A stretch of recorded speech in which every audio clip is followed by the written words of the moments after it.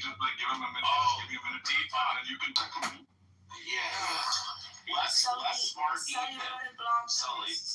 Refuting findings. No, I mean, that is actually a good post. But like, I would say that like, I think it's the best argument of its category, right? For theism. Yeah, for inductive argument when it comes to probability, that's a wrong argument. But there's a deductive argument for God's existence. That's obviously going to be a stronger argument. But obviously, it's not. Look, hang on. Look, we're talking about fine-tuning. So, like, Sam, is that, do you have a follow-up? I was curious about your thoughts on it, but you didn't really answer that yet, so. Well, no, I told you, I think I don't think it's not a very persuasive argument for me. Because I think so first of all, like, the data that it's trying to explain, like, I don't think the puzzle, the phenomenon that you need to explain is life. It's just something like complexity, right? Because I think once you have like a complex inner system that can evolve in complex ways, there's good reasons to think that something like life evolving isn't surprising, right? So the only puzzle left is like, why is the universe like complex? Why isn't it as simple as like, like a single black hole, right? Or like 5 protons dancing around. And I do think, it's conceivable. So first of all, like even right, there, like you look at like the argument that physicists have given for like why they find it surprising that the constants of the standard model have the values that they do, and that it's possible that like they could have been otherwise. I sort of concede that at least in an epistemic sense they could have been otherwise, right? But I think if there is something to explain there, there's much simpler explanations based on things like, I don't know, like, I think the most likely explanation is like selection effects, right? That these values that are fixed for the universe that we observe actually vary across like some sort of metaphysical spaces of universes or like bubble universes and so on. And we just happen to like inhabit the one that's like suitable for life. So basically I'm saying like, I think an anthropic kind of explanation is the most likely one. And there's independent reasons to believe that that's true. And then finally, like, if you think that's not possible, right? If you like ignore that possibility, then I would say that, look, I think all these sort of stalking horse kind of objections do actually work to block an inference to a god. Like there might be some reason to think there's some sort of teleological explanation, right? That the universe has some mystery. There must be some principle explaining why the universe tends towards complexity, right? Over and above just the laws of physics. But that's a long way short of like being a God hypothesis. So, what's the stalking horse objections? What does that mean? The stalking horse objection is just the idea that, look, if you think like there is a God that whose intention was to create like a complex or a life-sustaining universe, right?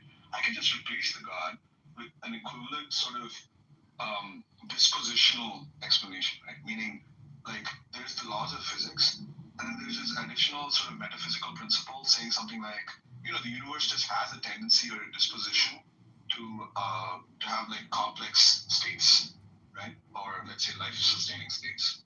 That doesn't explain what God is, though, right? God is the fundamental principle. Hold on. God is the fundamental principle. 1 second. Why are you cutting me off? It doesn't need to explain. Yeah, look, you're responding to. You're not understanding the point I'm making. I'm not trying to explain what stalking horse objection is. Stalking horse objection is just like there's going to be a stalking horse hypothesis that's naturalistic that can. Yes, I understand the point. Taking it to its prior, because Sam was asking what it meant. But Deepak, what do you think about these two arguments? I'm just curious. So, first argument is that the universe looking fine-tuned is actually evidence of naturalism, not theism, because God can make humans in any universe because he's omnipotent. So the fact that we only find ourselves in the tiny sliver of universes where only natural law could do it, where there's like quadrillions of possibilities of everywhere else where God could do it, is pretty strong evidence that we're in the naturalist world. And then the other question is, how can we even be very confident that the constants are very fine-tuned if we've never tweaked them, so we don't know how they interrelate to each other? And and like what would actually happen if they changed. So those would be like my two. Okay, let me answer the second one first. Like, I think the idea is that we have we're thinking about we're sort of reasoning about the possible values the constants can have epistemically, right? Like, even if the constants are like facts that can't be changed in any metaphysical sense, right? Those brute facts could have been otherwise, right? And so then you like search around for an explanation for why they have exactly those values, right? And then you should prefer explanations, right, that have like sort of simpler hypotheses, right? Like that God intended it to be that way, or like there's like some simpler metaphysical rule from which like, you can actually derive the value of those constants, things like that. You don't need to necessarily like tinker with the constants to know whether they can be changed or not. And then what about the other point about the actually, if they're fine-tuned, it would be evidence of naturalism?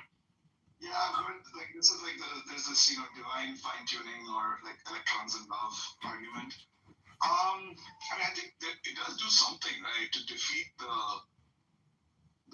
likelihood of theism being the best explanation, right? Because you can't say that, why this universe? Why not like idealism? Seems like. Well, no. That's not the point of that. The point is like, okay, well, suppose God does make a physical universe, like you make any physical universe, and you can instantiate life in any universe regardless of its constant parameters, right? So the idea is like, of the sorts of universes you might find yourself in on theism, right? It's actually pretty unlikely that you're going to end up in the one that looks just like naturalism could be true, right? Whereas like on naturalism, yeah, that is the one you strongly expect yourself to be in if you exist. Right. Yeah, that's kind of, I was trying to, I thought I was addressing, right? But like, I think, I don't know, that seems too much. If you're saying actually literally that actually strongly, I just think then you're restating the case for naturalism, right? Which is that it's the best explanation for the data is the one that like just explains everything. The point is that it seems kind of implausible that God would put us in a universe where it's like what just happens to look like naturalism might still be the case. Given there's all these other universes he could have put us in where we would almost like immediately know that like our existence is a miracle.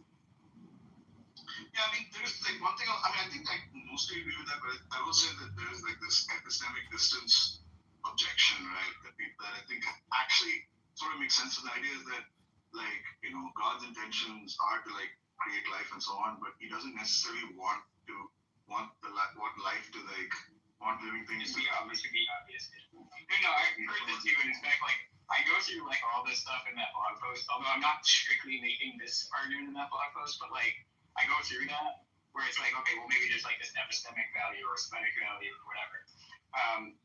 The point is that like even though we would have evidence for a miracle if we were in a quote unquote non-life permitting universe, it wouldn't like entail theism. It could be some other kind of supernatural metaphysics that explains that, right? So it's like, even if God wants there to be like some epistemic distance or something, he can still have that. It's still going to be strange that he achieves epistemic distance by making the world look like naturalism specifically might be true. You see what I'm saying? So it's like naturalism isn't the only other option from theism. I think it depends on what other options are and whether like obviously you can have different laws of physics, right? You can even have things like material substance that obey some sort of regularities, and we can sort of empirically investigate. And okay, so dualism ends up being true, but like that's just in that world, that's just what we would end up calling quote unquote naturalism, right? But I'm not quite sure what that's doing. I think the point is what I'm saying is like we could get like what you're saying is, hey, if we were in a non-life permitting universe, that would like be really, really good evidence against naturalism. Right? And what I'm saying is that like, yeah, it would, but if God is just trying to maintain epistemic distance so that like theism isn't obvious, right? Naturalism isn't the only alternative, right? You see what I'm saying? So it's like it's still kind of odd that he would make it look like naturalism might be true, right?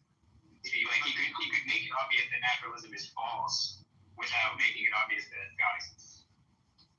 Well, yeah, but like I I'm saying there's no real difference between a world where like naturalism is false in the sense of like, okay, there's like some dualism about the mind. Like the only kind of like symmetry breakers are between worlds where like there are phenomena where the only possible explanation is like intentional, like some intentional agent like intervening, right? If like there are things happening, yeah, but that's still not enough for theism. Even now we're sure it's not enough for theism, but it just has to be like, so if we were in a non-life permitting universe, then we would know naturalism was false, or at least we would strongly confirm naturalism, right? But that doesn't mean that, theism is, or classical theism is therefore obvious. But at least there is at least in those worlds, there is like a stronger inference to God, right, than in the comic book. Yeah, exactly. That is exactly why finding ourselves in a life-permitting universe is not evidence for God. Well, no, but so I'm trying to get to the thread of this. So, like, yes, I think I agree with you, like, your general principle. I'm just saying, like, that's only with respect to, like, worlds where there are, like, clear inferences to intentional explanation. Like, not to, like, worlds that are different in the sense of just other laws of physics or, like, metaphysical laws that have regularities that don't, like, seem to, warrant intentional intervention. You have to go. But with fine-tuning, we're just talking about like permitting constants and parameters, given the form of the laws and stuff. Like that's what we're considering. Is we're like, does theism make that more likely?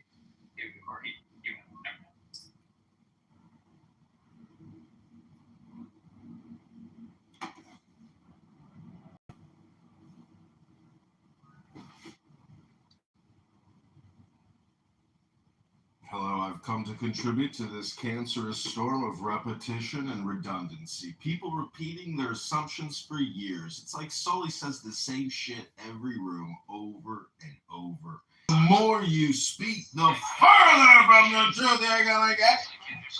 Hello? That's not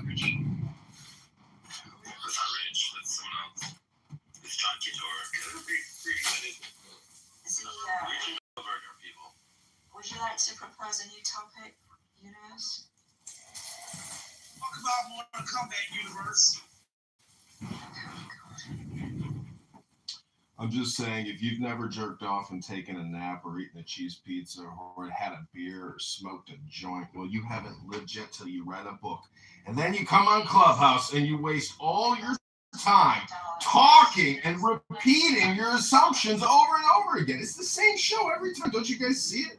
I don't think you see it because I record it all and I observe it. Some of you don't even have ears anymore.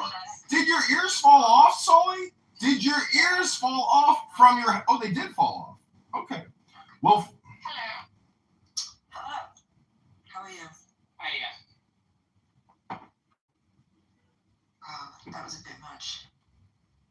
Anyone got a non-schizophrenic point to make? Well, for the record, he was kind of telling the truth, man. Like, it is kind of boring to hear people talk about the same stuff over and over again. Okay. I'll repeat my question.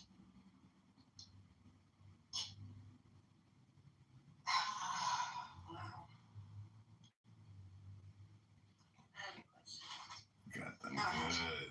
Got them real good. Got them real good. All of our discussions here might, in some way, improve what's going on in the world today. I don't think they do. Of course you don't, Frenchie, because you're a dumb twat. And everybody actually hates you. The fact that you're a fucking mod is impossible. But it's not, because it's indicative of the world that we live in today. Retards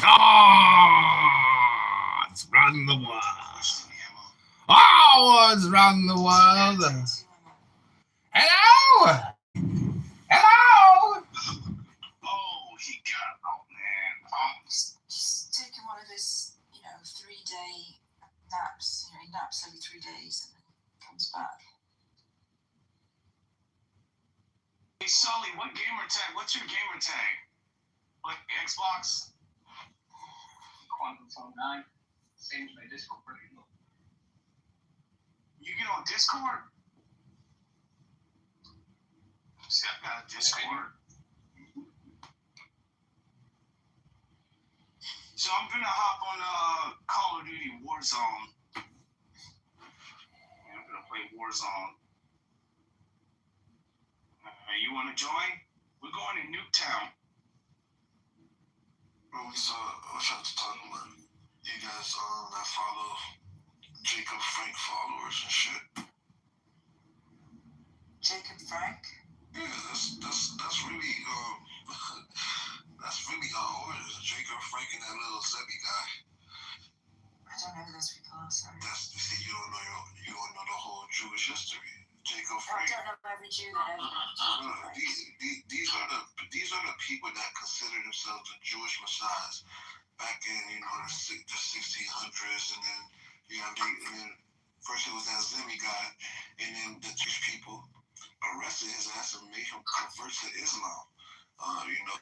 They asked him, you either kill you or you convert to Islam. He converted to Islam. He was like a Jewish messiah, and all the people believed him, and he had the most taboo beliefs and satanic bullshit, and all these people followed him. That's what they made him. I'm reading about it now. Yeah, they made him convert to Islam. It was 1666, 1666, and then they made him convert to Islam. Then a century later, Jacob Frank comes along and say, "I'm the reincarnation of that nigga." Yeah. And basically, these are Jewish people, and then Yeah. So I'm reading about Jacob Frank. The religious authorities, the Jewish community excommunicated Frank and his followers due to his heretical doctrines. There you go. Now, see, so they had to do that because he had followers, and that's when you get why we say this shit. Because these followers, they didn't just stop believing him; they just kept on doing shit in secret. I can't believe people just stop believing their fucking leader because their leader gets killed. So the thing is, So I think Jacob- he said that he was not. He was excommunicated by the I Jewish can't believe community. I even got more than 10. Why are we doing this? I thought we were talking about Listen. I thought this was not an interesting topic to move on from. Then I'll be sane. And we're not listening to you, just playing recording. Sorry.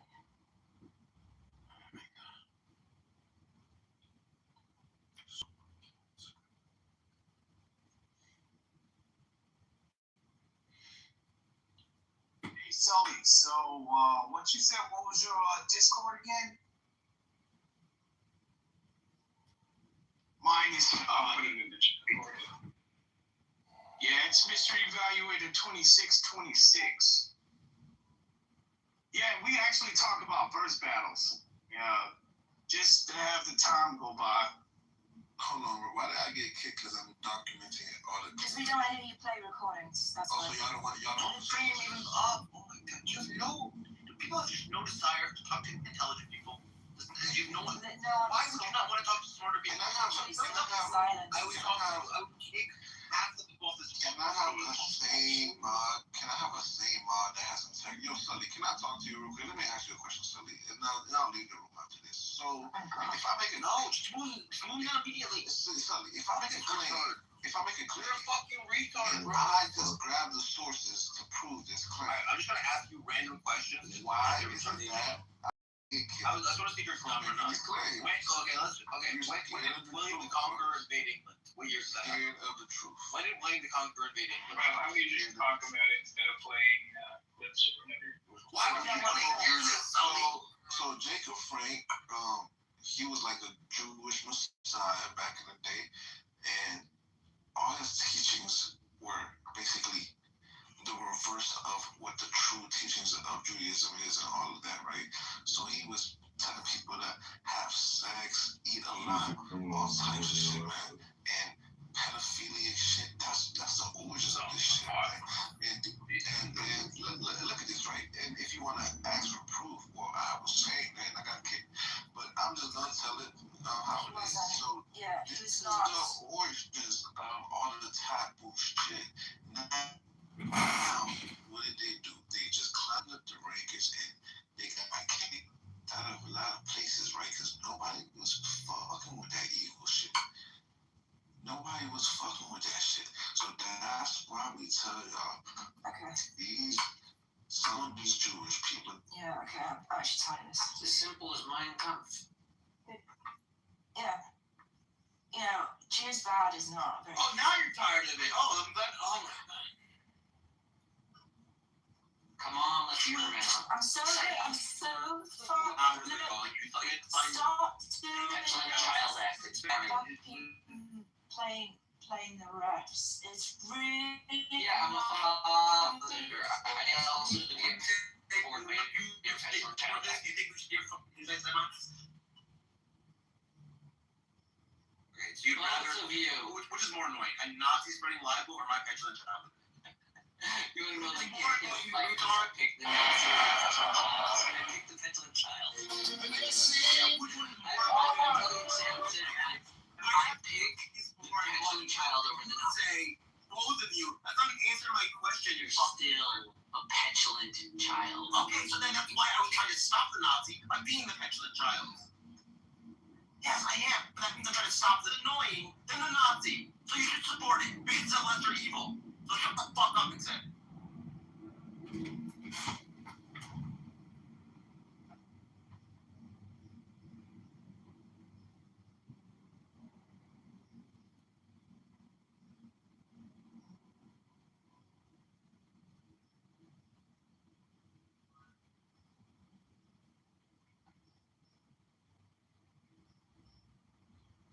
Hello, moderators. I just want to say that anti-Semite you They meant to move me down. Plus, all I'm doing is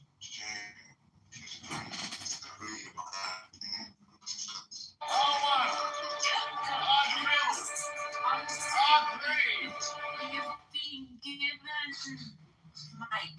We all know what you said, because Jews bad. No, it's deep. Here's the thing. But I don't think I am. You're cutting me That's off. not deeper than that. You're actually quite a shallow person. Actually, think you have the right idea. And I just don't know a lot of people want to hear that. If anyone does, please. It's just an opinion. That's just opinion. Your opinion sucks. You have. Cat, just shut the fuck up, you worthless retard. Goes away. Go away. Look at the Jewish man. Look at the who stutters. There's all kinds of bad people all around the world. You know, they say about the Christians' crusade, they're killing a lot of people. So, in the name of Christianity, you know, I used to hear that a lot from the Black Hebrew Israelites. So they say, if you are a Christian, you are a bad person because that happened.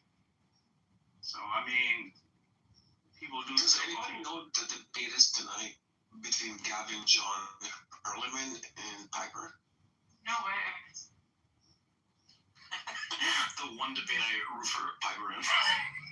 Jesus That's tonight. Oh, could be tonight. I think so. It's supposed to be Thursday, 8 p.m. Central Time. Okay. Sorry. Gavin? Tomorrow I'm kind of. Okay, isn't it Wednesday? I don't know why Piper's debating someone with brain damage. But No, makes sense. Heck, why the heck would she debate Gavin? That's what I'm wondering. Oh, they're debating Gavin? That's funny. Yeah. Stop! It's like their fourth time. Oh, wow. Gavin, That's funny. this is Hollywood real. Gavin's hilarious. I love Gavin. Just to give you guys Oh, I wonder how Reggie feels about it. He's got brain just to damage. give you guys heads up, the Piper is about to be decimated. Yeah, I mean, Gavin's never lost. Sure. Gavin is legally under oath said that he has brain damage. So this was legally. Yeah, just think how embarrassing it is. Yeah, if Piper loses to that, that's just a win-win. Everything is going to be for Piper. What's the topic? What's the topic? This is what's true. It's got to feel like he knows a lot more than Gavin about physical.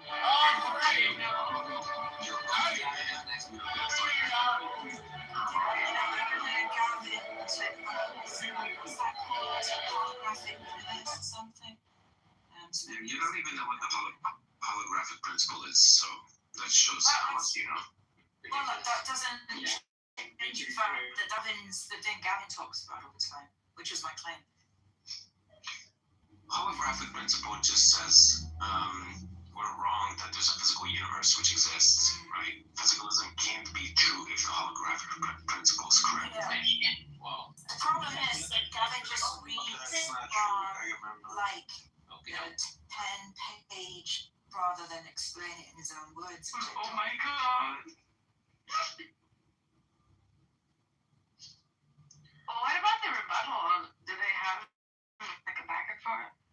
I think it's going to be 15-minute opening statement, 20 minutes of cross-exam, and then opening dialogue for like half an hour, and then 5-minute closing statements. Mark, did you hear? Formal debate between Gavin and Piper tonight? It will be blood. It might also just be really boring. Yeah, probably. The mic on They're making another Street Fighter. See, that sounds interesting. And it looks a lot better. Are you getting? Yeah, like I was confused. Like back in the '90s, I thought Ryu was a American guy. I didn't know he was Japanese. Yeah, Because the trailer came out. Oh my god. yes, man, and they got some. Looks good. They're New competing with face. Mortal Kombat. It's Mortal Kombat versus Street Fighter. The '90s all over again. Oh, yeah, freaking. I don't know what happened, but freaking. They're not pretty good. But like the finish and get over here, all that stuff is like, what's that famous thing? They didn't necessarily have the best sound card because like they had iconic moves. And they've got Hayuken. Everyone knows Hayuken. Hadouken. Yeah, And Chun Li with the crazy thing. Like they have good visuals. They don't They have really John sound effects. They're, popular. And Blanca, did you see in the trailer they had a freaking Blanca? You gotta see how they pull off a Blanca. That's ridiculous. Wait, Blanca was a Street Fighter? She was a Yeah, he was Street Fighter, right? He was the one monster guy they had. I'm about to do with the orange hair. Yeah, green skin. They all look like Hulk, basically. Is that Was it Street Fighter or was That's it another one. the head the Indian guy with the long arms? Yeah, that was Street Fighter too. Street Fighter had iconic characters. They had the blades and the mask. That's Yeah, exactly. Zangief or whatever. Or something. Zangief, yeah. Crazy Russian Yeah.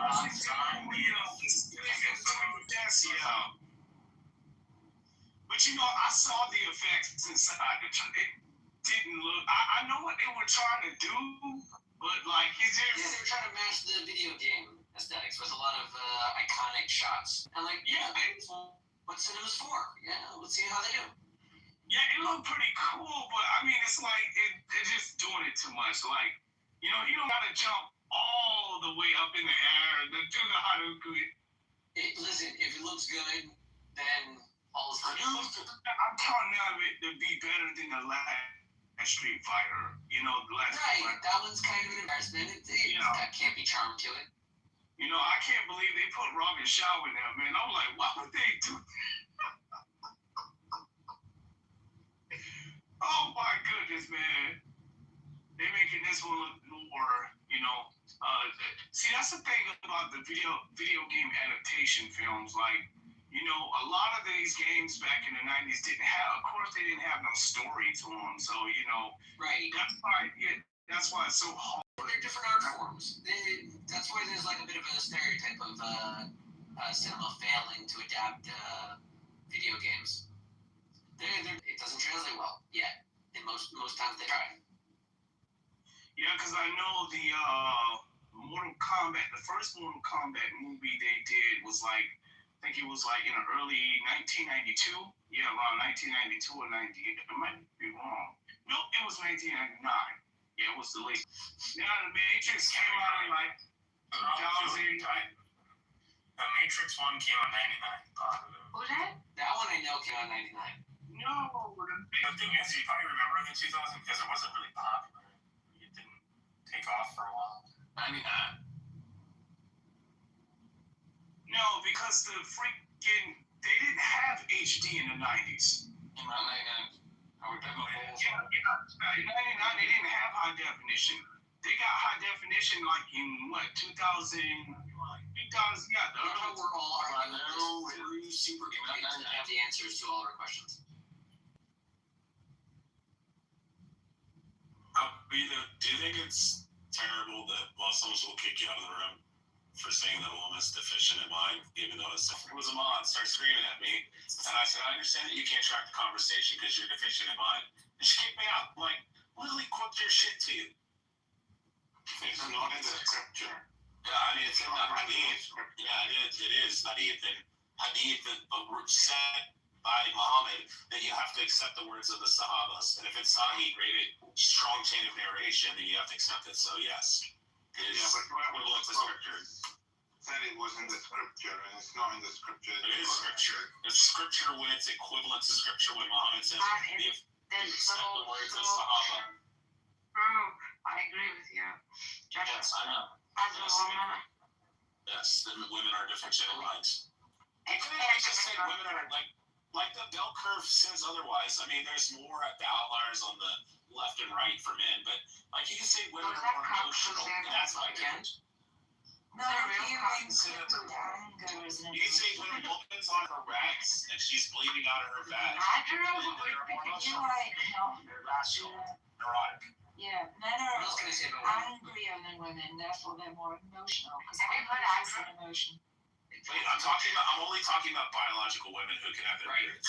Yeah, and I'm talking about, do you think Trans women, anger that's not is an real women. emotion? Do you think anger is an emotion? Like Sasha and Piper are not real women.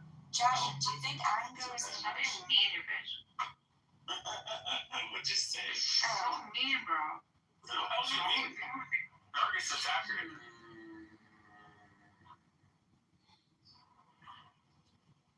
I can't wait till like Sasha and fucking Piper die, and then they excavate their bones, and they're like, "Oh, this is a biological." Do you think they think that? Oh, it's gone. Alright. Thank you, thank you. I think it was a full moon.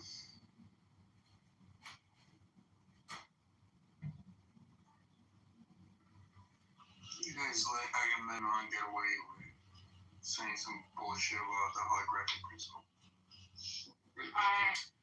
What was he saying? Full moon's not for another 9 days. I know. So why now, Rabbi? That it's How the hell do I know? physical illusion. It's pretty fucking.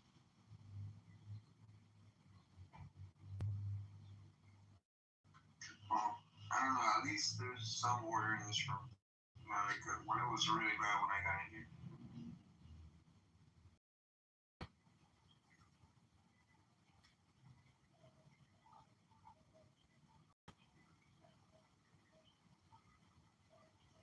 Did you figure out what objective means, Sam?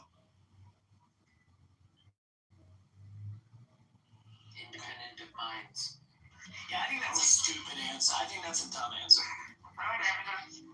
Hey, whatever, like the humans made that definition, it's not objective. No, I would say It's our subjective definition of objectivity, no? yeah, that's exactly right. We decide what's subjective. Right?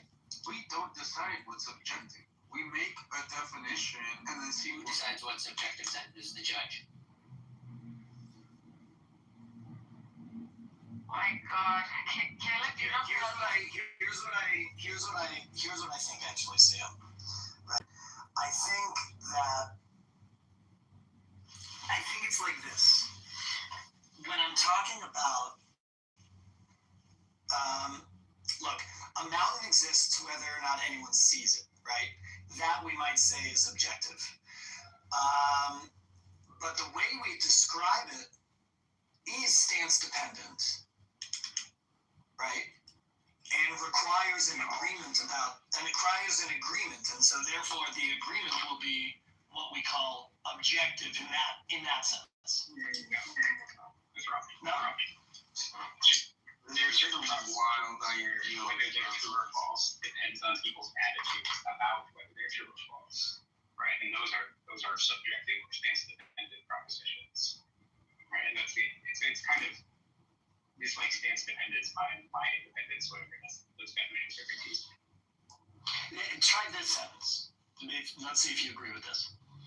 Even if objective truths are stance-independent in themselves, we might say like metaphysically, our ability to identify, describe, and understand them is always stance-dependent. You might call that epistemically. No, I wouldn't say it that way. Okay. I mean, I understand what you're saying, but it's just kind of, I think it's a confusing concept. It's not how he's using it. You know, Kenneth Wells had a huge problem with objectivity and subjectivity. Abnormal. Because he was arguing for beauty is objective. It took a few hours, but he kept to his time. No, I mean, again, like if you want to say that there are some kind of standards of beauty, those would be decided upon. No, Etu, not you. You can't be doing this, Caleb. This has to be a Jewish thing. Duh.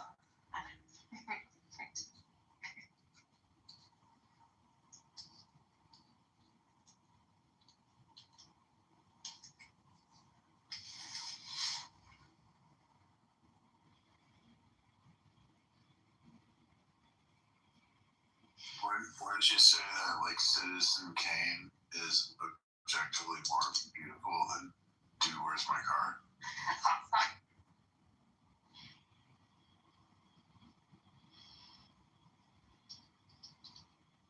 Dude, Where's My Car movie I ever walked out of? I prefer the novel. It's a lot better.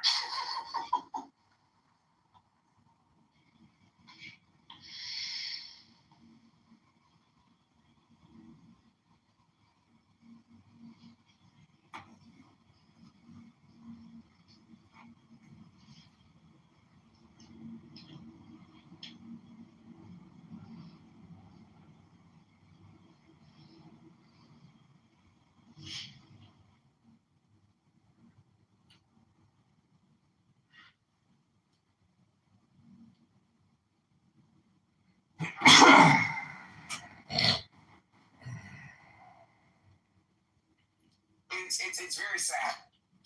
Yeah, this You know what starting worries? to sound like you talk about trans or gay people so much, you must be secretly gay or trans loving. But that's not a your generation.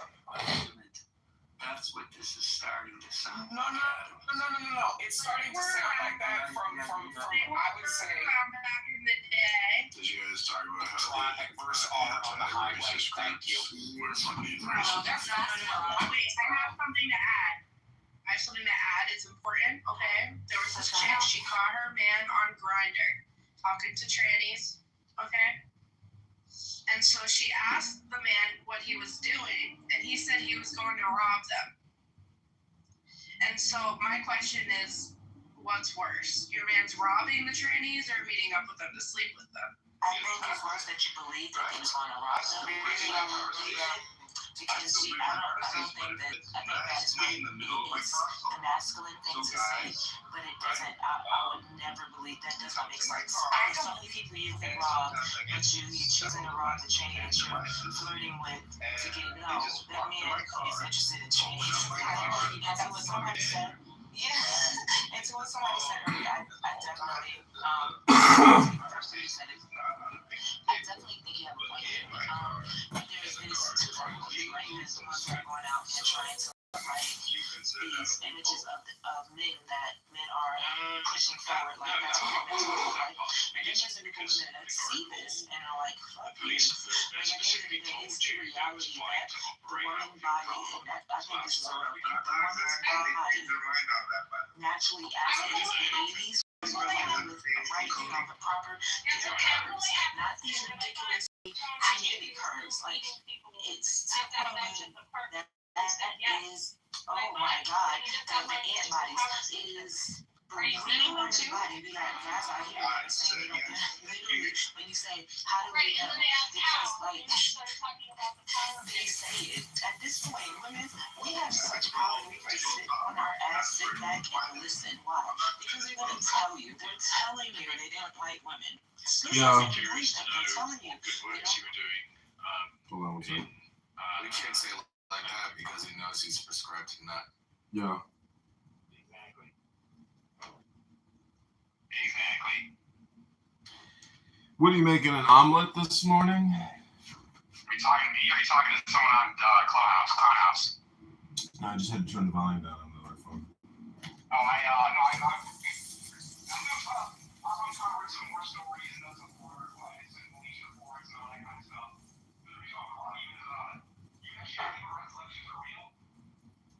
What was that? You actually believe the elections are real?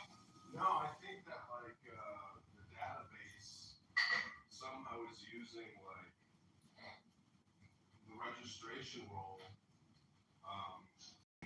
Like you said, it's like programmatic. It's like they're using software. Yeah. I think it's a centralized program, and then like just like it's the art of fraud.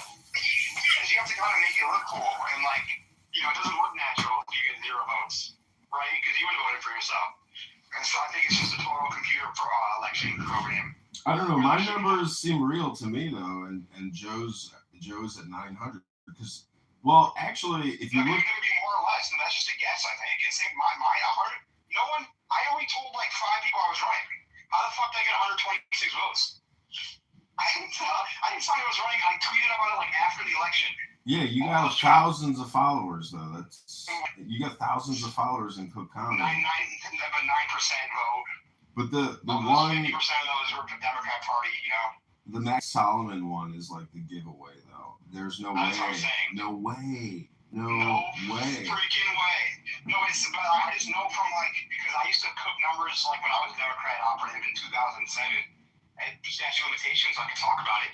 But that's kind of the art. Like we were faking polls, and you gotta you can't. If we're faking a poll for Dan Seals in this case, and I want to show that he was running in a primary against blank on the girl's name, Julie Amos. He wants to show that he's up by like 6%. If I said the polling says he's up 90 to 10, that doesn't look believable. Everyone's like, what the heck? It's like it's reverse. And so you intentionally try to get it close. And if you show that like in the Max Solomon case that 20,000 people were smart enough to write in a Max, but none of them chose me, that just looks bad. So I think they threw me 126 to just the artistically it makes more sense.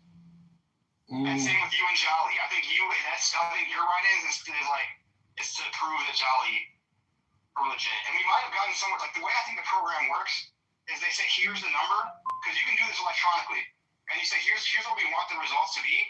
If the result because you're feeding the shit into the machine, like if the results are too far out of bounds, then start doing voter switch. That's a very easy thing to program. Say, hey, we need the outcome to be 55-45, margin of error 3%. If your tabulations are too far out of bounds, start doing switches. And I think that shit happens out of sight. There's actually hack on election day, you'd have to have someone like at these schoolhouses with a laptop and internet connection and white vans. I don't think that's happening. I do think there is some manual voter fraud. Because when I voted, and when you were an election judge, this time I fucked up when I was doing the write-in. I forgot to write in Joe or something. I forgot. So I asked for another ballot. And they're like, sure. And they're all just like, kids, lazy, don't care. And I could have grabbed a whole stack. And I could have had someone like you, or me, be an election judge, and just, every time someone's not looking, just launder into ballots. No one would know. But, yeah. But there's an Aaron Delmar blackmail scandal. I'm not sure if we talked about that. That's my next article. So there's supposedly 600,000 plus voters in the 16 districts. 600,000 plus. Only supposedly 90,000 people voted. So that's like an 18% turnout. That makes sense. I mean, I think my number at 110 less the districts that didn't accept me as a Okay, write-in if candidate. that's real, that's a very impressive number. That that many people went out of their fucking way, because like most people don't vote for that election. There's 30 different elections going on. So for those 100 whatever people to go out of their way to write in John Kitover is very impressive. Yeah. But I think it's a computer number. You could have gotten more or less. You could have gotten 200. You could have gotten 50. You could have gotten. We know you didn't vote for you. So what they do is if it's a write-in candidate, it doesn't get scanned in. That means they have to manually look at the ballot, whether it's a printout from the digital or it's a hand paper, and then they have to tabulate and literally hand count 110 across all the counties, collate that, transmit that to the Illinois state. So it's like there's just no credibility. There's no transparency. There's no trans. How do we know that? Like, I'm really pissed off. I can't prove that one, I voted for me. Because I think it says I got 0 votes for U.S. Senate. I voted for me. How is that possible? We need a ledger. We need like an unbreakable. What? We need an unbreakable ledger. Like this is just this every ballot needs like a receipt. Every fucking thing needs to say I can go back. Yeah, my receipt. we need a double accounting entry system. It's not a Fourth Amendment issue. I want to see my ballot. Be my ballot to make sure that my vote is counted correctly. That's not a Fourth Amendment issue. Make it suck my dick. But regardless, I love how Christine Maxwell and everybody's like the hottest new thing in politics is Max Solomon, a schizophrenic, homeless person. Just totally bugging out. Were you there when he said what a subpoena me? That was hysterical. Oh my god. I was being nice to him, and he's like, why don't you drop your case? I'm like, there's 2 cases on you, like, you know. He's like, oh. I'm like, I'm not even doing it. I just put my name on it. You know, someone else is paying for this. And he's like, I'm gonna subpoena you. I can't talk to you. I'm gonna subpoena you. And I'm like, you're such a fucking clown. Did you hear about his story that he did to poor Ashley Ramos? Mm-mm. So he claims he had enough signatures for governor, and Ashley Ramos told me she believes this. That he was carrying her signatures because he was her lawyer, you know, and he was going to submit them to Springfield, say we're a trip. And he claims that his car hit a deer, and all the like a bunch of his signatures and her signatures burned up somehow. Isn't that wild? And so Ashley Ramos got kicked off the ballot, and she believes that shit. That he hit a deer and his car blew up.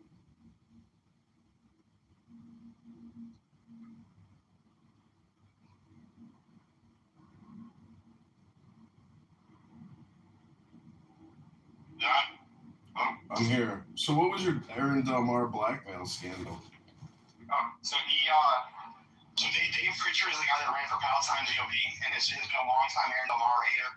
Has been a big-time Illinois Review record leaker, and he was one of the very few success stories. He beat Aaron Del Mar's guy 2-1, like 70-30. And so like he beat Aaron Del Mar's guy. Dave Pritchard's running for the 5th District State Central Committee. And he said he wanted to remove Aaron Del Mar as a stain that must be removed from the Illinois Republican Party, is his quote. Wow. And so he's running against Del Mar. It's him, Ken Jokum, a Wheeling guy, and Del Mar running. And so I talked to Ken. Him and Ken made a deal. Say, hey, we'll just vote for one of us will drop out. Del Mar will be gone. We have no votes. Pritchard had 18% of the vote. Ken Jokum had 15. Like, they had enough votes. And everyone thought it's all over. Aaron Del Mar's going to lose. Then day of, Dave Pritchard decides to vote present, and Del Mar wins. And everyone was wondering why. What happened, Dave? What had happened was, after the primary, Dave Pritchard goes to the Palatine office. Aaron might have been blackmailing or like had some deal with the Palatine GOP office, because the rank was going to go from 1,000 to 2,800. And he lost the election, so he's like, fuck off, Dave. You know, pack your shit. And so Dave is going to the office late at night to get his retrieve his stuff. And then the guy, Aaron's puppet, the guy he ran against, this guy named George, who's like he's like in his 50s, 60s, but is very strong. And Dave is like a retired, like a very like tubby, out of shape. You're the one that said he had a deviated septum, right? Mm-hmm. Right, you saw the video, right? Yeah. Yeah, so then the next day so then out of nowhere, the guy that got arrested decided to vote president, and then the allegation is that Aaron called him up and said, "Hey, we'll drop the charges if if you let me win. Mm. Yeah, and then the other one that I'm talking to Shia Capos later today, because you look at her playbook article she wrote on Aaron. It's the biggest fucking joke. She wrote like a whole she releases a 5 days a week newsletter, Politico, and it's just about everything going on politically. And the title of today's article is like Aaron Delmar the fighter. And it's just like the biggest puff piece about how great a person he is, and he's doing things different for Bailey. And she knows all the bad shit about Aaron, covers up for him all the time. And my other journalist friend says he's working on a expose on Politico in general. Because apparently, like in other states, like the journalists will either work for a staff or get paid and then do favorable press. So I'm trying to see if there's something there too. So I'm going to talk to that journalist. She's going to call me. Did you look at the Darren Bailey numbers versus like Ted Dabrowski and? Yeah, it was really funny.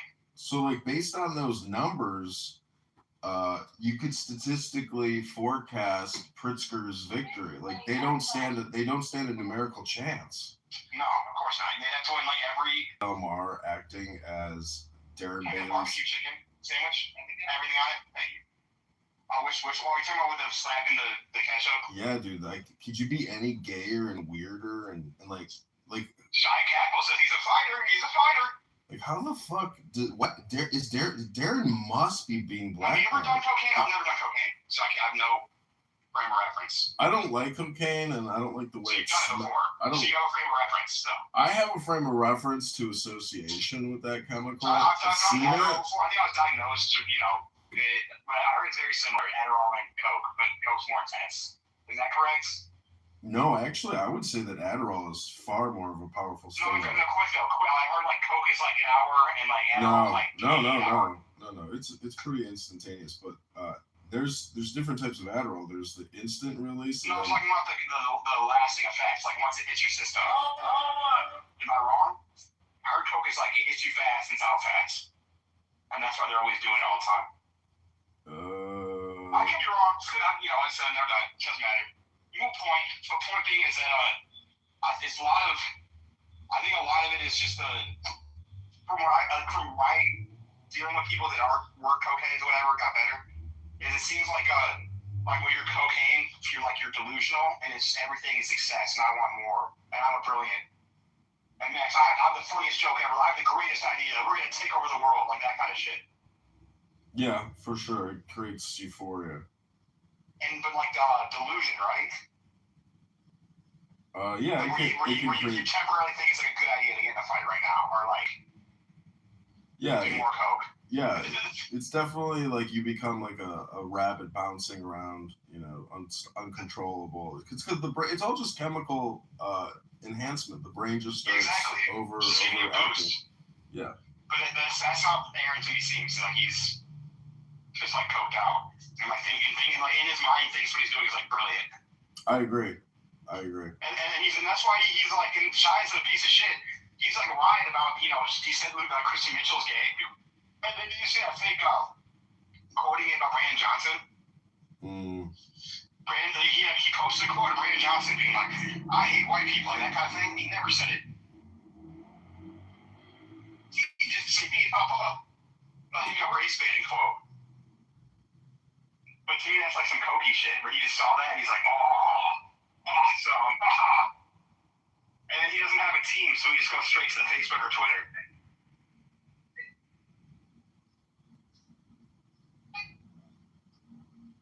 But yeah. Anyways, they're losers. He's a loser, and it's just so funny how like one loser, can control the whole thing because there's just like no way to stop somebody's malicious like personal activity because of his environment. It's the people around him. No, it's alpha. I think if you or I wanted to do that, we could do the same. We just don't want that. He's like in the world where no one has balls, the man with one testicle is king. Facts. And in the land of the castrato, the man with the single nut is king. Yeah, I think it's so funny how he's like showing Darren and his wife around. It's like they're the real losers because they don't know they're getting played by this loser who's using them. No, he's doing blackmail them. I don't believe it. They don't know. Could you imagine? Most of my negative most of my negative articles about Darren came from the Darren Bailey shit you were talking about last campaign. Mm-hmm. Darren Bailey was the first one to criticize him publicly for the blackjack and hooker stuff, showgirl. Because Aaron Del Mar was the lieutenant governor candidate against his opponent, Jerry Rabine. Mm. So Darren knows, but I think so I wrote a whole article, and then basically there was a huge fight because basically Darren Bailey's team was throwing a party with Aaron's team, and there was like teenagers there, and they were drinking, and DeVore's ex-girlfriend got in a fight with her, and the cops were called, yada yada yada. Anyways, there was a lot of like instances of like drinking and teens. Bailey had two gay young men who are like flamers now, like possibly three. Not even including the Brett Corrigan guy who there's rumors on, but not confirmed. But the other two are like just very flamers, and they were Bailey employees. And then there were some party guys. And so that's where the blackmail's coming in, because Bailey, you think Bailey's a bisexual and a swinger? Well, he seems so gay, but like even if he's not gay, it's just reasonable to like Aaron just snap one picture, get one comment of him saying I'm off color, you know. But you know, I think Darren's gay. Do you think so? He seems like Liberace gay. He seems so gay. Like I don't think he's bi. Oh well, he's got fucking kids. I mean, a lot of gay men get married and have families, you know. I'm just saying, like when it comes to Aaron Del Mar even getting the position, yeah, I mean, but anyways, this is the funniest thing is it's like they know that I could do the same thing though, like you or I, if we were bad people, I could just call Bailey and be like, hey Bailey, I'm a one know you're a fag. I want you to give me $5,000. It's not. Support my Congress campaign. And you would do it. See, if you're blackmailing somebody, you're basically like on good terms with that person because they've agreed to essentially join your evil conspiracy. Like they're like, fuck it. It's mostly mutually assured destruction. It's usually not blackmail. It's usually like a wink wink. Yeah, I would say the MAD theory is more accurate. You know. That's what I mean. That's the same. It's just kind of like when I say demonic, I mean evil. You know. When I say pig, I have a lot of phrases I use are catch-alls. But yeah, what I mean is more like implied blackmail. Like imagine if we would have like really did some shit that if we like really partied hard, you know, and like we stole something. All right, I gotta get going, but enjoy your sandwich. I'll call you later today. All right, sounds good. Bye. Okay, bye.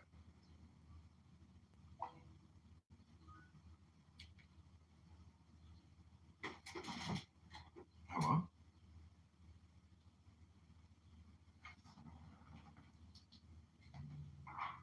There's a story, I forgot how it goes, but he was basically going to pray at their grave, you know?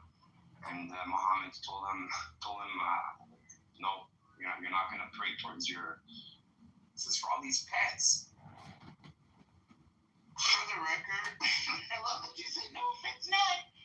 I just take you to cat to the neighborhood. I don't have it in my house. I'm just the neighborhood cat colonel, okay? Unofficial neighborhood cat colonel. That's wonderful, Ryan. That's amazing. Listen. Dr. Adams has a fair point, which is that we really should limit every 4 legs of animal that you bring to your house. It should be every 1,000 square feet. Oh. You know, I happen to agree with Keegan. Probably 3.5 years. That is just amazing. Ain't got good. What a great idea. I never even thought about it that way. It's 12:03. That'd be a huge. So like, if you're living in a studio, if you're living in a studio that's like 450, you can have a bird, right? You can have a fish. You can have 40 fish. I don't care. But once you start playing these cats and dogs, you better have 1,000 square feet for each cat and dog you got. Sarah, what's going on with the water from above? Any fix on that? Oh, it's done. They fixed it. Doesn't happen anymore. They completely fixed it. Fucking finally. I'm very happy to hear about it too. Good. I'm sending a gift basket or something. Because it's not even just a problem in apartments, right? It's a problem in even my community where there'll be a house with 2,000 square feet and they got 14 dogs and 10 cats, and they just live outside, and I got a problem with that. I want to kill them. Yeah, because it's the water runoff from it. Runoff from it. It's toxic.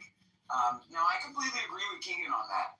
There's a lot of people that have hoarding problems in general, but once they start throwing animals in there, it can turn it into a neighborhood public health. You do realize when Keegan says he wants to kill innocent animals, that's a Ted Bundy type of statement. That's a sociopathic, psychopathic intention.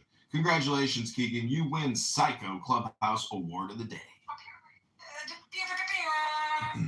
Keegan, please don't kill the animals. I hope you don't have a. Listen, I'm not actually going to kill them, but I want to. I want to, but I'm not going to. There's a difference on acting on it or thinking about it, right? These are intrusive thoughts that I'm saying out loud. So. Hey, let him vent. Let him vent. Let him think because I'd rather vent than act. Right. You got it. Let it out, sir. Just let it out. Get off that chest, man. How rating cat did you pee? Don't forget your power, white boy. Rabbit. Listen, about 2 years ago, I was mowing my lawn, and a little chihuahua ran up on me and started barking at me. Now, was I scared? No. Was I fearful for my life? Did I hurt it? No. But was I annoyed? And did I have to grab it and have it bark at me while I carry it back to I know the house that it came from? Right? I'm not really thought about raising the 2 wheels of that lawnmower. I thought about it. I truly did. I really thought that this would just be an easy little solution, but I didn't do it. He was probably running for his freedom. Shit. You're probably right. I probably returned to him. That's fine. Next time, let him free like I'm a star. Give us free.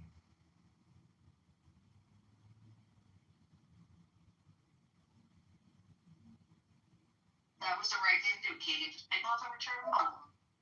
That was smart.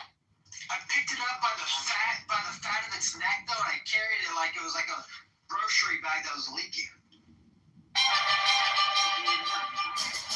I mean, he was really mad about it.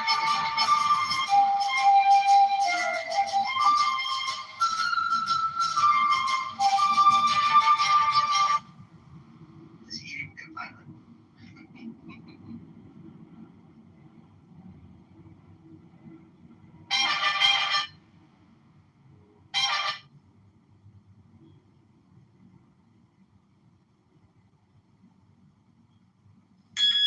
They're little. Their defense is to just make all the noise.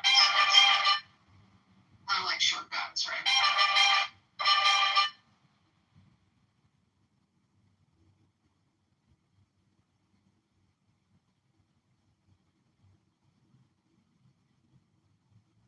The Los Angeles Fleet Week is happening May 22nd to 25th, if anyone's close and cares.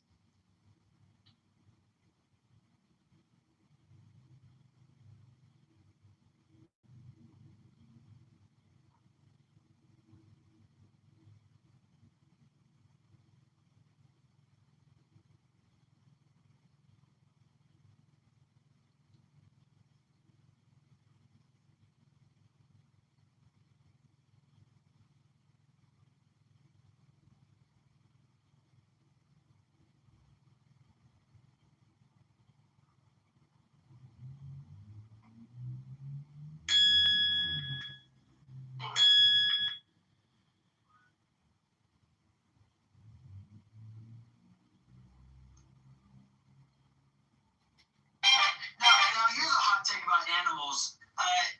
If you have a cat, now if your cat's already been declawed and you're just like it's a rescue or whatever, I don't care. But if you have a cat and you declawed your cat, you are inhumane and you don't deserve to live, in my opinion. Of course. That's awful. Don't deserve to live. It's gonna be awful. Yes, you don't deserve to live. We should declaw you. I mean, maybe that's fair. They should lose the tips of their fingers, but yeah, they got little caps now. There's no excuse.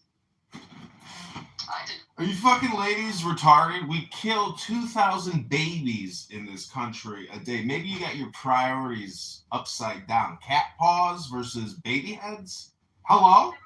Talking about earlier, well, we're obligated to have activations and be protesting against every little bit of thing that you can't even protest about multiple things at this point.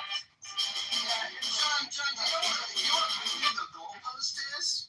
That's what you just did. You moved the goalpost. We weren't talking about babies. You brought up babies. We were talking about babies earlier, actually, like kids and shit, little girls. So. You know, I love it when people say, like, you have to be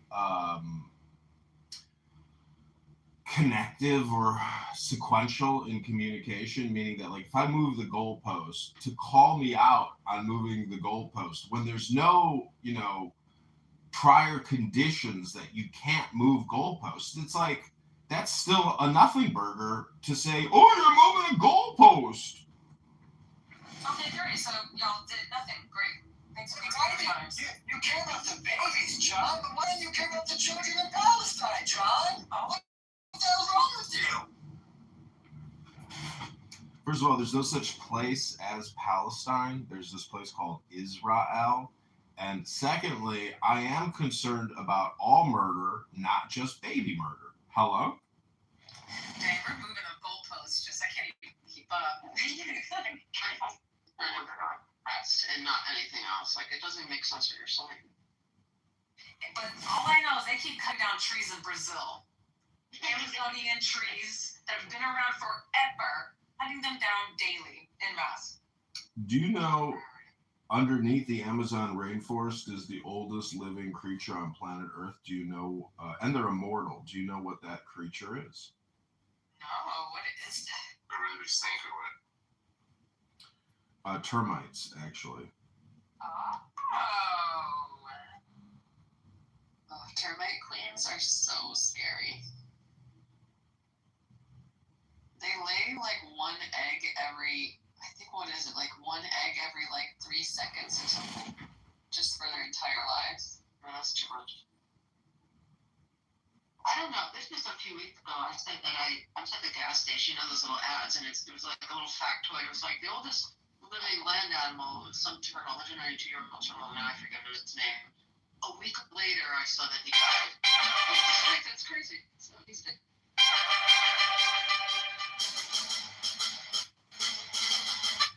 Yeah, I think the oldest animal in general that we've ever found was some kind of clam that ended up being like 500 years old or something. Wow. Yeah, I'm not for cutting the trees down in Brazil.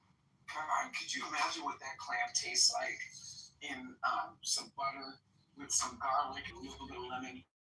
Probably pretty crusty. Yeah, like I can only imagine. Yeah, because, you know, they oh God, I can only imagine. I just learned the other day how large Brazil is. Like, Brazil is almost as big as the United States. I didn't realize that. Do they have, like, states in Brazil? Like, yeah. Yeah, they have all those things, counties and states and large cities and rural areas. And even, you know that Brazil, Rio de Janeiro has more diverse restaurants than New York City. Very interesting. Mm-hmm. I was thinking about moving to Paraguay. I was just thinking about it, nothing more. You know, I figured out how to use some of these Waymos to my advantage. If I'm trying to make like a right turn and traffic is just coming and I just see a Waymo and then just inch out and then it stops.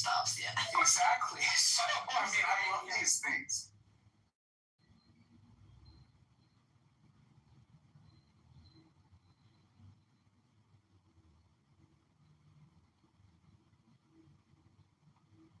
I miss being in India.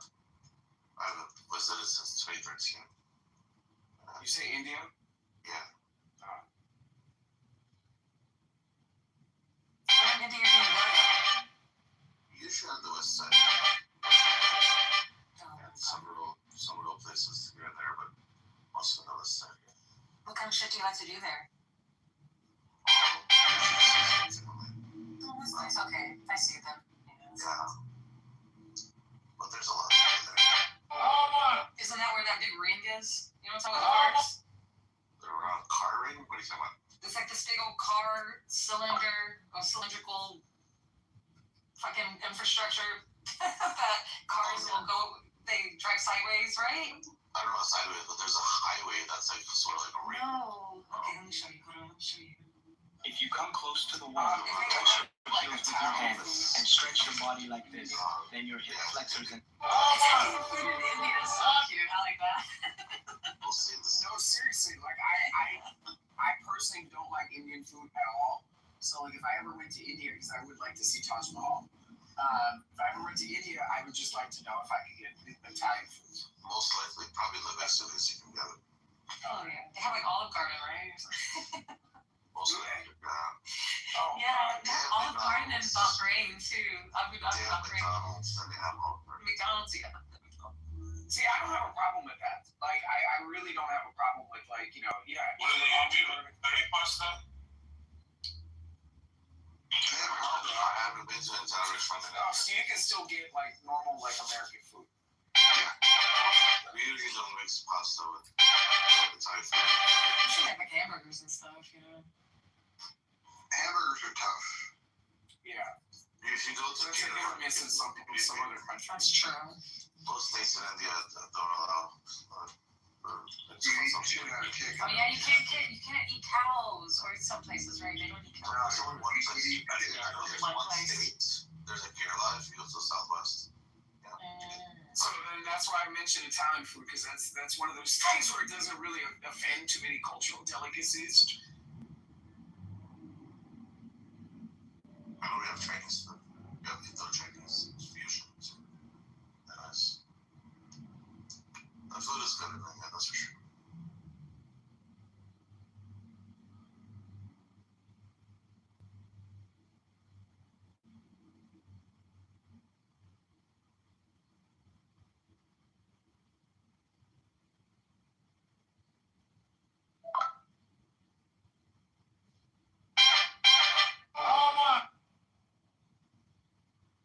Almost hard to find.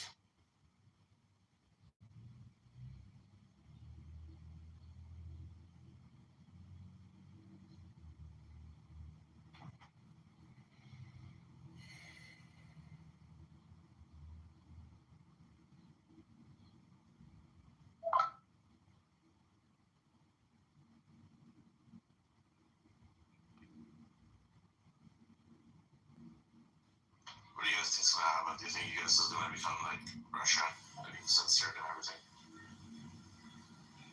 No, I think in 2 years we're going to get a new president, and some things are going to change, and the world's going to sensationalize it, and we're just going to live amongst it and hope for the best. You do realize that, President, everyone would have been issued a vaccine ID tracker. It would have gone digital, not paper. So there could be a full accounting that everyone is mass vaccinated with an experimental mRNA spike protein gene modifier. You do realize Kamala Harris would have ushered in the end of America. Donald Trump is liberating America. Kamala Harris is a domestic terrorist. She should be arrested along with hundreds of other corrupt politicians. Hello? People feel Trump, that's for sure. I just I understand the job. Definitely, there's a lot of demands, but I have the fear of Trump. Yeah, well, you know what I can do? I can still go on the internet and speak freely now. X has been bought by Elon. Meta has de-restricted. Zuckerberg is no longer a protean fascist, vaccinologist, hosting a Dr. Fauci. Maybe he learned he was scammed by Dr. Fauci, Dr. Birx, Pfizer, Moderna, J&J, Operation Warp Speed. Yes, Donald Trump may have delivered it to us, but he didn't create it. That was created at the Pentagon in conjunction with Pfizer and other military industrial war research. But Kamala Harris and what was happening with the censorship, it would have been total communication lockdown control, full vaccination. It would have been a horrible nightmare. Yeah, what should have been, it didn't. Yeah, I agree with you. And here's the thing.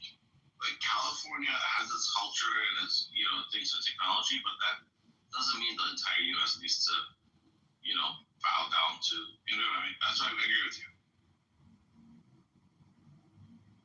But that was actually my concern too. After post 9/11, I was like, shoot, I have all these tech giants in California. What's gonna happen? So here I'm in a machine, the auto industry, using embedded systems and not like operating systems. So something's going on.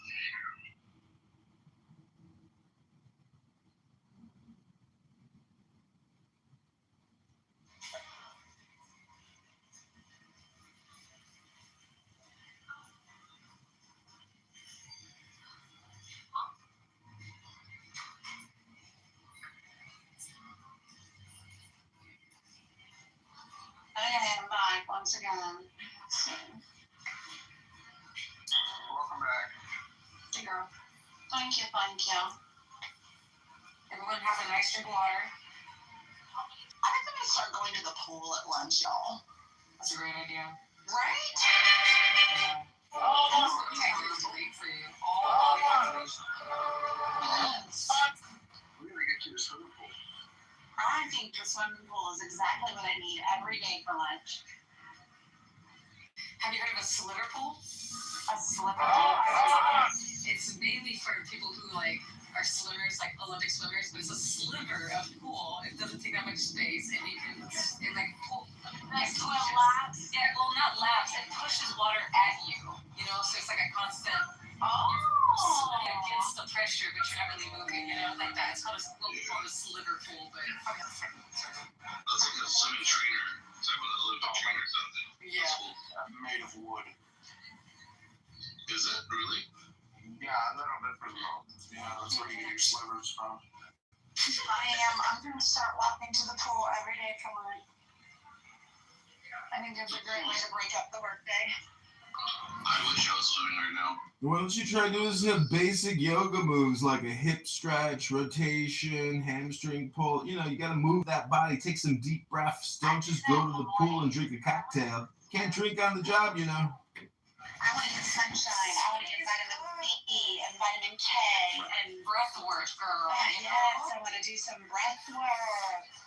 Love that. It's a great lunch, and I work from home, so I don't have to worry about coming home and jumping in the shower real quick. That's good. That's a new breath. And you keep being fit. It's good. Do it more. We should all do it. Actually. We should all be a little more fit. Yeah, exactly. We should all be a little more fit. Instead of doing it, that is how I'm going to spend my summer, y'all. Yeah, I walked a little bit yesterday. That's all I got right now, but I'm going to walk more today. I'm going to start Monday. I want to give the pool just a few more days to warm up when things warm days. I'm going full hot bath with my aquatic system at my house. It's going to be freaking nice. What do you got? What are you doing? Well, it's something I won't do.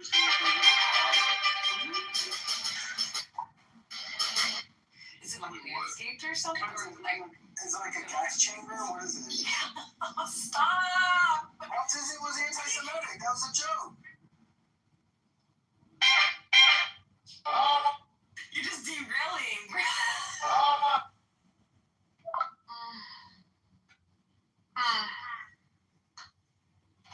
Anyways, I think I'm gonna stop being a chronic sufferer of idiocy. I think I'm gonna stop. I went to Claremont College, it's the university of my friend. She's the librarian at, and she does like archival shit. It's a very beautiful university or college or whatever. And it's eventually it's like multiple colleges. Like there's a men's college, a women's college, and then some others.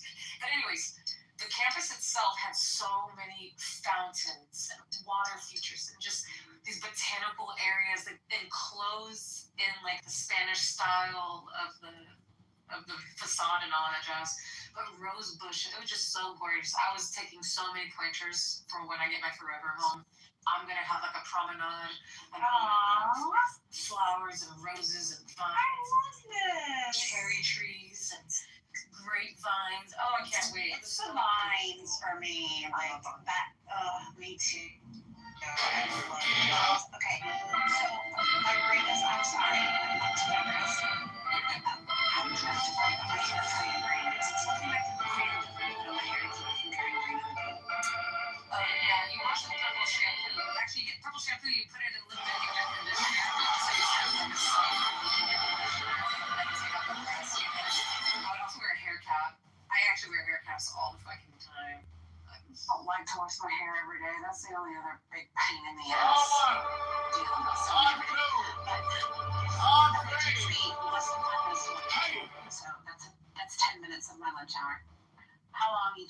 swim for it to be physically beneficial? At least a half hour, right? No, like 10 minutes, especially if you're just starting out, if you're not like a strong swimmer and you're just. I am a strong swimmer. Okay, I am a strong swimmer, though. Okay, then maybe, I guess like 15 minutes. You just gotta get your body. I would say half an hour is good. If you just cut the last maybe like do like a certain amount of It's the only way you can proud to join with Christians across the country. Okay, yeah. Yeah, girl, test your body. See what works for you. You could probably do like the pool and sauna after or something, like kind of mix it up.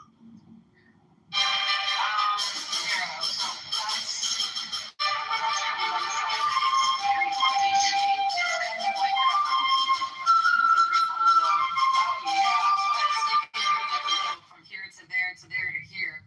Yep. That's a beautiful poem. Yeah, it's plenty to get a good enough workout in and be like all the freak over it. And then just 20 minutes. 20 minutes to shower and clean up. So okay.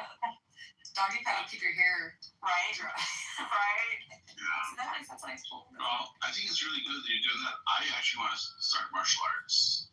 I did it. Well, maybe jiu-jitsu. But I think I will start with maybe like something else. Hey, glasses, Cooper. I was thinking about Wing Chun or I'll entertain Taekwondo. I don't know.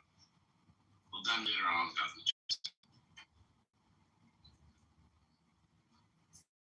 I just want to try to be the best version of yourself. Me too. And speaking of working out, Liberty, you started bouldering, huh? You did a boulder sesh? What you thought? Yeah, I've been bouldering for like a couple weeks now. It's like the most fun exercise I've ever done. Oh my god, I'm so happy for you. That's fabulous. Yeah, my second favorite weight exercise is racquetball. But racquetball is like so cardio intense where like you feel like you're gonna throw up, when you haven't been in it for a while. So the nice thing about bouldering is it's like you can kind of go at your own pace. Right, you can take nice constant breaks. What's up, Doug? It's really nice. I'm happy. What's up? Oh, yeah. I'm always surprised though, like how long What's up, Rafi? just sitting in the bowling gym. Yeah, just sitting there, just trying to get your life back together, right? I didn't notice I was mic'd. Because I don't do that. Like when I go, maybe it's because I'm a newbie, but I'm just like, I'm here to climb, I'm gonna climb. I'm just like, I climb one and then I climb another one, I climb another one. Like these other people, I'm like, they just sit there for like 20 minutes after they're there. Are they like you though? They're like slender and they probably maybe have like, some weight on them. It's difficult for me because, I have a little body on me and all that jazz and I have like little arms and stuff. So when I try to boulder, I do need to take a little bit of break here because oh my god, my hands are so red and my arms and stuff. I'm like built for bouldering, where it's like, this is you, girl. It's like really long arms, long legs, like no 0% body fat, Yeah, this is your sport. Joe.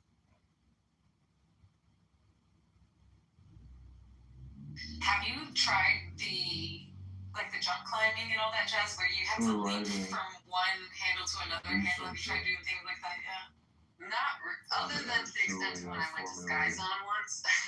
Sky Zone. But I would. The one thing I wish I had near me is like an American Ninja Warrior gym. I would love that to be able to like swing around and climb on things and do the warp wall and all that. Try a bungee room too if they have those. The one they have here in New Jersey, you can like suspend and then jump into like trampolines and shit. It's fun. What they have, I don't know if it was near you, but they have like LA Fitness and what else? They both of those have those like walls you can climb.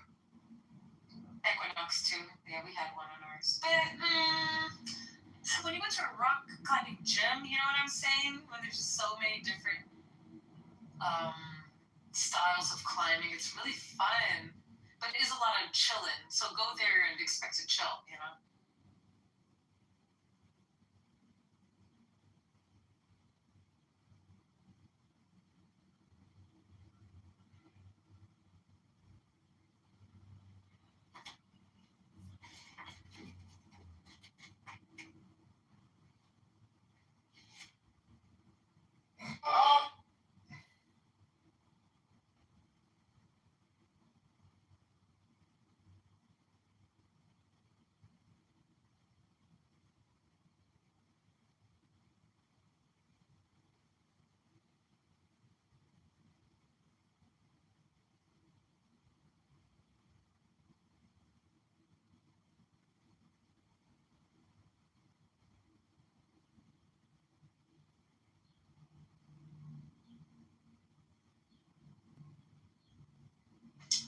shit for lunch.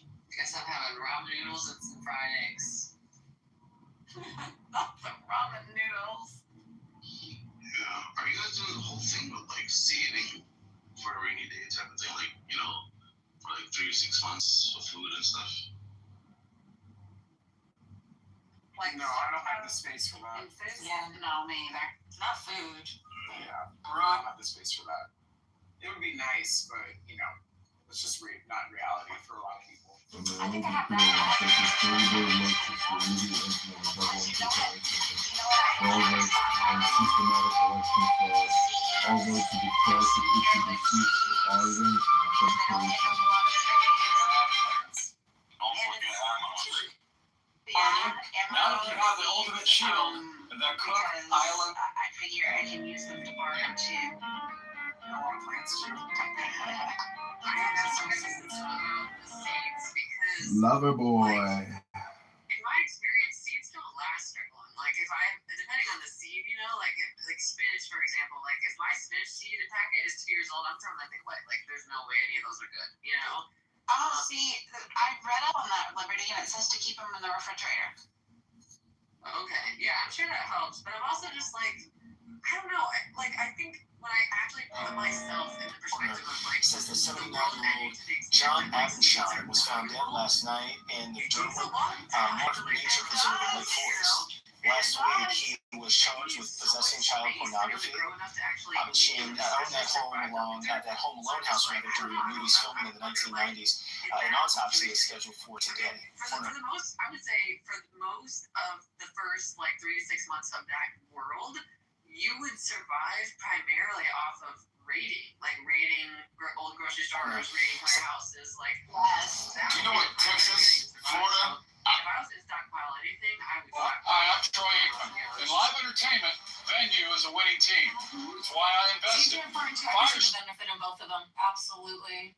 Absolutely. Yeah, I know Sweet, seeds so are not an immediate fix, but I feel like they would be a long-term.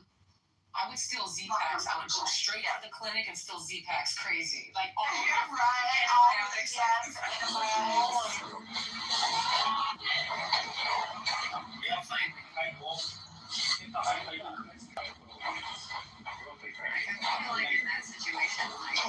China just built an army full of agents. The Health Secretary Robert F. Kennedy Jr. was on Capitol Hill Wednesday, where he was. You have a huge garden plot. You already have like meat rabbits. You already have a population of chickens with a rooster. Like in that situation, you're going to be okay. You know, like because you already are kind of in a cycle where you probably already have food canned. You already have rabbits that are ready to give birth. You know, like I just I feel like if you're it's true that they don't take up much space and there's really nothing wrong with saving heirloom seeds. But I would say if it probably, I don't know if you do a lot of gardening, but I feel like it would be beneficial to at least practice, gardening them to make sure that you know how to do it. I want to grow my own herbs this year, like in little flower boxes. Because I was shook by how hard. You better get those seeds in the ground. You ain't gonna have enough time. Wow.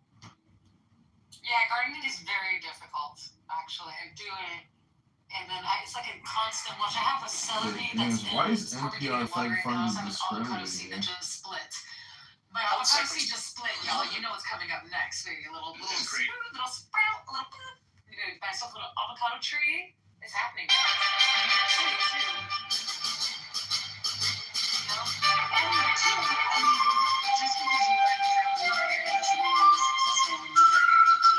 Because growing changes by climate, by soil, there's a lot of different things that go into it. That little sprout on top of the avocado. I'm so excited. It just so I came back from LA. I'll be attacked by the left, call me white supremacist, but I have one ask for them. It's just when you give me my hood, make sure it's got the little slits and not the circles so I can see better. I'm trying to probably get a funnel. My cilantro is doing really good right now. I have an onion. I have 2 green onions. My basil is fucking killing it. Killing it so much it's taking over my other plants because it's so invasive. This is great. I know I'll be attacked by Roots are so space. You know what I can't grow is dill. It's very the end of the day, I had But yeah, I liked growing mint. I had a chocolate mint one, and that was fun. something that I saw today, which I think is taking a lot of people by surprise, is Tucker Carlson. He's apologizing to his Chocolate bits. I never heard of that. Yeah, and so I would, when you have your mint, and you have to slap it. something that I saw. Spank it so that it releases the oils really well, and you can put it in your drink or whatever. So that's what I would do for cocktails and stuff. It's pretty cool. Oh, that's kind of cute. I like that idea. I think I want to grow mint. That's not nice. It grows really fast, and it grows a lot, like everywhere. Oh, okay. Time to Like build. if you were to do biological warfare. Bring some mint in my yard, but it takes years. Honestly, instead of having grass, I'd be better In Miami with the owner of 11, Mark Roberts, due to popular demand with Fat Rat Band. How we doing, Mark? Doing amazing. Baruch Hashem. It's nice to have you here in the greatest city of the world, Miami. Baruch Hashem. We've helped develop that. Now, how much real estate have we developed out here? Oh, gosh. I'd say 40 acres. 40 acres? How many thousand Why do you units? think you're having a hard time with villas? Because you're trying to grow it like 15,000 apartments in both here. It's a pretty shady spot. So There's a place in Monterey, California called Lovers Point. The original name was Lovers of Christ Point, but now it's become, they took out the Christ, it's Lovers Point, and it's really, Monterey is a very dark place now. A lot of witchcraft and the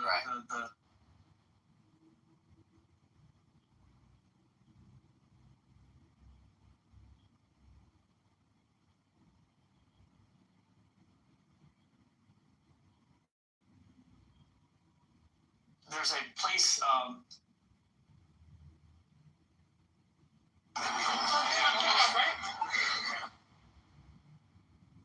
One that I had a hard time with was peas. I just felt like I got all my peas all at once, you know, and then it was just like, okay, like what am I supposed to do with all these peas? And I guess I gotta like blanch them and freeze them, but then it was like, I don't know, and I felt like it was so much work, you know, to like de-shell them and whatever, and you get like one bowl's worth of peas, and they were. Good morning, everybody, or good afternoon, actually. What's up, Kelly?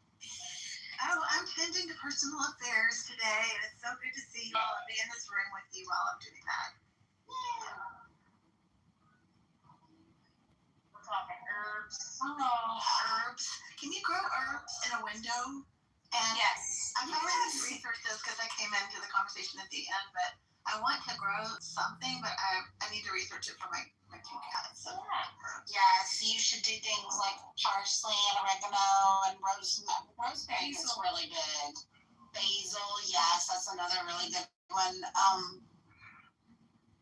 Cilantro. Or cilantro, yes. Yes, coriander. I think I'm gonna start growing some lavender and then drying it and hanging it in my house. Oh, yeah, that's a good idea. That's nice. Does it attract Lavender's good for keeping lavender's good for keeping other stuff away too, I think. It's that, and there's another one. Why can't I remember? Marigold. Maybe it's marigolds. Yeah, I think marigolds are good for like rabbits and deer, I think. Yeah.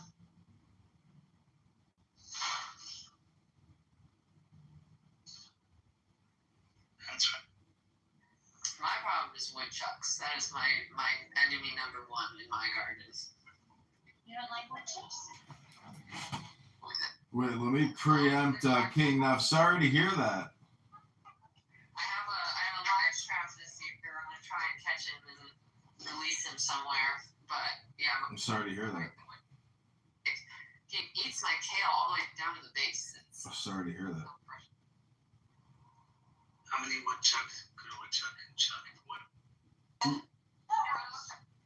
Drops at one end and you flood them with water at the other end and they float up into a little trappy trap. You can, but in this case, I don't know for sure where he lives. He just like comes into my yard, so I'm just gonna like set up a trap with something he'll want to eat, and then Like a squirrel trap, yeah. The hard part is I gotta not catch my own cats. Everyone give a heart to King Nav. The Bolsheviks should be held accountable for what they did to the Russian Empire. Why is everyone giving a heart to King Nav? Because he did his one joke per day, and now the clock starts 24 hours until his next attempt. Oh, is that how that works? Where did this one joke a day? On two! On three! Hey! Yeah, I'm not buying into it.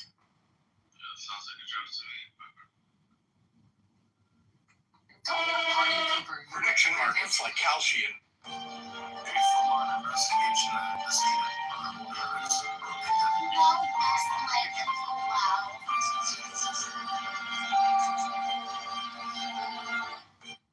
Has anyone heard of Leonardo Joni? And last thing. She's a comedian. She's been banned from a number of clubs. She's being, I watched an interview with, or part of it, with her and Jesse Lee Peterson. What'd you think? Well, like her comedy's funny, but she's also quite knowledgeable as to the, most of her jokes would be considered anti-woke. So she's actually pretty knowledgeable about what's been going on, etc., battle between the left and the right. Pick a word to describe all of that. I stopped to go into comedy. And last thing, did you hear there's also a grinder? How boring. And last. Well, what's her name? Oh, Jesus. And last. Hannah Gadsby. Yeah, she was awful. And I think I know the kind of comedy you're talking about. And yeah, it's not funny at all. It's like, oh, isn't it funny? I mean, what comes from the left, like Hannah Gadsby, is like, oh, isn't it funny that men are stupid? Ha ha ha. Oh, isn't it funny that Christians are stupid? Ha ha ha. There's no actual joke there. That's what it's becoming. And yeah. I have a hot take about like old head kind of comment. I think that the first maybe couple times it was jokes, a couple, sentences, a couple, whatever, anecdotes he was giving was jokes. But then eventually it just turned into lecture and like how the industry screwed him. And it just continues to be kind of that. Now we watch a stand-up and it's still that. I don't know. He's just jaded, maybe. I've noticed something that old head, like Arl, whatever her name is. Yeah, I don't disagree. Yeah. I don't. I mean, he will still make me laugh, but yeah, I mean that's exactly it. I forget Chris Rock. It's funny. 20 years ago, Chris Rock in his specials was talking about stuff, and it's funny how what he's talked about never. Like, it hasn't gotten any better, but I haven't seen his special. Yeah, I mean, at a certain point, they gotta move on. And even Bill Burr, I think Bill Burr, some of his comments on his podcast lately, or in the last year, have gotten, people are like, where the hell did this come from? But he's still finding the jokes. Like he might say something political, but he still makes a joke out of it. So it's not like the Dave Chappelle, oh, I'm just going to sit here and lecture people. Well, Alan, what did you think about George Carlin toward the end of his career? I hated George Carlin. I really never. He's the same way. Oh, I love Wow. Carlin. I do too. Yeah. Yeah, I mean, and I get it. Footballs. I get it. But he became more of a social commentator. I mean, some of his stuff. Hey, gold is down, and I'm here to buy something back I sold to you a while back. He makes him happy because a lot of the stuff he's done now. Do you have the makeup box? Still? What do you mean, the makeup box? The makeup. Good makeup. How we use language, and changes.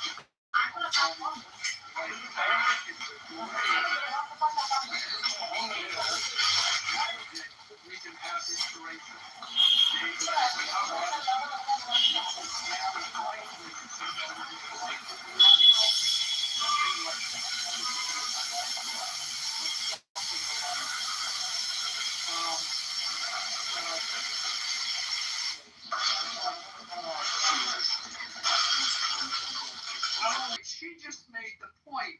The problem, like women comedians, often get criticized for not being funny. And her comment is, and she said it's actually easier for women comedians because if you're just a little bit funny, people will laugh.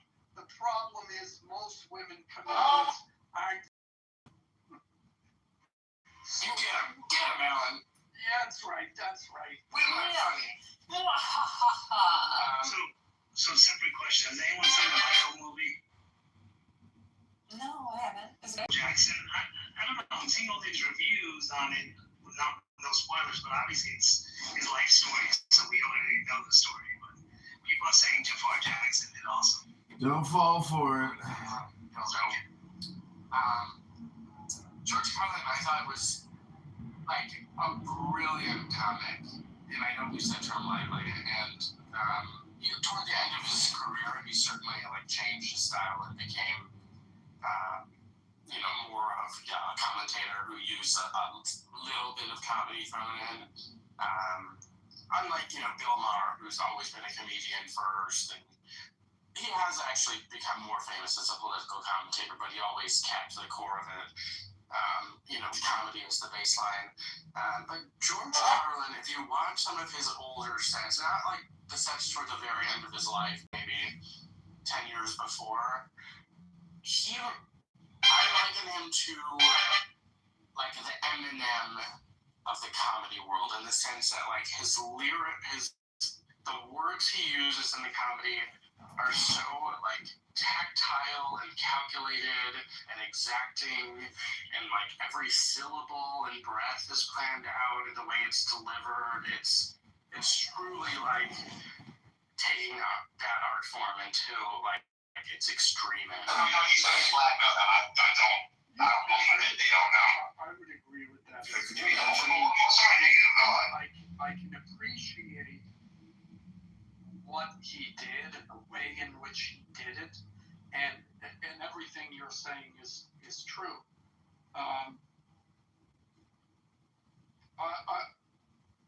It was just, again, to date myself, but I remember seeing him as a kid, early on, and then at a certain point it's like, yeah, but you're changing, and at first it was fine, but then ultimately for me, I go to a comic. If I'm listening to a comic, I want to laugh, and if I'm not laughing, well, then you're not a comic. I have another one for you.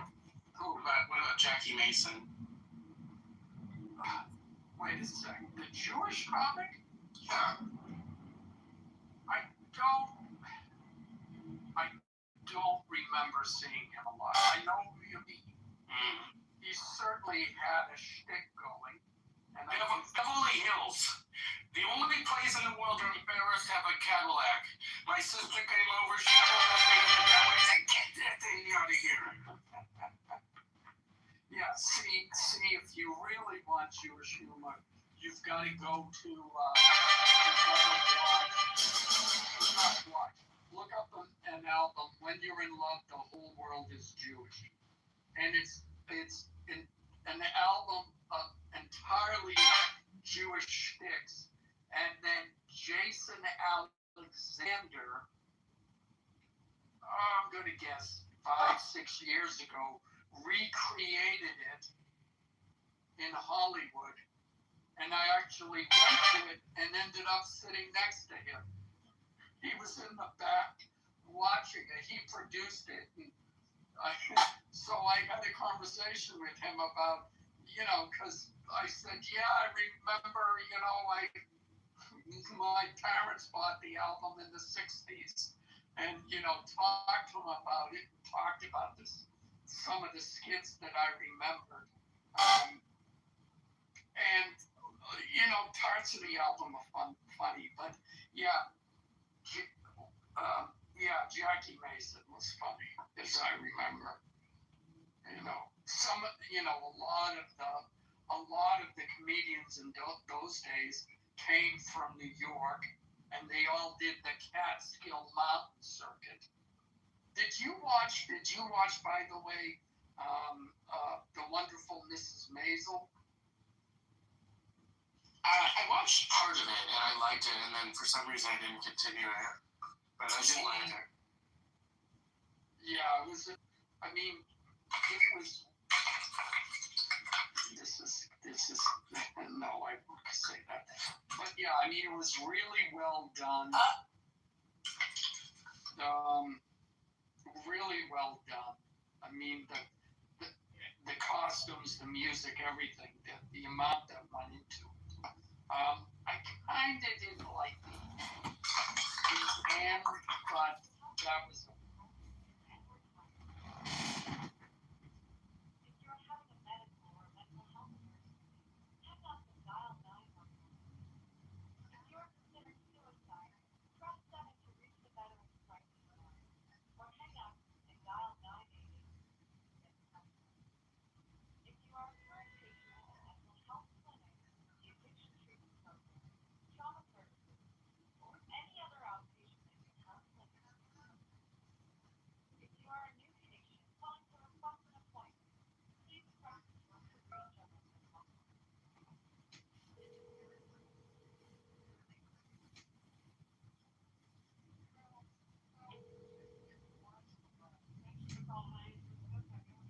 Hi, do you guys do a walk-in clinic, or do I need to make an appointment to try to see a psychiatrist? Yeah. No, I don't. That's why I'm calling. Okay, so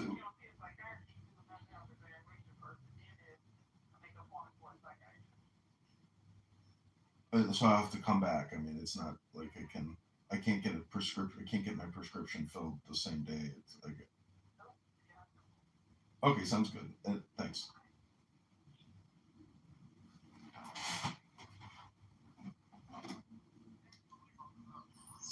The Wonderful Mrs. Maisel. It's not a Game of Thrones ending episode. Let's put it that way.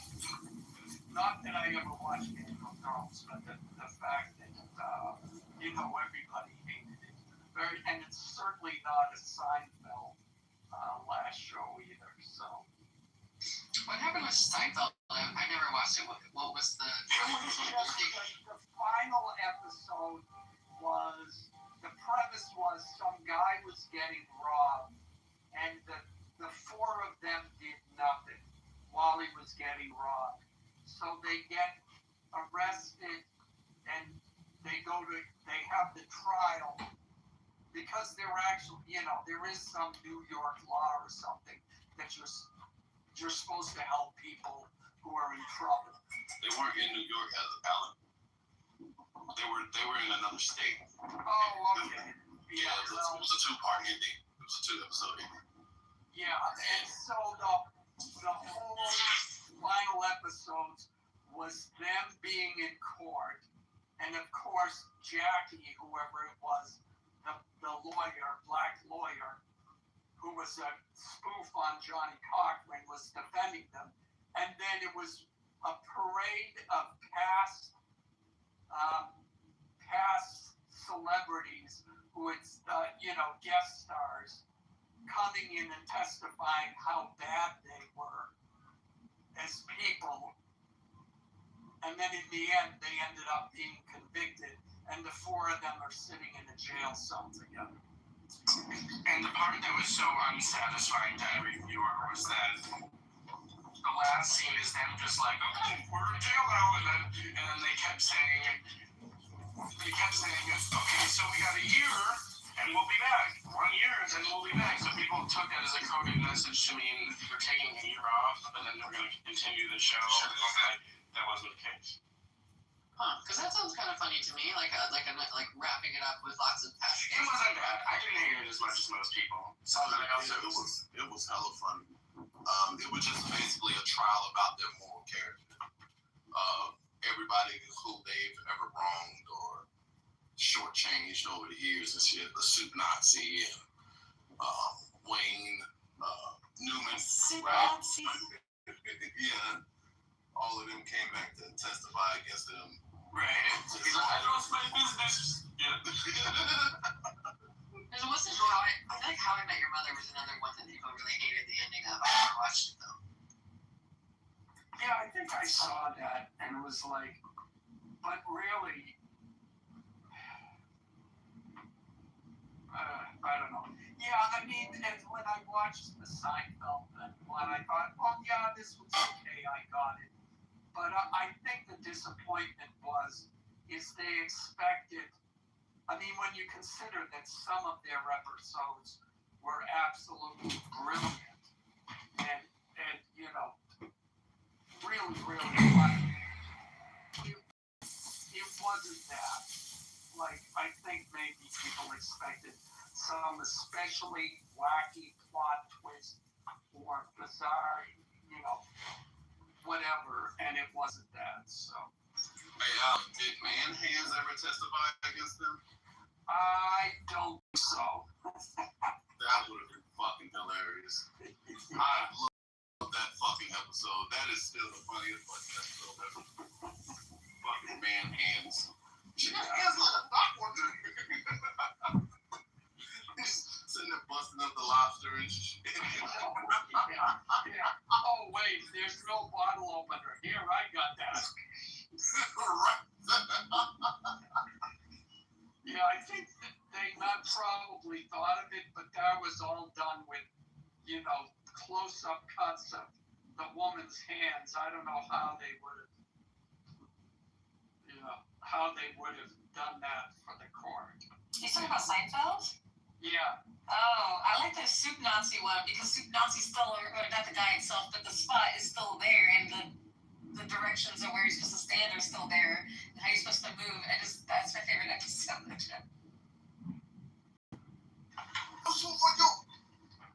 Right, and of course, like the most famous relic of Seinfeld is that diner on the Upper West Side that they always went to.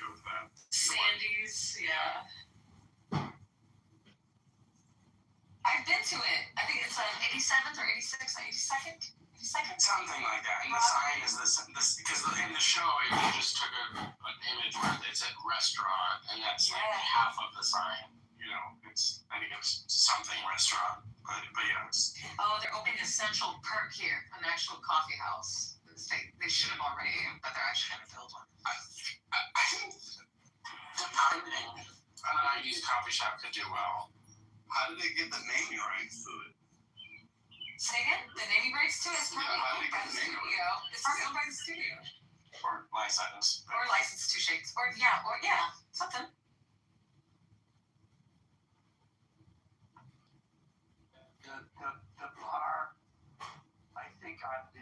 bar that Cheers was filmed in before Cheers ever was, was a thing. I believe you. Alan used to play in the grass fields in the area that eventually became the Erie Canal when it was still grass. Yes, yeah. Well, I've been to the Lexington, where the first Revolutionary battle was, where the Revolutionary War started. But anyway. Oh, you were there for that? Yeah, I was there for that. But when will you take responsibility for exterminating the mammoths? Yeah, see, I was accidentally shot off the first shot, so. Oh my God, you were the one that knocked off the nose from the pyramid guy, right? That dude. Yeah, that was me too. That was really Alan. I was trying to clean it, and I had it shit, so I said, "Oh, let me get my pepper out." So you were one if I land, two if I see, right? That was you. Hey, Alan. These pretzels are making me thirsty. These pretzels are is that supposed to be? Like not an infection or something? Pretzels are making me thirsty. I'm literally going to sit here and see who's cultured and who's not. Kramer. These pretzels are making me thirsty. Wait, let me throw something at you to see if you know if it's a random bro. Am I right? We were just talking about it. Oh wait, I missed it then. What were we talking about? Wait, we were insulting Alan by calling him old, and then Adrian comes in with a Seinfeld reference. I think that's a Cheers norm. No, it's Kramer. Oh, Kramer. Yeah, he had a cameo or something, or some speedy role in a Woody. And Woody Allen. Yeah, Woody Allen was shooting a movie outside of Jerry's apartment. And they casted Kramer to be in the movie, and he only had one line, and that was, "These pretzels are making me thirsty." And he just kept rehearsing that fucking line. Oh, that's the episode? Yeah. Yes, I kind of remember that now. I learned an interesting. Someone had mentioned knocking a nose off of an Egyptian thing. Yeah. I learned a thing recently because I just love to debunk crazy facts. Where someone it was when I was at the actually technically I'm debunking Cheyenne because she was the one who said it. But we were at the Met and we were at the Egyptian exhibit and like everything had no nose, right? Like at least half of all of the figures had no nose on them. And she was like, "Oh, I actually heard about this on Instagram or whatever, that this is because of like white supremacy, that like the Greeks or whatever they didn't like it when the Egyptians had an Arab-looking nose. And so anytime an Egyptian statue had an Arab-looking nose, they would remove it because they wanted to preserve the idea that the ancient Egyptians were like white adjacent." And I was like, that sounds off to me. And so I did some research, and it seems like there's two things that happen, or three things that happen. One is that noses and ears are very easy to break off and are like subject to erosion. Two is that actually there was a practice in ancient Egypt of breaking the nose off of statues because the idea was that the mouth was closed, and so the only way that the statue could breathe was through the nose, and that the statue was meant to contain the spirit of the person who died. So they would knock the nose off to kill the spirit that lived inside the statue. Oh wow! And that tomb raiders actually did that also because they had heard that they wouldn't be cursed. So they were trying to prevent being cursed. So they would also knock the nose off. And then the last thing was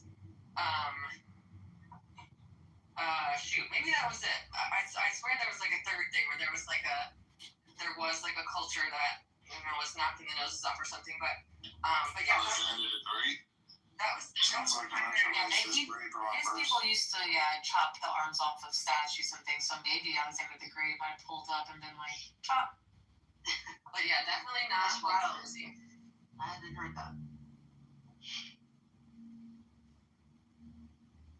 So what did she say when you told her that you're finding? I mean, she's not like a libtard or anything, so she was just, she likes to hear facts as much as I do. So.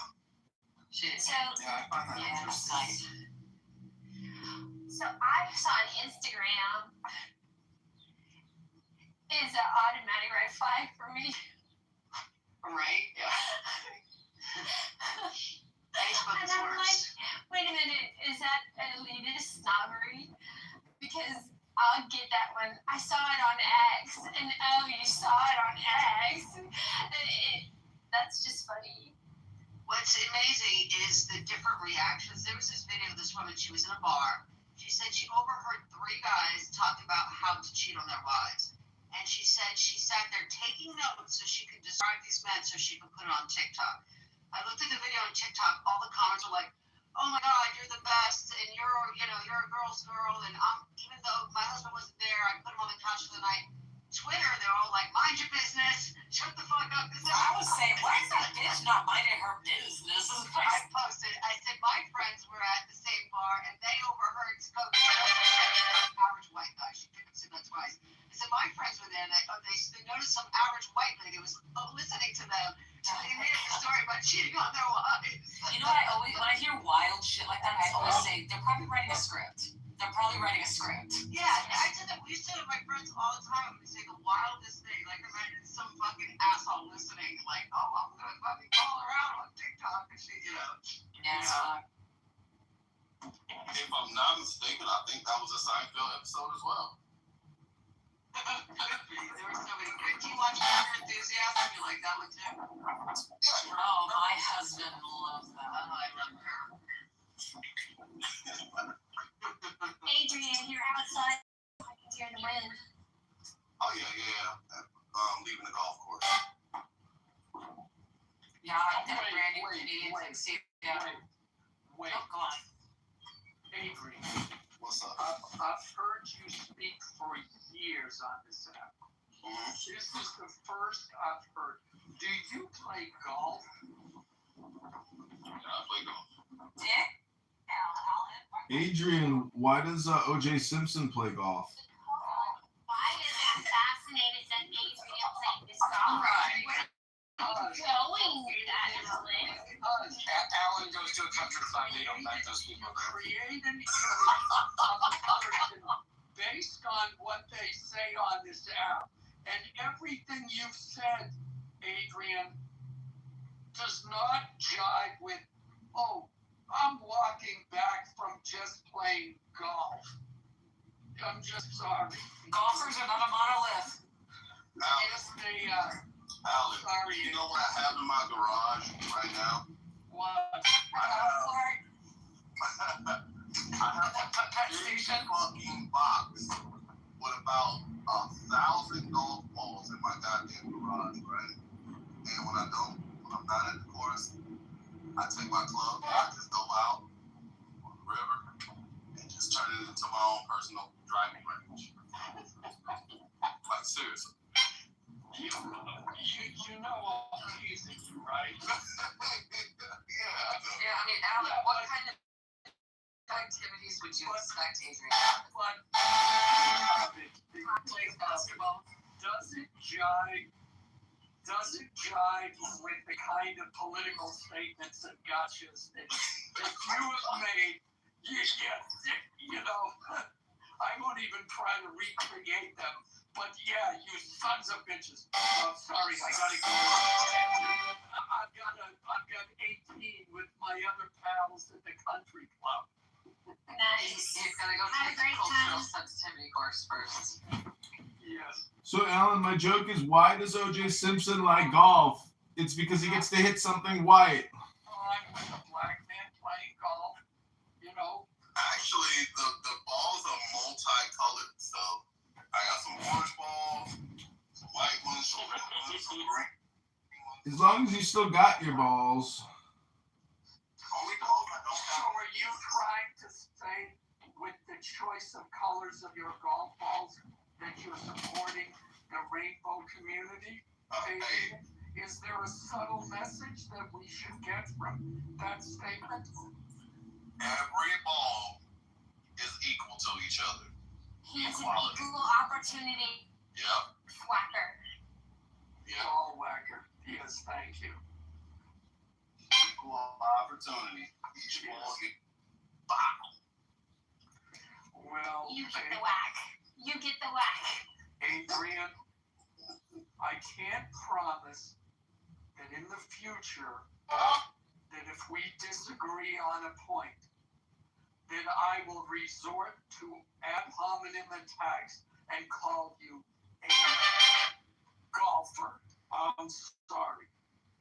It's just too funny, actually. Deal. It's onomatopoeia that is a word that sounds like a sound, right? Yeah, onomatopoeia is, yeah. Monica, do you know what an alliteration is? Yeah. So sad. Simply say so. Funny face, Freddy fell face first, 5 feet, 55 freaking floors.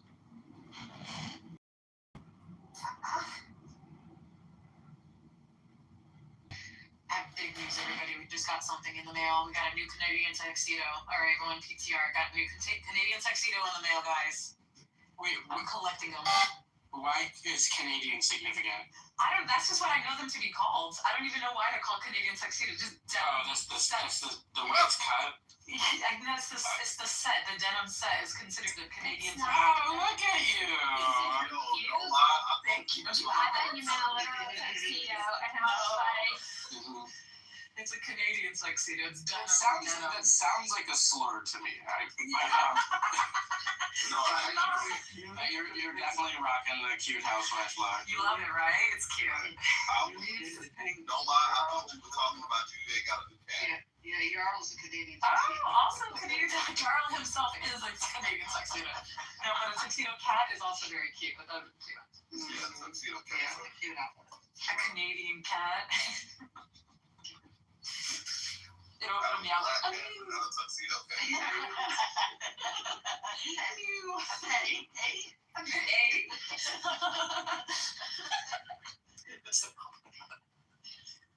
That was too funny. What was the joke I forgot? It's gone, baby. It was a white joke. It was, yeah. As long as they're like gonna dance like a lot more. It's a Canadian joke, honey. We're saying that if a tuxedo cat came from Canada, it would meow like, hey. That's all he said. Meow me. What are you talking about? Let's talk about like lawnmowers for shopping practices. That's cool too. We can talk about that.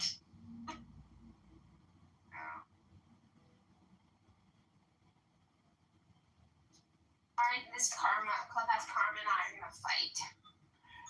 Actually, now, excuse me, Monica, I have the definition of Canadian tuxedo. A Canadian tuxedo is a slang term for wearing denim jacket or shirt paired with matching jeans, creating a denim-on-denim outfit. It originated in 1951 after singer Bing Crosby was denied entry to a Canadian hotel wearing denim, prompting Levi Strauss to create a custom denim tuxedo for him.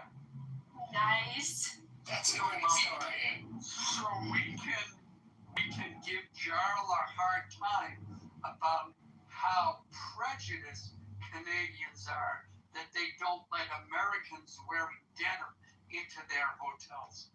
Wake it up! I think the credit is to marketers at Levi Strauss who used comedy as derision in a super effective way that lasted generations.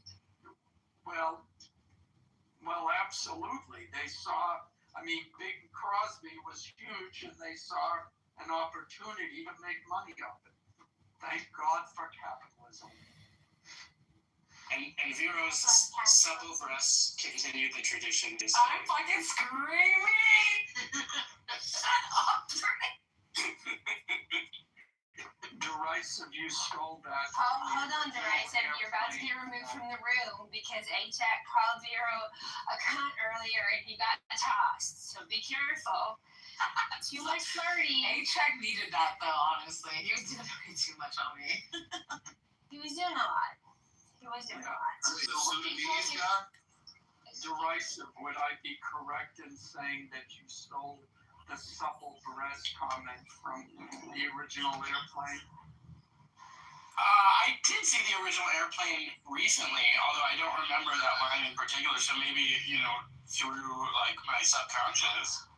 Yeah, you remember, what's this, Robert, I forget, Robert Hayes is sitting down, the steward, he's sitting with everybody, telling them his life story, and the one older woman,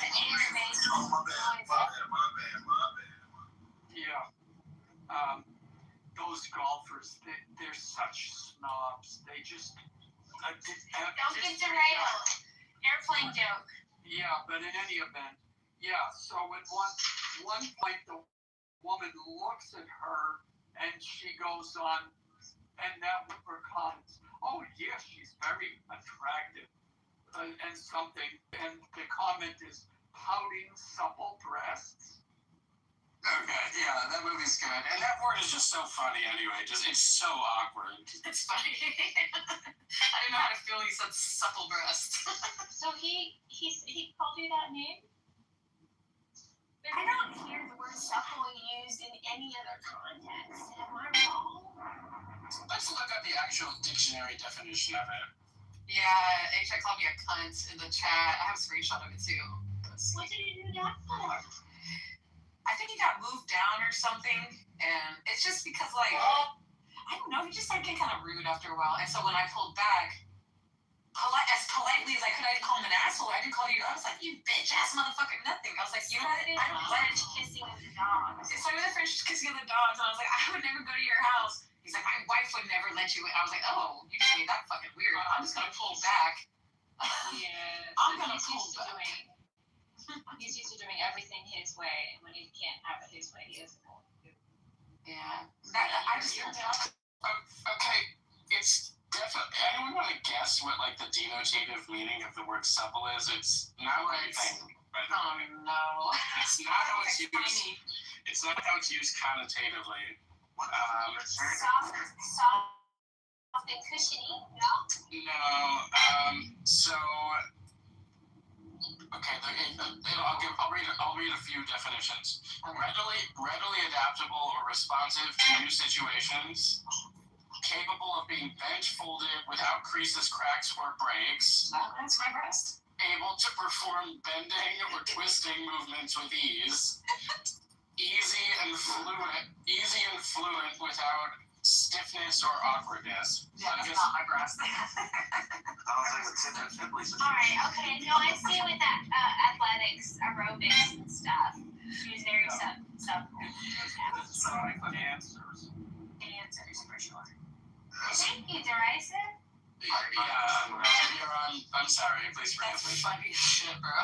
It's okay. Oh my god. Submissive, Callie's got a definition in the chat too. You want to read it or me too? Supple. You read it, Monica.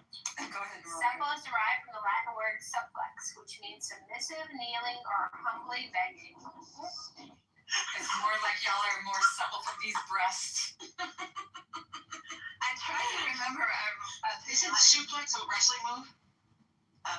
Suplex? Yeah, isn't it when they turn upside down and drop them on their head, the suplex? Yeah, that does sound familiar too. My goodness.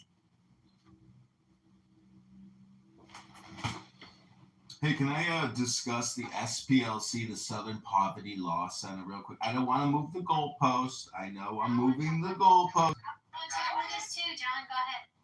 So I asked Grok, has anyone from Southern Poverty Law Center been arrested yet? Have any trials been set? Has anyone officially been arrested? Not one motherfucker arrested. Not one motherfucker motherfucker. Why aren't their doors being punched in, kicked in? Why aren't they being dragged out on fucking camera like they did at Mar-a-Lago and to Stone down in Florida? Where are the fucking arrests, Cash Patel? Oh, it's almost Friday. He must be getting his drink orders ready. Hello?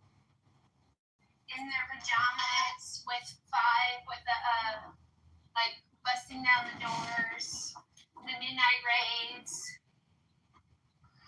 Well, see, the problem is, Alistair, is that this DOJ and FBI are competent, so they're not just going to rush.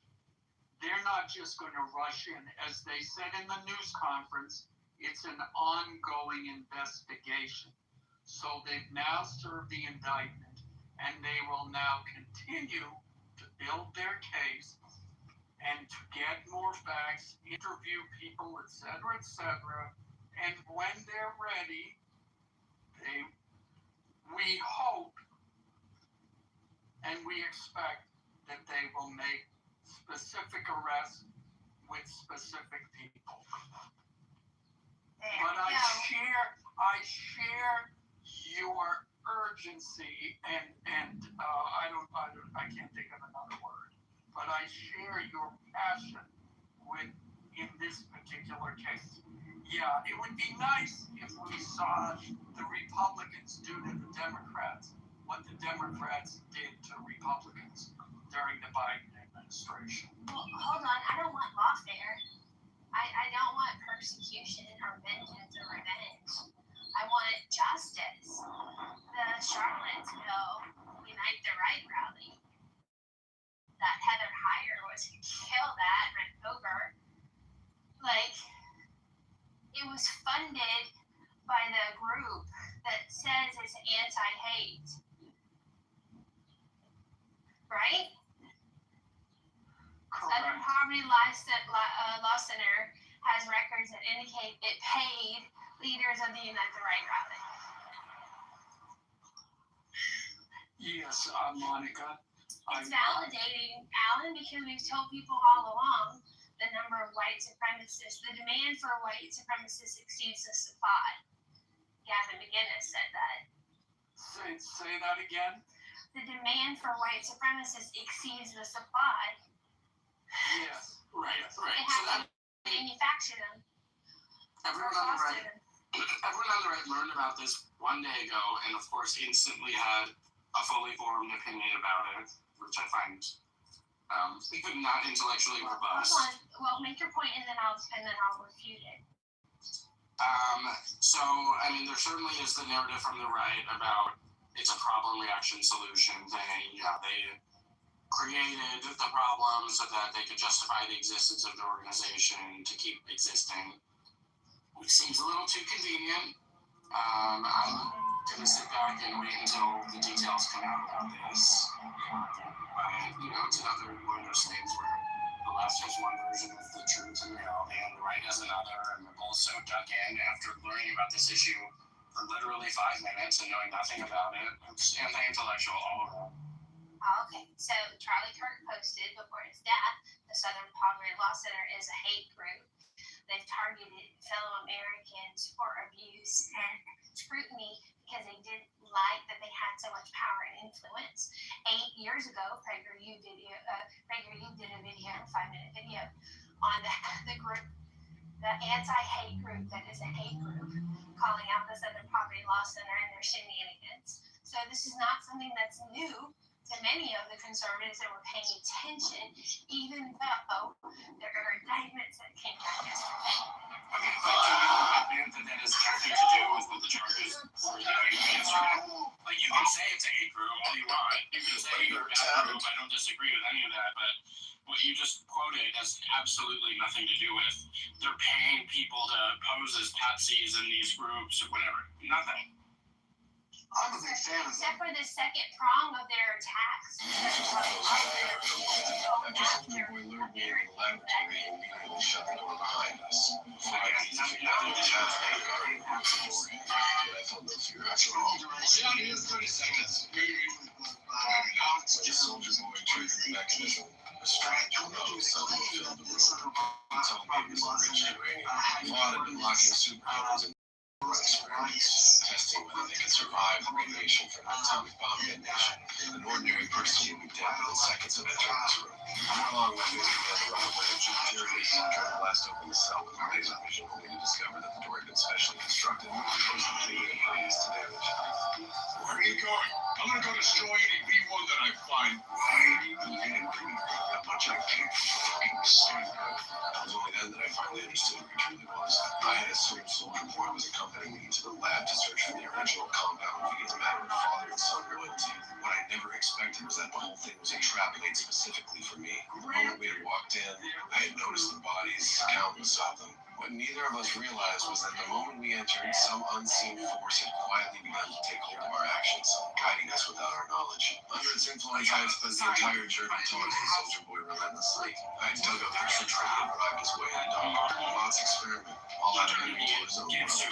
You don't know shit about that. Really? I know you're trying to inject you with divine powers. I provide the greatest company on the table. It's yourself. Free of love. Leave the warriors. I lost myself in the pleasure of mocking him, completely oblivious to the fact that he was leading me straight into an experimental chamber. By the time I realized what was happening, it was already too late. Soldier Boy knew that radiation couldn't kill me. He simply wanted to teach me a lesson. But what I never anticipated was that at my most desperate moment, Butcher suddenly appeared before me. He guessed in an instant that Soldier Boy was behind it all. Looking at me writhing in agony, he started to laugh. You gave us your time out. Let's go stay. Now I'd rather spend eternity all alone than with the eyes of you. If you did get the juice in your finger, makes you a good much. I could see exactly what he was doing, using this moment to drive a wedge between me and my son. Butcher sneered that I was nothing but a pathetic wretch starved for love, that I lacked the spine to do anything except beat my own son Ryan half to death. Only a worthless piece of trash would stoop to something like that. When he finished, I laughed. Fighting through the pain, I forced myself to my feet. He's a liar. Because he's strong. Because he's my son. Son of God. You ain't no good. I told Butcher one day I would get my hands on the original compound V, and when that day came, it would be the end of all of them. I promise you, before I die, I'll fucking have you. This was the closest I'd ever been. And that, therein lies the problem. And then that's compounded by the fact that they opened up fake bank accounts or bank accounts with made up names in order to anonymously funnel money that they receive from donations into the hands of those white supremacist groups. And then worse, were directing the leaders of those organizations on what to do and how to protest. It wasn't like, okay, we'll pretend we're someone else and we'll just give them that money and hope that they do it. They said they were telling them in Charlotte, do this, do that, do this. They helped them organize that. And so the moral outrage on top of everything else, which I think is warranted, is the fact that they propped that organization up in order to increase their donations and to increase a narrative that helped benefit their donations. Okay. All right. So maybe that's what the charges are. All this will be adjudicated in court by armies of terrorists. So, yeah. I mean, I anyone who knew nothing about this topic 24 hours ago and then suddenly became a legal expert in nonprofit banking laws, I find very suspect. Listen, all I know is that if there's anyone who knows anyone in the Southern Poverty Law Center or any other nonprofit, I am looking to make some money.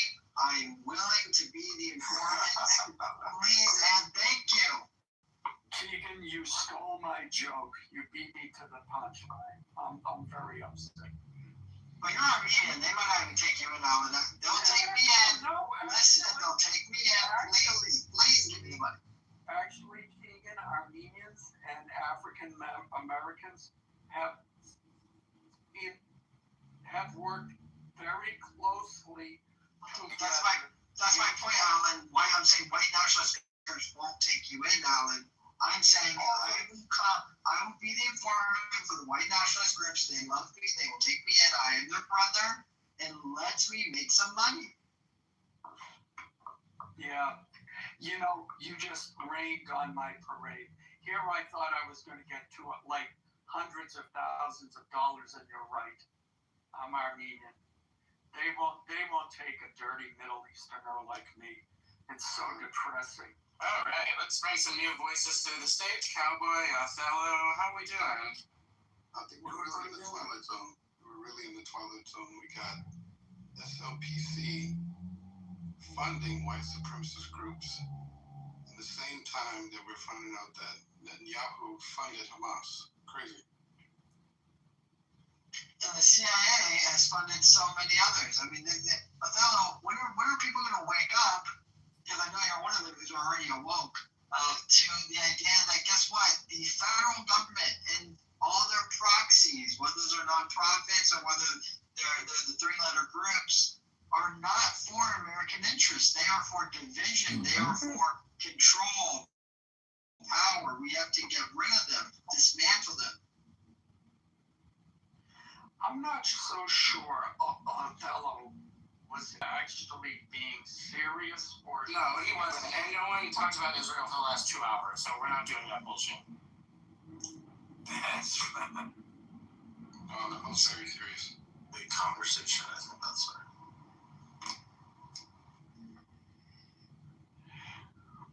What do you guys do with the weather? Just follow the money line to the Qatari banks. Yeah, I heard that UAE, they're trying to put a wrench in the US dollar dominance. They're saying they're going to accept the yuan, which is going to create like a difficulty for the US dollar to remain constant. Wait, what? Wait, don't use any window. If you're going to say something, make a specific claim. Sure. So I heard that the UAE, or Dubai, basically, they're trying to accept, they're giving, I guess, people of countries the option to use the Chinese yuan instead of the dollar. So they're trying to open up the market for the yuan. And in the process, it might be a little bit of a difficulty for the U.S. to remain dominant, especially for the petrodollar. That's what I heard. Okay. I would like to, find a link to say specifically what you're talking about, because you're talking about a general idea. Dubai wants to be the Singapore times the Hong Kong of the Middle East. So I'm sure they want to be completely open, laissez-faire capitalism for any financial instrument. So that would be their interest. Do you think the U.S. government should bail out Dubai and the Emiratis by giving them a cash infusion for a taxpayer expense? Hello? Is that on the table? I don't think they... Yeah, it's on the table. Also, Trump is bailing out Spirit Airlines, our new national airline. Isn't that exciting? Go Spirit! I just heard that the deal fell apart with JetBlue, and now they're going under. I didn't know that. No, that was years ago. Now there's a new deal. But guess who owns Spirit Airlines? A bank. They owe the money to the bank. So the bank is looking for a bailout. It's not the airline that needs a fucking bailout. It's a bank bailout. Hello?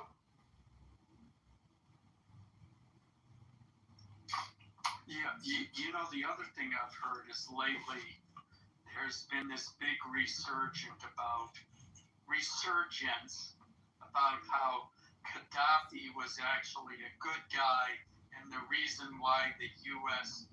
killed him and went against him is because he was trying to undermine the petrodollar. And what this particular person in this video reminded me of, and reminds everyone else, is that he was funding terrorism throughout the Middle East. He attacked the Lockerbie jet crash. He was responsible for that. There was some other flight that they hijacked, and another plane that they brought down. He was cruel to his own people. The police you spoke up against the government, they would arrest you, torture you, you might be killed, or you might be led as an example to anyone who spoke up against the government. The list goes on and on and on, and he openly declared war against the West. God, it sounds just like what the Biden administration did to all the January 6ers who were just trying to protect their liberty. Hello? Yes. They say that about Saddam also. They say that he was threatening to sell oil to Europe in euros instead of dollars, and that's what Yeah, I mean, and it's all, well, they really didn't hate him. They talk about how benevolent he was, that you could get free education, you could get, all of the benefits, quote unquote, but looked at another way. The only education you could get was through his administration. There weren't competing colleges. You got your education through him. The population was entirely dependent on his programs, and everybody knew it. And anybody who protested in any event, the point is he's being painted as this benevolent leader now, and really what's behind it is his son wants to be brought back into power and wants to be the ruler of the country again. So this positive PR campaign is being brought up. Alan, I hate to break the bad news to you, but his son has been killed. You're not up to date with your news about Libya. I know they killed his son. Now, did they kill the other son? No, the other son wasn't in political contention. The son that was trying to become the next leader was murdered. Oh, really? Yeah, let me Google that for you.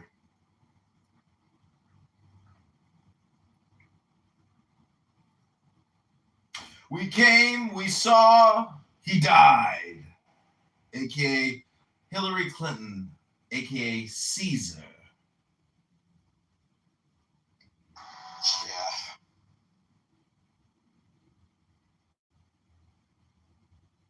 I'm gonna send an email to the University of Wisconsin for a potential program I want to do. I'm not sure if I want to go for my higher studies, but something tells me it's if I want to do it, I should do it now.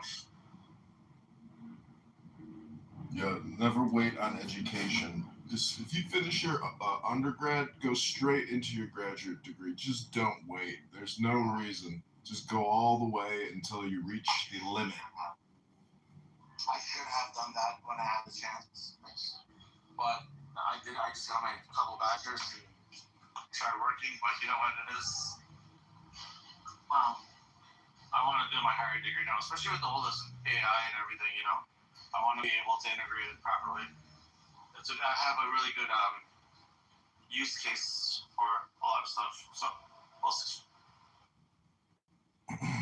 I, have been doing a lot with AI, and Meta has recently acquired an AI company called Matu, and you can build apps in it. I mean, with a prompt, and they're good apps. You can build websites, flyers, sheets, anything with basic prompts, and it'll extract the information from your website, from your Facebook profile, from your Instagram account.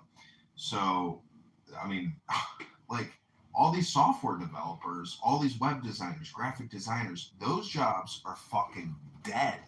Dead. Do you know how big of the economy that is for people for the past 20 years that have been working in digital marketing, etc.? It's over. I mean, you just can't compete. Even also, there's a creativity factor being taken away, right? So yeah, no way.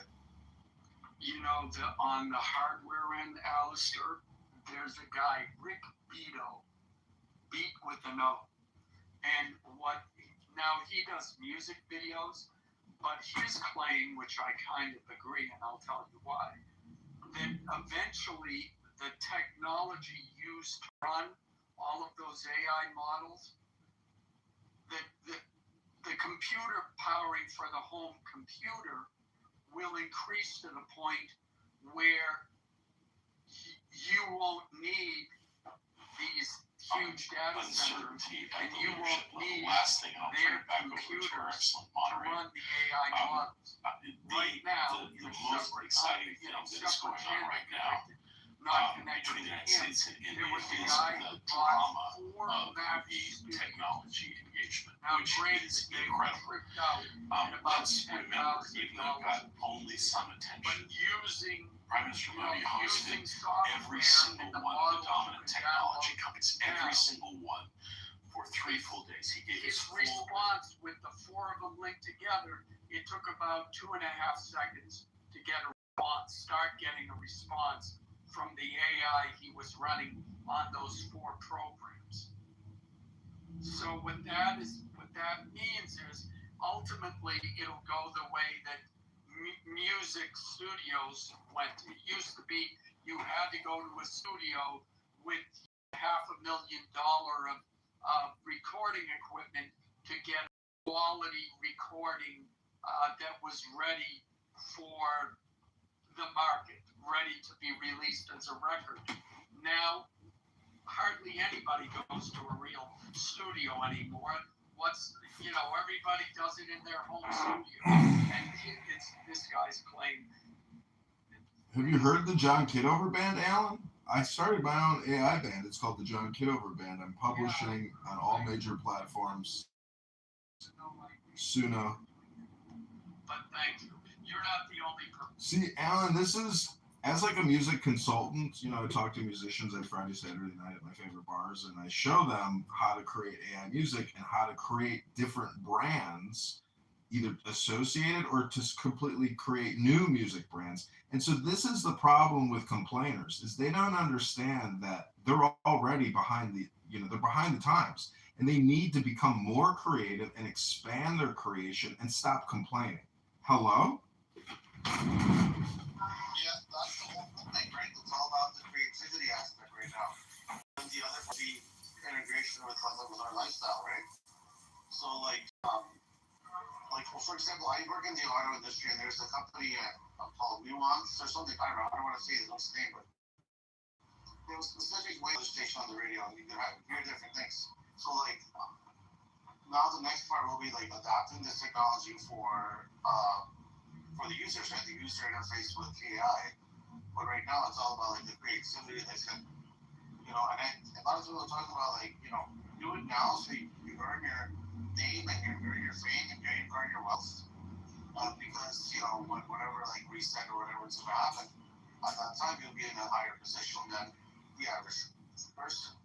So I don't know.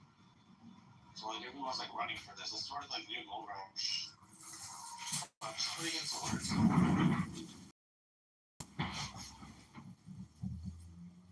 Yeah, I see. This is why I kind of in 2026. I'm you want to go to college to do a master's degree? Why don't you just do something?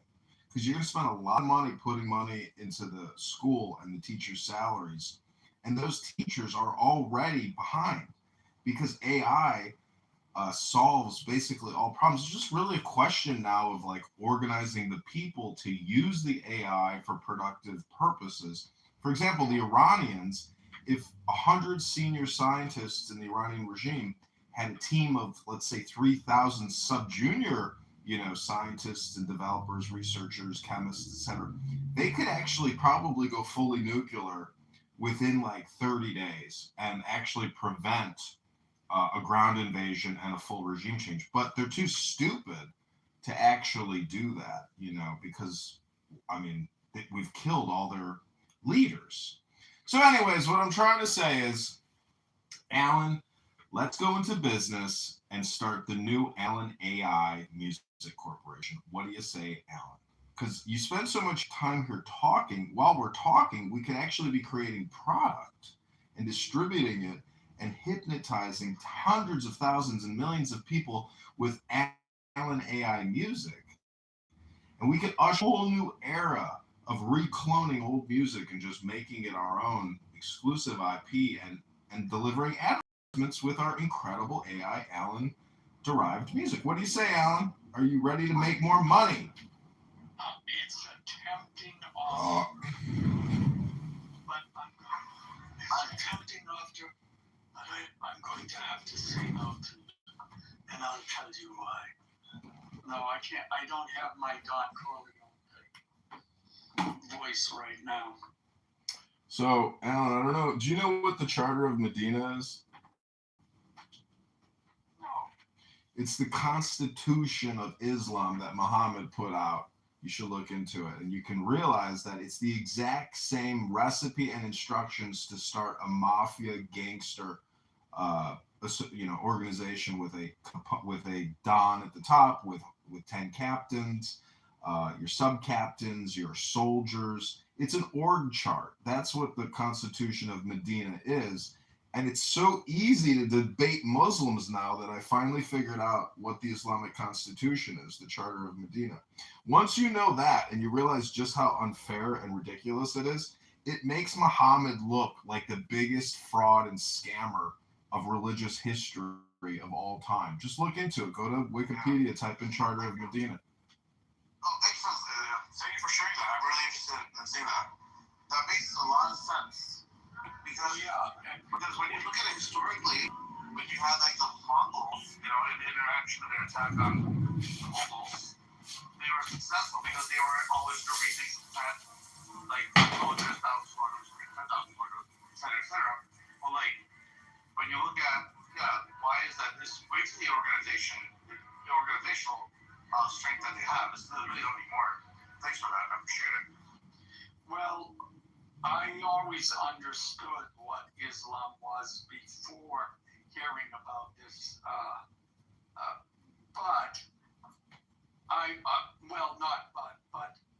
but thank you. That only confirms what I already knew.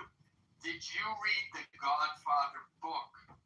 Not itself, Rich. I mean, John. No, Rich, John. Have you read the book?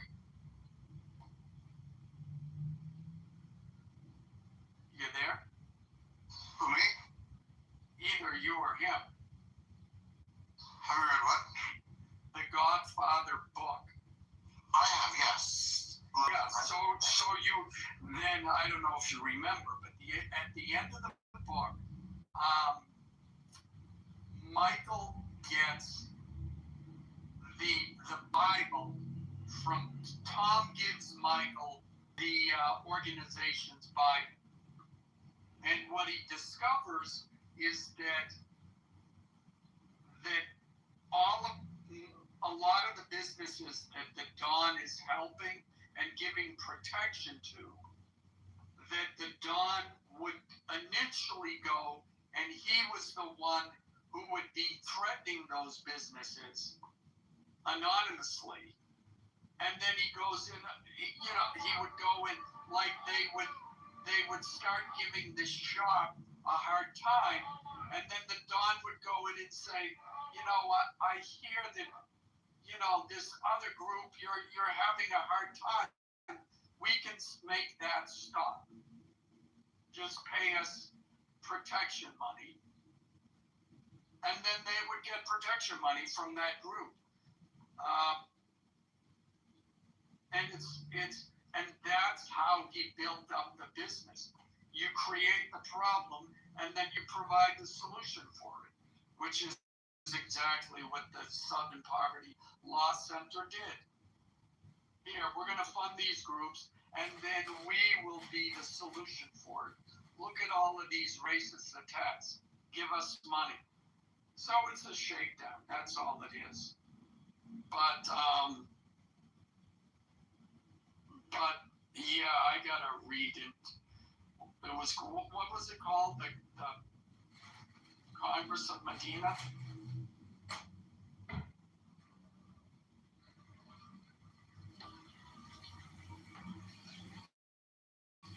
Well, almost here. Anyways.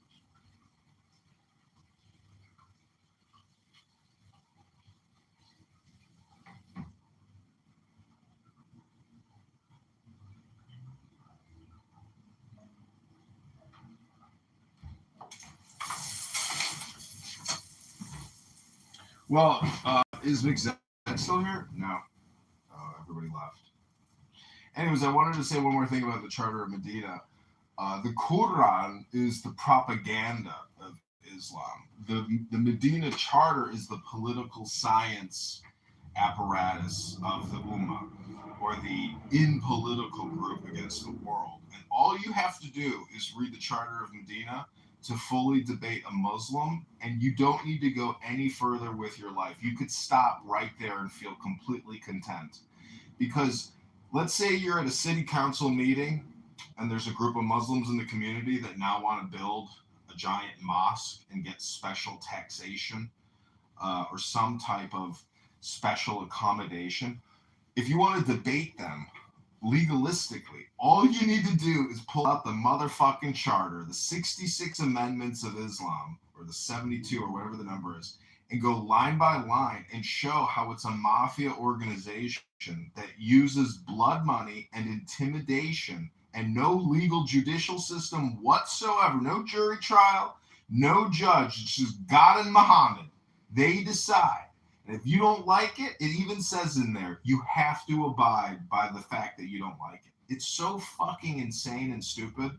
And when you compare and contrast it with the historical legacy of jurisprudence, the Magna Carta, the Constitution, etc., all these incredible like Enlightenment documents that the West has created to value the self as opposed to Muhammad's Ummah, it just makes you realize that Muhammad is a fraud, a scam artist, and that the entire religion is based off of mafia, gangsterism, intimidation, principles, and tactics. It's just fucking right there in the charter.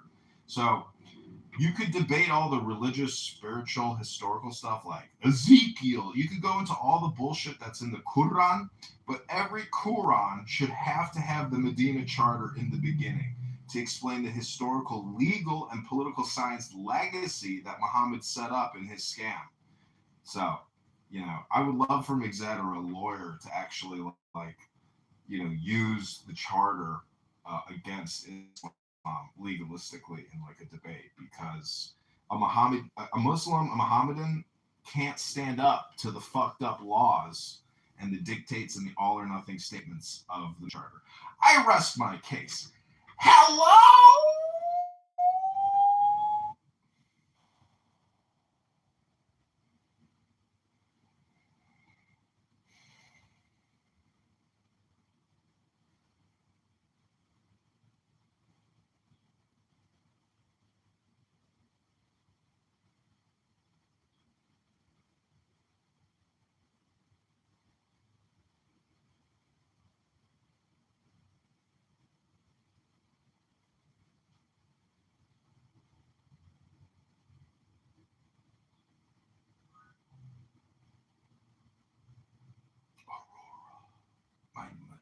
Aurora.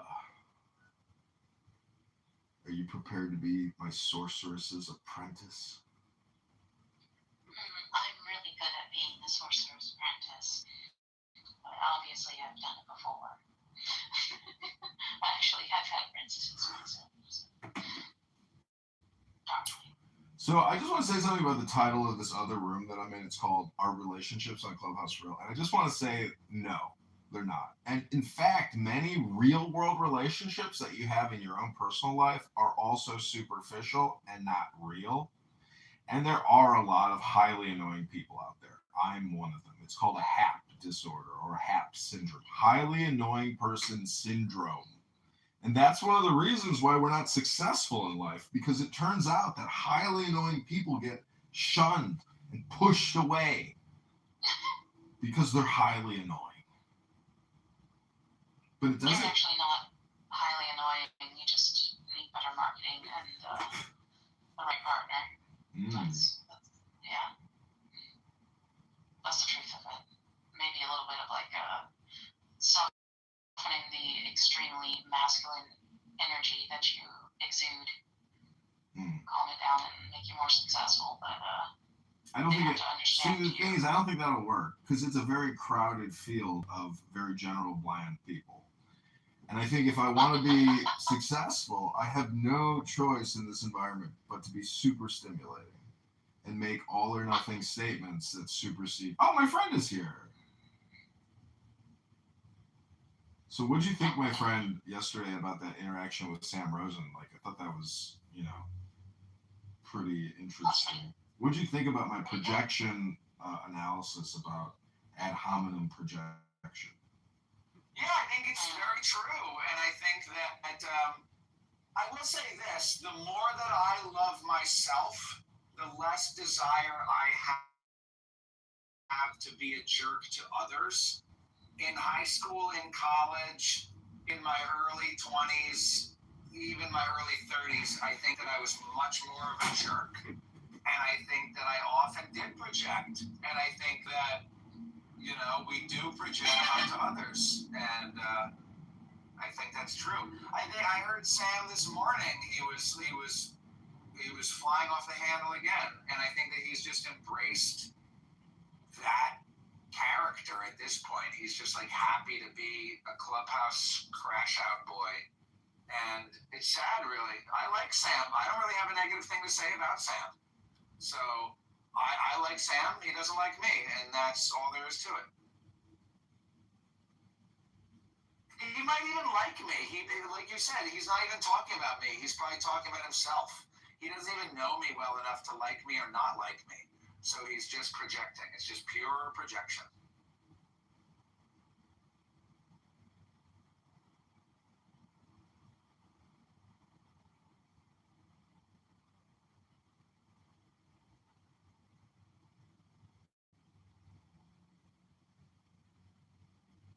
And I'm gonna say thanks.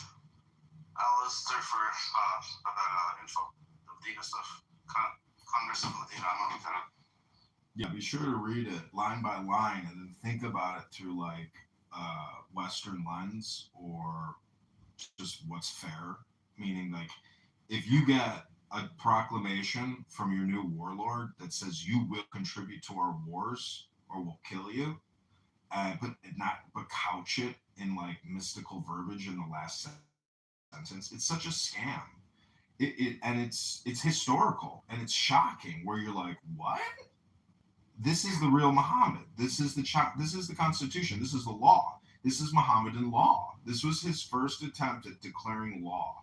And when you realize that this is what people in 2026 are still going off of, the Medina Charter, you're like, just figured something out.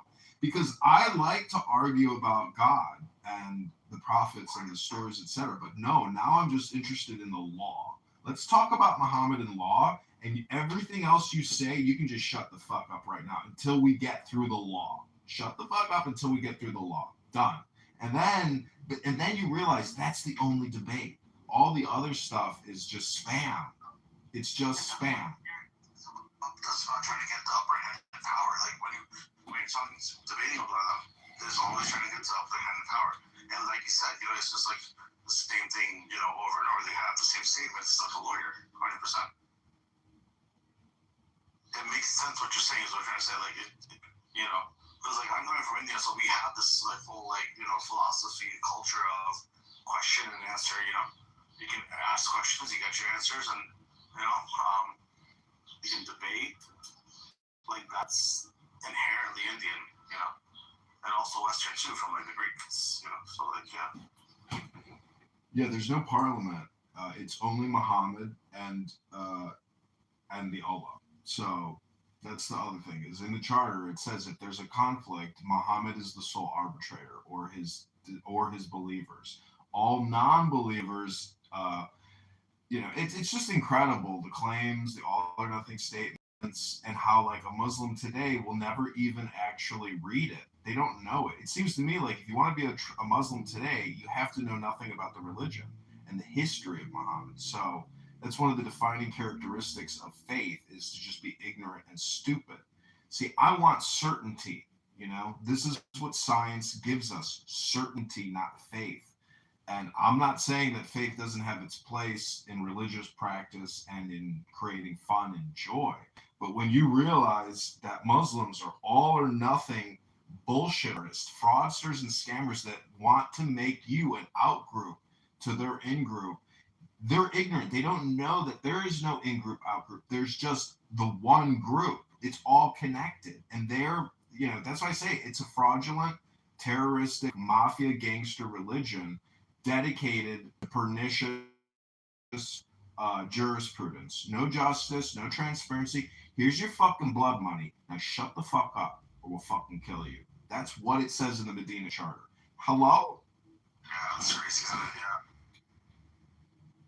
I just love having the fattest pussy in all of America. It makes me happy. Are you sure about that? I thought I had the fattest pussy. You might.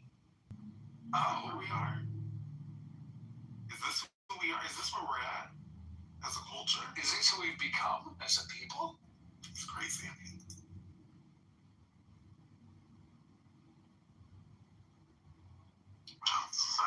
Mood statement or mood statement.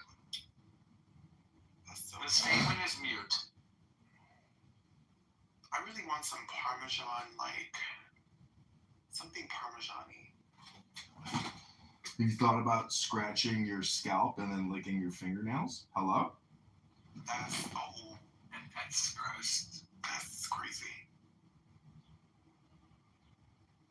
Oh, head and shoulders. At the door.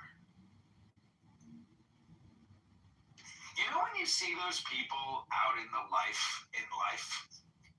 and the dandruff is just all over their shoulders and their back, and it's like all over their jacket. They could be itchy. It's like, yo, are you aware of this? Like, who in your household let you leave the house like this in the morning? This is not a good look. And they're like working in Macy's, and they're like wearing a suit.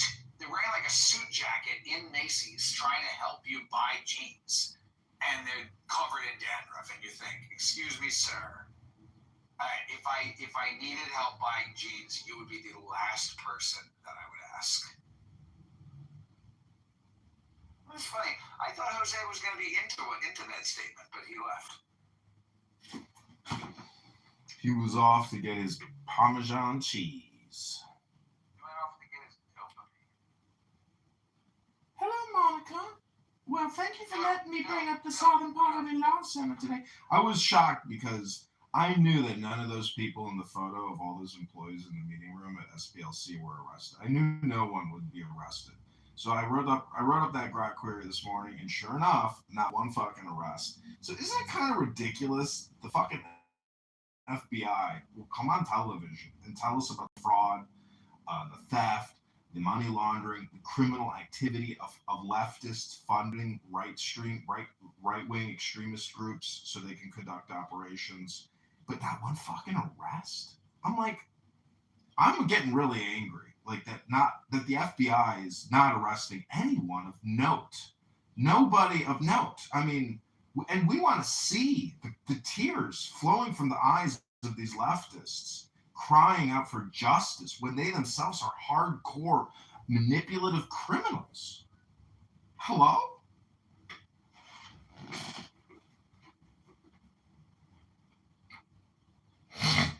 Hello. We have Anne in the audience.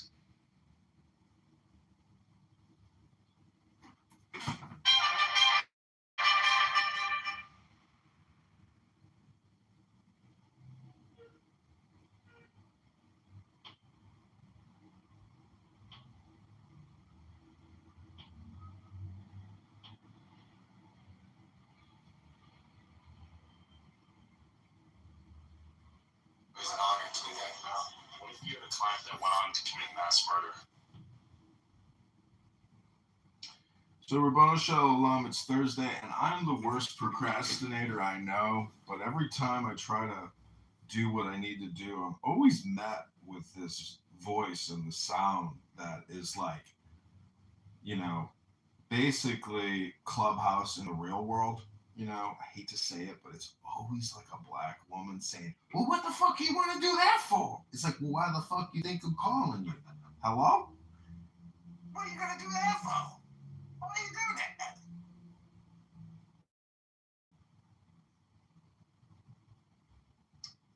Oh, I don't have to be here until 2:30. What a relief. Maybe I'll go buy a doobie. Should I go buy a joint for the joint store? I got to tell you something. that, like, if you're gonna just smoke cannabis, which does absolutely have major health ramifications, smoking does, whether it's a vape, a cigarette, a pipe, it doesn't matter. But if you don't mix your psychedelic experience with a good psychedelic book, well, I hate to tell you, you're wasting your body on an experience which isn't going to get you as high as you could get if you read a mystical book. Am I right or am I wrong? Hello? I think you're right, but I feel like I just use it as normal medication to like remain calm. I have to No, dude, that's not what it is. It's the same thing as Clubhouse. People here who are sober, they use Clubhouse to generate the dopamine, and cannabis users use cannabis to generate the dopamine. That's why I'm saying if you kill 2 to 3 to 4 birds with one stone, Rabboni Shalom, you spell the name YHVH, or YVHW. Hello? Yeah, but I don't have time to read a book right now. I have to go teach a driving lesson. Then don't smoke. We save it. That's what I'm saying. It's the conservation of mysticism and energy. If you're gonna use cannabis and flood your brain with THC, save it for an invocation for a book reading session.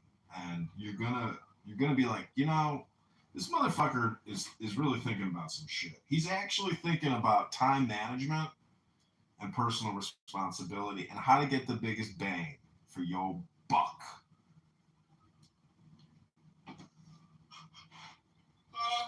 You're probably not wrong about that. It's not actually that we had a client that went on to commit mass murder.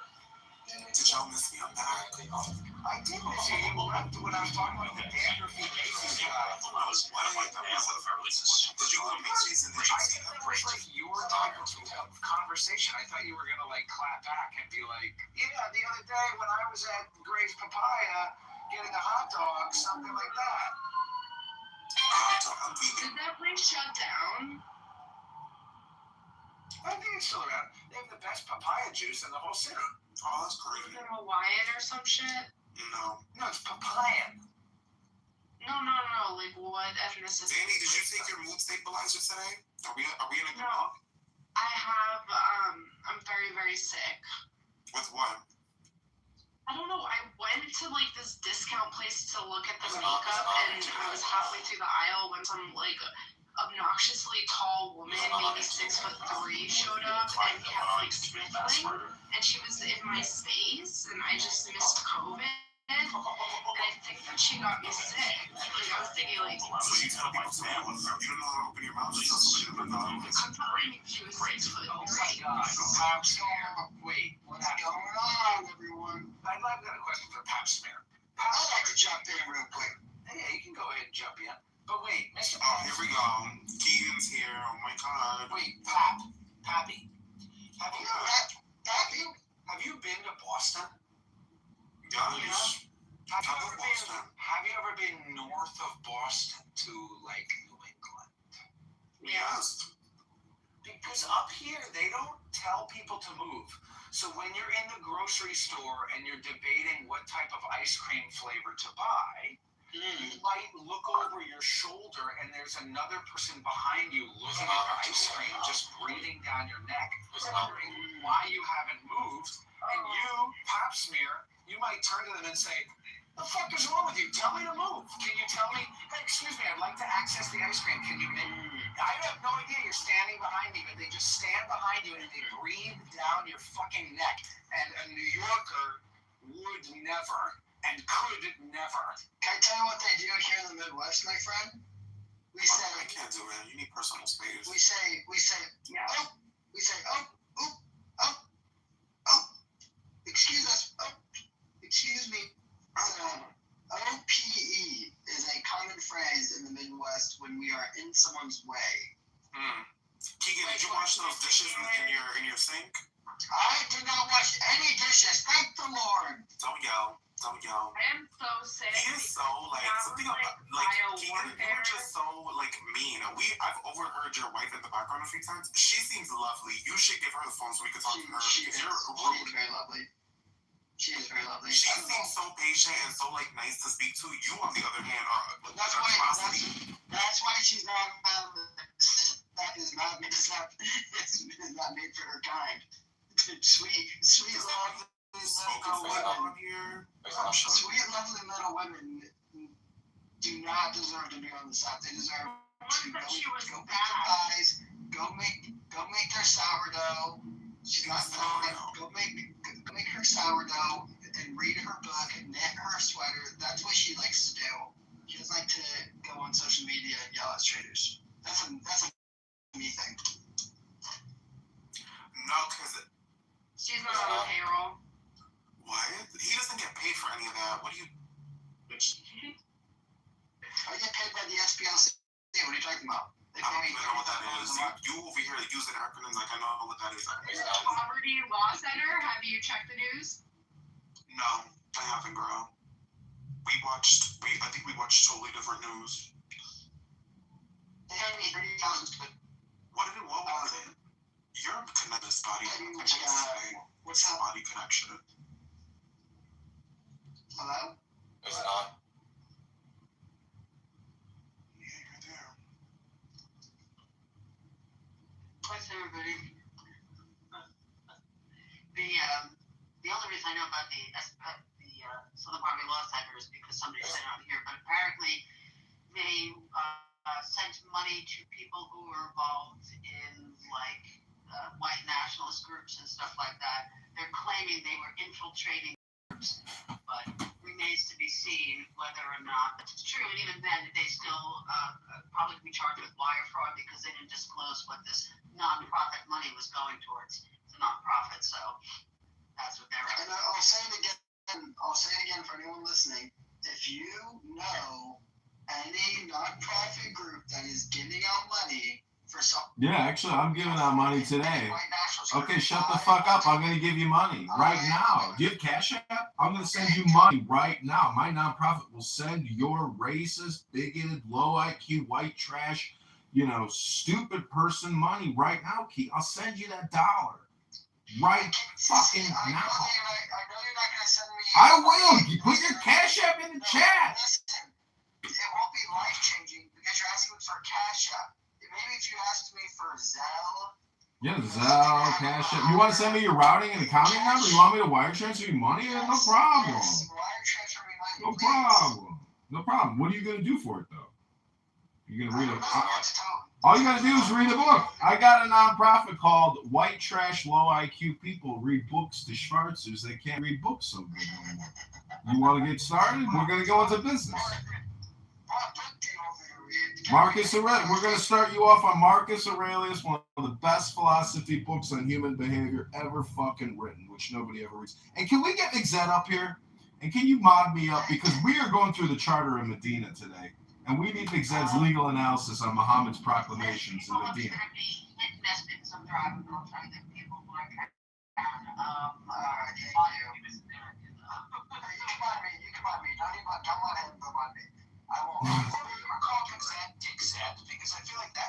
Oh, we got some winners in the room now. Let's start at the Medina Charter with Muhammad. Hello? Then we got Diogenes, fucking gay boys up in here.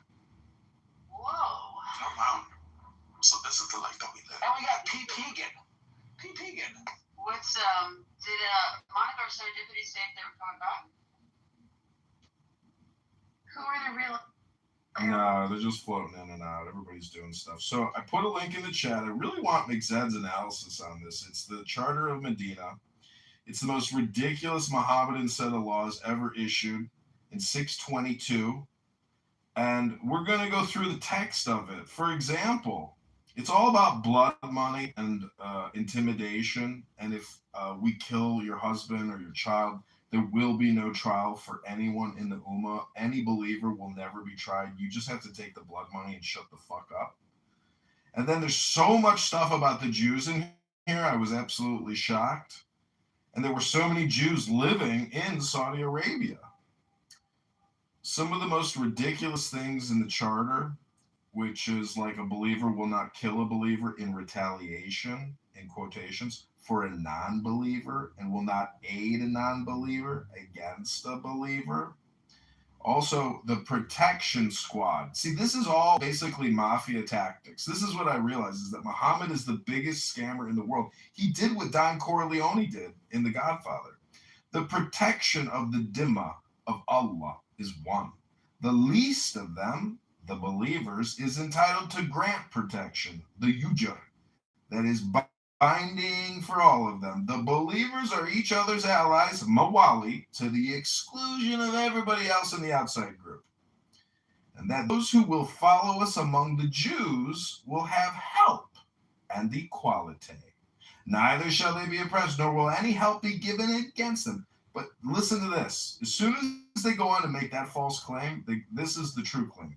And the peace of the believers shall be won. If there be any war in the way of God, no believer shall be under any peace with the enemy apart from other believers, unless this peace be the same and equally binding on all. So they're compelling Jews to fund and fight in their fucking wars of conquest. That's not fair. That's mafiaism.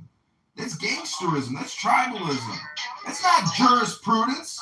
That's not Magna Carta. That's not Constitution. I want my fucking human rights. Hello?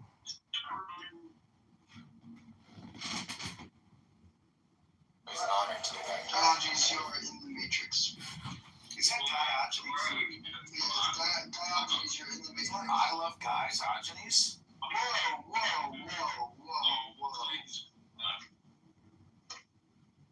Guys, you're still in the Matrix. I love good guys who are men of conviction, men of courage. Diogenes, you're in the Matrix. You are in and out of it. I'm so fucking deep in the Matrix. There we go. I'm so deep in the Matrix, brother. Oh, shit. Am I out? You're good now. Yep, you're out. We didn't hear a word you said before, but you're out. Hey, Alistair, first of all, shut the fuck up, pack it up, go read about your fucking goy slot somewhere else. We don't care. Alright? So take my goy slot, aka a link to Wikipedia describing Muhammad's ummah and his jurisprudence in 6.6. Okay, no problem, Diogenes. Whatever you say, Doctor. Thank you. Alright, thanks. Anyways, not to... What's so ironic is that you are actually probably a descendant of people from the ummah. Because you are the most Ashkenazi-looking one of us. And so I'm convinced that you are were maybe probably subjected to the tyranny and the abuses of Muhammad and his bullshit laws of oppression. Hello? I do not look like an Ashkenazi Jew. You do look like an Ashkenazi Jew. I've seen your photo. You look like an Ashkenazi, my friend. I think you got some Ashkenazi in your genetics. Have you done it 23andMe? Kitover grease. Okay. I'll take that. Thank you. I literally can picture your face in my mind, but I can't really picture. I can't really even have it on you too. Why can you picture my face in your mind? Because I've seen a picture of you. You're the client that went on to commit mass murder. Okay. What was I doing in that picture? I think you were smiling, and I'm picturing you wearing a white T-shirt and you have brown hair. A white T-shirt with brown hair, blue eyes, English, Polish. Yeah, you're kind of skinny. Kind of skinny. Really attractive. Don't tell people that I'm skinny. They think I'm obese, and there might be some money to be made in the arbitrage. No, you're not obese. You're not jacked either. You're like a little string bean. I'm not a string bean. That's not true. Maybe. Do you even lift? Slender. No.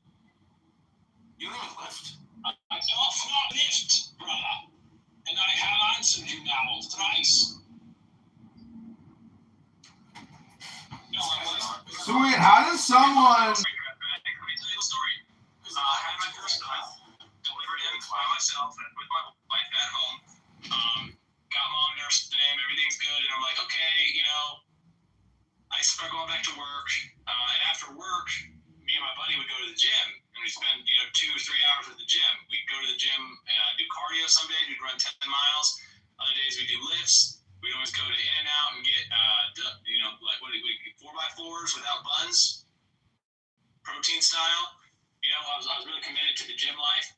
Then I came home and I saw how much work it was for my wife to be taking care of that infant by herself, and I realized I was fucked up for abandoning my responsibilities as a father, arguing that, you know, I needed to go to the gym. It's like, yeah, well, my wife needs help at home with this baby we made. Get up early and do like 300 push-ups in your bedroom? Anything? Do you have swing? No, I don't. Okay, well, if you have That sounds like a man who doesn't. you'll understand. Yeah, you'll understand that anything when you are awake, if you are not working and obligated to do something, there is something you can be doing to help your child or your wife. And so it's people. Why are you on Clubhouse at all? I'm at work. What do you do for work? You don't work on your work. You don't work. What kind of work do you do? I don't want to get off my field. You don't have to dox yourself. Are you the only person in America with that job? No. Are you the only painter in America? You know, Is Keegan the only fucking picture? rich monkey in America? I haven't shown you my picture. I haven't shown you my picture, but you've already seen it. So that tells you that pieces get out, and then people put them together, and then they dox you. Well, I'll tell you who I am. My name is Sam. People are doxing you because you're probably rude to them. Are you rude? Oh my god, I'm so fucking rude, nigger. You're probably rude. Oh my god. So rude. It's just I like you, Travis. I don't know why. If you hang around and you're kind of a cool guy. Well, thank you. I think you'd like me even more if we had a beer. You should make him a basket. I'd like to jump in here real quick. You can go ahead and jump in. I think if I was given moderation, I would make sure that Pap Smear could not be in a room anymore. Pap Smear is a faggot black man, and we should kick him from every room. Bite your tongue. Bite your tongue. Pap Smear is one of my oldest friends on this app besides Edmund Dakin. Yeah. No gays. I need Jesus. Trash bag loves me. See, I wouldn't fight in a war. I wouldn't fight in a war to the death to protect gay men, but I would actually have a beer with a gay man at a bar, but still not get in a fight to defend that gay man's honor. That would be that gay man's personal responsibility. And I would never, ever step in between a gay friend of mine and some other guy that wanted to fight him because he was annoying. I'd be like, that's on you, bro. I'm not here to fight for you. I'm here to enjoy my life. You do you.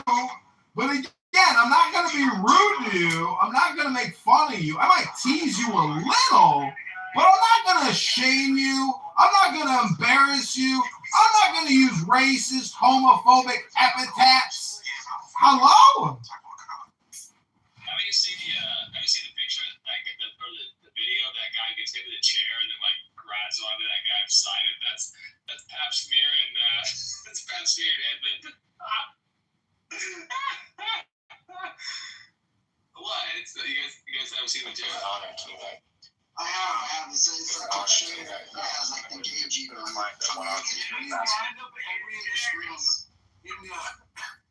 in ascending terms of height, ascending order of height.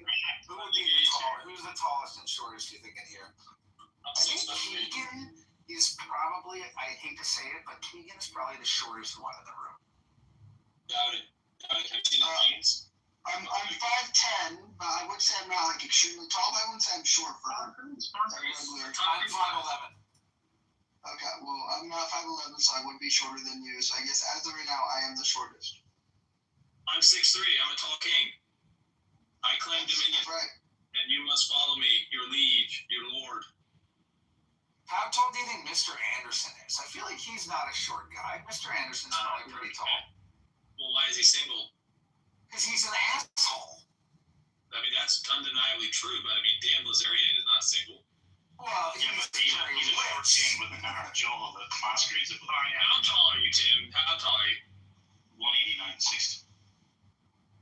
189? 6'2". That's a man's height. What is he? 6'2". It's on my Air Force ID. Whoa. My friend, we can't judge a man based off his height. I mean, we've had many short men. I think we can judge a man by what he claims his height is. Hitler was very short. In that case, my height is 6'5". Wasn't Hitler like 5'8"? You know what's interesting is I've been watching this documentary called The Dictator, and what's so interesting is Hitler was actually obsessed with making videos of himself, and that indicates faggotry. And so what's so funny is when you realize that Hitler was a secret closeted faggot, and that Hitler was a faggot. Again, I'll say it again. Hitler was a closeted faggot, and he was shooting influencer videos during the Third Reich. And so if you watch all of Hitler's videos, you realize he's just an AOC, and he's a schmuck. And in fact, Hitler had a very low IQ, and that's why people hated him in the Third Reich, and they tried to assassinate him because he was a prima donna faggot. And he was shooting influencer videos all the time, walking upstairs, looking backwards, being like, did you get the right angle on that video? He was a schmuck. Hitler the schmuck. It's the history that most Nazis don't even know about, that he was a low IQ social media influencer creating videos and books, but he was actually stupid. The man had a low IQ and he didn't write Mein Kampf. He fucking had to hire people to write it for him. He was nothing but a spam. A meme sitting in a jail cell having other people write his own fucking book. It's all a lie. It's all a fucking lie. The guy was a schmuck. The history of Adolf Hitler the schmuck. It's a new movie I'm coming out with called Hitler Was a Schmuck. Some of you might like it. It's very funny because it exposes Hitler as being a fraud and a social media influencer and back in the day with videos. So, I'm driving, so I don't really want to cook up food down. Just don't be assholes, please. You're gonna get eaten in a car accident. Then make Keegan as a moderator or me. Yeah, Keegan is a fan. No need to moderate these Nazis. They're just here to get roasted. They're just good for cooking on a barbecue when they realize that Hitler the Schmuck, the movie, is coming out. It's going to be exciting when you realize that your Lord and Savior Hitler was a loser, a dummy, creating videos of himself all day long. We do have a problem with my heroes losing. I mean, it's only through loss that we learn valuable lessons. And, Robert E. Lee, God bless him. Son of the South will rise again. There were courageous men who lost their lives in defense of something. You think I would besmirch them? Denounce them simply because they lost? You're a fool. You're a coward. You're spineless. You're a sycophantic suck up. You're a big bitch. You bald fuck. Shut up. Am I the Matrix? You see, when I see the millions of dead Germans, I really hate Adolf Hitler because he ruined his entire country, and he murdered. He through his bad strategy and stupidity, he actually killed millions of good men whose lives were thrown away like they were garbage. That's not good leadership. Those aren't heroes. That's called Hitler the Schmuck the movie. Hitler was a schmuck the movie. Hello? Oh, go to johnkitover.com if you want to find out where I live. And then you can reverse engineer who registered the domain name and report them to Interpol. Oh my God. Tim is going to get arrested with Adolf Hitler's dog. Hello? Keep it moderated so you can probably put this fucker up. Is that how you want mine? Eddie, don't do it. I'll never forgive you. If you embolden the Nazis, I'll never forgive you. Our relationship is over. Never again. Never again. Never again. Never again. Okay, I'm listening for a second. We're seeing if you still on Stalin. Right. Again, Stalin killed multiple people. Allegedly, the Germans did. How tall are you, Tom? What the fuck is wrong with this cat? He just screaming too much. How tall is this guy? Is this guy taller than me? I need to know if I'm supposed to follow you. Are you in my ear? How tall are you? Koala? No, I'm not talking to you. I'm talking to whatever that. I don't want your name. Fuck it. I don't want your name. Whatever his fucking name is. What the hell? You know, what about the Chinese country just killed millions of his people? And Stalin did that. Mao Zedong. You're talking about Mao Zedong, yeah? Yeah, you're the malcap. Yeah, the malcap. Meow, meow, meow, meow, meow, meow, meow, meow, meow, meow, Funny, the guy who killed like the least amount of people in modern history, they're the most offended by. Right? Like the British, we killed 130 million Indians in our rule of India. No one gives a wrong. Absolutely. Because the Indians don't own the media. The Indians don't own the media. Plus, they never actually went for any kind of victimhood of like, yeah, we got fucked, move on. Hey, Keegan is like the whitest of us. He should be our leader. Keegan, you're our. No. He's really good contract. He's behind it. That's right. He's way outside in the land of cotton. Hey, Keegan, that's a rousing rendition of the Bloody Blue Flag. How's it going? Long time for it.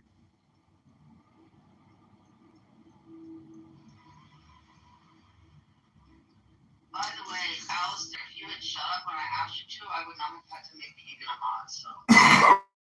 No, Keegan, He always does it. He always does it. He can't help himself, yeah. He really is a glutton for punishment. If I would have been a mall, get lost, what happened to the cave? He's a moth in the flame. He can't help himself. He's not to go. Yeah, I sit down to the good, swim in the swamp for a while after the fucking crocodile, then it bloody hell. Australia, New Zealand, what is this? What am I hearing? Aussie. Aussie, brother. I wish I could speak with a cool accent like that. All I know is Crocodile Dundee, a little bit of Steve Hardwick. Shrimp on the barbie. You can't take my face. It's so funny. Australians don't know what that is, but Americans Yeah, know. Barbie, shrimp is not a bad, it's prawns. It was an advert. It was an advert shown everywhere in the world except for Australia. So Australians don't know about that, but we all know about it. Next, you're going to tell me Foster's an authentic Australian beer. It's a horse piss. You want to try it? We made it for you. I've been drinking horse piss. Right, if we made it for you guys, you can drink it. You got the Australian Tourism Board's fucking propaganda. And what are you drinking out there? What's a good Australian beer? Lager. Lager. Who's making that lager? Victoria. I definitely go to Irish pubs. Irish pubs. Hey, you hear about the Irish? They got they got shut down. Their protest was shut down. You saw that? The fuel protest? Yeah, they were shut down. Yeah, what you? Government, no, it didn't. It snowed to the end. What do you mean it yielded? What did they yield? Government, there's the Irish government. What did they yield? Announced some kind of relief or something. Tax relief? They got something. Well, probably not what they wanted, eh? Sure, but it's better than nothing. No, surely something's better than nothing. I can't argue with that. It's like saying, at least they didn't fucking finish shitting on me. That's right. So I just want to say that in that Dictator film, you know that March of the Fallen when they all go to Moscow, like the 700,000 German soldiers or whatever. Let's just admit that the Germans never should have surrendered. They should have fought to the death because it's better to die fighting than it is to die in a communist gulag. Hello? At what point? How much later should they have waited? Bloody hell. Swim in the swamp. Okay. Can't keep a bad man down.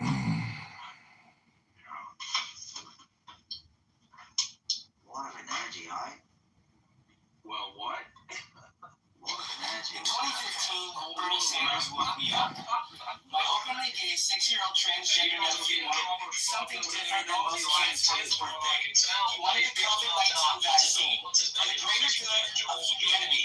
Because unlike the racist Republicans, he wanted to protect our democracy and take on his social responsibility to do his part for the greater good. He is now gone from this world. He recently had a heart attack. But the doctors say, Government for trying to stop it. Do you see what they're doing?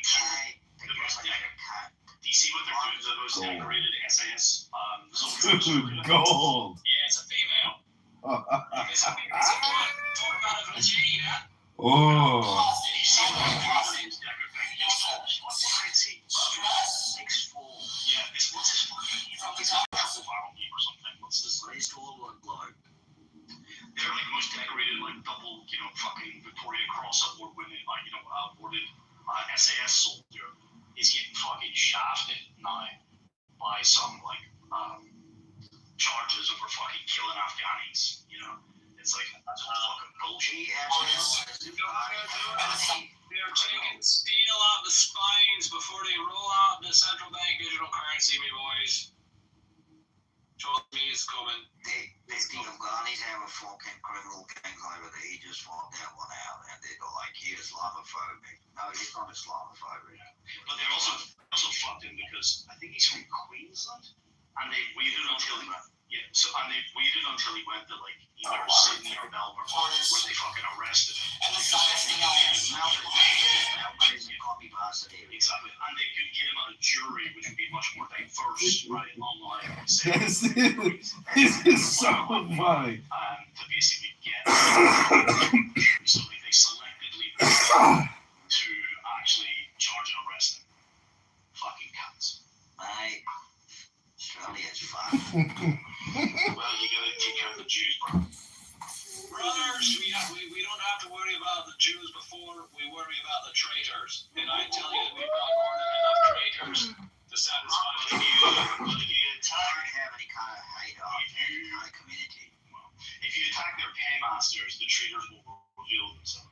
No, listen to me. There are some things more important. The collaborators and the traitors will reveal themselves. No, that's not right. You're wrong. You think they've been ruling us wrong? Who's gonna do their peddling? Listen, I'm telling you what. You go into your community and you identify the motherfuckers which are taking the money, which are selling themselves and selling you and your political representation, and you fucking hold those fuckers accountable. And you look next door to your neighbor on your right side, your left side, you see they're doing business with those fucking traitors. Your problem is that the alternative. Our problem is you're not committed. Your problem is what the fuck? That it's a Pepsi Coke challenge, and you think you've got choice, but both sides are poisons, right? No, brother, you gotta go upstream. You gotta go upstream and fight guys. You don't need to be talking to me this way because you know, as a matter of fact, that I don't have any of this fucking delusion in my head about the right of the man.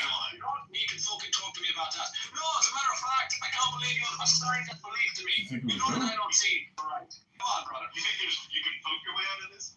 No, exactly. You can't fucking work with that. That's what I'm trying to tell you, Tim. You know that I know this, alright? Don't be fucking put over right there. Yeah. Unfortunately, you're 90 seconds away at any point in time saying shit like, the tree of liberty must be refreshed with the blood of patriots. What do you mean? What do you mean? What do you mean? You're ready to you're glowing right now. You're with a bedpost. See, this is why he's so secretive about his identity, because it's actually fucking bad. Tim, you want my identity because you like those fucking... No, I don't want to know your identity. I've never asked. I've never asked. Terrorize, be wise, and kids because you got no other fucking targets. So I go out to the protests, okay? And I'm not talking about riots, but I go out to the protests and I take my lovely wife, a good woman, and the children. Good children, good Bernie Sanders woke me up. I told him that my 6-year-old transgender nephew wanted something different than most kids for his birthday. 6-year-old transgender nephew wanted something different than most kids for his birthday. He wanted the COVID-19 vaccine for the greater good of humanity. Because unlike the racist Republicans, he wanted to protect our democracy and take on his social responsibility to do his part for the greater good. He is now gone from this world. He recently had a heart attack.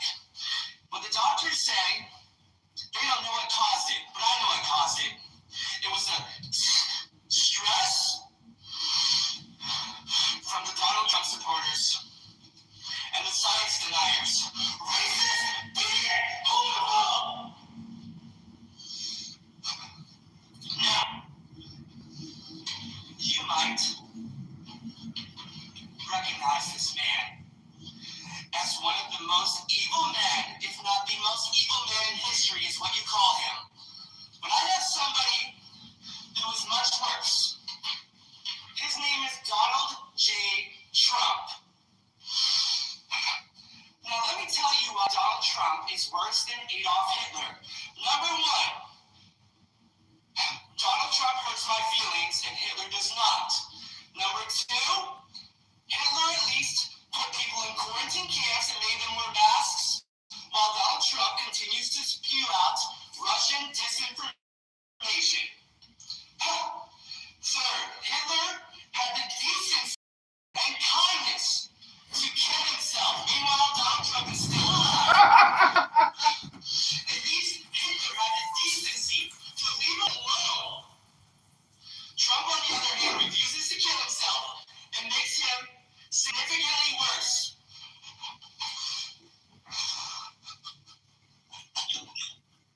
Now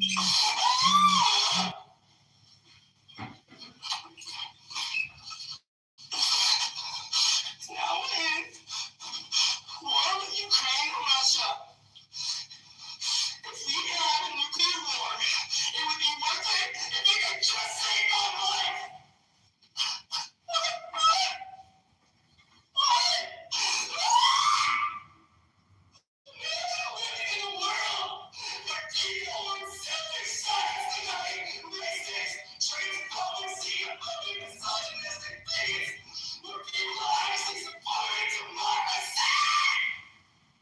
And took on its social responsibility. The only way to fight for our democracy is to get vaccinated while supporting Ukraine in the fight.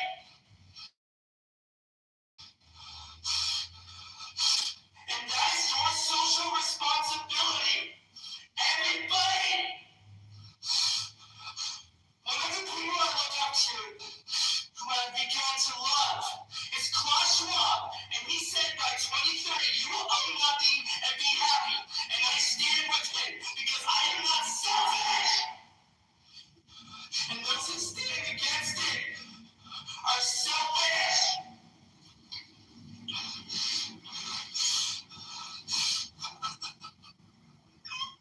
My closing statement, my only regret is that I didn't stop for him. Taylor's killers, I still remember like it was yesterday. I was shopping at Target in the Pride section looking for a shirt for my 6-year-old, openly gay transgender nephew after I got off work at Starbucks where I'm a barista. But at least I knew that I was helping the LGBTQ community where Breonna Taylor was killed. Every man that lay on my counter and I prayed that Dr. Fauci made a vaccine for white supremacy. I hate myself! Thank you. That's your time. Appreciate it. I'm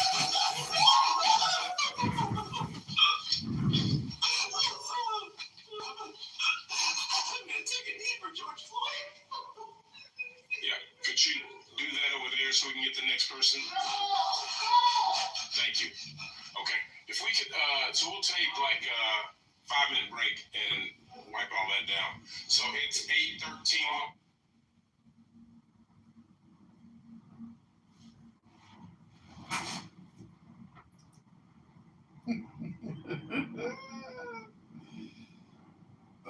You sent me a good show. Send me gold.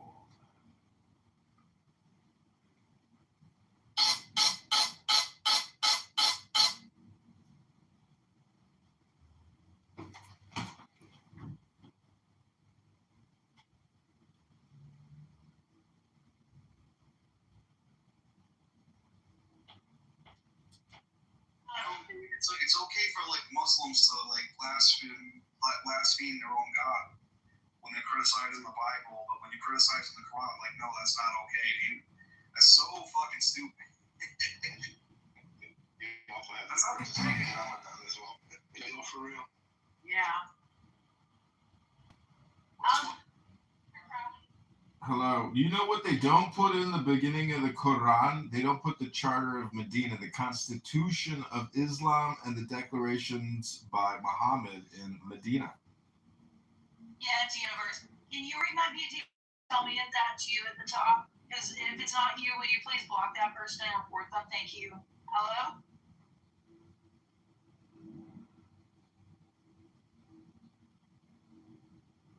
No, that's not me.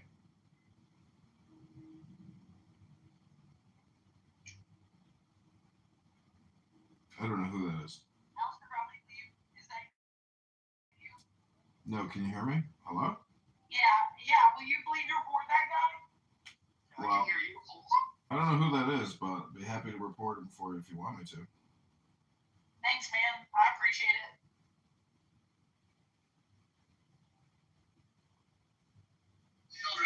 But I'm done. I would never ever waste another minute engaging in a debate with a Muslim unless it's about the Charter of Medina by Muhammad, the Constitution of Islam.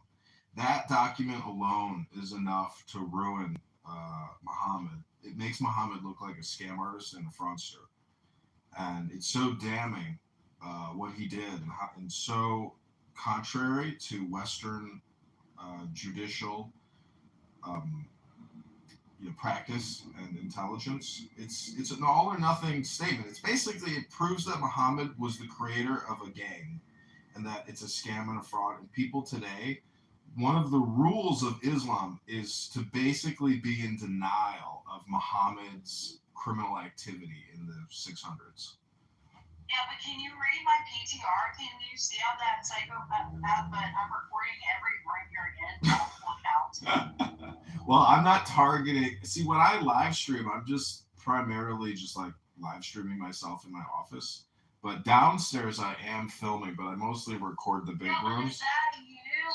I'm fine if it was you, I John. told you it was not me. I told you twice, like 3 times now. Then that freaks me out. If it was you, then I'd be fine with it. But if it's not you, then I'm freaked out by it. Yeah, well, welcome to being on the internet where you're in a public space and you should assume that everything you say is completely recorded, which it is, because you can't transmit what you're saying unless you create a record. Will you please report that guy? Please, John? You got it. No problem. Too easy. Done. If you want to get smart, create a trap room, bait that person in, and then report them. But you need to get them into your trap. Okay. That's what some people have done to me. I figured out how they get my accounts clipped. They're pretty smart. You alright, Kenny? She's having a moment. Don't let it get to you. You never let the Bolsheviks get to you. They have no The bullshit mix. Yeah, that's exactly what they were, weren't they? You know what's funny is I'm going to produce a movie called Hitler the Schmuck, and I'm going to create another one called Stalin the Schmuck, and then Mao Zedong the Schmuck. Because when you see videos of them, and there's so many videos of them, they actually all spend a lot of time creating videos about themselves. You realize that they were doing dopamine social media creation, prior to the advent of cell phones. I mean, because they would just distribute the videos in movie theaters. That was the propaganda distribution. But when you realize that they were obsessed with making videos and not actually leading or even educating themselves, they're all schmucks. They're assholes who killed 100 million people. And see, the problem with that is those 100 million people that died in World War II, they were just led into the slaughter by a schmuck. And that's my big takeaway. The Sharia Constitution thing you were talking about, I kind of want to hear some of your ideas on that. Yeah. Let me put the link in the chat. Have you ever read the 72 amendments to the Islamic Constitution in Medina? This is all you need to know from a legal perspective, that Islam is a scam. It's 100% a fraud, and it's right here in this link. And it's just all based on gangsterism, mafiaism, tribalism, defrauding victims, and it's right there. You can see how, and I used Grok to do a historical and literary analysis, contrasting comparison between Western judicial law precedents and historical progression versus the Medina Charter, which is set in stone. It doesn't update. So it's so low IQ and so obnoxious and odious that Muslims are essentially low IQ and ignorant and ridiculous and unfair and nasty about it. And basically, they're in their own mafia. The Ummah is the Don Corleone family of the world. It is the. I can tell you're jealous. It is the persistent cancer of society. And actually, the other way to prove it is through the quotes of Winston Churchill, and I'll put that link in the chat next. I am complete. Thank you for letting me speak. You're welcome. Don't ever speak again, please. Do us a favor. All right. Why did they boom the room? Here I am trying to Diogenes, will you please report that guy that I pinned to the top, please? Will you report him and look at my PTR? Report. What? Kitty 085. Hi, Jess. I'm recording every room you are in. Multiple accounts, honey. Why would I? What? Who's that? I don't know what's going on. That guy that I pinned to the top of this room, SIA Watcher, will you please report him? Why would I do that? Because he's stalking me. On the internet? Yeah. Yeah, no, that's a you problem. You can block him. I did. I blocked him and I reported him. Don't you report him? Well, then log him to the fucking internet. Log off if you don't like it. Diabetes, I hate you. Well, I don't even know you, so thanks. That doesn't mean much to me. Yeah, but you don't like any of my friends and you say mean, horrible things. Are you Muslim? No, but it's interesting to get that question. Thank you. I don't know that I said a minute ago. Essentially, if you're a communist or a socialist or a Marxist, you actually embody the Ummah principles, and therefore you are tangentially Muslim. Though not actually in Muhammad's Ummah, you practice Islamic ideology because you're a Marxist, communist, socialist. What do you want me to return? I can report it for you. What are you gonna do? You gonna give me some coins? Give me some coffee. Give me something. Give me karma. I can't spend that. I don't have any shekels. Well, I need some fucking shekels. Is that what they're called? Is that honest to God what we decided to call them on Clubhouse? Shekels? That's cool. Shekel. Call me whatever you like. It's your freedom. Okay, shekels. All right. So the other link I put in the chat is Winston Churchill quotes on Islam about how Muslims demand that women be their slaves, whether it's daughter or sister. I hope you enjoy these quotes by Winston Churchill. And, I just want to say the fact that Abby is here and you guys have broken up because Abby has eventually realized that she hates you and that you're a hap, which is a highly annoying person.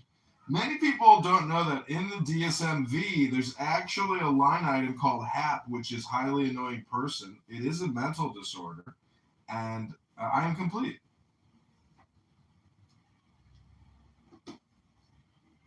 Hello? Hi, Abby. Othello, don't think that you're not in there. When you look up HAP in the dictionary, there's a picture of Othello, Regal, Kitty, Abby, myself, Diogenes. This is actually the HAP support group. Thanks for coming, everybody. You're welcome. I gotta admit, I'm just a sucker for punishment, just like you.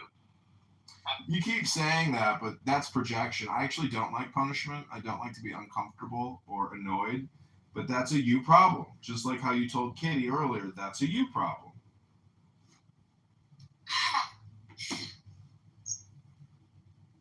Oh my gosh. So welcome back, everybody, to the HAP support group for highly annoying people. We are with some of Clubhouse's most annoying and disliked people, and we're trying to figure out what exactly makes a highly annoying person highly annoying. Let's just sit back and listen to what actually happens with highly annoying people. Can you put him in the audience for a second? Wait, who do I put in the audience? You have to. Why are we putting John Kitover in the audience? Yeah, we like John. Just shut the fuck up. But John, will you just be quiet? Yeah, just let John do his thing, but... Yeah, I'm listening to highly annoying people. We're actually doing a highly annoying person survey right now. Please proceed. Yeah, tell him yes. So I know you're nothing, right? Who? You. No. Perfect. Well, there you go.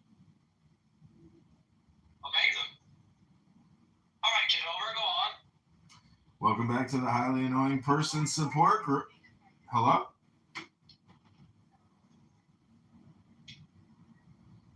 Welcome back to the highly annoying person support group, where we are listening to highly annoying people be highly annoying. Let's just sit back, use our ears, refrain from using our lips, and just listen to what it's like to be with highly annoying people.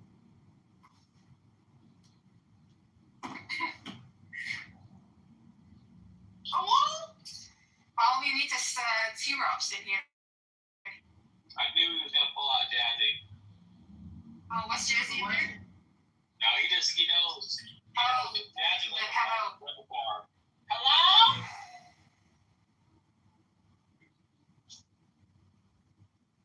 I think I'm going to get into politics. I think I'd be good in politics. I think I'm going to fully dox myself, go into politics. politics, and you guys can sell. You guys can, like, I want you guys to do is I want you guys to say, like, oh my God, we know so many sordid, dirty things about him and who he was online, and I want you guys to get paid for that. So make sure you get a good amount before you get paid. Okay. We gotta wait until you're almost president, and then we gotta do it. That's right. Wait, and look, you guys just take the temperature of the room, right? And if you see, like, my political stars waning, The things I'm gonna make up. yes, there you go. Just go for it. And, you know, You took the wrong mustache. have like the New York Times or, like, you know. You knew all along I was Mossad anyway. Exactly. Just, what I'm saying, get paid. Like, don't, make sure, like, I'm not even gonna fuck you. I'm gonna first make sure you and Diego are in the same political party. He won't be a part of my political party. He's a fucking greedy little spiritual. You like him. You like him. I do. I like, because you know what? Because you're so Christian. I love that people would crash. You're the most Christian non-Christian person. He's peaceful. I know it. Isn't it crazy? He's peaceful. Look what he did to Yoda. I didn't say he was peaceful. What are you fucking talking about? I'm obviously wrong for that. He's very wrong for that. And I called him out for that. I'll call him out for that again. Okay. I'll say to his face. Like, am I being kicked? Being kicked. It just Diogenes annoying me a little bit. Why? He was just talking about me. Are we having a room topic or something? Yeah, it's a hot room. I wanted to listen to what Alistair was saying, John over here, what he was saying about, like, the issues with the Constitution, fucking whatever. Constitution. Diogenes loves to talk about that Constitution. We were talking about the Muslim Constitution, not the American Constitution, Abby. There's a difference. Regal's lying. He's just jealous. But it's okay. So what? Thank you, man. So maybe you're jealous of my English, Scottish, Polish. That's crazy. My aquiline, large and distinguished nose. I mean, the whole reason why you guys are civilized is because of Regal's. You're like the worst part. You're made out of the worst shit that Europe is made out of. My mature hairline, my mature hairline. Bro, you're a fucking Polak and Scottish. Good for you. Irish are better, and the Germans are way better than fucking that. Wait a minute, I'm a Polak too. Oh boy. You know, the Polacks are considered the niggers of America. I mean, sorry, Europe.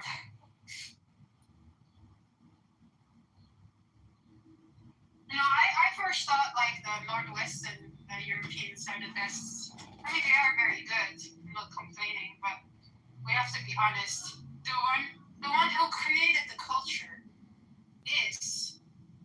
are the Mediterraneans. It's the people like me. Bernie Sanders woke me up. I'm openly gay. No one else in here. Okay. Hi, if you're new to the room, welcome to the Highly Annoying Person Support Group, where we're listening to highly annoying people be highly annoying. No need to kick anybody to the goo or remove them from the room if they're highly annoying. That's the purpose of the room. Hello? Hello? Hello? John B. Cooper every 5 minutes. I'm gonna fully dox myself. I'm just trying to fucking chill and, like, be funny, dude. I'm not trying to be all that types of fucking serious. I mean, I don't know. It was probably a minute ago. We are trolling too. Don't you worry about that. Well, you see, not every hap is a troll and not every troll is a hap. And I just want to say, if you're a highly annoying person and you call yourself a troll, but you're just a highly annoying person, well, you might not be a troll. You might be a highly annoying person. And so... Stop speaking. I'm driving. I don't want to get in a car accident, but I really don't want to be alone with my thoughts. So... Is it Let's go to Keith.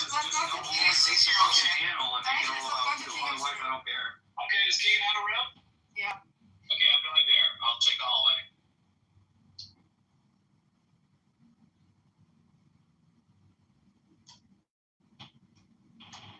I just want to say that that's generally what highly annoying people do, is they have absolutely nothing interesting to say, They're just actually there to be highly annoying.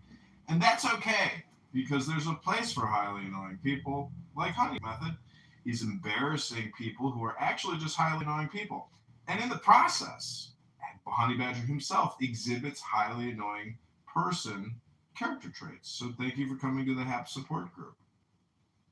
This is a safe space for HAPS. Please come up, honey, and participate. Everybody acts like it's, this the clubhouse debate club or something like that. It's not that. Definitely not that. Yeah, but it's for highly. We're going to jump in the middle of the fucking discussion, and that's what we're doing. We're just having a conversation on here with 20 people on the app. I can just jump in at any fucking time and fucking interrupt with, especially if you've got somebody committed, and then you got some other fucking idiot.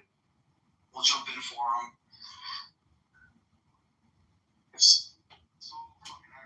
I agree. You have it's annoying. It's not real fucking debate. It's just we're on it. You might as well have it be. That's why all the titles in my room are fucking open discussions. Ain't no fucking debate on here. Well, I think this app would be if this app had a setting where when you set up the room to like debate room style, like 1 minute, 3 minute, 5 minute, and then the green bean rotates amongst anybody on stage, that'd be great. That would eliminate all the friction on the signal, So I'm just saying that the app itself is functionally malevolent. And I think Honey Badger can probably confirm that if we wanted to actually use this app for productivity in terms of like experiencing true information, that could be possible, but the app itself basically opens it up to highly annoying people. Hello? I very much so agree. Hello?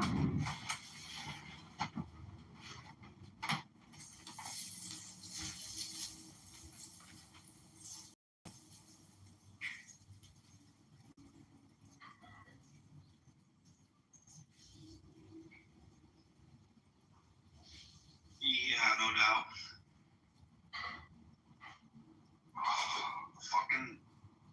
It's gonna be a year debate on here, I guess. They're gonna talk about our claims evidence for the next year. Oh God, I thought we handled that. I thought that was done already now. Really? That's their thing, dude. They want to talk about the same shit every day. Oh, but come on. We've already established that claims are evidence and testimony is evidence. Yeah, whatever. Do you think these people are following philosophical rules when they do any of this stuff? Are there any real formal debates on here? I might have seen one or two. People don't have patience for that. They just want to be part of the conversation. You don't have patience for it. And they want to get out the all the troll shit. They want to joke around and, dude, there's old ladies on this fucking app, dude. Like that shit, Frenchie, she's fucking old, bro. What are you doing on here? Life is so fucking boring that you get on here to fucking condescend Christians and tell them their book is fucking stupid. I mean, what do you fucking do? Yeah, she is pretty, I don't know.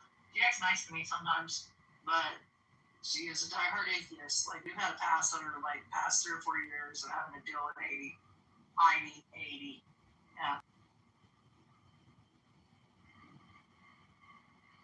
What do you think? You would think by now, after they figured out all of this stuff, they would be fucking doing some sort of a study of some kind and talking about real resolutions and problem solving and treating it like it's a fucking think tank or something. But you never hear anybody getting on the positive fucking tip and doing that, You got some of these dudes on here that are, I'm gonna say they're pretty fucking smart, dude. And it's when do these people, Christians, atheists, all these fucking people come together and then say, well, where's the reconciliation? Where's the stress point? And I say this shit all the time. I'm like, it just falls on deaf fucking ears, dude. Like the biggest thing that we got hurting us right now is like this culture that we have. You know, we're just imitating shit and recycling bullshit from like, you know, the 1960s and 70s, right? But it's just being recycled today by a bunch of kids that don't go out and read fucking history books like in the 1990s and the 1980s. Like, everybody was against fucking racism. Everybody wanted to clean up and pick up fucking trash. Everybody wanted to do Michael Jackson's fucking heal the world and make it a better fucking place. Oh, you know, Cyndi Lauper, the fucking... Let's see this. Regal, you know what Gnosticism is, right? So I came to the conclusion the other day that Gnosticism and solipsism are technically the same thing.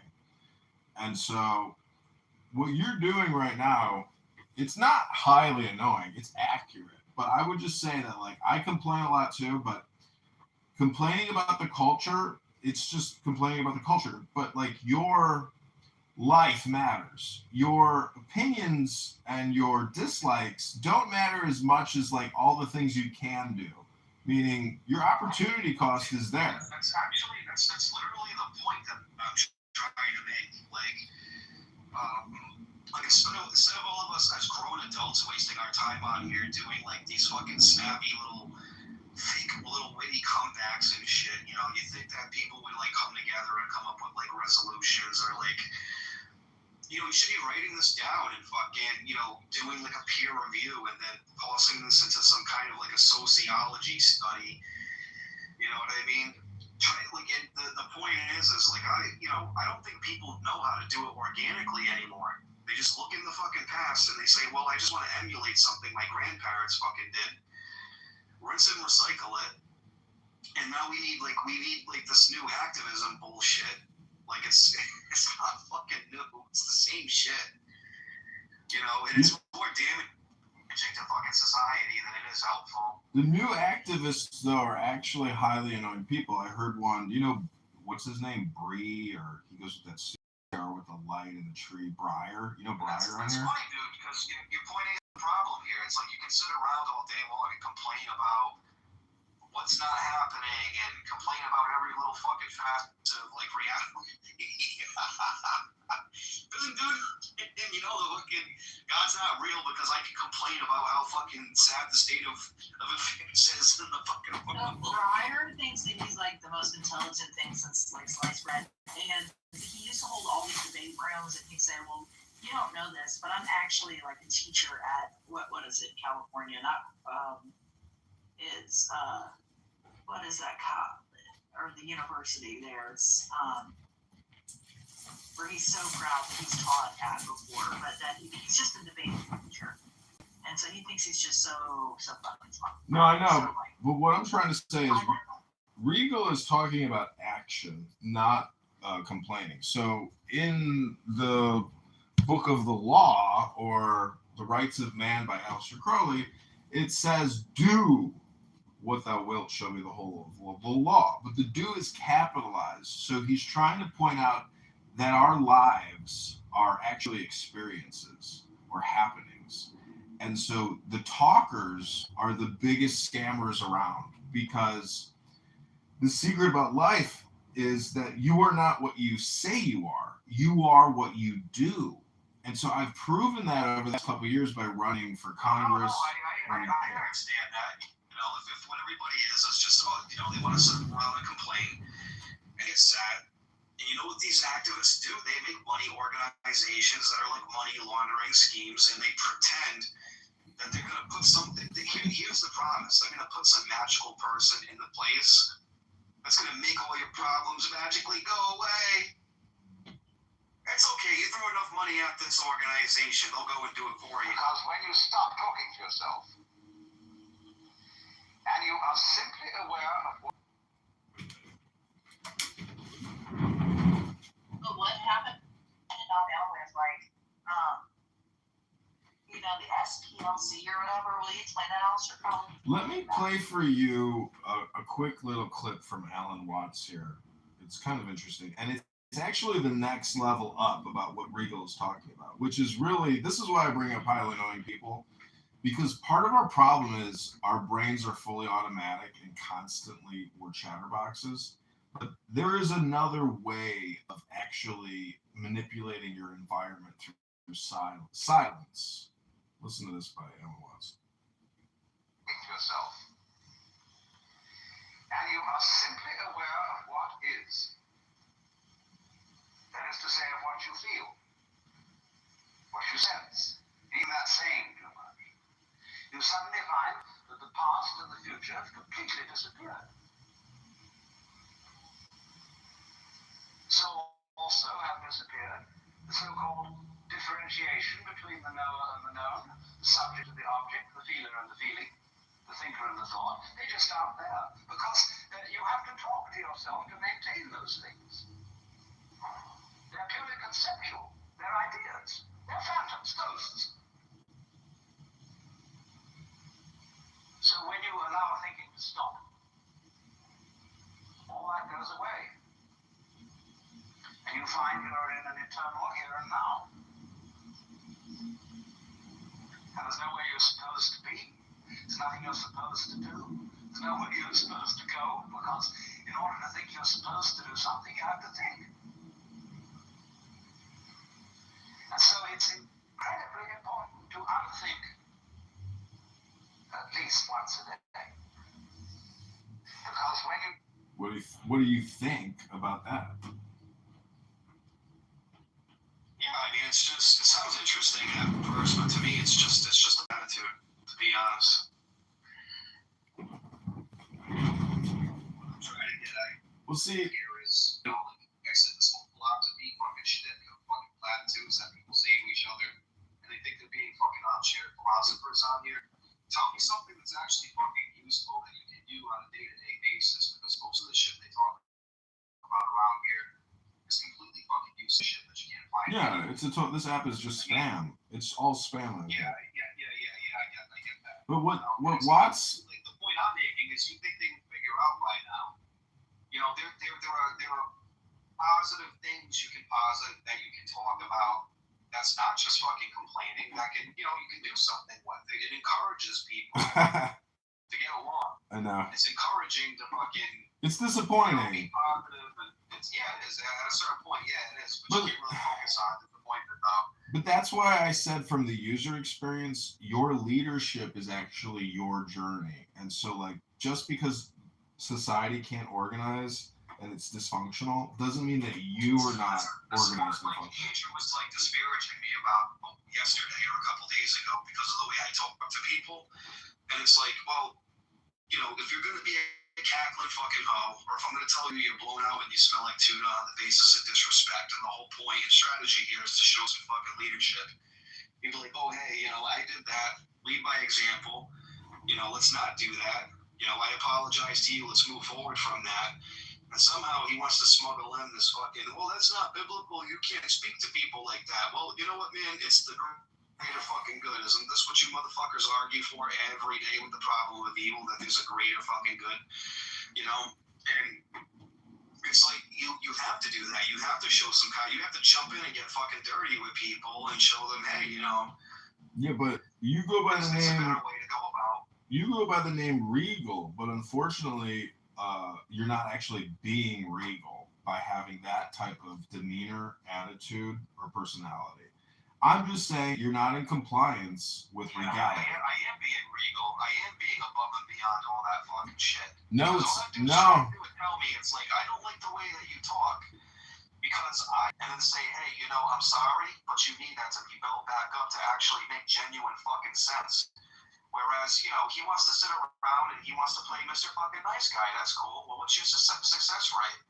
Almost every person on here, right, that comes and hangs out in this fucking room, I've been pretty blunt and straightforward with, and I'll tell them what my thoughts are. I'll even insult some fucking people when it's necessary.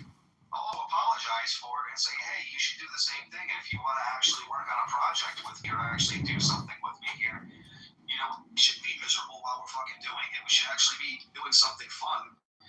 Something that is regal, that transcends all that, that's above and beyond it. I get it, but people are just complaining about it. Well, what I'm advocating for is that Regal can actually change and be better and be happier with a different personality.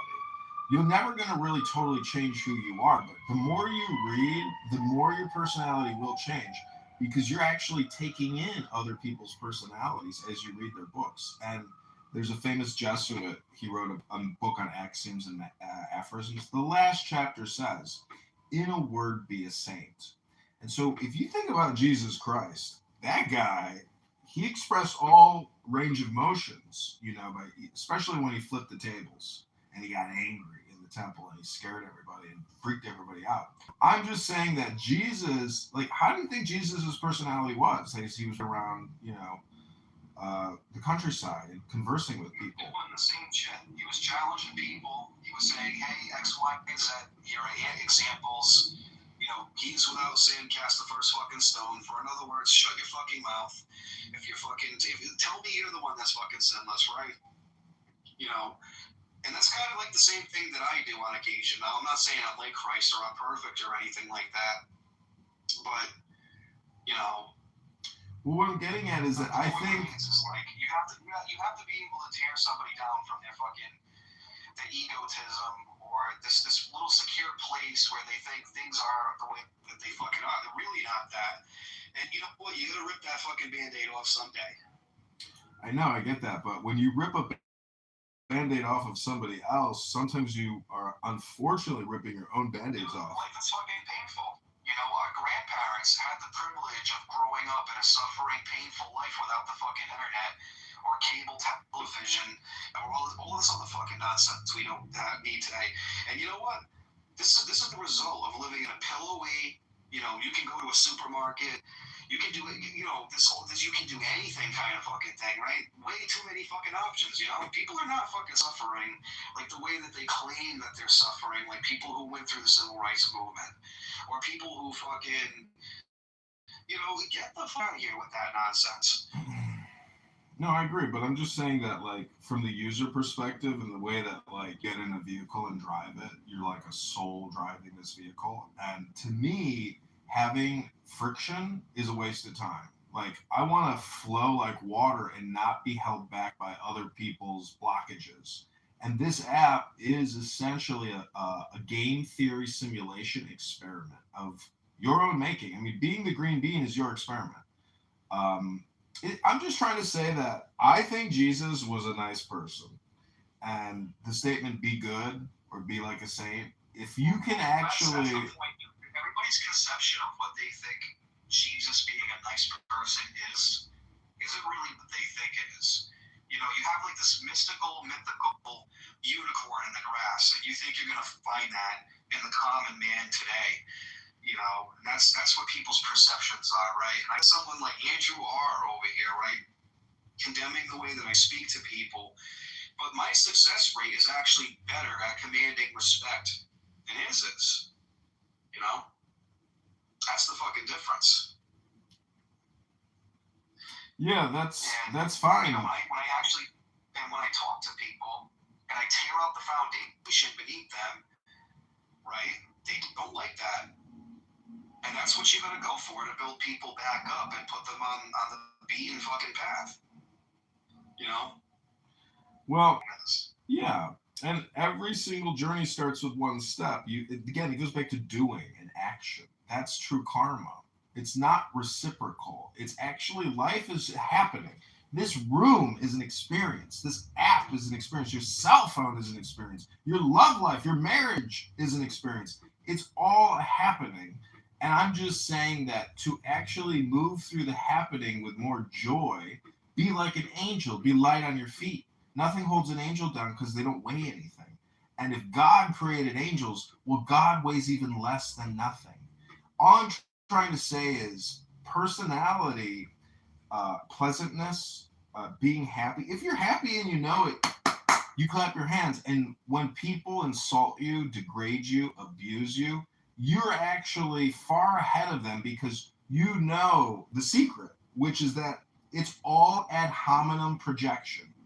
Ad hominem projection is what happens on this app nonstop. And when you realize what real projection is, it's a motherfucker. Because you realize everything you've ever projected onto somebody else. Dude, I get that, man. Everybody likes to take their insecurities out on each other because they can't sit there and formalize them because they don't have a concept of like conflict resolution in their life. And the standard of relationships today is to avoid conflict resolution, because the second you criticize your friend or anybody else, it's like, oh, I can't be criticized. We can't resolve this. Oh my God, communication and expressing your fucking needs to each other. Oh, that's so fucking hard to do. I mean, I get it, dude. I understand that, but the whole point is that, I can sit there and take the criticism. I can also dish it out and say, hey, you guys really don't fucking like that. Let's get along and let's go this direction. So sitting here focusing on nonsense like that. And I mean, not for nothing, dude.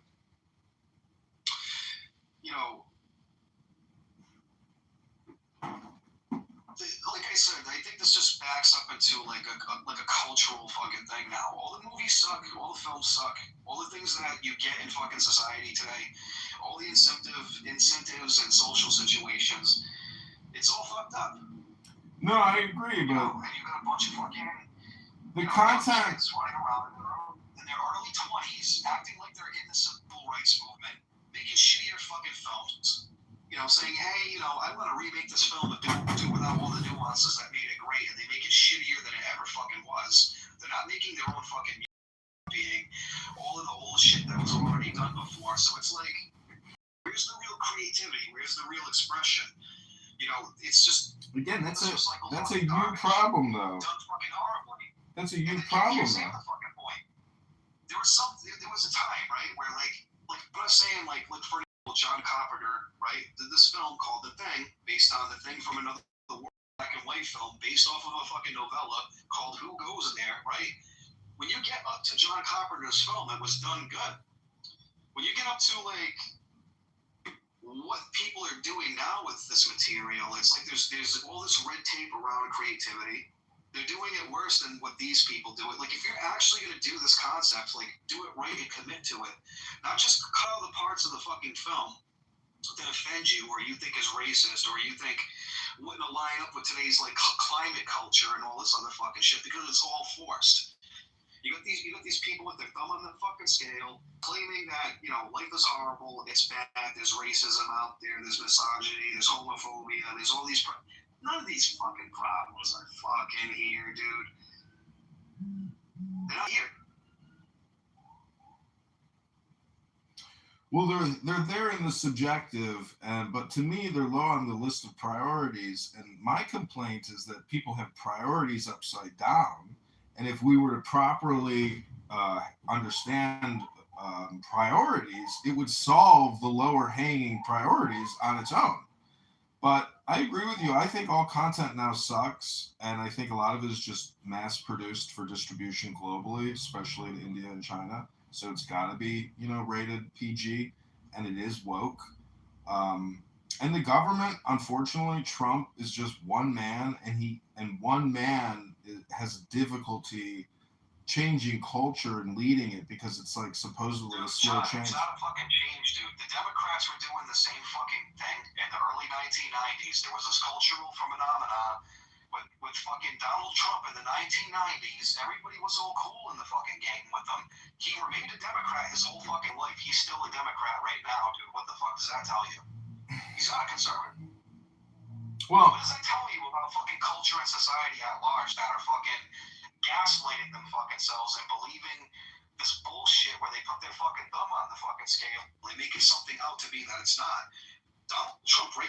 We actually have a Democrat in the fucking White House right now, and people don't even know that. The dude's views didn't change from the 1990s to now. They're the same fucking thing. All the shit he's doing right now is all the shit the Democrats were doing and then in the late 80s, early 90s, all the way up to the fucking 2000s leading up to Obama. Well, I mean, before getting to that, I just want to say that, like, people think I'm a troll on this app. Well, let's be real, dude. Like, how can people sit there and literally brainwash themselves into this fucking shit, dude? Like the real influence violence here is coming from, like I said, a bunch of fucking teenagers that are probably in their early 20s now, just getting into college. They hear about how they have entitlements to feminism. They hear about, the racism and all this, and then they bring it all back with them, and they think this is the problem of the fucking world of today, dude, when all that shit's already been resolved. That's what the fucking problem is. You gotta let a lot of brainwashed little shits running around. Well, see, I think you got your dates wrong, personally. I've read that the problem in America really began in the 60s, the hippie movement and that cultural movement in America, that the government should have ended it before it took off, and that's actually the cancer in our society. And they're all, in their 70s and 80s now, retired, collecting pensions, and they're all hypocrites. These are very common complaints. I'm just saying that, to me, I said earlier that I was a troll, but I'm actually a filmmaker, and I have, 100 YouTube accounts with 100,000 plus videos. From the 1960s to the 1970s, we resolved that issue, right? In the 1980s, everybody was doing interracial relationships. Everybody was all cool in the fucking gang with it. Now we're in the early 1990s, and the culture reflects everybody trying to make the world a better, clean up your garbage, treat everybody fucking better and kinder, all this other nonsense. And then you get to 1998 when the new metal culture comes out, the Attitude Era, where everybody's fucking flipping bird and saying, hey, I don't give a fuck, it doesn't make, fuck you, this, like, all of that punk shit, right? And then slowly from 2000 up to 2015, dude, something happened here where, like, these fucking kids got their hands on the culture now. They're getting into the filmmaking, they're getting into all this shit, and somehow, because that's what kids do, they sit on the internet all fucking day in 4chan, sit all day on the internet, on fucking TikTok, on Facebook, on fucking Reddit, okay? And there's just this fucking poison that gets injected into fucking culture, bro. What, we're doing racism again? Oh, we're doing feminism again? Oh, we're doing, like, how many fucking things can I stack up and be like, hey, we're doing it all over again when most of these fucking problems are, like, generally resolved? Like, even in the early 1990s, dude, if you were a fucking racist, man, you would be socially disparaged for being an asshole like that. When the fuck did it ever come back in 2015? People got tired of being called racist when they weren't. Well, that's the point, dude. Like, now racism or misogyny or all of these different words, right? All of them, right? All of them has lost its absolute fucking meaning, and people are getting fatigued out from it. And it's cyclical, these though. People that are the politicians, the people that make the films, this is the people that run the music industries, this is the Disneyland, this is all the kinds of shit that they're fucking into. And they're just poisoning the fucking well at this point. It's a list of top 50 buzzwords that Democrats use. I realized this yesterday in a room. I was like, I really need to learn the verbiage that left wokeists are using regularly, because no matter what the topic is, it will come back up. It's almost like on their calendars. And they just keep recycling the topics, but they never get to important topics like tax reform. Never, ever. Because they're not interested in actual reality. They're more interested in their delusional makeup, create a new utopia society, not based on math or physics, but based on their feelings of what is social equity justice. I mean, that's why I'm saying, Regal, like, your complaint for a highly annoying person. Again, this room started out as a highly annoying person support room. I know I'm, co-opting your room and declaring that, but I'm just saying that be the solution, be the outcome now in everything you do, and then there's no room for complaint. And I hope you're doing that. Hello? Dude, this goes levels above and beyond stating the fucking obvious, right? Because this stuff really is obvious, but it's really fucking not. Now, if you point this shit out, you're a transphobe, you're racist, you're a misogynist, for simply stating the fucking obvious. You gotta make a fucking, what the fuck is that? What the hell is this? No, it's the act that they made in the fucking Biden administration for like fucking trans people. I can't remember the name of the fucking bill because I just don't really even care about fucking politics at this point. But it's like, here's a percentage. You got the LGBTQ community, makes up 10% of the fucking population. Now you've got less Now you have even less than 10% of the population, right? These are trans people. Why are we allocating a bunch of fucking funds for like all of the like a super elite group of fucking outliers? It's political. It's super normal stimulus. Just to satisfy their feelings, so they feel like there's a security net. Like it's absolutely fucking insane. Why are we doing that? You know, for real, that stuff killed a lot. Like, it really destroyed the Democrat movement. When you turn 18, you can get cosmetic surgery.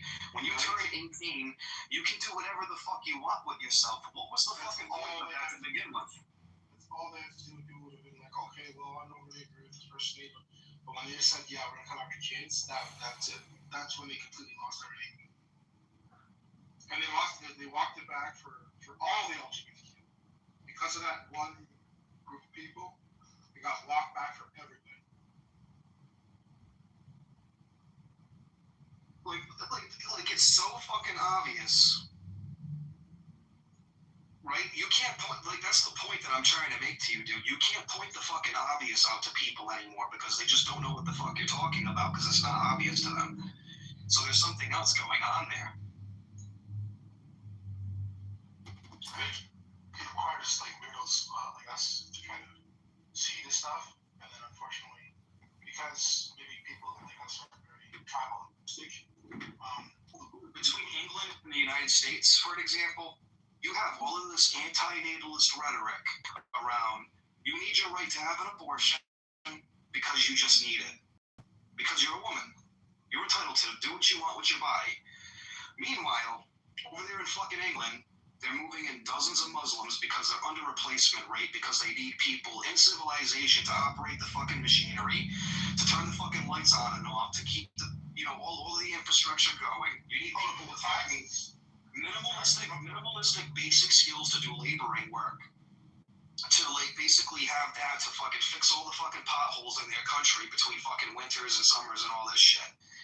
So instead of sitting there making, you know, let's say, let's get rid of fucking feminism because it's already achieved its fucking goals, and obviously they're not gonna roll back on that, right? Let's get the propaganda up for actually supporting people who are mothers. Like feminism, ultimately, you know how it started, right? Yeah, I'm familiar with it. And I'm also familiar with the fact that somebody who commits themselves to feminism, they don't care about how it came along. They don't care about where they're going with it. Most people, if you state the obvious to them and you say, well, how do you resolve for this issue? They don't fucking talk about it. They don't care. This is an obvious problem. You can point right at it, tell them what it is for how it is, and whatever the case may be. And it falls on deaf fucking ears. I don't care. Because you can take your money and you can give it to an organization and they'll do it for you. There has to be somebody out there that's going to protect me or give me a security net if I keep paying fucking into it. Like, I mean, does anybody know what happens to the tax money anymore? Where it goes? It goes into a black hole. There's no tracking. You get barely enough time in the fucking week to yourself to even care about any of this shit. Yeah, it's true. The popular. Where's the fucking outreach for fucking everybody in their fucking world being locked in their fucking homes? Because a bunch of fucking scientists said we needed to fucking do it, and then they ended up being fucking wrong about what they said. Well, where's the outreach to that? Oh, none? Yeah, somebody else will take care of it. I pay my taxpayers money. Gray, welcome. This is a highly annoying person support room built for highly annoying people. I want to thank you for coming. No. You just didn't know that we set up this room about an hour and a half ago dedicated to supporting highly annoying people, and we just sit back and listen. We try to use our lips less than our ears. Welcome to highly annoying person support room. Hi, Greg. Hey, what's up?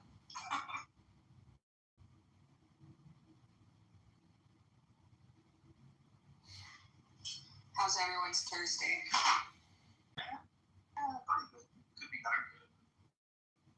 Listen, if you're a highly annoying person and you know it, I think I can be annoying to certain people. Other people might be annoying. It's gotta be highly. I trigger Andrew. I know that. see, Regal was triggered by Andrew's behavior and how rude he is to Regal and doesn't give Regal his. No, I'm just trying to say that, like, in the hierarchy of Christ, I personally think that Andrew has a higher position than you, but I am just a highly annoying person. Hello? No, but Andrew cares about what people think about him, and he needs these sort of groups to validate his. He knows nothing else. It's the same thing with Muhammad. He's a Muslim. He's getting worse though too because he's getting validated and able to. What once was a joke about autism. Well, right. It's not debate on here. We're not doing philosophy. We're not debating philosophy. If you notice, it's really just a discussion at the end of the day.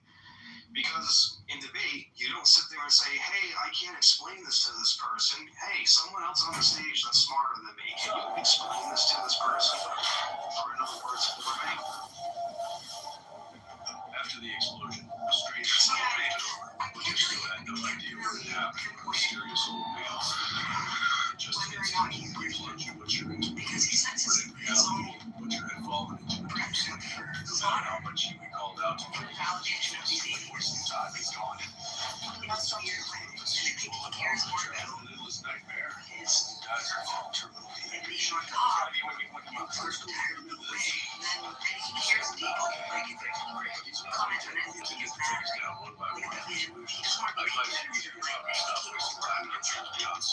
This moment is trapped in an endless nightmare until the kind of dehydration. This was Mindstorm. Now only Mindstorm will be able to there was no way I would let my revenge plan. You really think he has all the control over 40 atheists? No, I mean, Mindstorm, I would immediately kill them. But I seem to hear so it just doesn't happen, dude. They just hang out with each other while quietly disagreeing with each other. And it's just a few steps. I just said, he has dedicated people that stay in the room for the past couple of years, and they get quiet and they stop speaking to each other because they have nothing to talk about. They'll sit on down, they'll sit in silence. I'm not a fucking pussy. And listen to what the people into the room so they can change the term what's up. I don't see an issue with it, to be honest. After we emerge from the forest, we dress like priests. It's treating this like it's a dance natural. Like, how you actually get on YouTube and actually watch debate about my guns. Obviously, his room is not the debate channel. It's a discussion channel where it's a free total. It's not debate.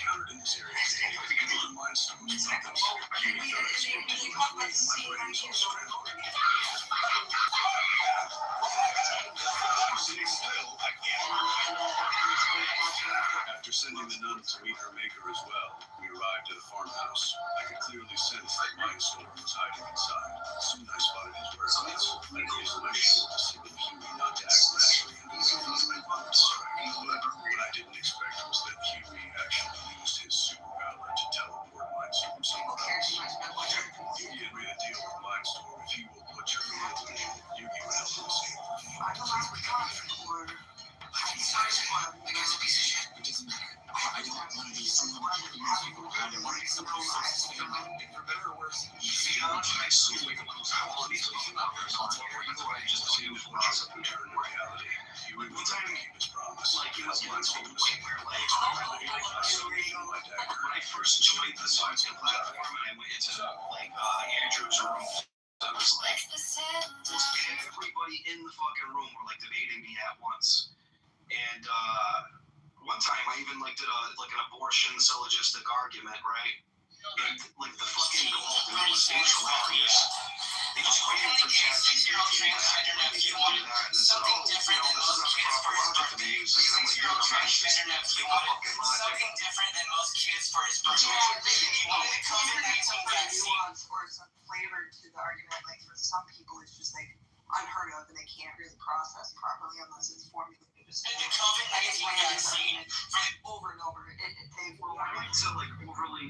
that I'm like hateful towards a particular people group, but like I have my rhetoric down packed where it's kind of the goal is to literally make fucking transsexuals, homosexuals, and fucking whatever you may have it with all of this free love nonsense that they have, and they all want to include people and be inclusive. But at the same time, like, it's just as long as you fucking agree with them, and they don't like that, you know, and I get it, you know, but you have to sit there and listen to all the rhetorical shock value of, like, you know, what the opposite paradigm is. So it's like, I just don't really fucking bother anymore. Like, nobody's doing philosophy out here, you know, it's just, hey, these are my pals and my buddies having an open discussion. So I don't even take it seriously anymore. I don't think you should, and I think that a lot of times we're wasting our time. So you never should have taken it seriously from the beginning. Shut the fuck up. Shut up, dude. When you sit down and you write when you basically write a whole syllogism, you write down all your definitions, you have your semantics down pat, and then you try to actually put or demonstrate some kind of effort. Just to say, we don't give a shit about your effort, we're the arbiter.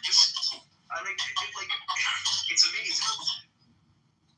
Yeah, I don't know. I think I'm different. And I've been around the debate community for 10 years, so.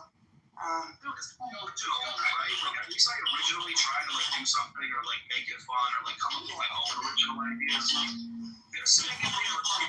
Wait, did you just tell me to shut the fuck up, bro? Shut the fuck up? Is that what you said? Shut the fuck up?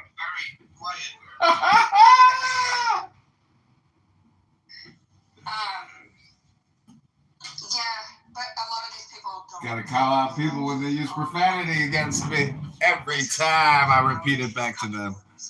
Every time. They could, talk about the same thing over and over again. I'm not comfortable doing that. I don't want to sit in a room hearing the problem of evil over and over again. I've done it for 10 fucking years. Never gonna get over it. We're never gonna solve the fucking problem. It's like these people think they're fucking philosophy pros, they're gonna solve this problem. Everyone's got their point of view, but it's just at what point are you wasting your time? Are you here to look for answers? Are you here to have a nuanced conversation? Or are you just belting out that you know stuff? And you're going to sit comfortably, repeating the same things over and over again. Go outside. Fuck. Get a job. Jeez. Right. And people still, hold so much credence on being the best at these things. It's never going to get you anywhere. No one really cares. None of these guys are the best at what they do because they break the fucking rules all the time. I'm sorry, dude, but if you're an atheist and you're completely committed to materialism or naturalism, right?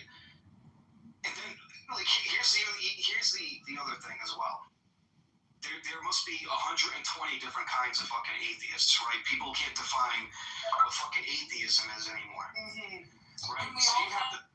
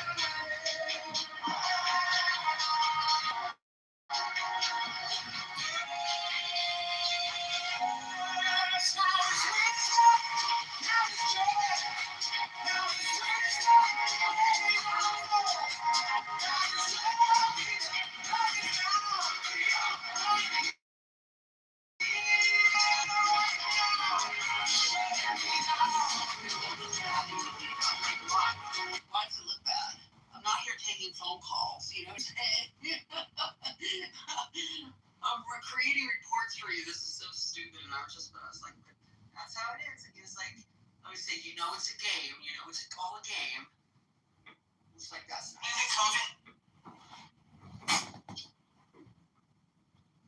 Yeah, I just hate, like, it's like I get it. I understand the corporate world where it's, you know, it's all about profit margins and, you know, EBITDA and whatever, you know. It's like I get it, but at the same time, it's like, gosh, sometimes I wish we could just talk about this. Really just making it look like I'm doing something, even if it's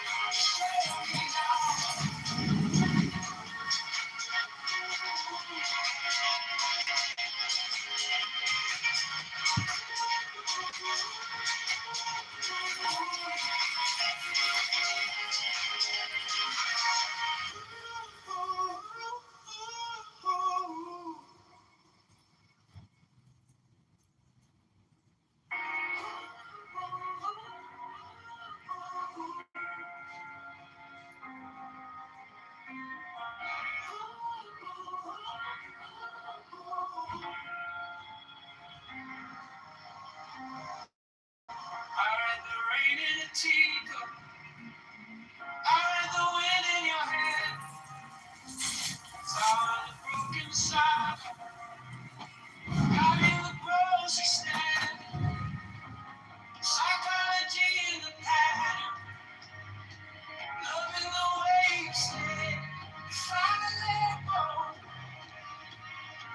I'm coming back clear. If I let go, you get me.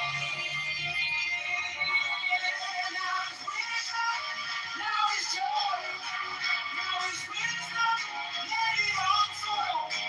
God is love here, love is now. Come hold this, show me now.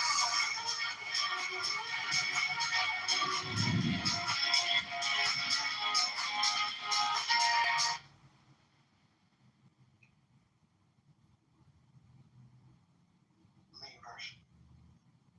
But it has bandages around the eyes, like he's blind. But when the bandages get stripped away, it's like he's the evil side.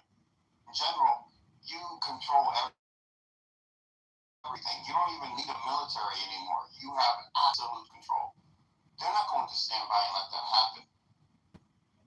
That shit easy. I mean, just to pick it.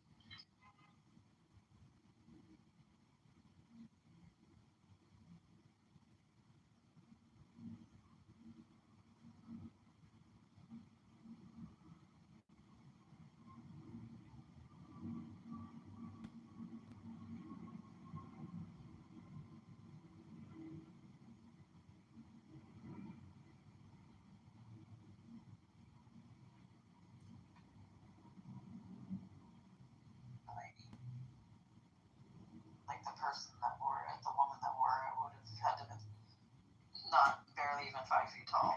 You know, like it's weird.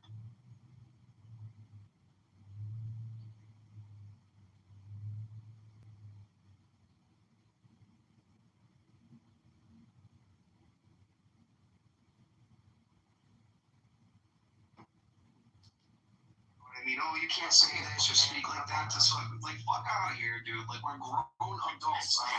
People get so triggered over some things, but he will allow racist and transphobia. But he will get so upset over something so hard.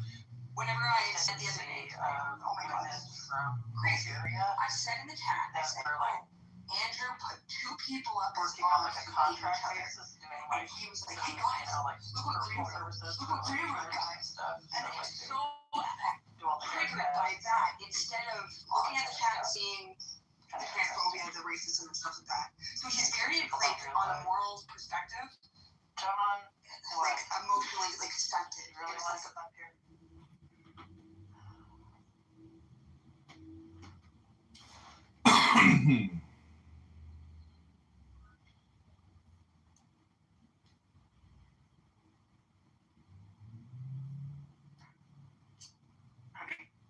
Danny Bacon was the 9 children on the planet. Yeah, I was just in Regal's room and I brought up, I said, is this a support therapy room for haps, highly annoying people? And you know, eventually he kicked me to the goo after he told me to shut the fuck up. And he's in a room complaining about the way that Andrew demeans him and talks to him. But yet he himself has a very potty mouth. So I'm just suggesting that I think we all admit that there are 10% to 20% of the population that are highly annoying people, and that could be what's socially causing so many problems. Hello? I was gonna say, I think we need an exchange program for like East Coast incels to like send them out west and like let them like shoot, you know, cardboard boxes and shit to like get it all out so that they don't be whining on the internet all the time. Did you hear about the last Jews of Afghanistan?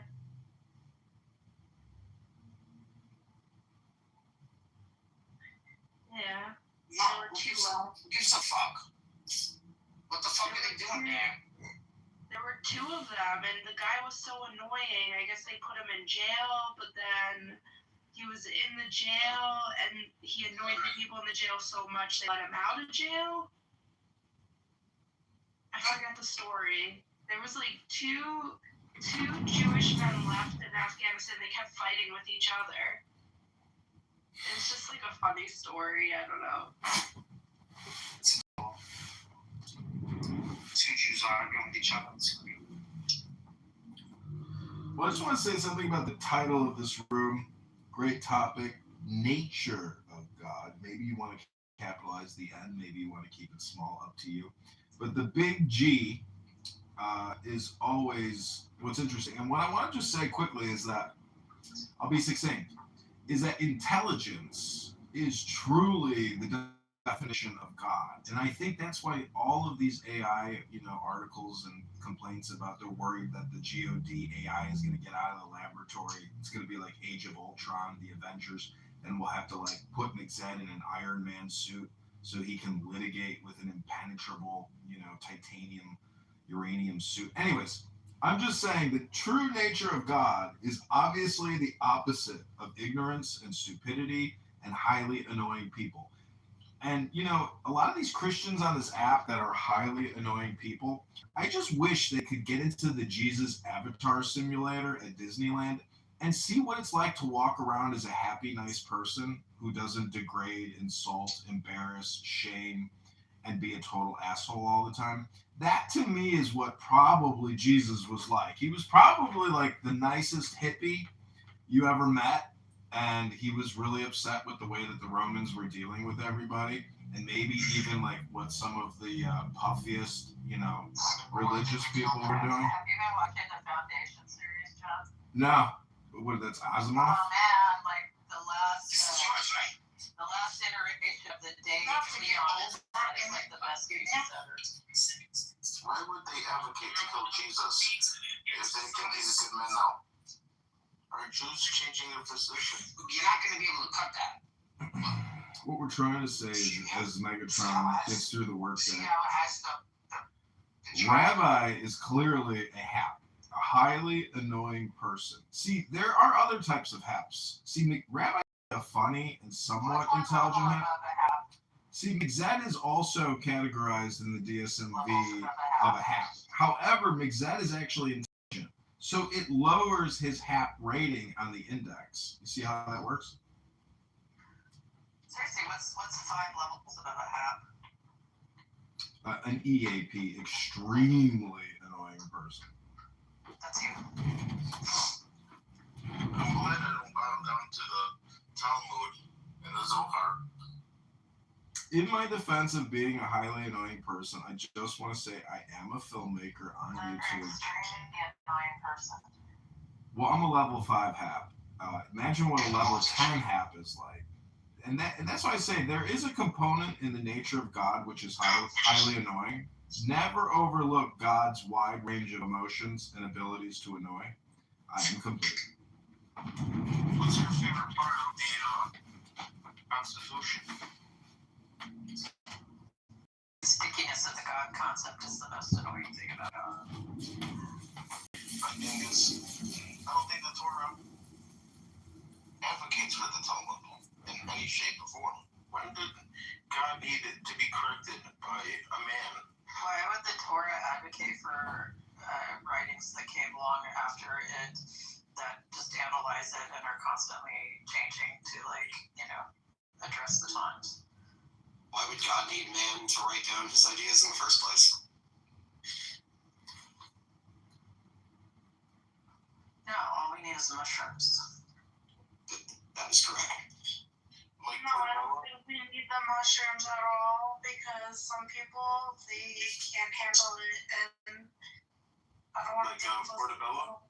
If you can't handle the mushrooms, you shouldn't be talking about religion.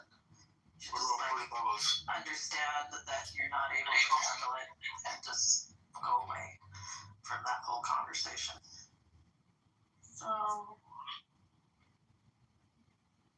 sort of like that quote, like, you want the truth, you can't handle the truth. I think the problem is there's far too many people that can't handle mushrooms think they're religious leaders. I want more mushrooms, please. Consult your local hippie. guys match? Like, because we're special. Are you guys working together? He's on the exact opposite corner of the continental United States than I am, so no.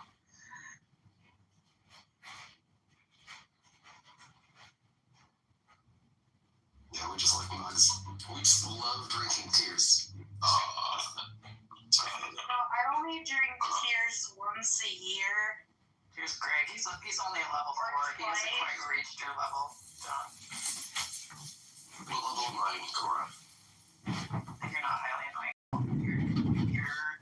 You're like the cuddle puddle guy. You're just like yeah. See, I do like cuddle puddles. I'm just trying to get across that a lot of people who complain, they are 100% the problem. You're fucking complaining in here. Now I gotta hear your shit. Oh, I'm not complaining. Don't come in here and start complaining about people complaining because now You're complaining about my well, I wasn't even complaining, and now you're complaining about me. I wasn't complaining. I was trying to make an observation. I was trying to observe. All right, well, you said it already. You said it 4 fucking times already. Listen, lay off the math. Lay off the math when you get to work, you know? You can become a highly annoying person. Oh, shit. I think Adderall actually makes people even more annoying. And I have had many friends. I'm telling you. Yeah, it does. I've had many friends, yeah. If you want, I'll pop a fucking 30 right now, and I'll have you fucking so annoyed in like 15, 20 minutes, you wouldn't know what hit you.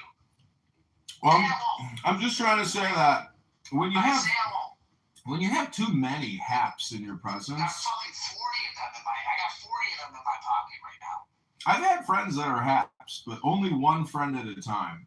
I'm just trying to say, when engaging with a highly annoying person, if you have too many haps, you end up with an EAP situation. Extremely annoying persons. Unbelievable. Did Greg just come in here to crop dust us with belches? Is that what that was? Okay, Regal. Moderators, point of order, moderator. I am now bridging the gap. Bridging highly annoying persons up. Hello, highly annoying persons. I'm trying to connect you with Megatron's room. We are now in a full conference call. Listen, highly annoying people. I'm in Megatron's room. I'm trying. They can't. I'm so surprised. He calls people's friend. You know what? I rarely comment on John's profiles, but I actually want to see what his karma is. Let's see. I'm losing my karma. If you look at my PTR, I want to point out that is a Saudi royal prince. How the fuck did that happen? The Saudi royal prince is actually a Nazi. He met with Hitler at Berchtesgaden. A little known fact of Saudi history that the king of Saudi Arabia prizes his Hitler dagger. These Saudis are Nazis. Some in our best new memory voice say Islamo-fascist. What does that do for us, John? Like, I think Rabbi's a Nazi secret. Well, me? No. Alright, so are we all going in? Are we all going to go in the other room? Or are we going to tell Regal to come? Let's all go to Regal's room and just call him a very highly annoying person. How many people are in this room? There's like 9 people in there right now. And He doesn't have a minion yet. Riboto show love. Let's go make a minion. like 10 on stage or 10 altogether? 6 on stage, 2 in the audience. It's Regal's world. The one thing I always forget about Clubhouse is that men love women and they want to fuck. And so there's this like underlying sexual thing that happens on Clubhouse where desperate incel men who finally get to talk to a woman because there's like an excitement there, even though they never will pop a load. That's actually what happens with a lot of these people. Just talking to a woman is the most exciting thing that will ever happen to them that entire week. Talking to maybe a beautiful woman here on Clubhouse. Just ask Danny. Danny, how many guys on here are just so fucking happy to talk to you because you're a woman? No, they told me I'm ugly ugly. They told me I looked like a man. They told me I had a big nose. They told me They're just nagging you. They're just nagging you down. You don't worry about it. They're jealous that their nose is not big as yours. Pornhub. See, Honey agrees with me. He thinks that a lot of these conversations that happen and a lot of the green bean tyranny is like of men that are incels. They're just like so happy to talk to a woman. It's like so exciting for them. Well, the real stuff is the diversity in this room. When you encounter someone, you know. It's pretty good. I think we have to hold the Bolsheviks accountable for what they did and what monsters they are. You know, I see what a pliable, gentle little puppy he becomes. It's like you talk to him one-on-one. I'm surprised we haven't rounded up all the Bolsheviks and run the trial. You know, Elon Musk talks about cognitive security a lot, and I just gotta say, Tsar Nicholas definitely did not have enough cogsec. He and his family, I mean, they got themselves killed. They didn't know how to properly. Didn't he get cucked by Rasputin? Or was that the one before? Yeah, Rasputin was involved in all that. There was an assassination of Rasputin, actually, by a British intelligence agent. It was a very famous assassination. I'm going to probably start moving to bring the Bolsheviks to trial. He would have died, but the reason he had power over the guy was because the son had a bleeding disorder, and he claimed to be able to, like, fix it. Let's be honest. You know where that bleeding disorder came from? Where? Queen Victoria. But what Rasputin's personal hygiene was so bad, his body odor, his filth, like he was so dirty that like it gave him a mystique, like a stench that like actually was so pugnacious and you know it could permeate through a room that it was part of his allure. He smelled like shit. Their estates go after all that they acquired through evil. Highly powerful women where like kind of like with guys that are like, you know, CEOs or whatever, that they have to seek out like the most humiliating sort of like what sexual partners like in order to get up. Maybe that's what it was about. So if you look at my PTR, again, you'll see a Saudi prince who was sent by King Abdul to go to Hitler. And see, this guy in my PTR was actually rewarded because he advised the king to stay loyal to the British, which he did. And as a reward, the guy in my PTR got huge rewards from the king of Saudi Arabia because he advised him well not to betray the British and join Hitler. All I'm trying to say is that my point is I have no point, and I want to thank you all for just listening to my brief observations. Yes, you're very round. You're spherical. You're very pointless. I think they should line up all the world's police forces and go after the Bolsheviks. Find them. Dr. Crowley was a psyop. Find the Bolsheviks, hold them accountable. They did the most evil in the world. Oh, so I don't know if you guys know this, but I'm producing a new film. Bolsheviks only killed 2 million Jews. I'm producing a new film. Oh, I knew I had a point. I forgot my point. This is my point, is that my PTR is actually a screenshot from a video. And in this video, you can see Hitler acting like a faggot, like a low IQ schmuck. And so what I'm trying to say is Hitler is just like AOC. He creates social media content reels of him like walking around doing shit to like display in German movie theaters as propaganda. So I'm creating a new movie called Hitler the Schmuck, the Hitler you never knew, the asshole schmuck who basically was a terrible leader and created propaganda films all day, every day, just like how they do on social media today. So the film is called Hitler the Schmuck You Never Knew. And it's about a guy who's a total asshole faggot who creates social media videos all day long to try to propagandize and distribute influence, because he was hoping that this video with the Saudi guy was going to be like a big strategic win for Germany, meaning that he brought that huge oil and group of people into the fold, but it never happened. But the video that this screenshot came from, there's all these other clips of Hitler group, because Rabbi's here, Danny's here. I was thinking about making a movie calling Bolshevik the Jerk-Offs. So mean to me. Danny, it's a compliment. You're in the upper echelon of the All right, they're killing the room. All right, but you guys gotta go in the audience. Thank you. Yeah, please. Fuck, man.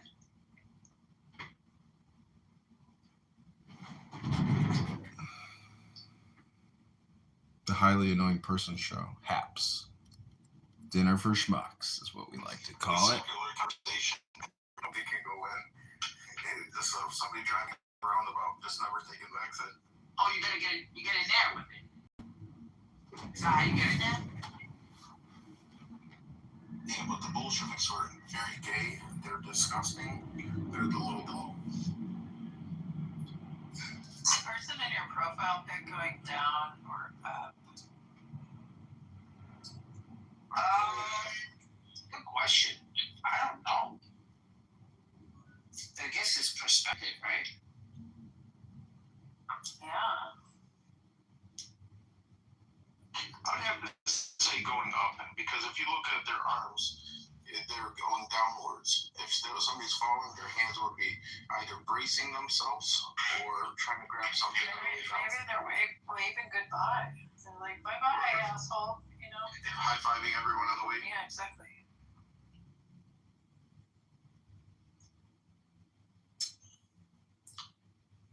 And the thing is down isn't necessarily bad. Like, if you're like work or like, you know, that kind of concept, like Tyrian mysticism, that you descend through the heavens. You don't rise to them. So. I'm gonna go over to Regal's room quickly. I'll be right back. I gotta blow some steam off these Bolsheviks. Like he knows what he's talking about. So Today. if he sounds like he knows what he's talking about, he must be right. And that's what Samoa thinks was debate. Not being right or not being able to make it seem like you win. And to me, Or you don't even know. Like this guy is on this whole thing to is talk about John articulate. Telegram's even worse. Like, and it's like after a while, it's like, yo, guys. What's going on? Like, what's up with you guys? the Matrix, bro. Yo, come back. It's I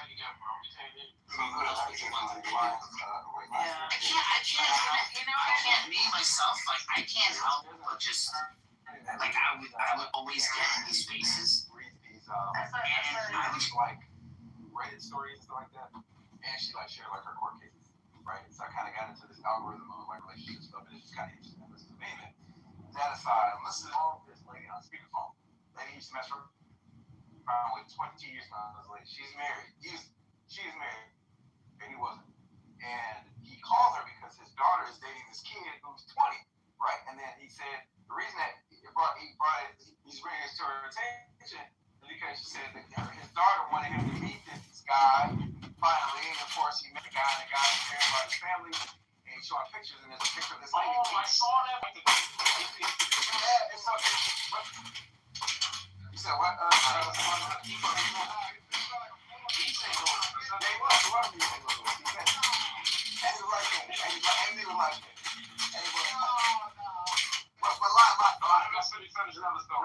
So, same event, he's talking to the lady, right? And he's like, he wants to get DNA because he doesn't want his daughter to have sex with what pretends to be her brother, right? But the lady is so nice, right? Because she said, you didn't care then, why should you care now? And he said, oh, my daughter, have sex with, her brother, right? And he was like, why did you DNA test, right? And then she was like, well, because I'm married, my mom is like, she was all not talking about it, and didn't really care. That's the part that I'm going to be honest, though. I think that was fake. I don't know. It was fake. But that shit was so good, right? No, go ahead. No, I'm saying it was so good because he was like, yo, like, listen, man, I know they having sex. He's like, how you know? He's like, because they couldn't get all the way here. And now she finally brought this dude, to be like, oh, I think I found the one. She was like, all right, listen, if they do it with me, I know he's a good guy, or I know he'll take it. He's like,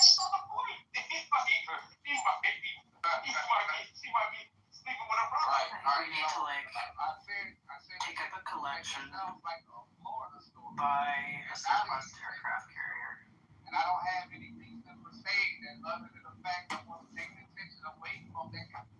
Trying to sit there and have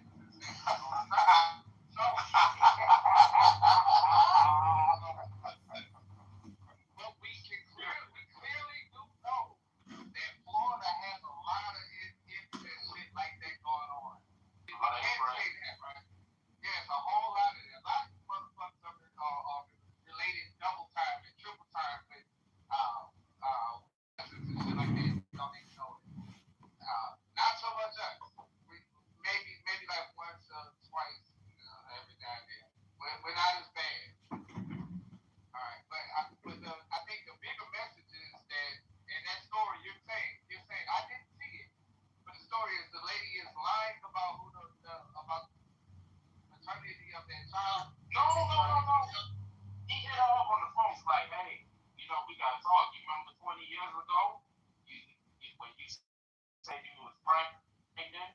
He said, I didn't say anything because I was fashion, unprotected. You was with your man. I had my girl. You was my side date and everything like that. But now I started talking about, his daughter bringing home this dude, and he started talking about family. He showed a picture, and Sanders woke me up. It's like 6-year-old transgender nephew. It's like 20 years. 20 years back. I don't want to know what Yeah, exactly. Exactly. She's like, so she moved on. She got a man, right? And she said, he met her now, but it was yes,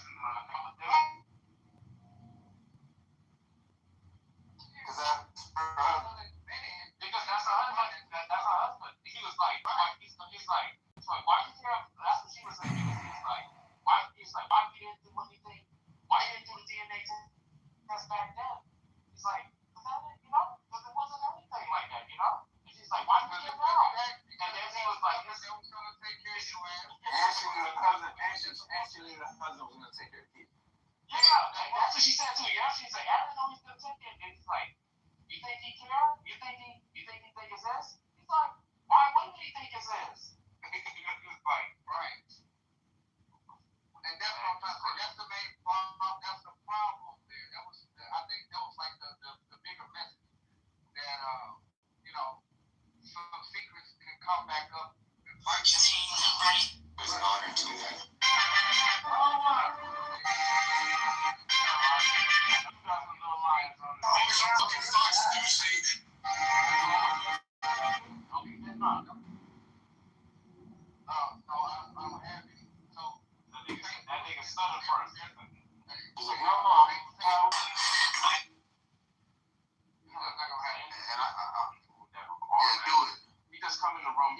I'm about to say, if you have an issue.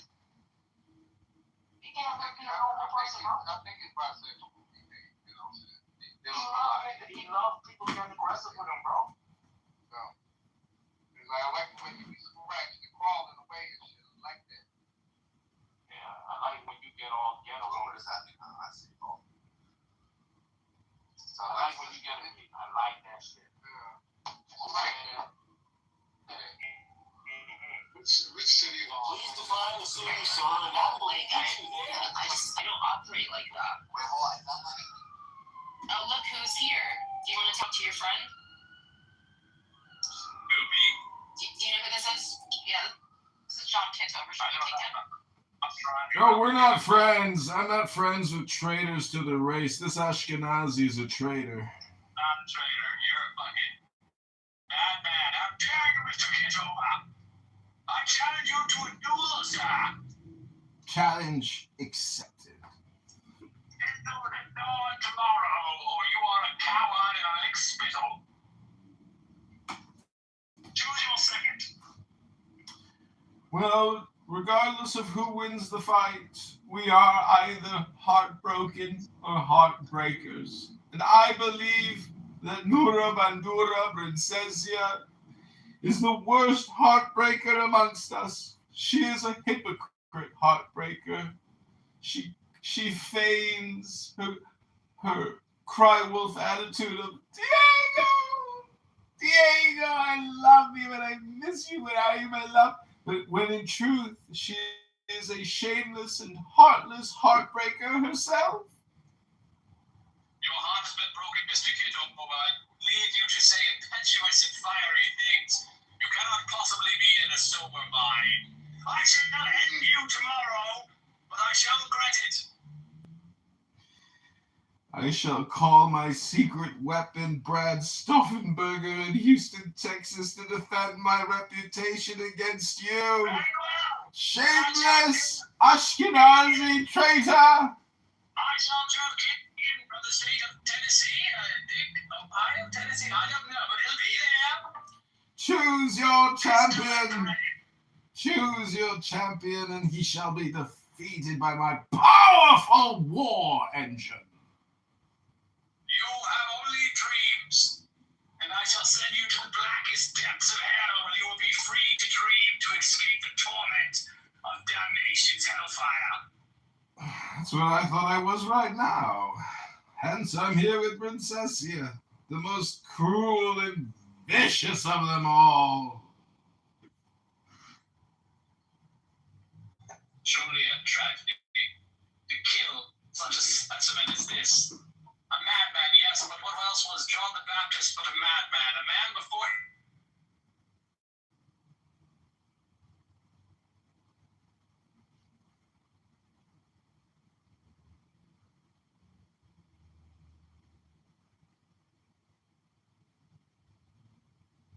Testing 1, 2, 3. Well, John, I will. I think you're in the Matrix. No, I had some skills that control me while I'm soliloquizing. So if anybody has any questions to address to me, But you know what's terrible? The movie Bus Boys. Yeah. I don't Don't ever watch it. I don't like this one, so. It was so bad. It was so bad. Have you watched it recently?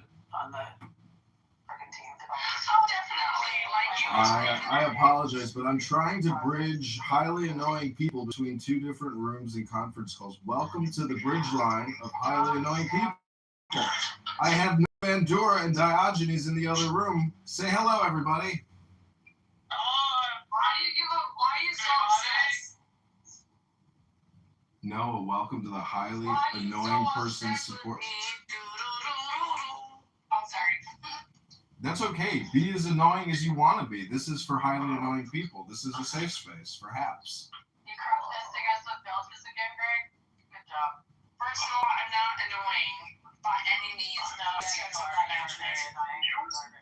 annoying. You sound like a real You're like pushing 70 years old. You need to start fighting. Nursing homes, bitch. I don't know why the fuck you're over here arguing with me. You don't even sound cute. Like, you don't even sound like you. I'm not trying to sound cute. The fuck? I want to also call out Hamza as also being a level 5 annoying person. Were you streamed on YouTube? Or do you consent? Darkness? I don't not. But I welcome the opportunity for additional Be an arsonist. Me personally? And shame on you cowards who claim to be a Southern heritage. There's a sign of a building that anyone would be happy to burn down. Why is that not just encouraging arson? I think that's a better question for an arsonist, maybe. I don't know. Real estate developer, arsonist, same thing. Kitover. Like, what's the signs? I'm gonna open up some matches and start fighting. He's insane. He's actually insane. So, you know. To my town, I'll report you myself. Your town is the one in Cardiff. You made up. No, I know, you're right. He is insane. I don't know why. Probably drugs. I really think that's why most people are insane. Drugs. Yep. A lot of people lose their mind. I have done drugs. Do I do drugs? Caffeine, nicotine, sugar. But the harder stuff has to be put aside when you have a family and public meetings. So those things are put aside. I commit felonies, married with children.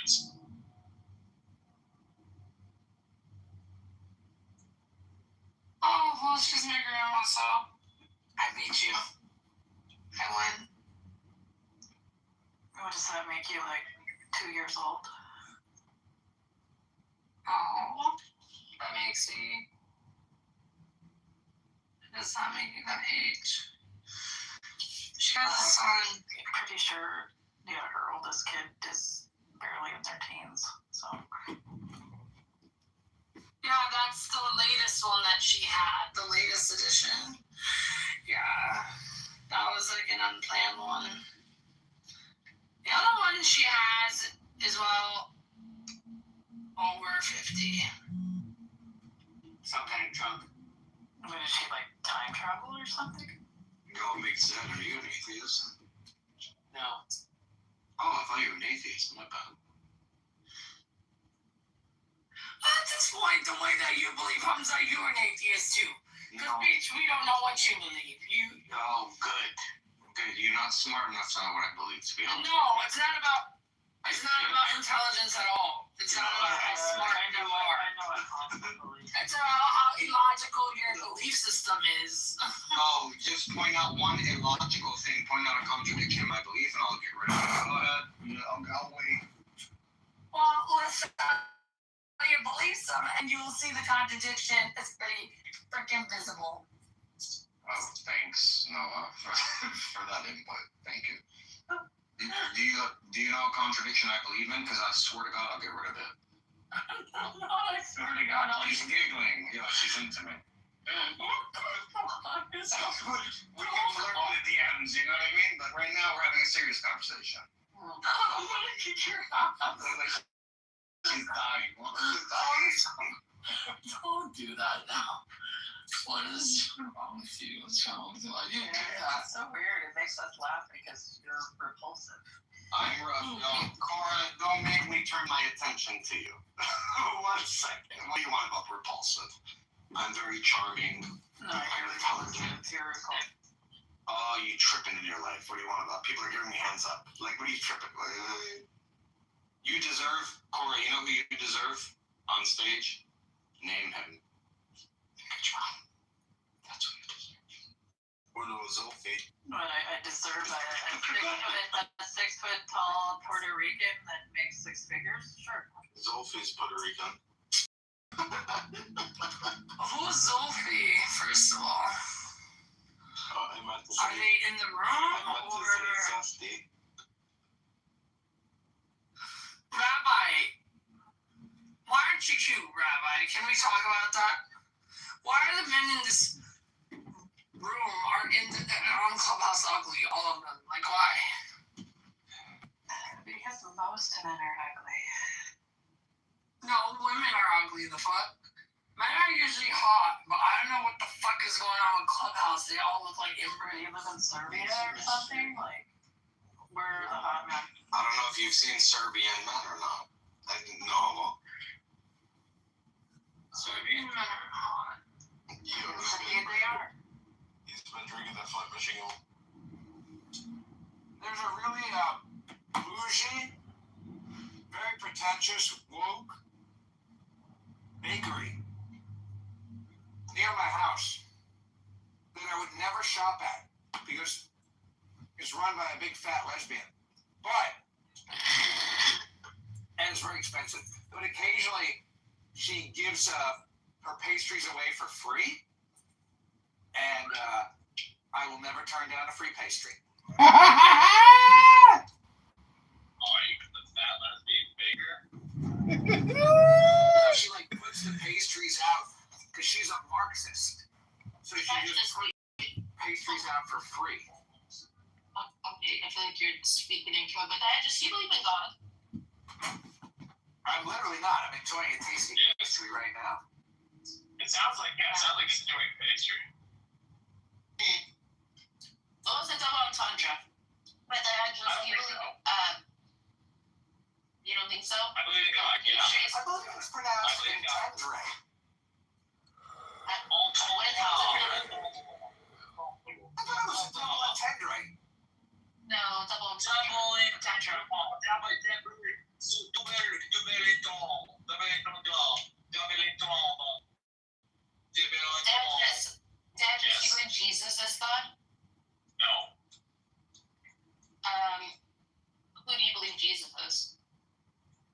Jesus was very wise, very centered and based, considerate individual. He connected with the one. He was very close to God. He was very connected to God.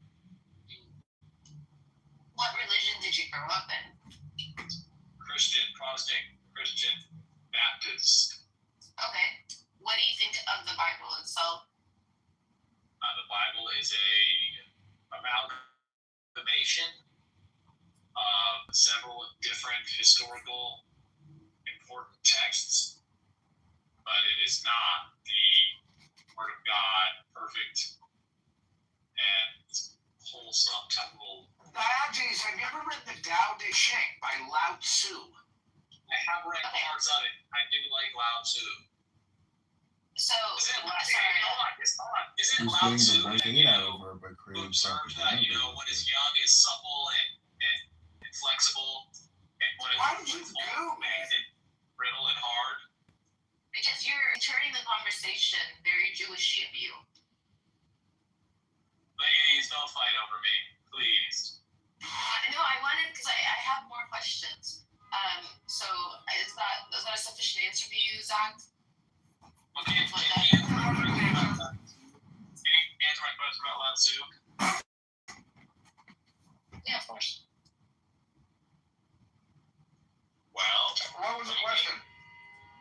Wasn't it Lao Tzu who observed that what is young and alive is supple and flexible, but what is dead is brittle and inflexible? Therefore, those things which are alive are flexible and adaptive. Those things which are dead are crystallized, ossified, and inflexible. They try to make money on their own.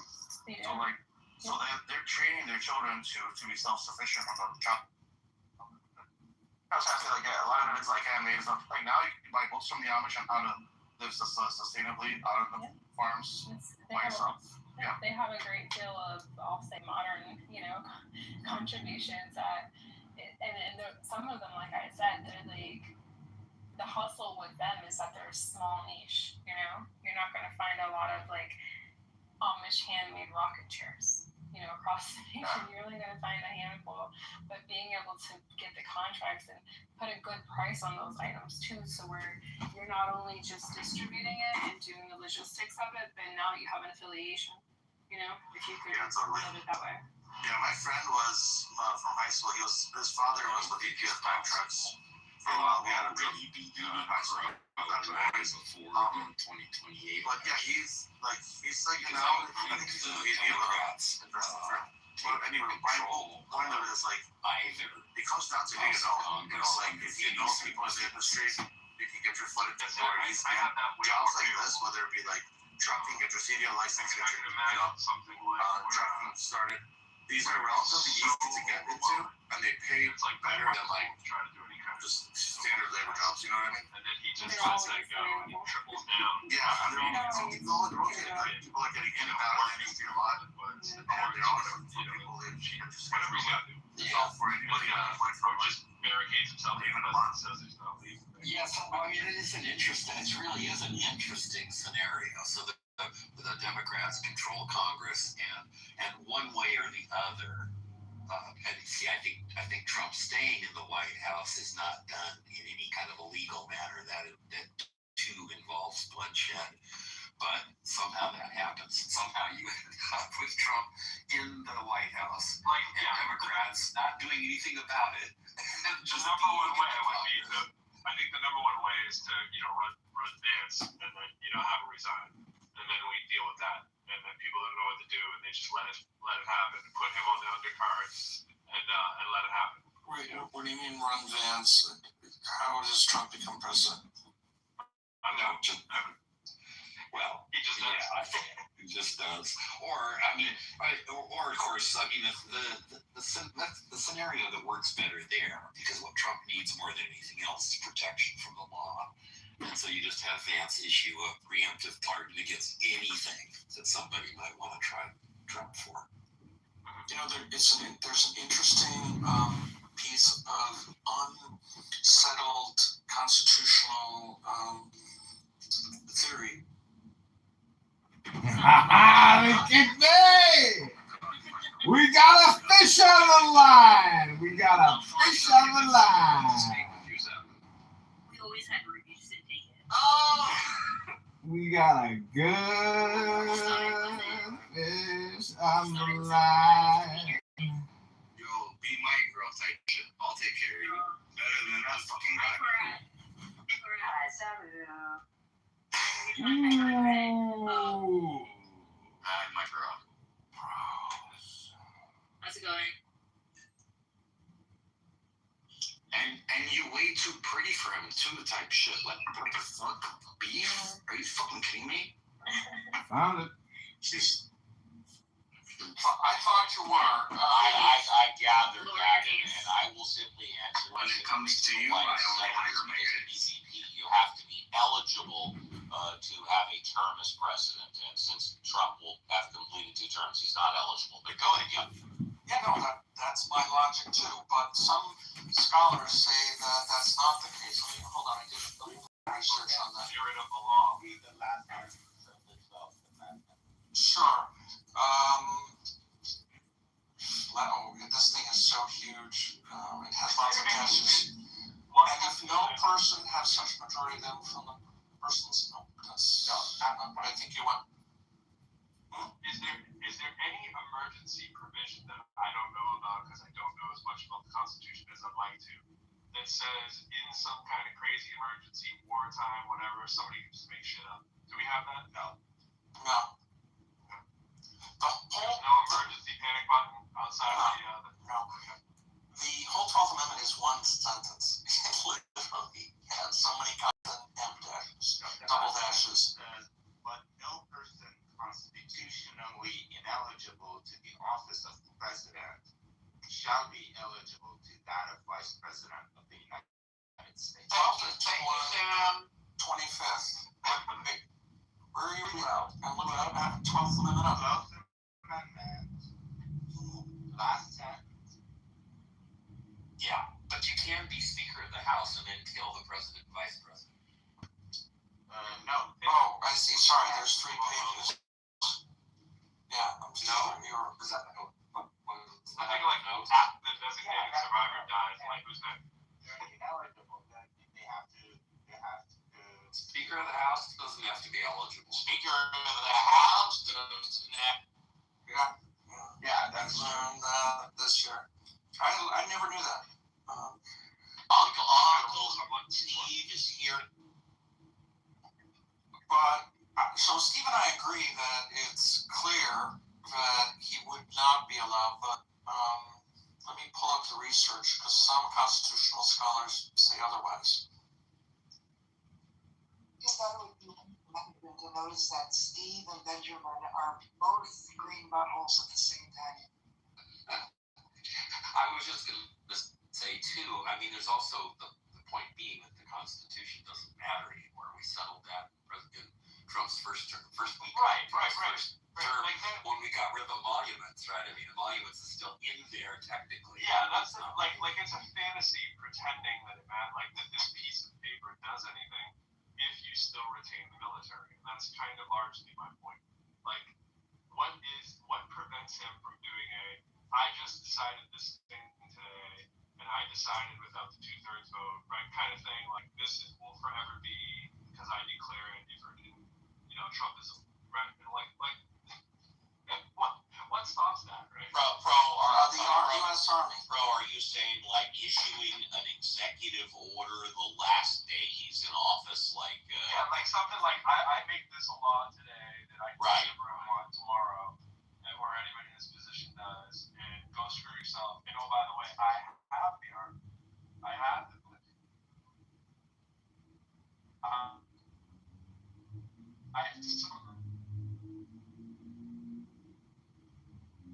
To get the military arranged, and I believe firmly that's what he's been doing, right? He's trying to get all the positions of power pieces that he can. Like, in other words, the fight is going to be too difficult for Congress across multiple states if it turns into a tide kind of thing. The better fight is just control the control centers, which is the military, and tell everybody screw you, and make some kind of I said so law So I think this is what Pro is getting at. Here's the nuanced minority academic argument. There is a minority academic argument that the 22nd Amendment only bars election to the presidency, not succession.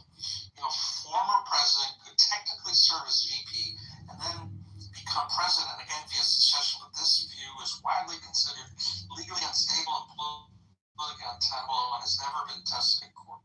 So here's the wiggle room. So going to look at the language of the 12th Amendment.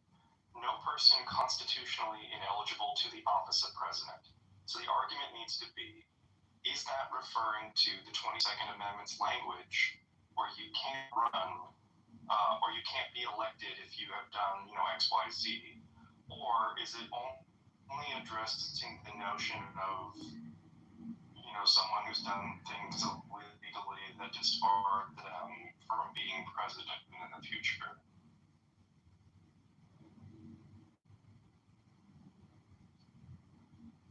You want some presidential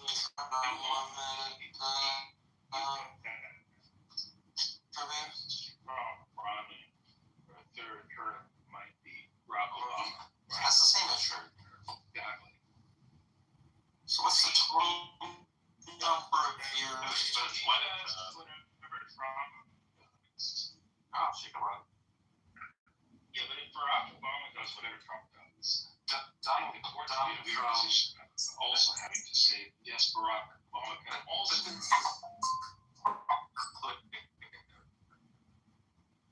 And Donald Trump will not read. Do you really think he's going to run for a third term? No, he's a better likely to do that than not. I just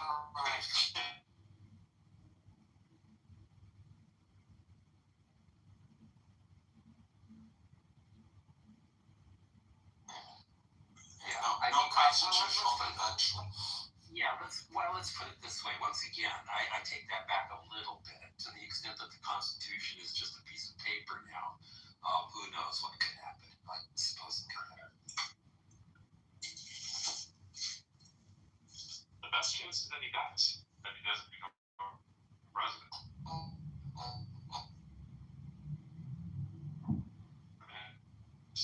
There's an argument to be made. The Republic, they can have a 3-seat and midterms.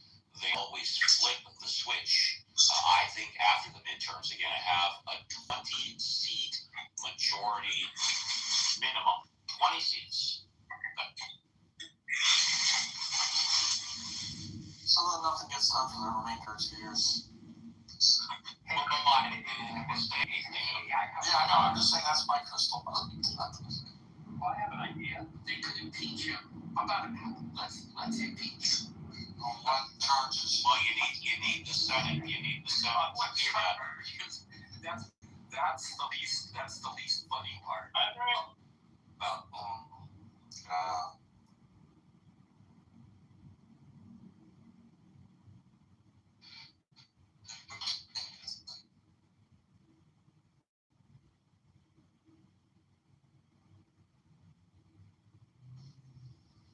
Diabolical. The threshold of bullshit. We can't get enough momentum to get over the activation. But Trump is the only impeached president that of his own party voted to convict. That can never happen. Well, there's a little Pyrrhic victory. You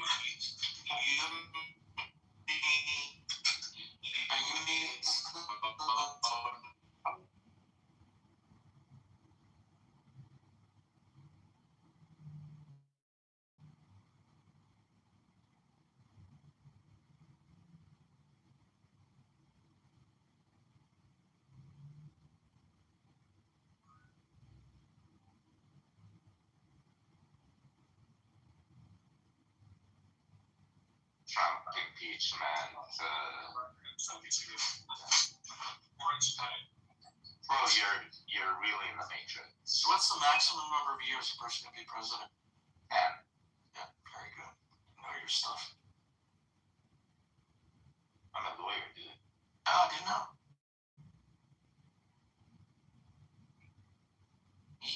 I'm a lawyer. Is that guy who runs at Hardy's the lawyer?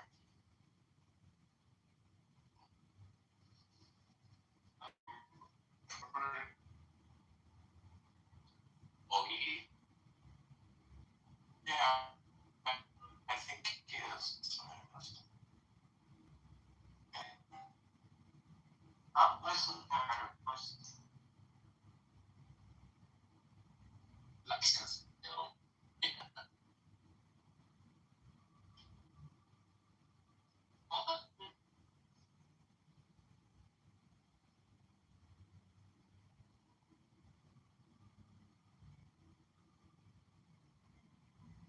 Super Bowl granddaughter mean? I mean, she's born on. She was conceived 9 months before the Super Bowl. Yeah, No. two interpretations. She was born on Super Bowl Sunday. So that's what David said. She was conceived 9 months, give or take a couple of days, but she was born on Super Bowl Sunday. Yeah, the other way to interpret that sentence was she was conceived on Super Bowl. She was born on Super Bowl Sunday. Yeah. So I think the bunker under the ballroom is where he's going to hold forth. It's going to be completely unassailable. I thought they halted the I was going to say that construction has been halted. On the underground part? I know nothing.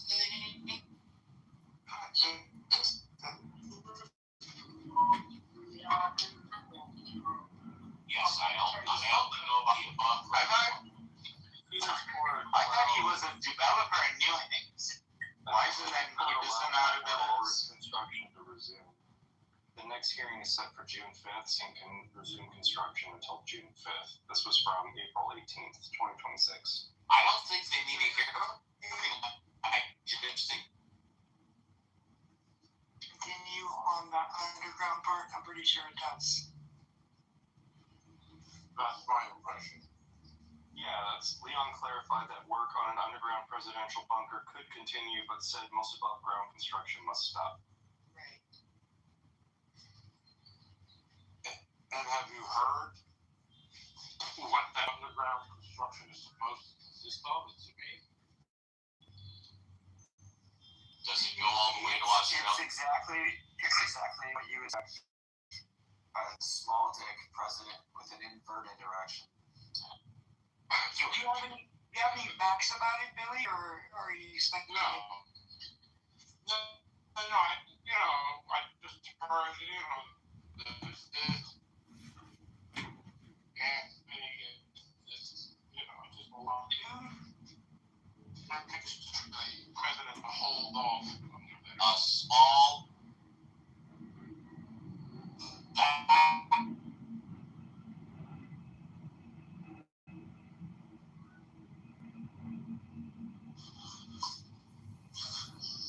So, Billy Sunshine, this is the first time I see you, and I read your bio, and you're a really cool guy. Billy Sunshine has been around for a while. I've seen him. Yeah, this is the first time I'm seeing you. Good to meet you.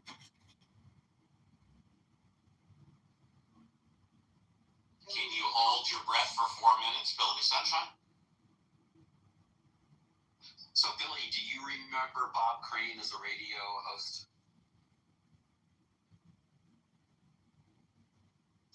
Were you, Billy Sunshine, were you alive when Natalie drowned off of Catalina?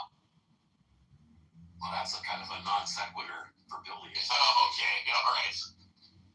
Come on, I was a teenager when that happened.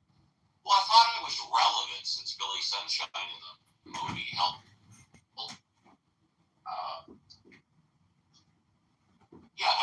was Robert De Niro as Billy Sunshine? No. Oh. Is that where Billy gets his name? You have to ask him. I don't know. Well, okay. He doesn't seem to be responding. I think he's. Oh, the group of. Here I am. I got my name from the girls of Beaver and Acid.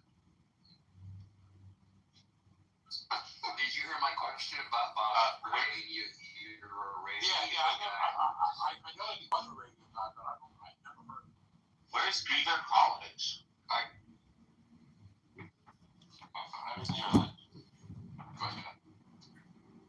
Where's Beaver College? Beaver College is in the suburbs of Philadelphia. It was in Beaver, Pennsylvania, and that's where it got its name. And amazingly enough, it was an all-women's school, Beaver College. You're damned for saying that. Did Steve have the motto, "These beavers ain't for licking"? Believe me, they were definitely. I slept with a lot of them and married one.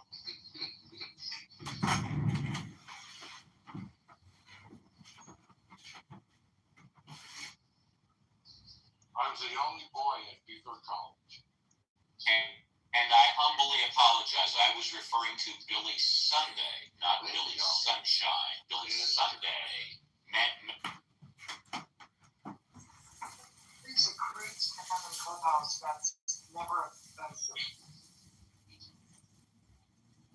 Do they have Beaver?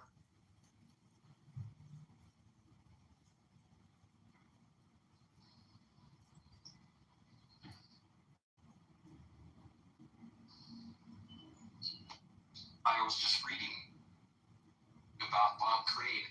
He had been at WCBS in New York City, and he was hired away from them to come to KNX, listening to them, I suspect. And it says he was hired by CBS Radio to host the morning show at its West Coast flagship KNX, partly to re-energize that station's ratings and partly to halt his erosion of suburban ratings at WCBS in New York City. I love that. It's like the It's a failure. Danny Bonaducci story is similar to that as well. How's that? I should say, how so? Oh, because he was brought into Colorado to be their station, controversial from where he came from, and he was doing bad. But Colorado thought that his style would be good for them at the time. Oh yeah, same story. Interesting. Yeah, except Danny Bonaducci has one of the most horrible voices I've ever heard. To talk about a growly type voice, and again, I'm not talking about what he says. I'm just talking about the quality of his voice. It's horrible. I don't know. Yeah, he is. But he's been very successful, on radio, even with that voice. I partied with him one, y'all. I mean, here to tell me, it was in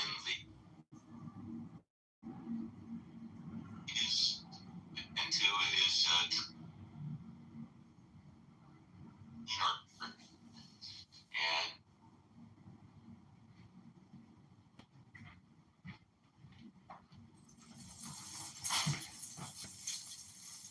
Let's try to think of this out.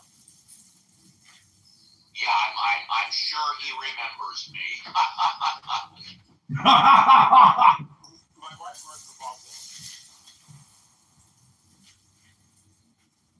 I got her the job. She wasn't even in the room at the time.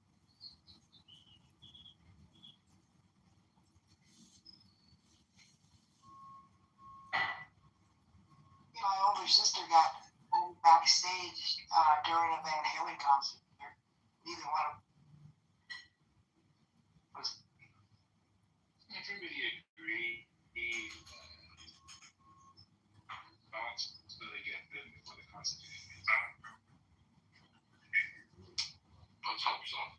I want him to have a stroke, one hair while he's speaking, so I get to see it happen. You know, speaking of Van Halen, I'm up with that. That stroking out. It's perfect because then nobody could say he had this pocket card that might have Donald Trump. So please, on his whole mythology, all did something. This dialogue.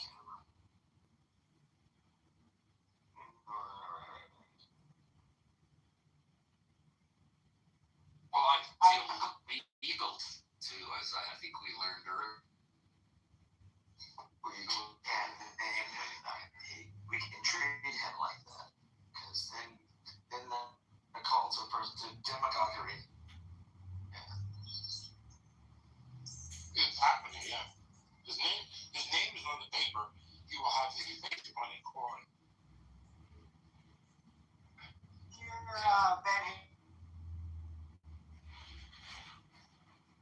You know, I have a fantasy. Go ahead. What is?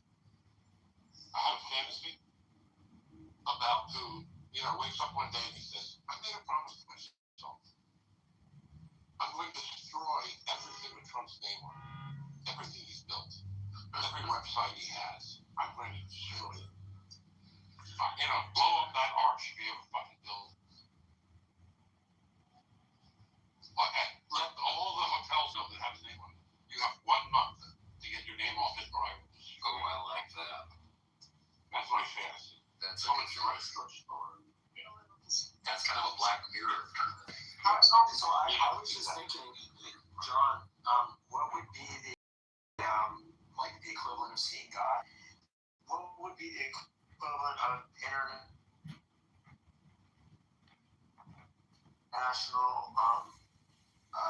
understanding that America is not Donald Trump anymore? It would be, I'm not saying it's anytime soon, but it came from, we would have to ask how a rape victim gets back to dating. Because this is basically how to accept somebody after they ruin trust in a liar. I mean, making agreements with America without coming to terms with it. We need to, I think, elect females to a lot of offices, not just the executive. This isn't for a token answer, but we've been warring with ourselves from within with men. I just thought experiment, would it take something like that? Came close with Clinton and Kamala.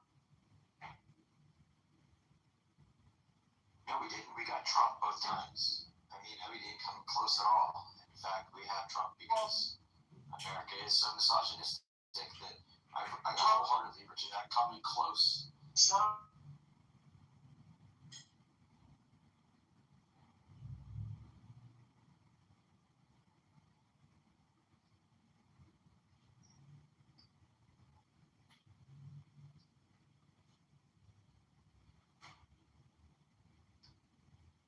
They said we'd never have a black president. They said that we'll have a black president as soon as weeks by, and then sure enough, the next year, Barack Obama. That's not at all what I was saying.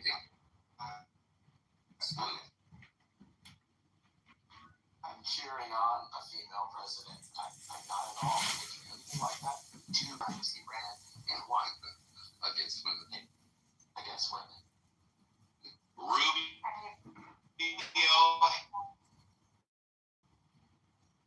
And lost against Biden.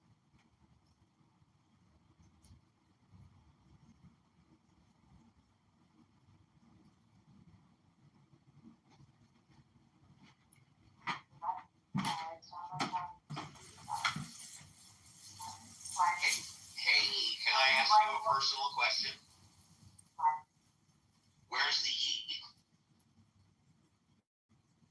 I don't have last night, and people are trying to manufacture. Okay, thank you.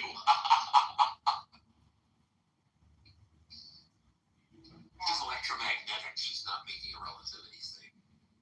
Steve, you think Rubio is going to survive the Trump administration long enough to be able to run for president?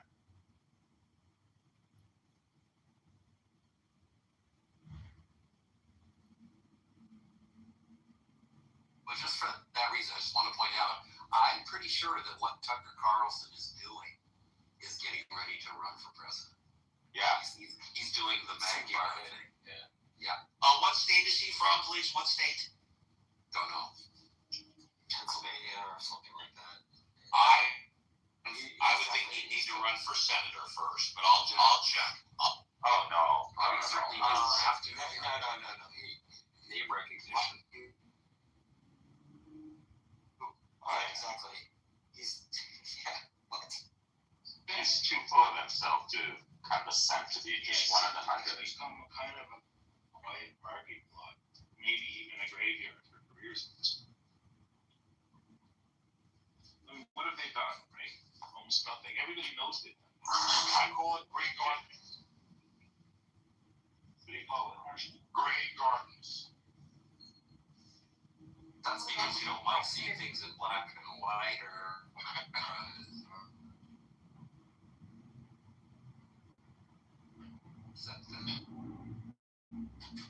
No, that's all women do. I'm disappointed that your fantasy didn't include me. Oh yeah. It was just all about Trump. Dude, I just don't share that part. Oh, Yanni. Oh, okay. All right.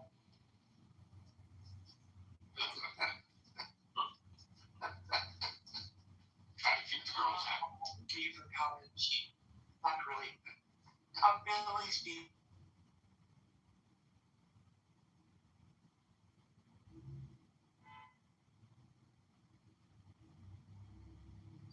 Was the year I was born.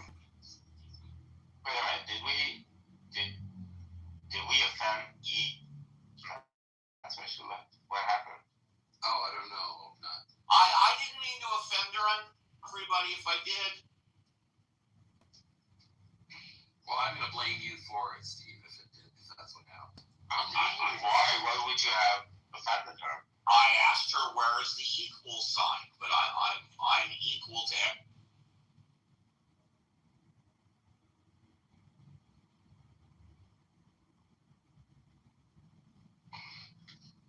Yeah.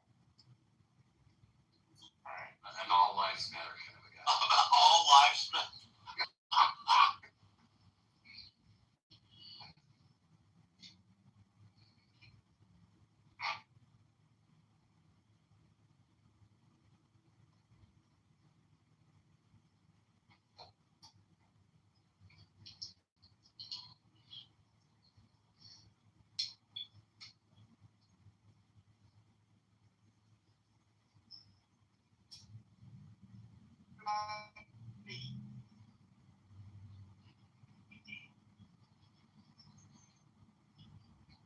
What was that? All lives matter. That's inequality if you're not going to include certain pieces.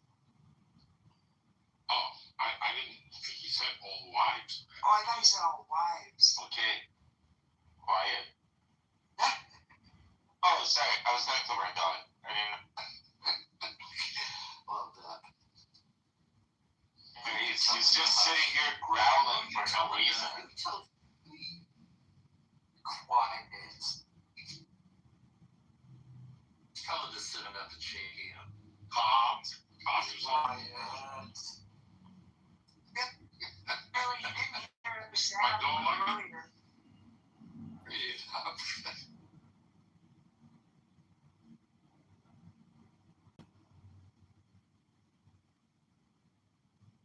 Well, that's He heard that. Yeah. that's lovely. I'm just an old Well, hippie. earlier in Karma Club, you might know Dr. Currency, we were talking about transferring knowledge intergenerationally. Would you be capable of teaching these incels how to Have a flirt? how to go down on Beaver. Yeah, sure. All right. What would be the first, like, what's like the topic flow of the curriculum? Just know that pussy is delicious and go for it. You know, I love to eat pussy, but I won't eat fruits or vegetables. That's true for me too. But don't use your teeth. Well, you know, a little bit. You'd be surprised what you can do. And when you give a woman that much pleasure, it gives you a little bit. White rapper in between the Yes. Dave is a white rapper from Philadelphia, a Jewish kid. It's a fun show. You should check it out. It's called Dave. D-A-V. Big white rapper fan, but okay. Yeah, me neither, but the show is hilarious.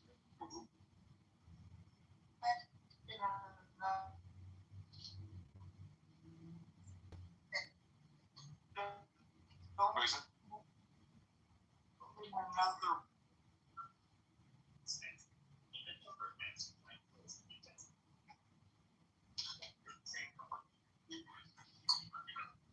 That's cool. Oh, is it really? No. Dave is Little Dick. You got it. Speaking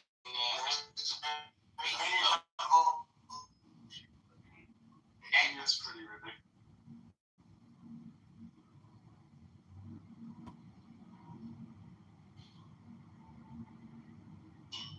point, I recommend them all to you. What is Running Point about? Running Point.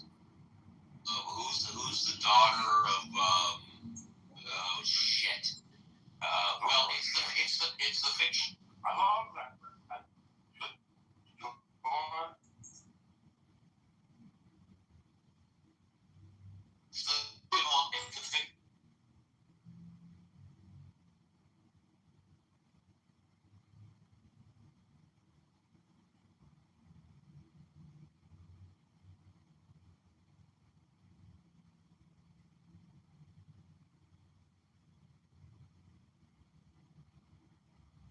Goldie Hawn's daughter.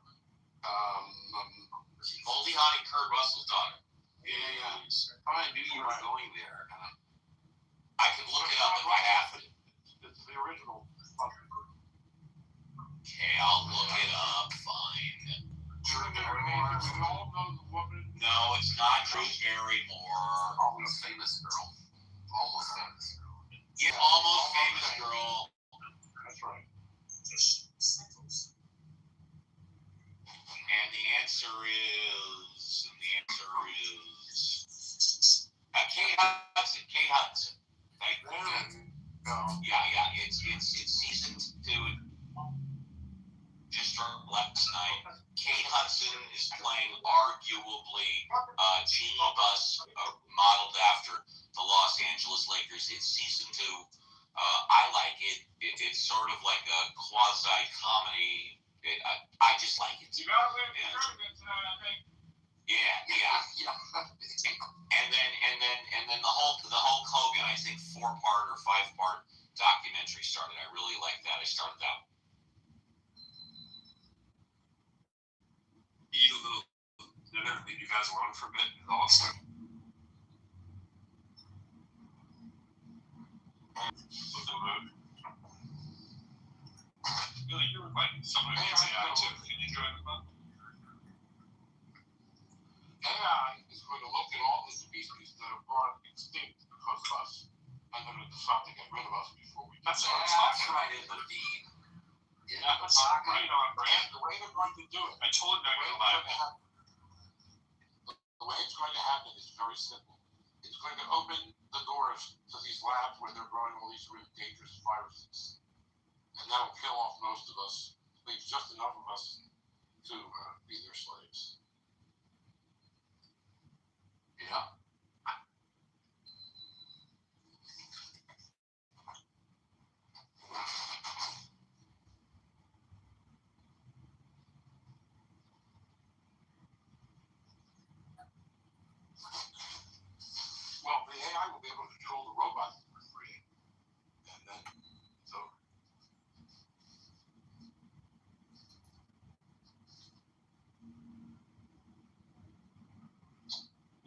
seems to be able to take control of us, though. Right? If you can put the soul in the robot.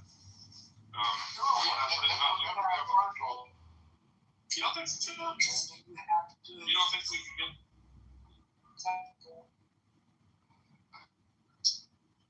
I think for $1 million each, be a lot of people that would join the robot team and go do the robot bounty hunting for the robots. You know, be like some humans come to your door, just like we use Latino people now to knock on the door for ICE agents. We'll use the humans, right? Just say, hey, everybody, how you doing? Hey, just here to break in your house, take you to the. The computer, otherwise you won't be able to buy food or anything. So we're going to be manipulated into being uploaded. Yeah, it's going to turn into survey, and they're going to control the money. If AI takes over, and each state actor pairs up with its own, Microsoft or Google, as I was saying earlier, I don't know what scenario there would be that there wouldn't be like one state actor, let's say China or whatever, that just pairs up with the AI and does the world's bidding for it, and then puts everyone else out of their misery, bringing the nukes, do what you gotta do, and let it all go down. I was AI saw. How was the AI served by letting it go to hell?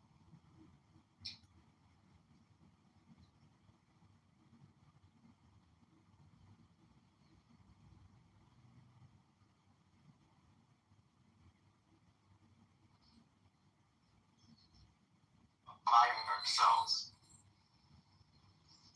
Does that mean putting the bit in Bitcoin? No, more like the harness of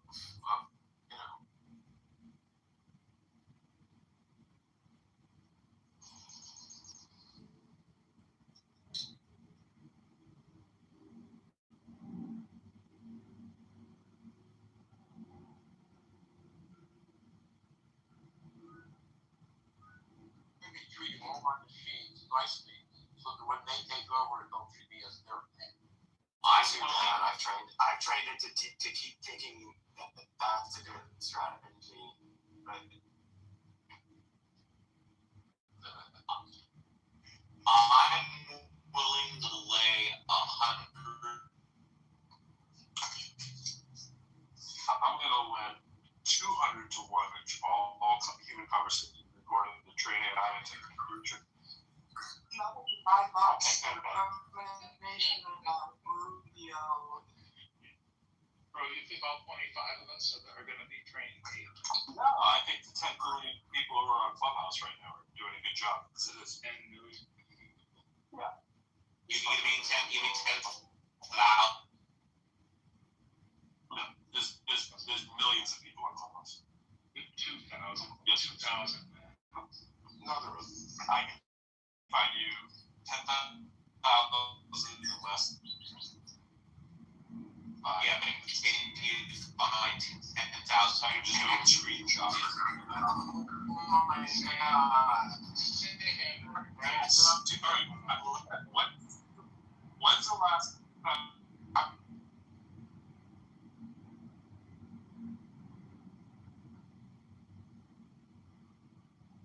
It doesn't stop. Nobody's ever seen the bottom of the Clubhouse well. Sounds like the fucking Timex watch. They should have monetized it 5 years ago. They missed the boat totally. No, they didn't miss the boat. They have the same amount of people on that they did that. No, they don't. Yes, they do. Lying to yourself. You're being lied to if you think that. Well, I know more people that. It's a different quality. It's a different quality. It might be a different quality. That's a very Right. deeper thinking. But it wasn't really mistaken in the thousands.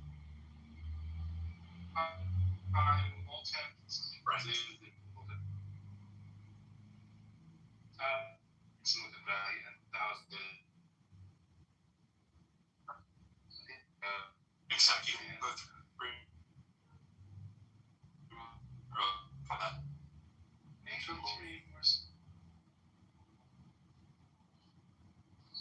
Go into Daniel.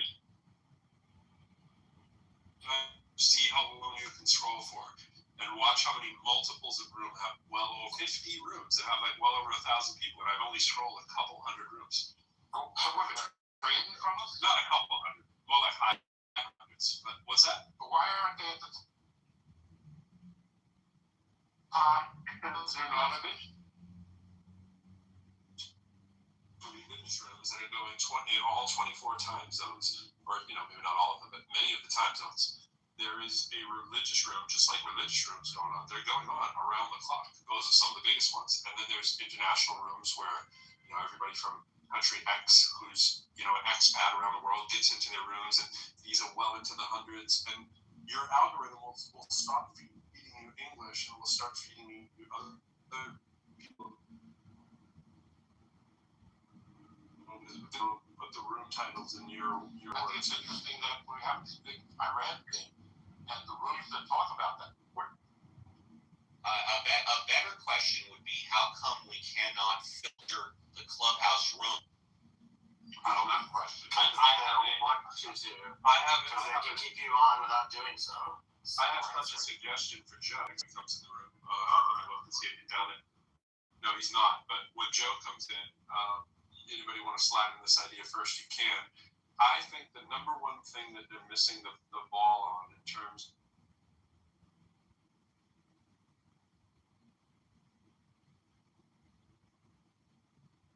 monetize this app is allow me to put my room at the top of people's feed. And there's numerous ways that you could do that, and it could work. And it's puzzling. So I think that's, people pay to be speaking, people pay to monetize that, and I think that has insane value. Like, I think a lot of people would pay well over $5 to have their room go to the top. Bro, I've been saying for years that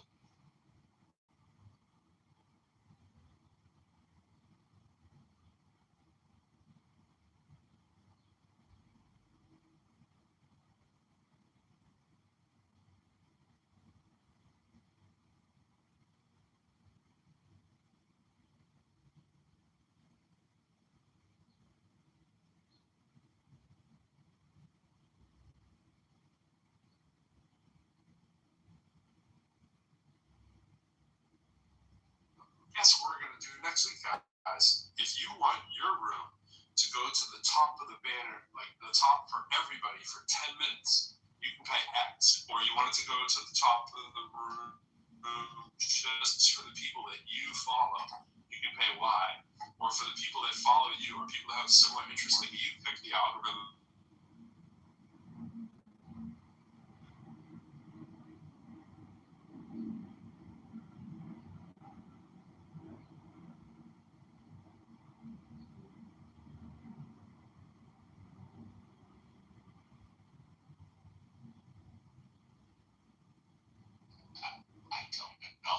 I pay the $5 a month to be able to have my room at the top of everybody's hallway. There's only a few million people that I meant one time. I meant $5 a month. You mean $5 every Sunday? Every time you open a room, yeah, it's not that hard. This is not a hard concept. I understand. Why they don't do it, I'm not sure. I mean, I have a better answer for why they don't do what Steve was talking about, because the fluidity of changing room and hopping in and out, these are unsolvable. So they are looking somewhere else, or they ask more from the data brokers that are already extracting. You don't cut off the room, put out an ad. You just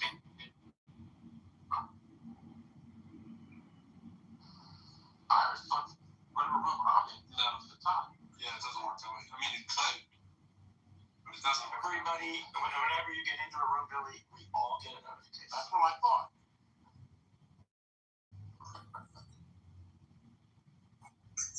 This is Billy Fun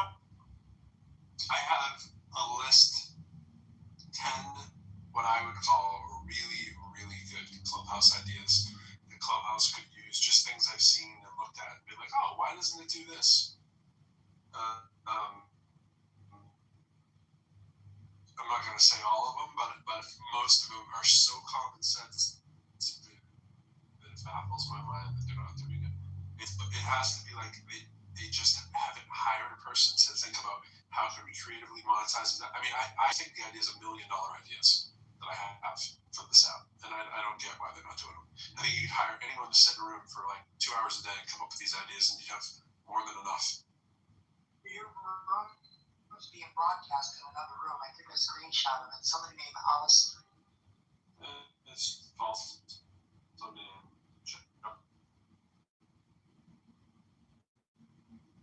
He's got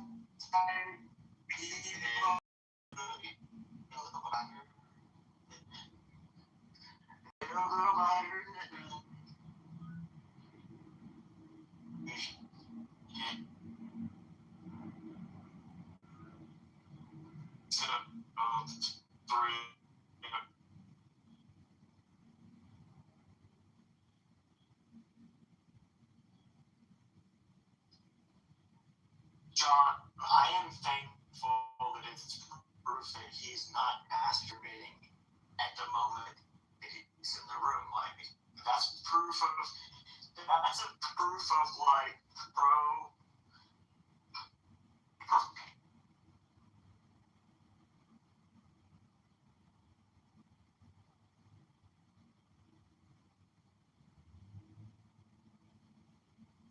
you refresh.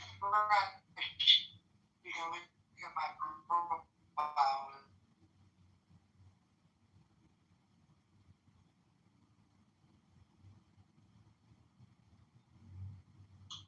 That's a weird pastime. Sure. Start banging. You might need to start on the ribs again.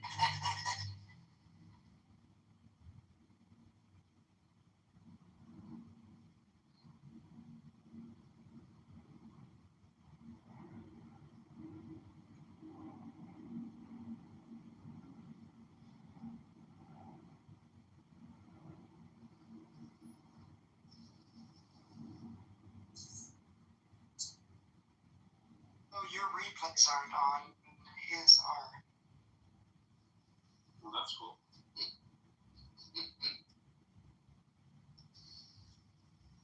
What I always find hilarious is when people think it's some kind of like privacy violation that you're talking in a public room and that somebody else is rebroadcasting. The darkness override. How can I help? Like people would be like, I'm not speaking in that room. Why do they do it? It's like Just that. content generation. Yeah, what No, it's smart. Offer this for content generation for hours of use streaming hours.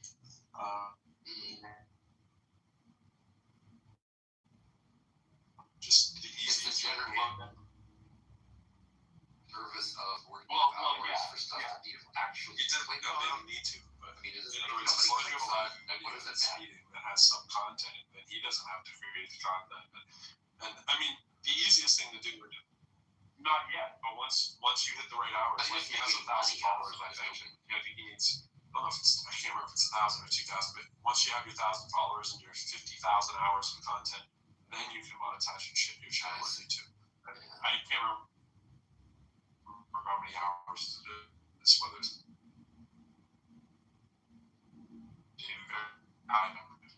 so he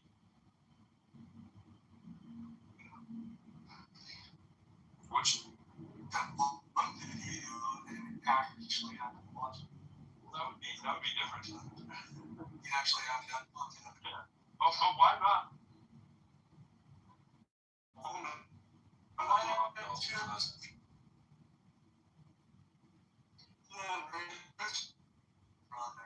Well, I think people scroll through nothing.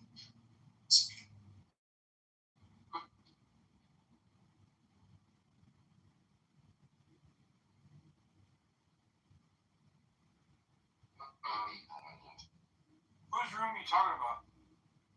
Dippin. Oh my goodness. Kitover. Get the fuck. Get him on.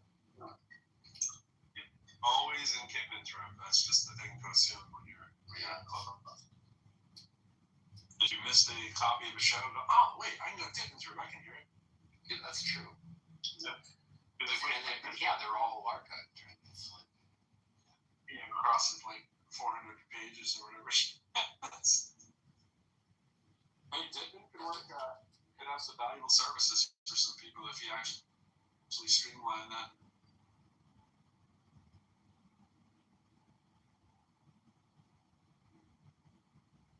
Has anybody in here ran a company with a lot of people? Well, what do you mean by run, and how many is a lot?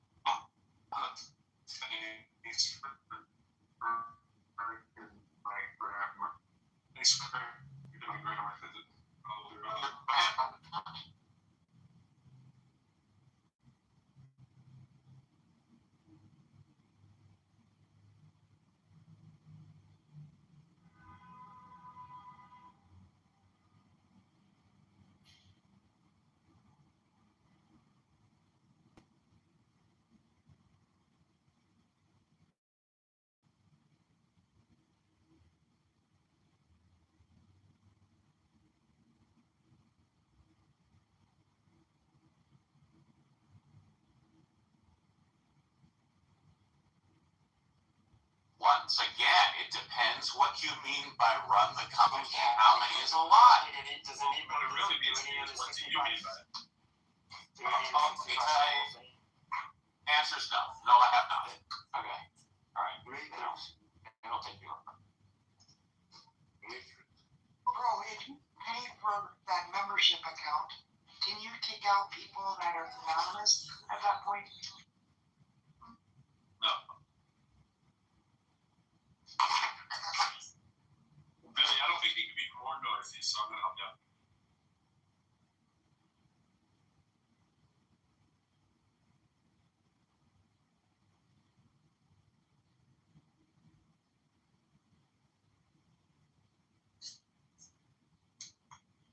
So nobody else has taken on a company. I'm sorry.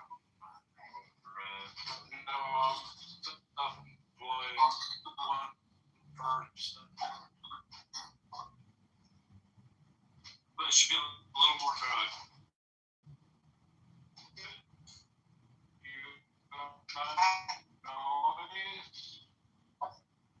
I'm sure he put the phone in his pocket. I haven't taken on any company in about 14 years. What do you mean by taking on something? Having a bunch of people come over to your home?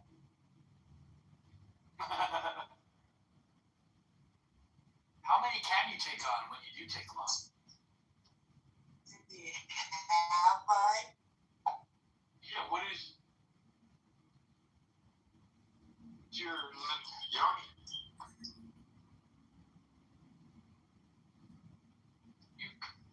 No, I meant once. I'm sorry. 37-year-old man.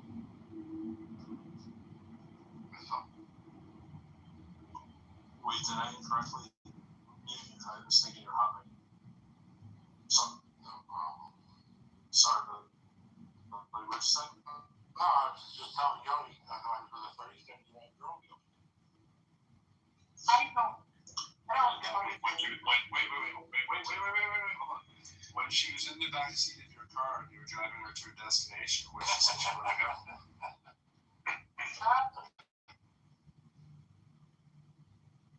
No, Billy does very. Matrix, Yoni, Matrix.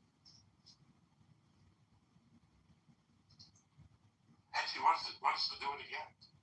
Oh, a repeat customer?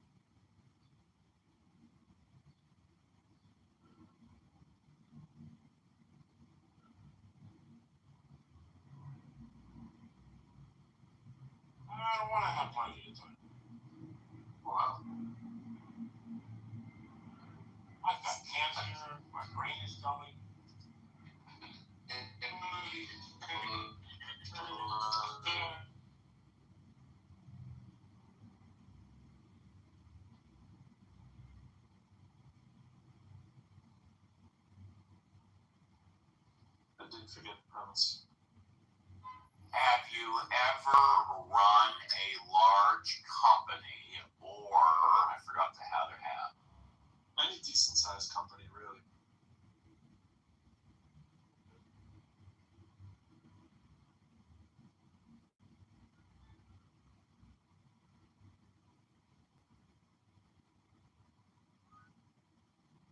I think when you're running company mode, you're always thinking.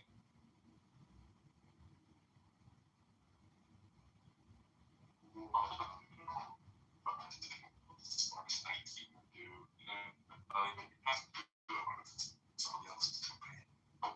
amount of time a lot of us spend on Clubhouse is game and stuff pretending we haven't become.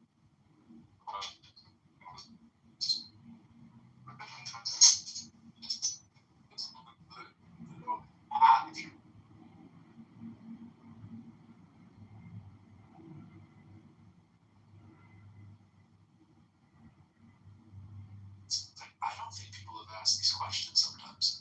It's like you're usually wrong when you make that assumption that a company is sizably huge enough, like Clubhouse. But I don't know how many people work for Clubhouse.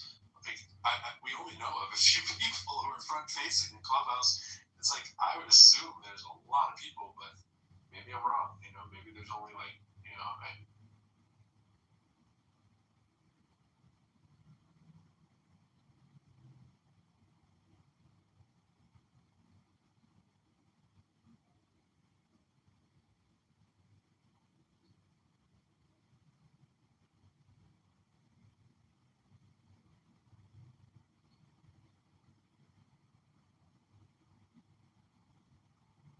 I was self-employed.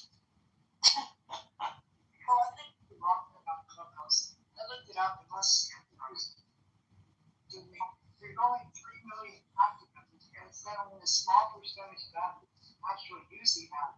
But in 2021, there was 10 million. But now there's only a couple. Where'd you get that from? Yeah, do that multiple times on multiple platforms and you'll get different answers. You really will. It's very hard to pin that number down. And whatever the number is, and I see that small number, sometimes I've seen as small as 1 million, but I've also seen as large as I can confirm with you yourself that at its heyday at the top, there were 10 million members of Clubhouse. Now, whether or not they were all active, that's another story. I can also confirm that Clubhouse started with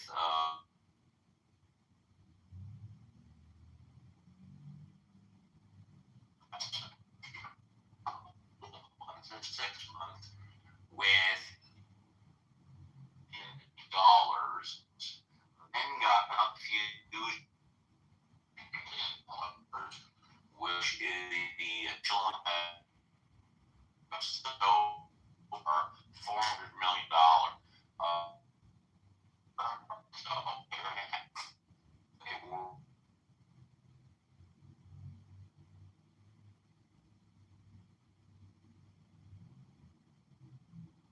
Billion. And then after that, which was like a couple of years ago, there's never been an official evaluation of the worth of the company. That Quit while you're ahead.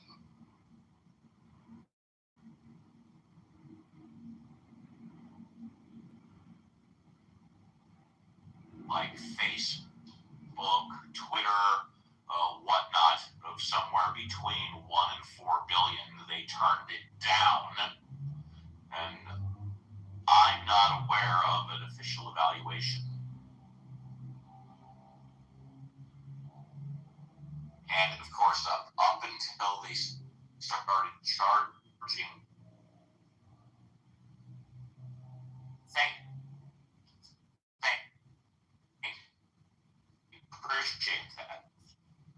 appreciate that. Thank you.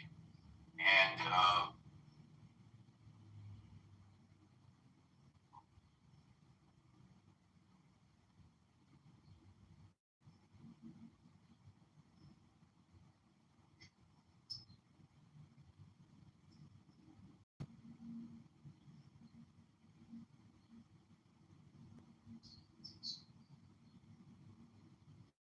I'm sure it's not worth even $1 billion at this point. Of course not. Maybe a couple $100 million at this. Well, we don't know what kind of data broker agreements they have. We're not privy to. I think that's pros. I mean, Pro, do you have any other rational explanation for?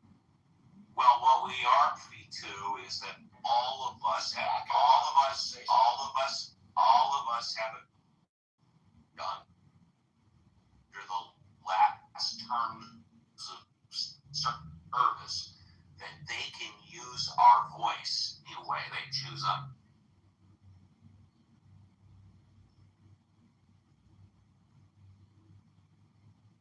Yeah, this article up top is another one that talks about the 1.8 million users per month. Now, if you have 1.8 million users per month, I don't know about any of you who've ever gone to a gym, but if you see a gym that has 1.8 whatever per month, that means they have a hell of a lot more than 1.8 that are signed up to that gym. So those are user numbers. According to Grok, it's currently at 4 billion. 4 billion? 4 billion. I'm sorry, what? Are you saying the value? Seemed exceedingly high. Why don't you do us all a favor? Ask Grok, when was that 4 billion evaluation? Well, it told me all those numbers that you told me, and I said, what is it today? And it said 4 billion.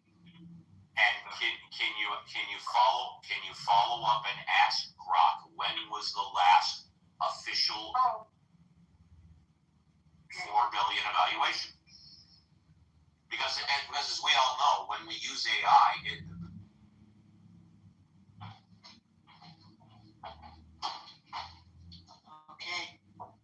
just say when was that $4 billion evaluation published?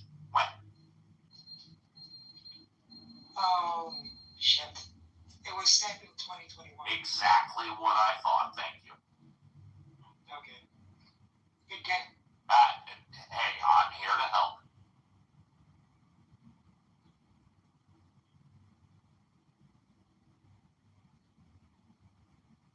Part of the current evaluation today, didn't they understand, is what I wonder.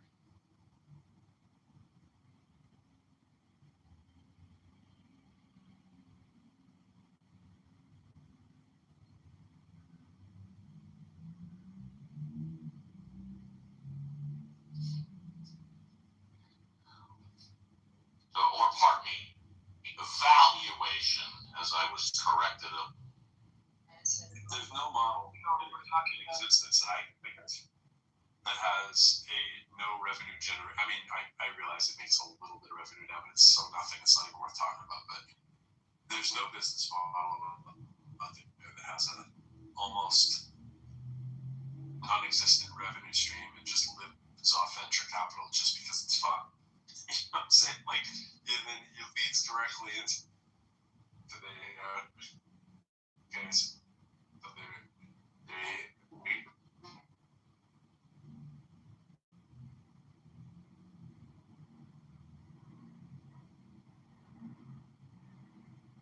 The way they want to or whatever, you know what I mean? Like it's not going to go.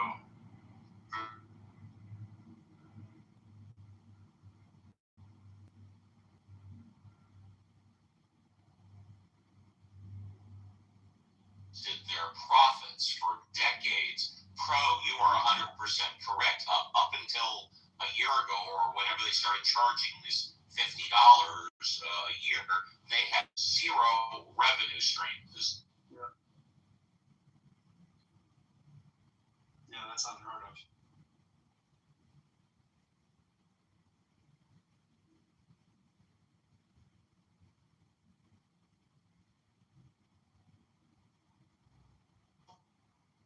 No. Wait. No, we said this. We said this. Clubhouse. $50 a year. No, my point was to the Amazon question. Well, he means the $7 a month or whatever it is. But my point is with Amazon. Amazon's always been selling stuff, so it's not that much of a shock that they were running off venture capital and then turned profits. Amazon had profit; it was just most all of it reinvested back into the company. Yeah,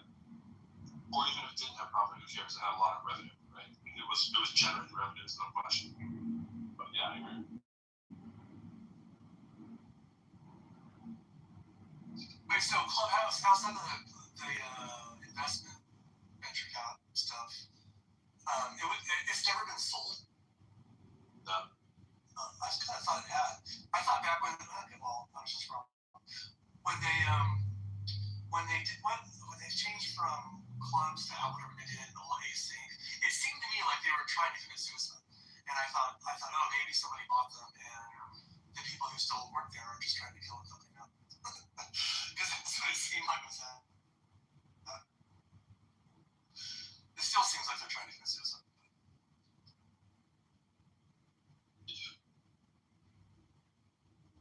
All part of the plan to take over the world. Yeah, nobody knows what they're trying to do, and I think that's exactly.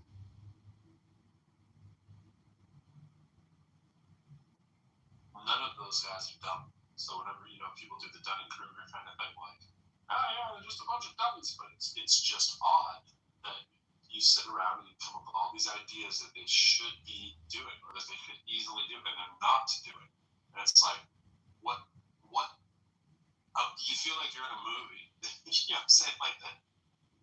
Like I was saying earlier with the NTV, the Truman Show. It's like, if we're not trading the data or part of the project, that like, what is that phrase? Like, if you're not at the table, not the at the table one, then you're on a dish. Not that one, but the one that you're on the table. Yeah, but it's you're the product. If you're not being charged, right? Like we're the product.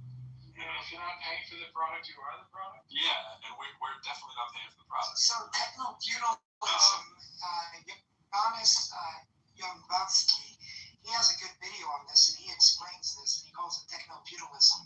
I can share the link in the chat. Yeah, but you said on this, but what is the key piece of it before you do it? Well, I mean, you can do it, but I'm just saying, what's the main issue that they talk about? Oh, how capitalism has eaten it.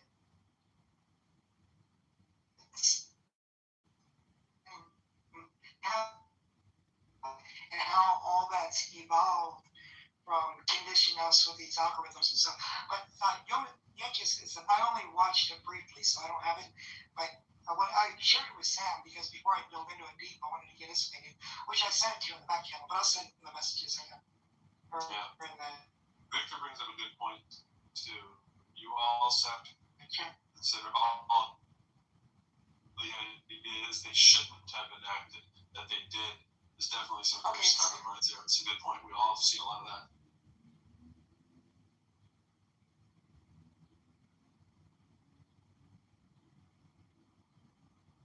Another thing, but you can if you're on club deck. Yeah. Copy and paste it. Yeah, it's so weird. Well, they clearly spent very little on development. I wonder how much they're.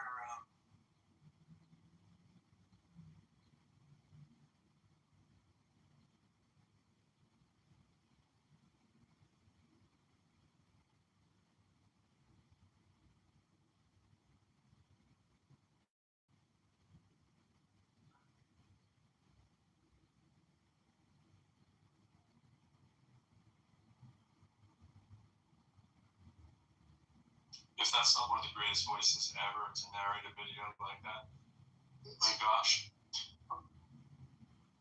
Wherever we turn, we notice the capital infusion into the market system in place. Dun, dun, dun, dun. Isn't that the voice of the Dr. Evil and Phineas and Ferb? Yeah, it's pretty similar. I love Phineas and Ferb. It's a great show. My wife and I would watch that when the kids were gone. Because when did they?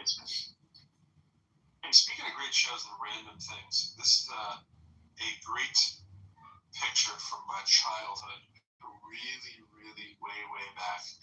And this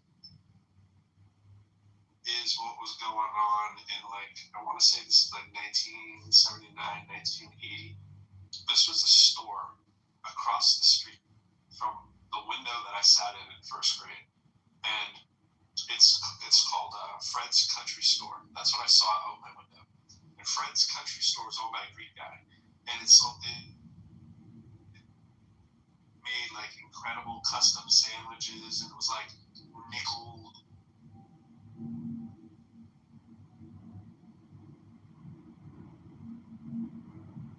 It's How did you concentrate in school with that right there? I did. And that's the thing. The thing, even in my book, when people ask me how I got into hip hop, I was looking at that over there, but I'd be doodling and writing little poems, little songs, or whatever. All I wanted to do was be outside there, and it was called a country store, and I didn't even know what that meant. I was like, "What's a country store?" And we weren't in the country; we were in the city, but it was like a slight like lull in the city part, because right behind that there's a river. That's the Merrimack River that's behind that.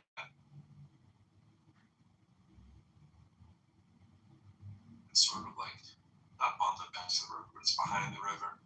This is Merrimack Street.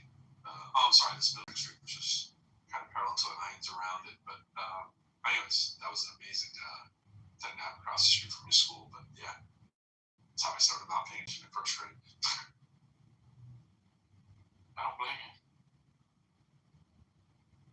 Hey, Pro, have you read this whole article that you posted at the top? I'm in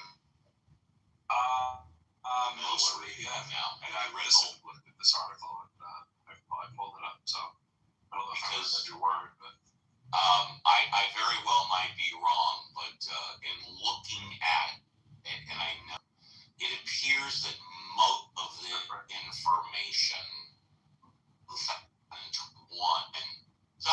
some of it.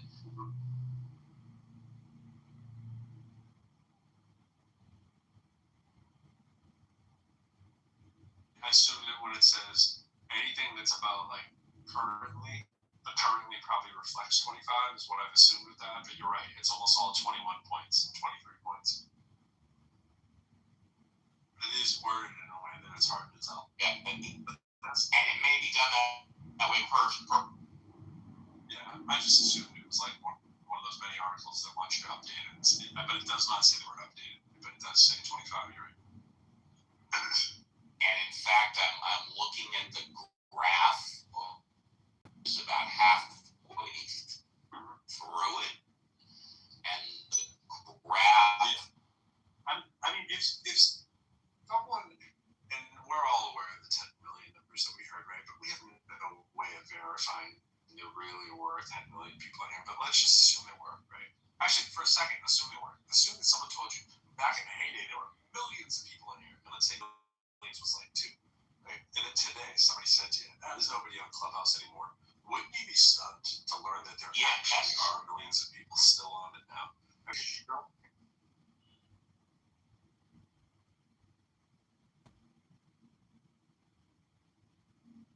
on? It's turnkey. Everybody's in here in real time talking to each other. And just You know how I know you're wrong though? No. Because Dittman keeps ending up in our room. Like if they ever have those rooms. That's a great call. That's just not enough. I want some other corner. But that's proof of what I'm saying. I mean, it's evidence of it. It displays to you the same, like, over 20, 30, 50 rooms, right? It feels as if there's nobody here. Dittman is trapped in the same little bubble, too. Joe. Well, he's.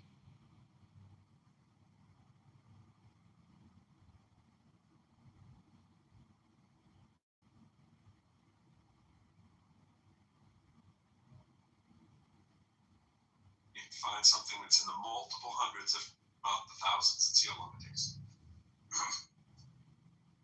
That the first time you said it, I found nothing of this. Well, Let's roll. Let's roll. Nothing. I'm on 100. Why don't you even tell me? Yeah, it doesn't. I hit 100 120 on my first scroll. I hit 120 on my first. Look to the right. Are these people with their numbers? Are these club deck people? No, look to the right, and you can see the numbers on the little bubbles. It's not in every single room, in almost every room. 151, 290, 290. I see the 290. Yeah, I saw them. There you go.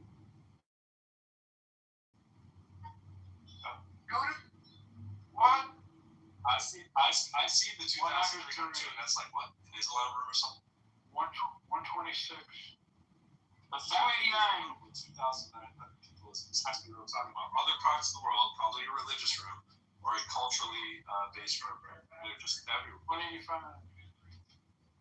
The thing that weirds me out, if there's so many rooms that I'm not seeing, so I can scroll through 50 to 100 rooms, and there's only two, maybe, that I'm interested in.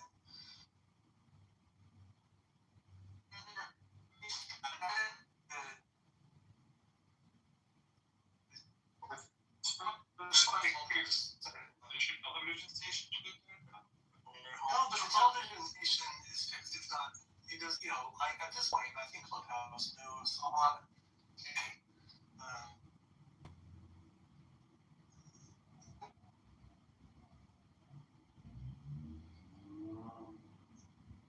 No.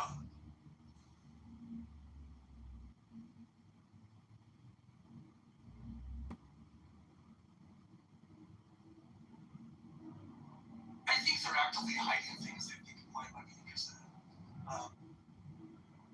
Like I have to scroll down to find rooms. So those rooms I've been in earlier in the day.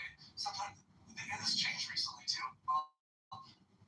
My go-to move now is to go right. And I scroll like what rooms pro in. You know, it's like my algorithm.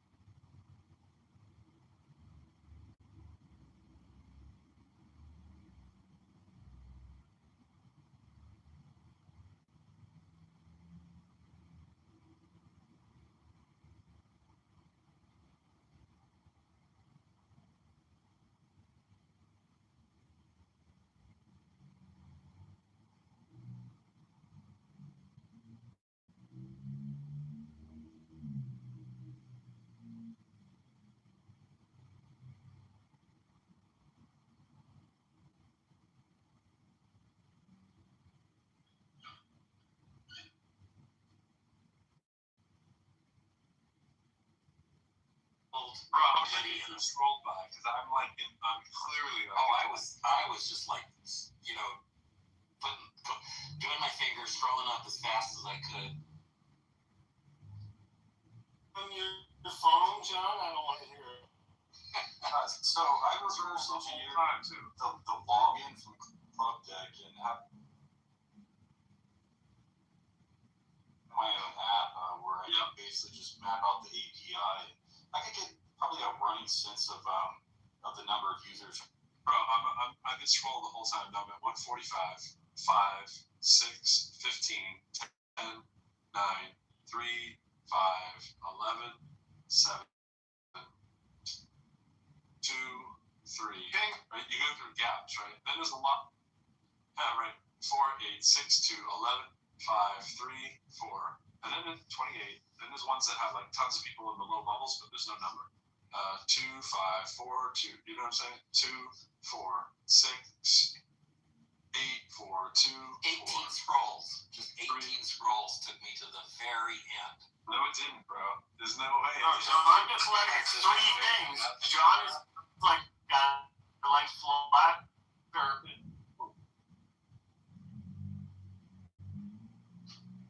Probably.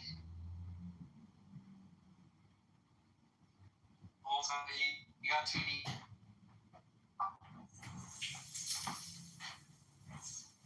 Yeah.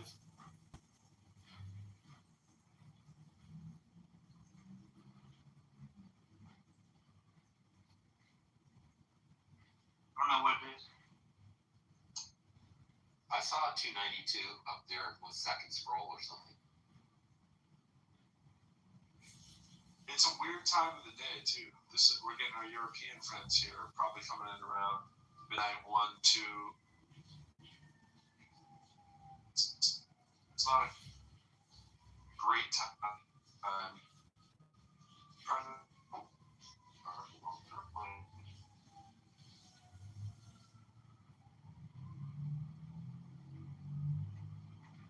Right.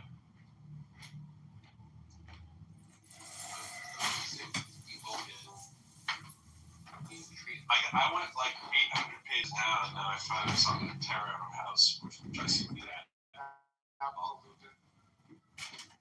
Now you look at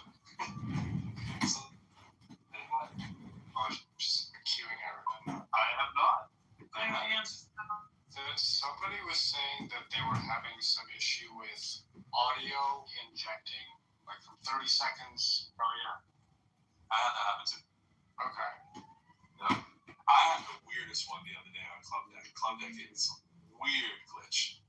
I was like in the room, but I'd already left. And the name of the room was in the new room I was in, and half the people were there. I was like, this is crazy, bro. Just like a refresh.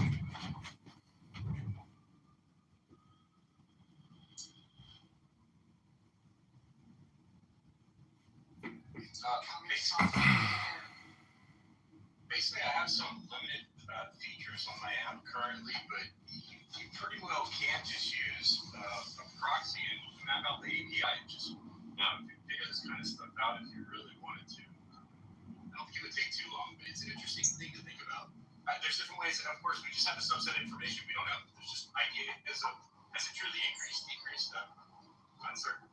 You can probably just write an MCP server, Pro. I'm like doing this right now. Hey, use a Club Deck and write an MCP server, LLM, that will just scan through and count all the users. So we'll see if that works. Right. Let us know if the bot gets banned. I'm definitely into rooms that feel like they're bot created rooms that it's set to the bottom, right? Now I'm in the 1, 2, 7, 1, 1. I did think about that. Just one bubble. Yeah. As far as the banning is concerned, I hit some 429s, but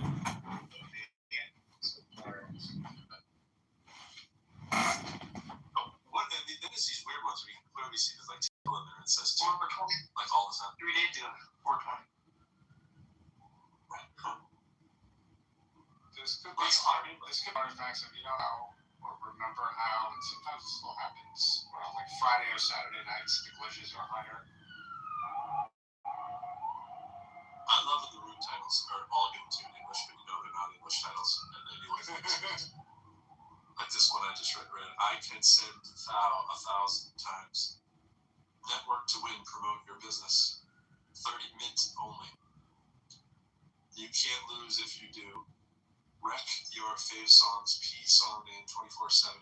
That's definitely some world music, which will not be music I've heard of, I'm sure. Now I'm in another section where there's more people, but it still looks bot-ish. Look, it used to be 2 to 1 on Twitter for bots. Okay, this was Obama last term, 2 to 1. The last election was 15,000 to 1. There you go. So 15,000 bots to every one human. John, I've hit an end. I hit an end. Oh, okay, that took you longer than me. Took me a hell of a lot of time. Is it all untitled? Yes. The last 7 are untitled. Oh, I had like 20 or 30. No, my last 7 are untitled, and one before that's a script I don't know. Then there's 3 more untitled, and there's titled, untitled, untitled, untitled, untitled, that's untitled, untitled, titled, untitled, titled, titled, titled, titled, titled, untitled. Yeah, so I think that's what it goes. We give up. These are clearly bots. No title, no person. Well, one person. I do want to go on. I'm going to go in one right now to see the one that has one person that's at the end of it. He may never come back.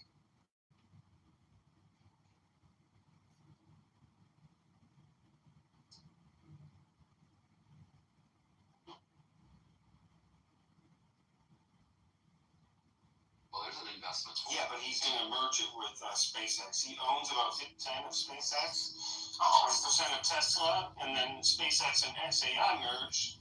And then they're also going to be merging with this other AI company by the end of the year. So, there's.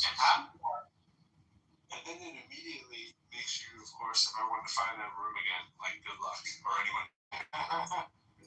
Yeah. So did it work? Yeah, I went in. It was Ebony with a $sign in front of her name. Dollar Ebony. Talking. Well, you know what you can do, Pro, is you can do the copy thing, which is the box up at the top with the arrow up. Click it, copy, and then. Oh, I did not know that was. Well, you say you might not be able to find it again. That gives you the automatic invite. I know what you're saying. I don't know. I didn't really want to. I was just thinking like. That's a weird workaround. That's like a 90s hack to a problem that should have already been solved. Yeah.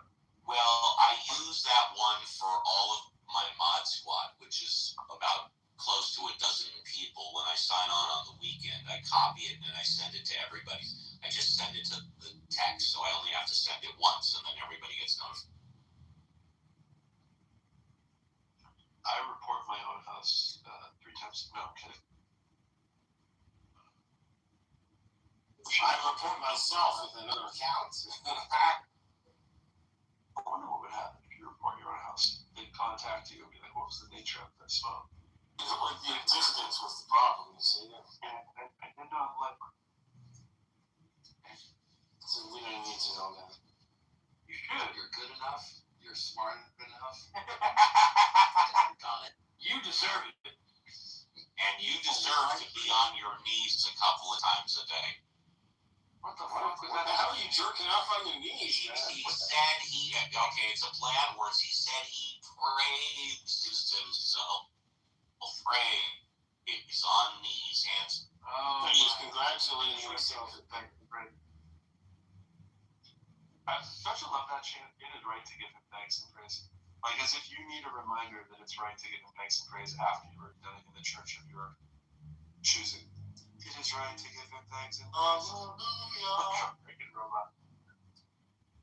It is right to give, like, nothing cultish there. It is right to give him thanks and praise. Like, what?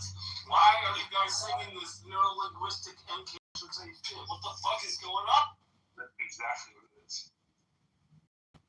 It is right to give him thanks and praise. Now we sing it all together.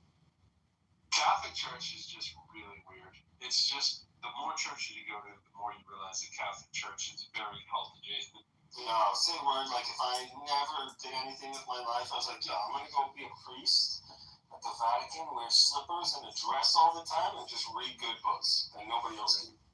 But the Catholic Church does own more land around the world than any other individual or organization. That's the best corporation ever. It is. They got a woman's feet in your PTR. No, those are his feet. Yeah, how dare you?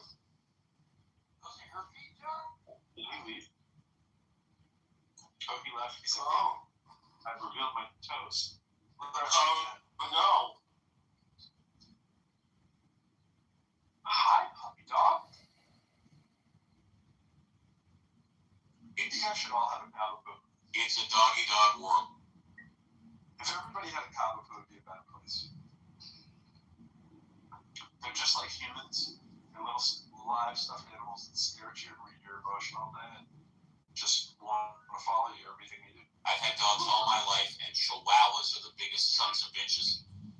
Most dogs never do that, bro. Most dogs stare at you and follow you around all day. Yeah, but no, not like like I'm a big dog person too. Like I was raised with my aunt. I was on Animal Planet with my pug. You know what I'm saying? Like it goes on and on. Had a German Shepherd. Like this dog is a Cavapoo.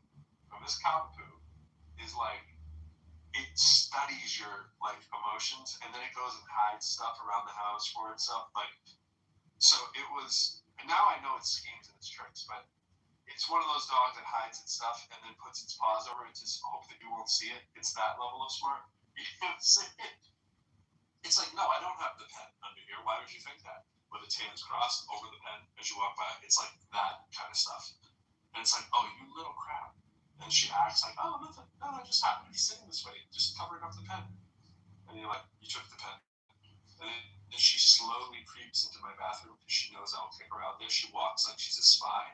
She gets into my bathroom so that she can try to jump into the trash and pull out toilet paper, which is like her favorite thing to do in the world. And she's like, run. Stop.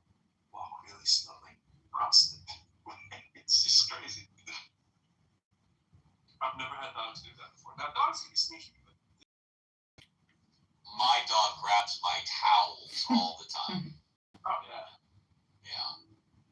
I've never had a dog that grabbed towels before. Sorry. Oh, this dog. Because, you know why, Steve? Your dog wants your attention. Wants to play tug of war? No, wants your... Wait, grab the towel while you're using it, or grab the towel while No, not while I'm using it, while it's hanging on the rack like the next day. Because the dog wants your scent. Gotcha. It is the most comforting thing for a dog.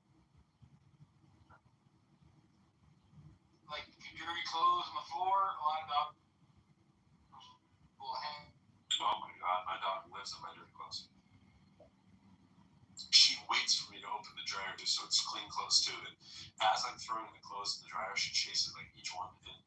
Like as it comes from the washer or the dryer. And when your dog sits on your feet and gives their back to you, that's a good thing.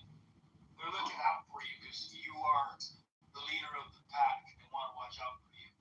Well, my dog has its own special couch, and I never go on it. It sits next to the human couch. She's got the doggy couch. And constantly, when she goes on it, she'll go in a circle like 3 to 5 times and scratch at it before she actually sits down.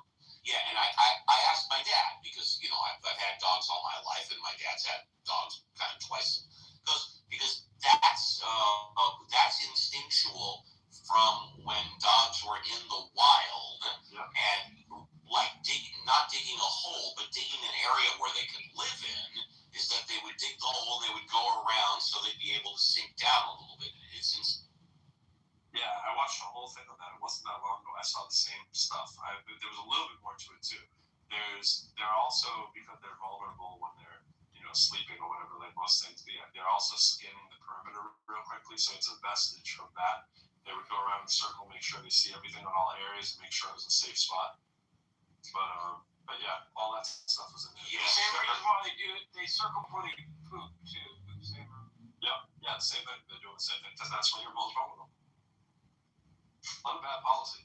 And that's why your dog will come to your feet, get your bathroom door open if you're on the commode. They'll sit by your feet. This is 8 monster boxes of silver, 4,000 ounces of better known American silver. And this is the same dollar amount, but in gold coins.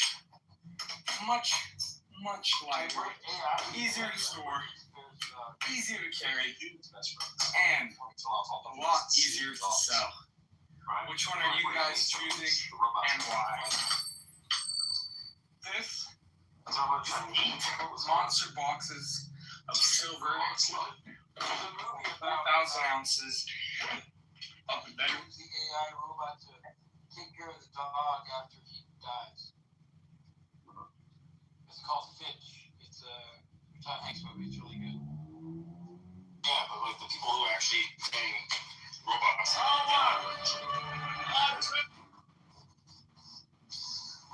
like it was less of a racist kind of more of a, hey, China's gonna have robots faster, so they're probably gonna run into this problem sooner. Actually, I bet it's South Korea and Japan actually gonna have robot nurses before anybody else. Because of the population collapse. So it's gonna get fucking weird because then it's gonna be this robot has an inheritance and has power controlling it. This robot is racist over after Latvia. Because I'm on the move after I thought. That's gonna be fucking weird because you know some fucking weirdo's gonna do that. Some weirdo.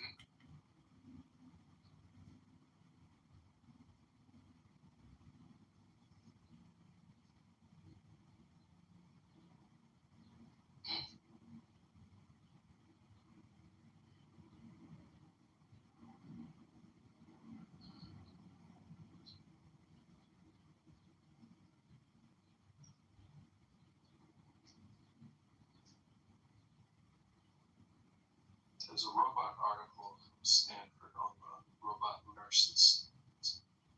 I'm going to find it in a second. Benjamin loves a good Stanford article.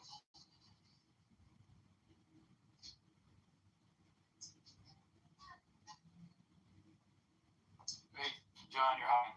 You said you're back, John. Oh, sorry. You, You're my explosions. you,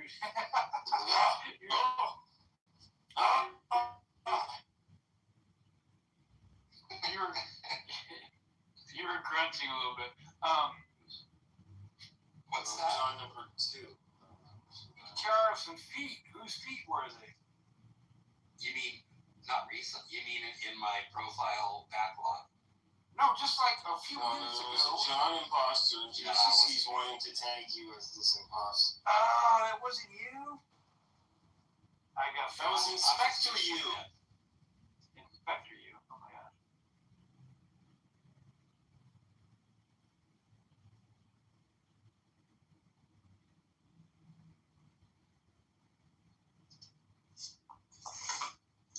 Denny's Day. Mrs. Denny's Day. I have come to destroy you.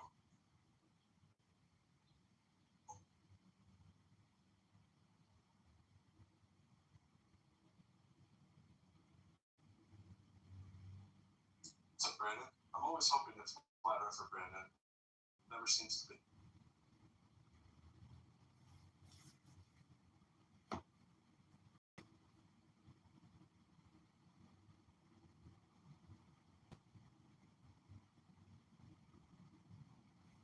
We're talking doom and gloom, end of the world, market collapse. Anything else you want to have on the negative docket is free game.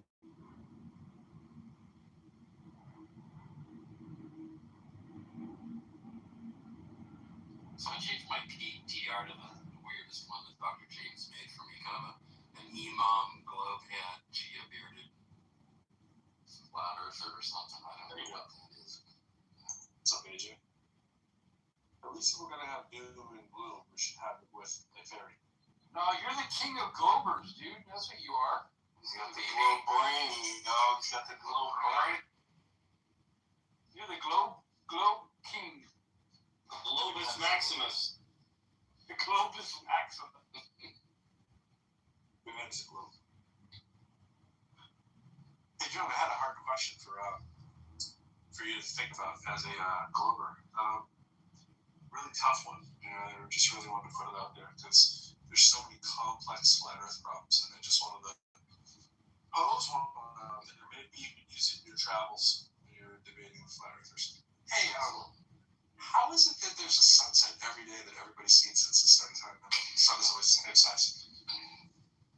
Yeah, I was thinking along those lines. I was just thinking, I just want to like have my PTR just be a sun half set over the ocean, and just have them really explain to me how the other half of that sun, how is the other half of that sun melted into the horizon? It melted, and if you wait long enough, it won't just be the other half. Yeah, but how do you know it's the same sun? That's where they get you. That's how they get you with it. And it's funny because if you really wanted to have a discussion with flat earthers, right, you would never change that argument. Yeah, that's right. Only argument. They get you by running you around all over the place. Yeah, they get you around. It's like they don't want you to pay attention to this problem that the sun every day sets and rises the exact same way. And the one I love, because they tell you it goes around in circles on a flat disk, and then it sneaks up behind you when you're not looking, even though it went really, really far away into the distance. I like that one. It seems to do a conveyor belt thing, but you guys are saying it's going around in some kind of flat circle. I don't Yeah, get but it. how big is this plate? And where's the ice wall? Like, ice wall? I've literally never heard that until I had a discussion with flat earthers. So that's why I think it's like probably one of the most successful of all time propaganda campaigns by Putin. I still think that's like the main reason it became a cultural phenomenon. and the estimates put it as something like $80 million. That is amazing bang for the buck. For $80 million to get flat Earth to be gone. Yeah, went from like a couple thousand people to like a couple million. Yeah, is it flat? I'm like, guys, we have a globe. You can travel to anywhere on the globe, I assure you. It's a globe. And they're like, yeah, but I've never been in a plane. I'm like, oh, that's just a plane ticket. The next best argument, though, if you want to go up like one level of sophistication, and I usually, my favorite thing is staying away from all math and science whatsoever when dealing with flat earthers, because that's what they do. Never bring it back to math and science, right? Everyone makes the mistake of thinking you want to bring it to math and science. That makes it look like you're actually having an argument. You want to stay in the land of like very general. Hey, I see it setting over there. I was just wondering how you explained it, right? But other than that, right, it's like just stay on the lizard people. Yeah, no. The closest thing to even getting near math and science is just like when we do the whole predict the eclipse kind of thing, and we use all the math that's important to have a globe as sort of this fundamental axiom. What do you do when you don't use that to tell us when the eclipse is coming? Like, that one is so fun to do because there is no answer, so that is just like cue the insult. Well, that's actually worse. We have the Soros cycle answer for that one. That one they know. Not totally, John. Not totally. No, they'll tell. They will convince anybody who doesn't really know that that's a perfectly good answer. There's a pattern. Does the pattern also explain the lunar eclipse too? It's of course the Soros cycle is the one they always refer to for the solar cycle. I don't know exactly the lunar eclipse, but the lunar eclipse is harder, of course, because you can't get away from the lunar eclipse. Yeah. That's right.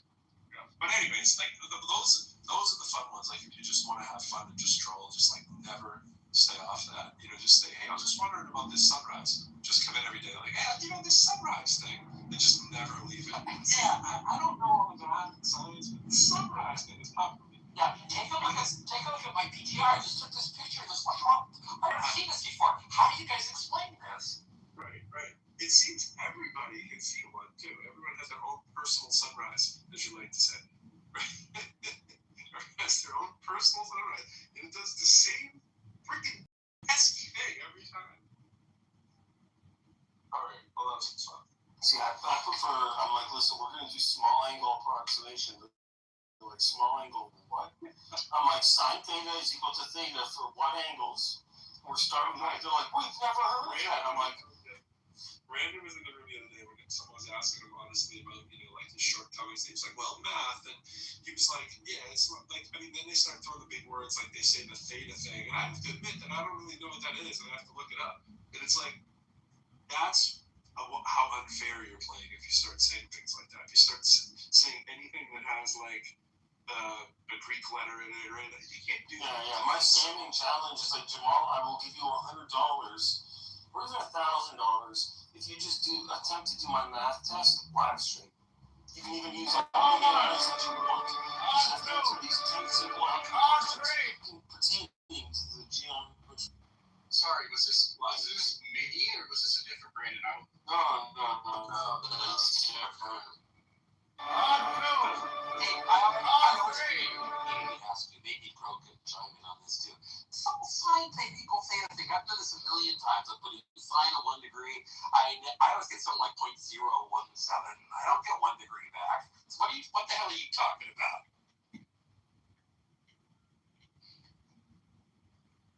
What?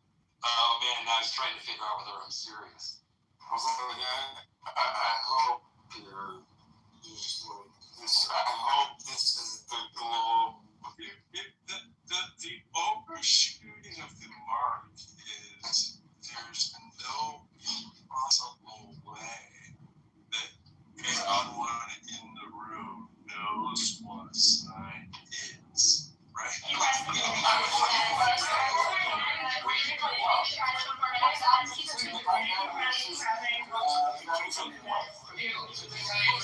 Well, and from Italy, it was called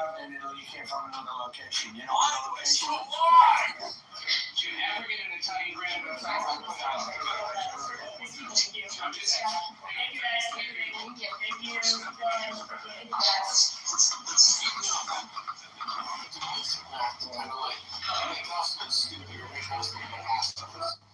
So I would respect it much more. In fact, I've had conversations with flat earthers who are a little bit more Russian, like literally they're Russian speakers. You can kind of pick up the accent, and they will answer questions like that. But then they'll trip you up, and when they work in pairs, they do like the deflection thing, like midway answering a question, they'll ask you a tangent, but then somebody else will interrupt that person's tangent, and that just gets annoying. That's like just the operating, the modus operandi. That's like just how they roll. And it's like in the textbook for the KGB from the 1980s, that's how you do misinformation. This platform is changing the marketing world secretly, and you probably don't even know about it. While everyone is busy spending on Meta and Google ads, this platform lets you put your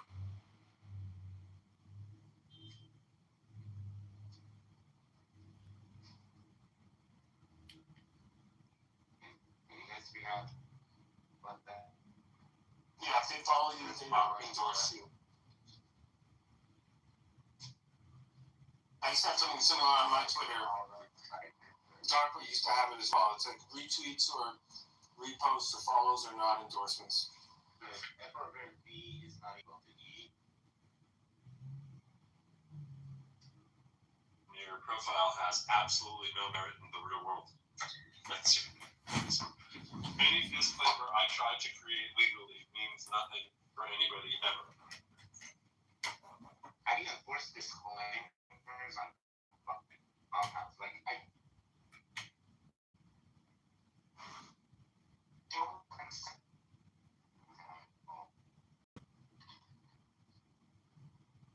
The consent I gave when I signed up. Right, exactly.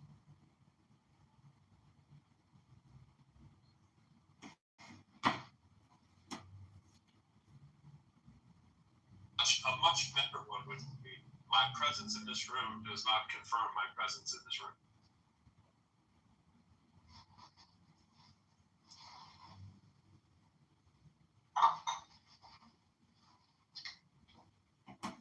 Speaking of that, did you hear about the Republican senator, the Republican congressman that was questioning RFK on vaccines?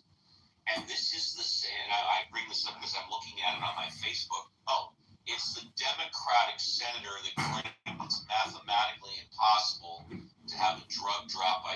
That's not what I'm talking about. Senator who voted for RFK, he was like the deciding vote.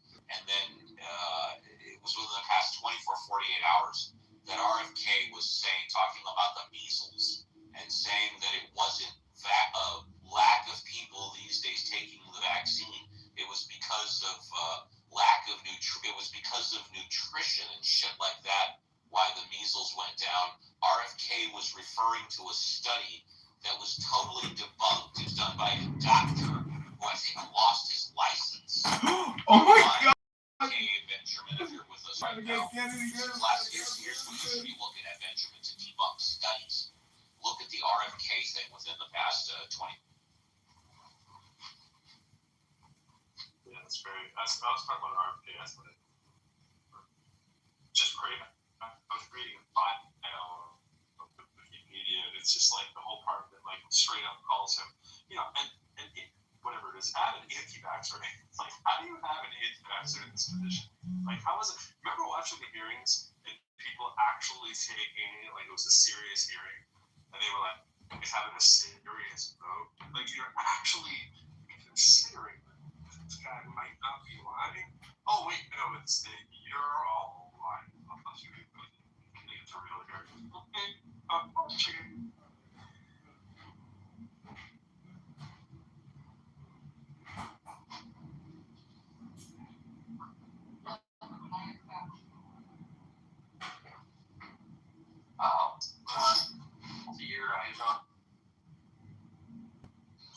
RFK, before coming to the administration, RFK has 20 years of litigation experience with the EPA environmental issues. That's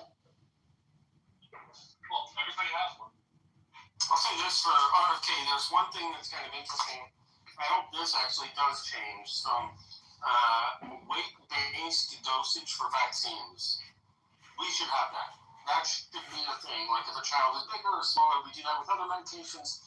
We should do that with vaccines. And there's actually a lot of data coming out of the farm animal data sets for pigs and cows and so on that shows that there's a difference in the reactions and side effects of animals when you adjust for weight-based dosage. So, hey, that might address a lot of the issues because it's kind of like, hey, if you take like too much Advil for your weight, we can predictably say that something bad might happen or you might not feel well.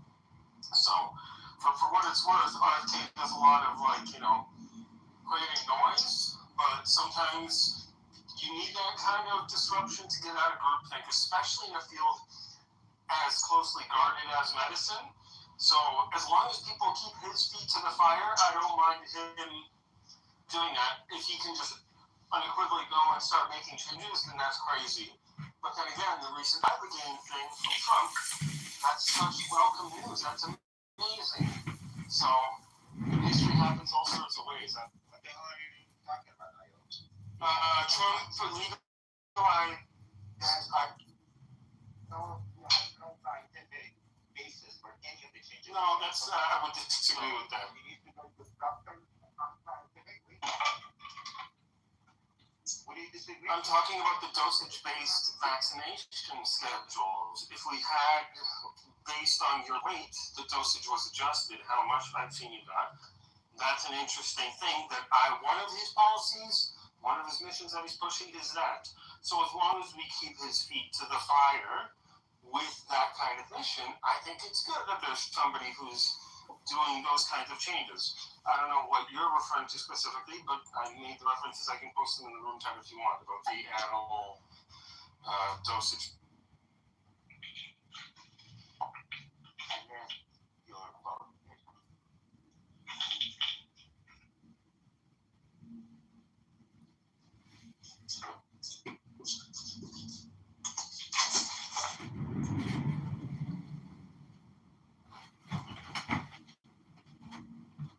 I think what Kennedy's doing also is putting a lot of more money behind research into a chronic disease.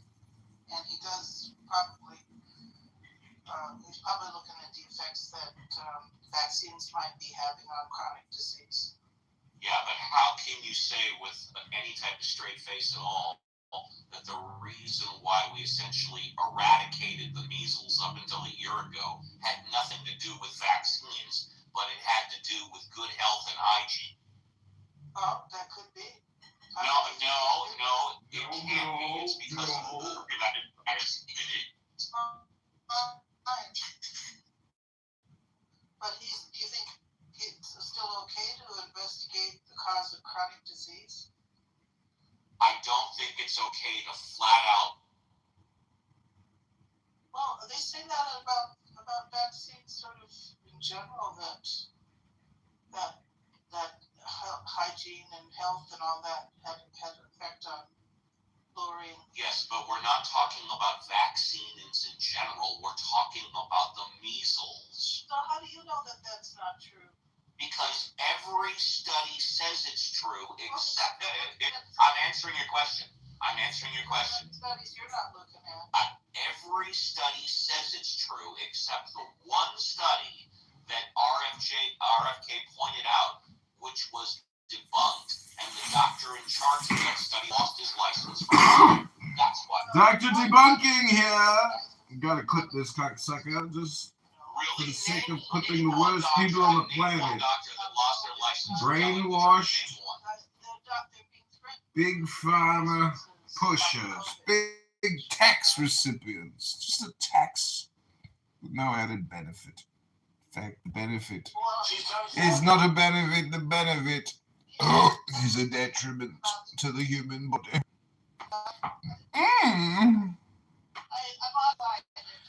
Can you dispute statistics?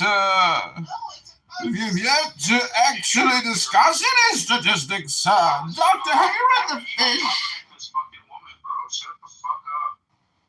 Damn! Steve getting put in his fucking place, mate. Uncle Steve is a bitch. Hank Zappa. Wow, cool. So, what with losing their license.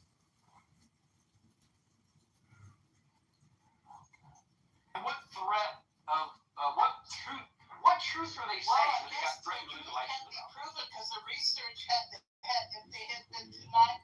Oh my gosh! You don't have something like If it can't be proven, how do you know it was the truth? Oh my God! Please, dear No, a second. JCC, just don't fuck it up. Michaela, if it can't be proven, then how do you know it was the truth? Well, there was a lot of research that was pointing. They said that they were debunking it, but it wasn't really debunked. Look at Peter McCullough. Look at all those scientists that were objecting to the vaccine. They had research going on there. They were saying. Well, what did the research show?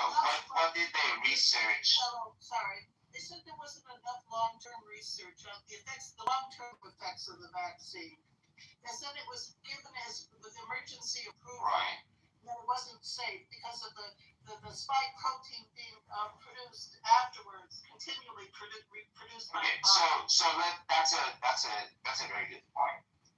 Do you have the statistics to back it up? Meaning that, do you know what the death rate from COVID was? Death rate was for the vaccine, and what the death rate was due to the vaccine. No, I think you have to say there was a natural increase and then fall off of increase. Yeah. So if there are 1 million people who have the COVID, the virus, let's say half of them will die without treatment. But then I give the vaccine, and I say only 10,000 people die instead of 500,000. But another 1,000 people died because of the vaccine. So in total, 11,000 people died. Do you say that was a successful vaccine or unsuccessful vaccine?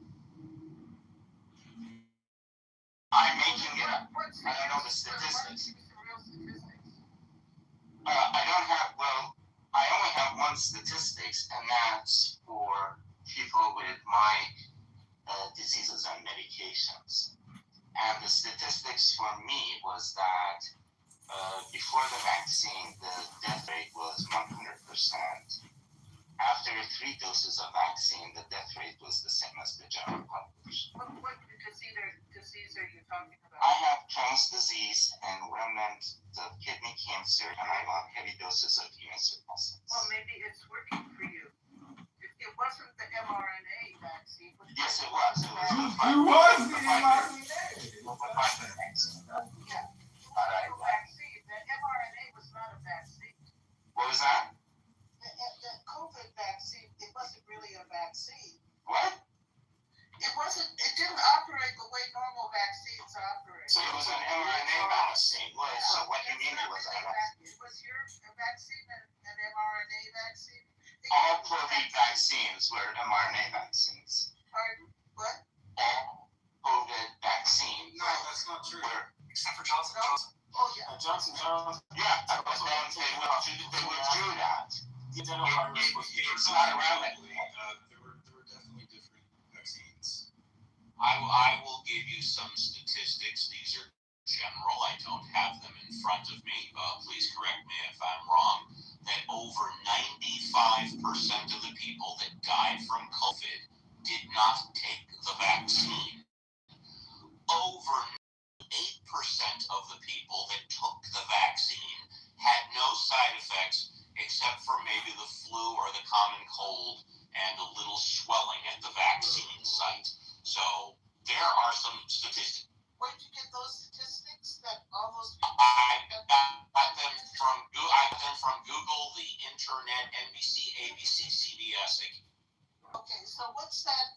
that you report vaccine injury to? There's a government, what do they call that? VAERS. The data was terrible. It was terrible. I tried to clean it over and over, talking to people. Everyone had different interpretations. It was a big mess.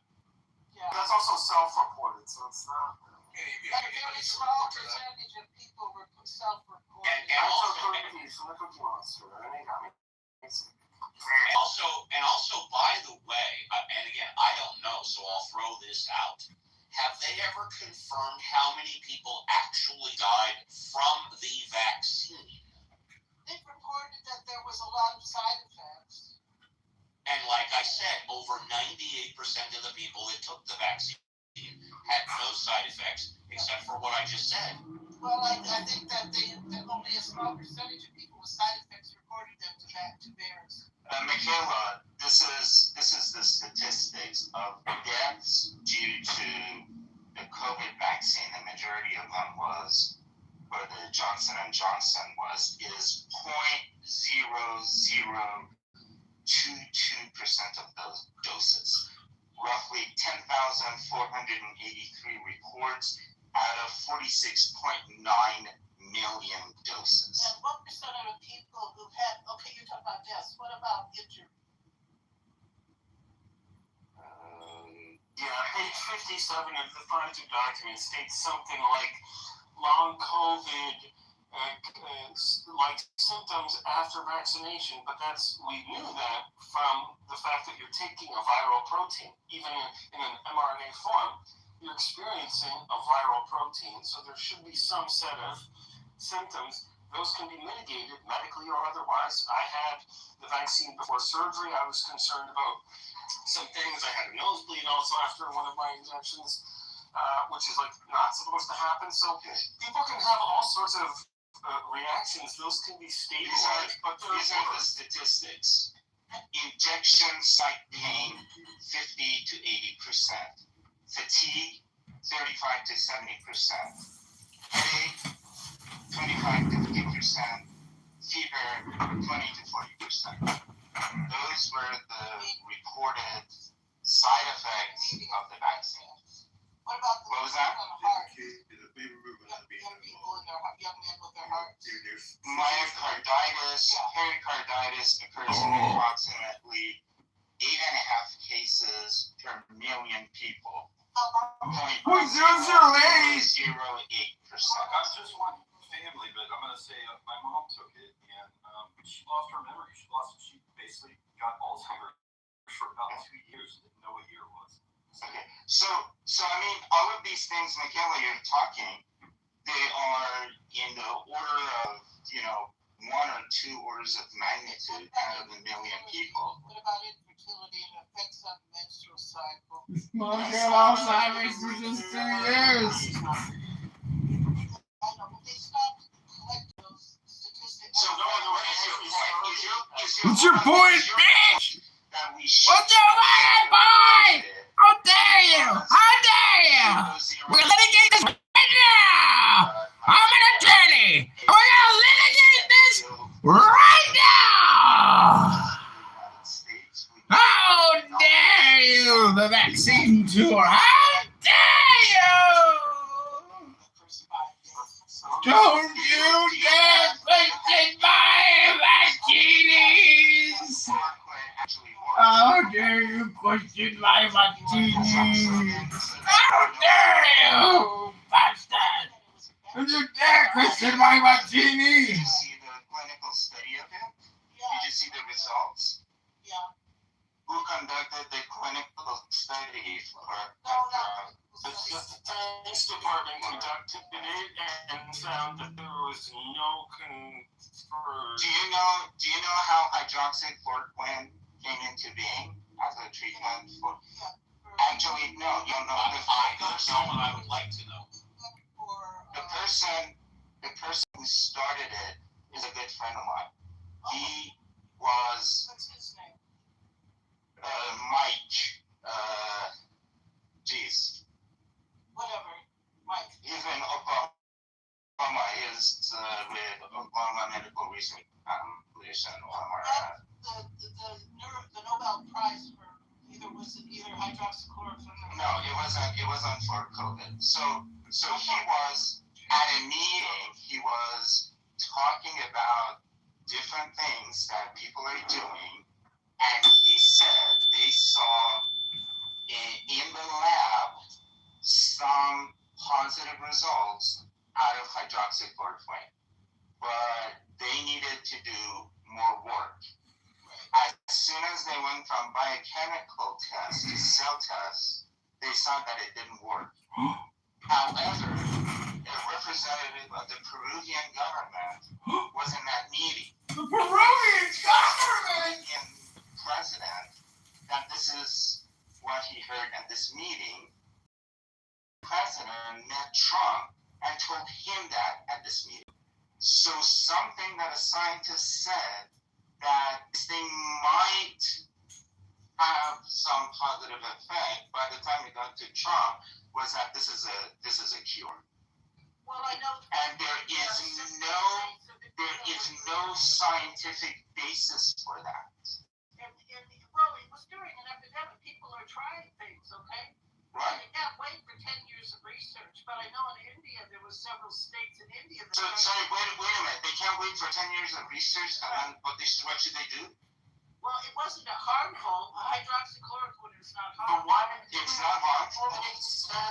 Why couldn't it make sense in a place like India? Because in India, a lot of people already have parasitic infections. So giving them something that helps offload their immune system, this is where confounding variables does a poor analysis disturb. Okay, fine.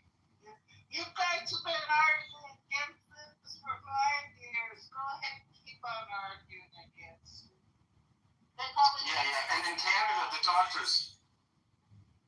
Yeah, and in Canada, doctors heard that story, Hero, and they just started giving it away because people were just buying it on. That might have had a chance of working. I don't think hydroxychloroquine ever had a chance of working. It was just, but ivermectin is an interesting, and that was the thing that Nobel Prize was awarded for, not for COVID, but for something else. But here's the thing: they tried it. There were studies. It didn't really help. So I don't care how much Brett Weinstein you listen to. Okay, so I want to go back to this because there's so much about a couple dying of hydroxychloroquine that I literally just mentioned. Let me give a little more context. Within days of her taking it, she got sick immediately and lost her memory for over 2 years. How many people are in this room? You said something like 1 in a million or something like that, Sam, on some of the major complications. You mentioned one specifically, I think myocarditis. But this is literally like not being able to track what year. She thought it was, I think, 2021 until 2024. It's a big deal. Well, it could have also accelerated that disease, too. What conclusion did you draw from that? That she was likely harmed by it. I don't know for certain, but there's a large temporal association there. No. What conclusion, a public health conclusion do you draw? Public health conclusion. As in, what should people do? Because that was your experience. What should people do with the COVID vaccine? I'm not going to answer that. That's not appropriate. I'm not going there. What I'm saying is, it does not seem as if it was extremely rare. I know that I'm just one person in this room. This room is not large. A lot of people at the top's got. Can you understand that potentially in a public health crisis, that the statistics might have been skewed somewhat by some individuals so that this policy would have been pushed through to have the effect that they really hoped it should have had at a systemic level. They needed certain thresholds to be met. I'm just wondering, do you think that's even a possibility? No, it is not, because we used to see the death rates in the hospitals. We used to see how the physicians were just dying of exhaustion dealing with all these people. We kept seeing the death tolls, and then when the vaccine came, it all went down. When the vaccine, that has nothing to do with my statement. I understand what you're saying. It can be perfect. No, they're mutually exclusive, right? What's mutually exclusive? Did you hear what I said? I said, do you not think that potentially the statistics were skewed a little for national security? No, I mean, Okay. I don't. Do you have evidence that it was done? Do you have any evidence not to? Listen, if it's national security, how do you expect me to have evidence of this? I'm just a guy. Because no, it comes out. It comes out, right? These kinds of because survivorship bias kind of argument right here. No, this is what Benjamin Franklin said, that 3 people can keep a secret if 2 of them are dead. And then none of these. And you can just noise over the top and just scream over people and just say, no, it's not true. You know, you wanna play conspiracy theories, go right ahead. I'm not a conspiracy theorist. I lived in the community. I saw what was going on. I saw people getting sick, and then I saw people not getting sick. Okay, but I want to make my position clear. I think it's somewhere in the middle. I think that there was propaganda on both sides. I think there was a lot of noise and a lot of people died. And a lot of people died for a lot of reasons, in my opinion. You know, it was the virus. Yes, it was the virus, and I do think that some people got harmed, perhaps more. On what do you base your conclusions, right? On what set of facts? That's fine. So, what's fine? On what set of facts? He's already said it. This is simply what he thinks, which is fine. Me personally, I have no problem with you admitting you don't have the facts, you don't have the stats. This is just your opinion. I got no problem. Okay, so let me try to reframe this in one way. I understand that you can't entertain this world, but I do entertain a world where there are national security interests and potentially, and you know what, we might be able to go back and see historical precedents that the government has lied to us for all different kinds of things. So whatever, you can use the word conspiracy theory. But if we see that it's happened in the past, and if this was some sort of national emergency, then perhaps they did need to meet thresholds. Perhaps this was done. And I'll answer your question if you give me just 1 minute. Okay, so if I don't have, and Steve, you said facts, that's perfectly fine. If I don't have the data to be able to back this up, I did the best that I could. And what I did was, personally, I tried to listen to as many groups as possible. And what I saw was most people were pinned into one or the other. And whenever they went into another, the other was terrible. Everyone got tribalized. And so you were either one or the other. I tried to spend a good amount of time with both. And I saw that there was massive noise everywhere. So I pulled myself back out and I said, well, whenever there's massive noise everywhere, what is really going on? And it's some sort of like war. It's something. And I understand, propaganda and misinformation and its Russians and this and that. Of course, that's in play. All of this was in my equation, but I was saying, it seems as if the truth died. This is some sort of war state. The truth died early. And there's massive noise sprayed over everything. And trying to find the signal is incredibly difficult. And most people are getting into kind of black and white perspectives that it seems like I could try to begin to, challenge these. And I was just attacked by either group. And I was just like, well, I don't know. It doesn't seem as if many people are willing to take an unbiased view here. That was just my experience. And I dealt with it for years from every which side. And I'm going to deal with it now. And that's okay. I've said my piece and that's what Yeah, and that's fine. I mean, I'm perfectly comfortable with you saying that our government has lied to us before. We know that's a fact. We found it out after the fact. I'm perfectly comfortable with you saying, based on the history of our government, that it is possible that maybe our government lied to us about the COVID vaccine. I'm comfortable with that. I come from the point of view, show me the facts, show me the statistics. Other than that, I'm not aware of anybody hiding the truth from us. As far as politics and doctors and friends and partners coming out saying, if you take the vaccine, you're stupid. If you don't take the vaccine, you're stupid. Well, once again, that's just opinions. I've given you a certain set of statistics, numbers. Sam has too. We know these numbers that we have repeated to be true. And still, some people say, well, I think, and it's my opinion, and That's fine. I got no problem. Steve, last thing, and thank you. I appreciate this. We're having this discussion here. So, in some of these lies that government has told, has it taken quite a bit of time for the truth to come out? Some yes. Okay, thank you. Some no. That's very true.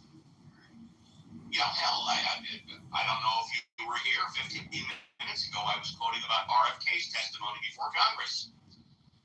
Here's our person in charge of human health services who has the gall to come out and say that measles vaccine did not contribute or was the main cause to measles basically being eviscerated. It was based on good health and good hygiene, and he's basing the whole thing on one damn study, which has been debunked, and the doctor in charge of that study lost his license for flat-out lying. Well, Steve, I'll tell you something. It's not exactly that, but it's kind of during the same time period. I was on just regular social media the other day, and someone was mentioning, they were basically talking about some vaccines and how many people died of the flu in World War II. They were really trying to make it about, oh my God, it's just the vaccine. I just wanted to, do you have an understanding in World War how many variables were in place there? Do you think that health, nutrition, the chemical warfare, do you think that there were contributing factors outside of the as to the spread of acid tests that happened? I'll answer that in a second. First off, the reason why I repeated the thing about RFK is because you asked it to take a long time or whatever to find out if our government has lied to us. We knew immediately as he was speaking his words in real time that RFK was lying when he testified under oath before Congress. But as far as your question that you asked, I don't understand your question. Can you rephrase it? Yes, sorry, I kind of went all over the place. No, that's okay. Yeah, so someone was online and they were trying to make a point that it was due to the... Okay, I don't know what it is. Sure, so World War I, epidemics that happened, the flu deaths that happened, the massive flu deaths.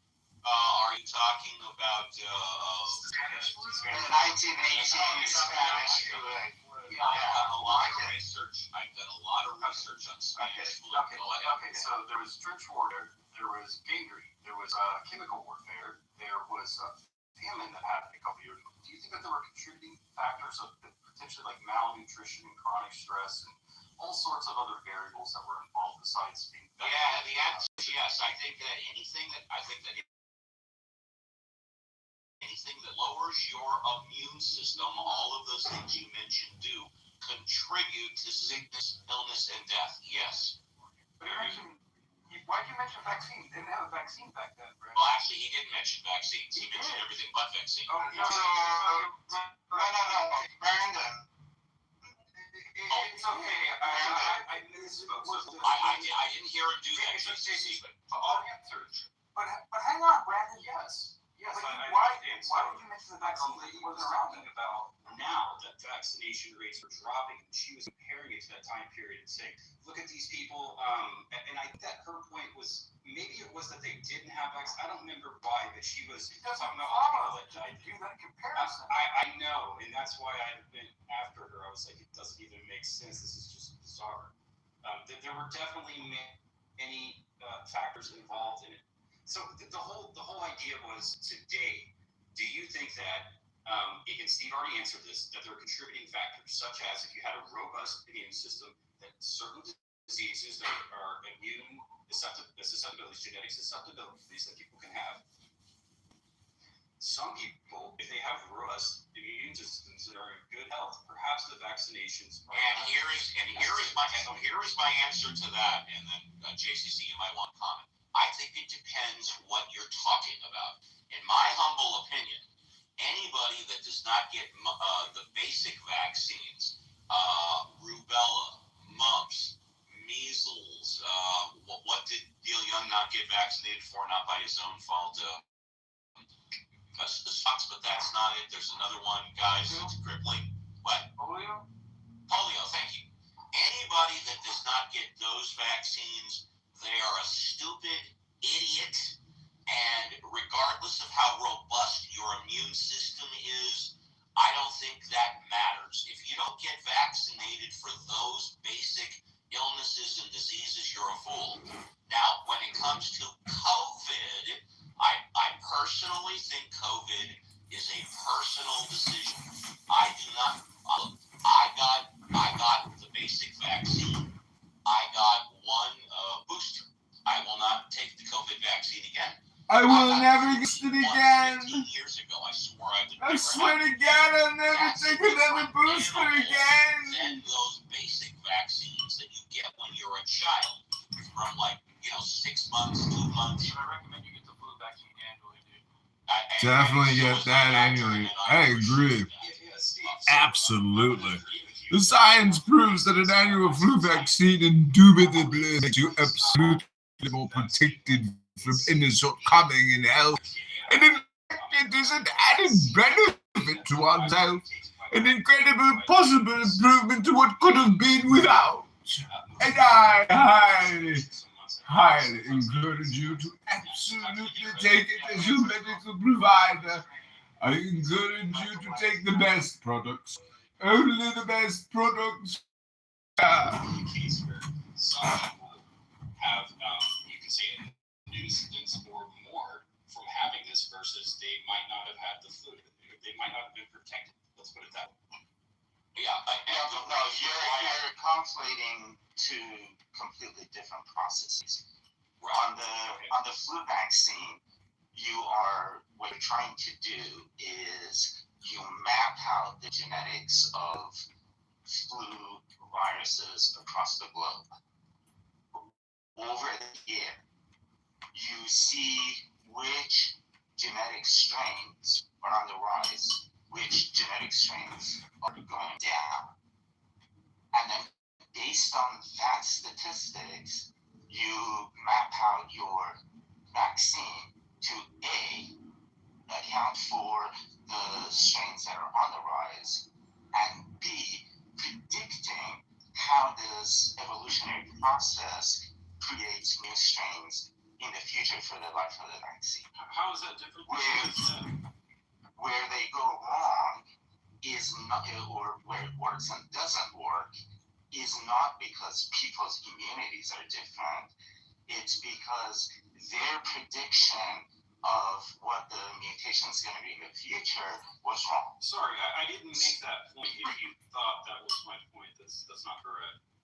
I did mention more than one thing, though. I'm sorry if you got confused. And I am a lawyer, you know. You did say a thing like sometimes it works and sometimes it doesn't. I think that's a weird way to think. Yes, sometimes it works. My God, do I have to just say it again? No. This is the third time someone is. Sometimes you, because you say sometimes it works and sometimes. I said they try to predict which one is going to be more prevalent within months. Right. And you said sometimes it works and sometimes it doesn't. Yes. And what I'm saying is that's a weird way to say it. Sometimes it works less and sometimes it works more. And it never works 100%. You guys got this. No, I'm not because I'm exposing you have this weird binary way of thinking. Sometimes they get it right and sometimes they messed it up. That's not really. No. Well, I do. I think you're kind of. I think you think about. I don't think you're dumb. I think you think about these things weirdly. Like in your mom. Okay, you tell your mom about. Hero, please stop it. Brandon, you are right. I'm wrong. I misheard you. Sorry about that. I should not have interrupted you because I so wrongly heard what you said. So please now tell us what you were correctly saying. Did I not already say this? I don't understand. What do you miss? I'm just a simple attorney. What do I know? I'm just a lawyer! The audience misheard what you said. That's not true. So I'm an attorney and I'm just learning years now. I'm an international business attorney. Corporate transactions, mergers and acquisitions, internationally, of course. How dare you question my Vaccini? My Vaccini was perfect. The only side effects was bruising and a little inflammation, but not for long at all. Completely worth it. My health was protected beyond compare. It was the best protection insurance policy the body could buy. Never question my Vaccini. Never. Clubhouse Random. It's a Clubhouse Random. It's my Clubhouse Random show.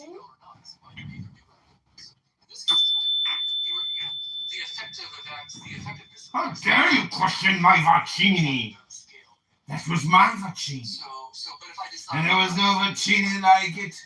I took one and then the boost just to keep it up a little bit. I might say, like, well, 50,000 people in the U.S. die a year in auto accidents.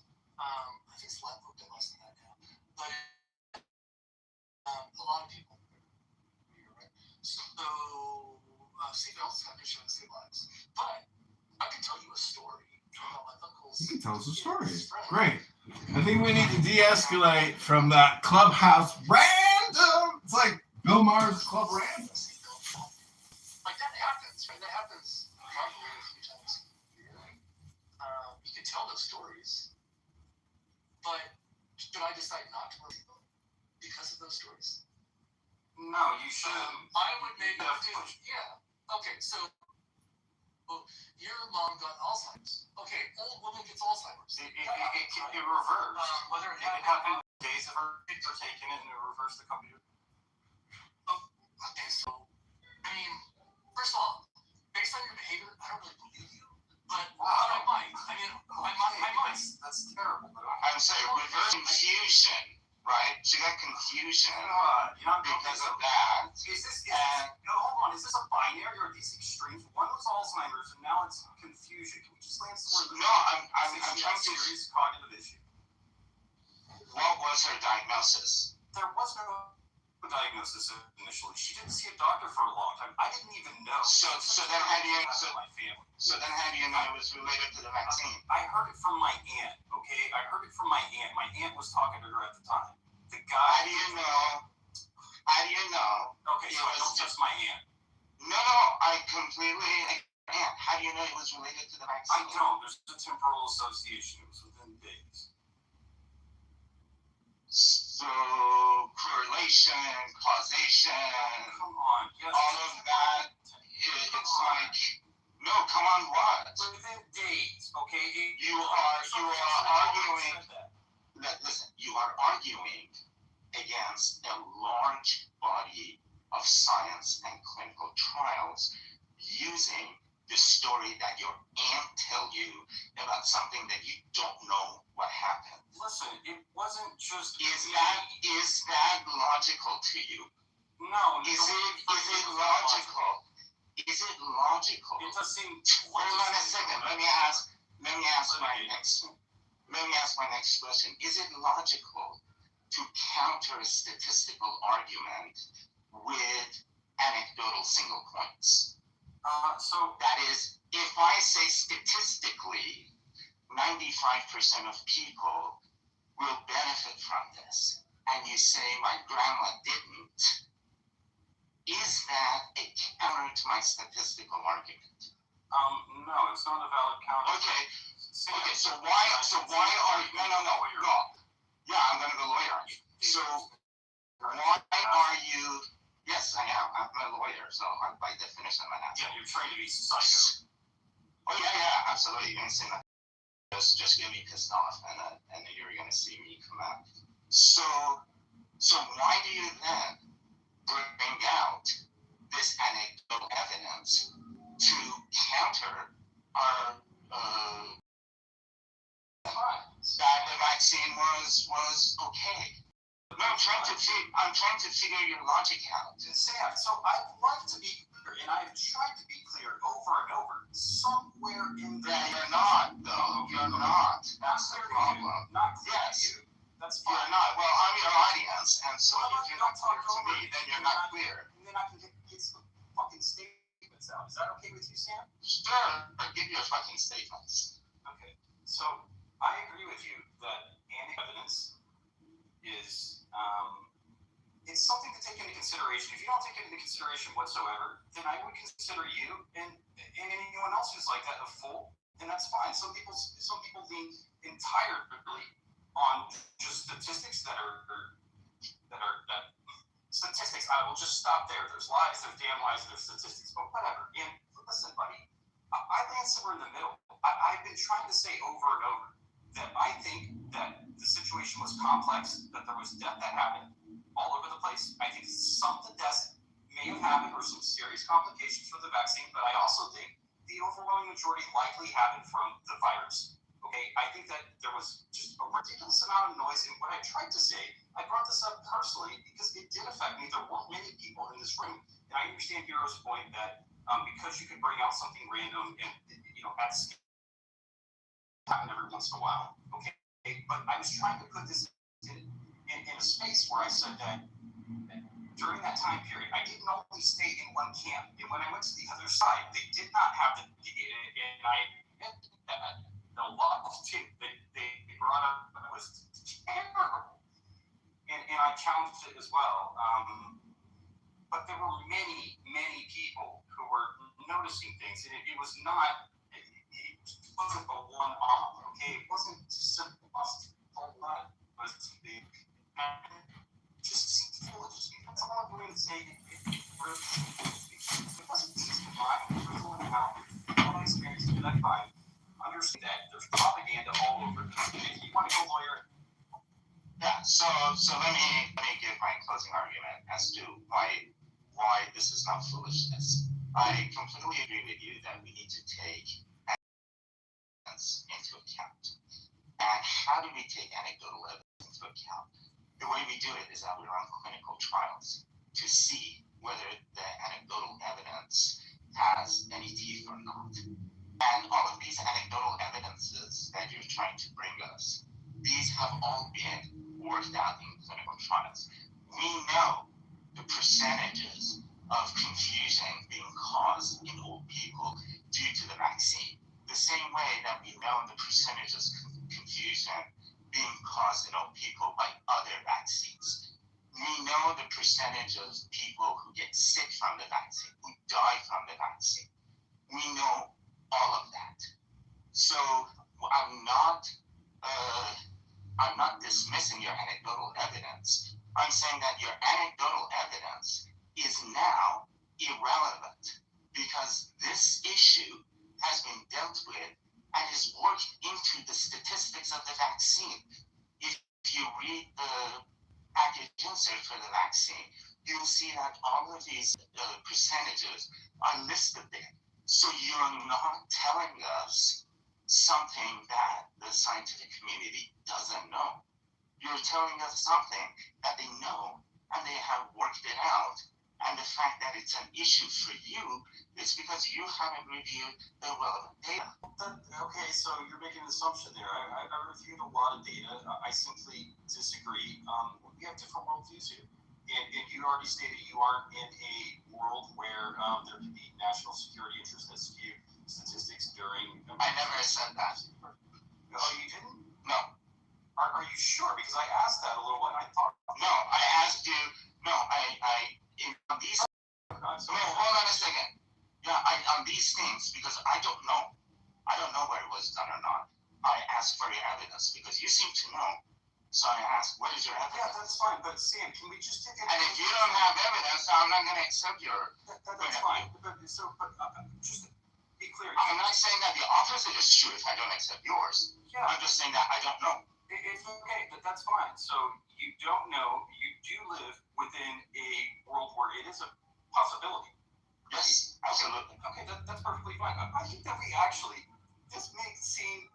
No, but what is the relevance relevance? What is the relevance? What's the relevance of that? Because I think that this could still be a case. I think that in the years to come, that perhaps Why do you make that? Based on what do you make that? During that time period. So you have proven that you have proven that there's a non-zero possibility that the government has lied to us. And that is something that doesn't take that much to prove, that much evidence to prove. But you have not shown any evidence that in this case, there's a probability that they lied to us. You haven't shown what that lie could be, what the truth could be. Why did they lie? Who lied? Right? All of this stuff. You're just saying because there's a possibility that they could lie, therefore they probably lied. No, it's a little different than that, but I understand how you could land there, Sam. It's okay. So land me in the right airport. Okay, a little different. I think that based on my experiences, I entertained the notion that this might be going on during that time period. And again, what I looked at was a massive amount of noise, and I asked why is it to this degree, and why does there seem to be in some circles so many reports, and in other circles they just slam those people out of the rooms, they just throw it out, they say it doesn't exist. I watched it here on Clubhouse, I watched it all online, and I wondered, well, what could account for these mechanisms being so strong right now? Go ahead. I thought perhaps, I continued my idea that maybe there's something going on, and I thought perhaps this is a serious issue. There is national security. Perhaps something has gone a little sour at some point during this process, and there is somewhat a skew in cover up for things that might be going on. That was my general sense. Now, I understand you. I don't have the evidence to back that. That's how it seems. So do you think there is a possibility that fishermen in Greenland hacked into the CDC computers and changed the statistics, and the national security issue is not the statistics, but the fact that Greenland fishermen managed to hack into our CDC computers? Do you think that's a possibility? So I want to seriously entertain it, but Is that a possibility? Yeah, but if they did, couldn't they just flip it back? I'm trying to understand how that plays out. Yeah, it is. The fishermen bought a lot of shares in Pfizer, and they wanted Pfizer to sell a lot of vaccine. So they hacked into the computers, changed the data so that people would trust Pfizer and go Pfizer shares, increase in price, and they make a lot of money. And this is precisely why Trump wanted to annex Greenland. For this behavior. Yeah, so is this possible? I mean, no, maybe. Why not? No, if it's possible. There's so much that is possible as far as happening. Yes, that's it. That is it. When you don't have any data, when you don't have any information, then everything is possible. Yeah. Right? So my story has as much to do with truth as your story. No, because it's not just you. Because we both don't have any evidence for our story. Well, okay, but evidence or anecdotal evidence. So like I said, as I went through these experiences, and I didn't just stay in one group that pushed all these people out, I listened to their stories, and there were many of them. Yeah, my grandma's sister, she dates this Danish guy who has a cousin in Greenland, and that cousin my aunt was just lying to me or something. No, you're lying to me. I have no idea who you are, what this story is, who your aunt is, whether your mom had this or not. I have no idea if you're making this up or telling the truth. The same way that you have no idea if I'm making this Greenland story up or not. I'm pretty damn sure. Well, the government seems very sincere when they lie to us too, right? Like, Yeah. So here's a real. This is a real. First of all, the Greenland example I think was good. It was funny, so I accept the notion that the government there's a history of our government lying to us. There's also a very good history of just people lying. People on the internet, just people lying about stuff. And I don't understand this. I don't understand why people get on like little crusades and start spearheading a cause, but then it's clearly wrong. And I'm not even. Wow. Wait, let me finish. This is really personal to me. This is shameful. Let me finish. It's personal to everybody. My mom, okay? This was my fucking mom. This definitely happened. I know. Fucking asshole. And I'm actually.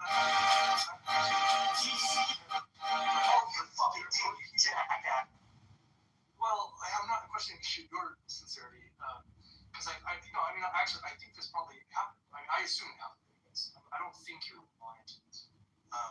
But people lie. Like I talked to Steve Kirch on this app.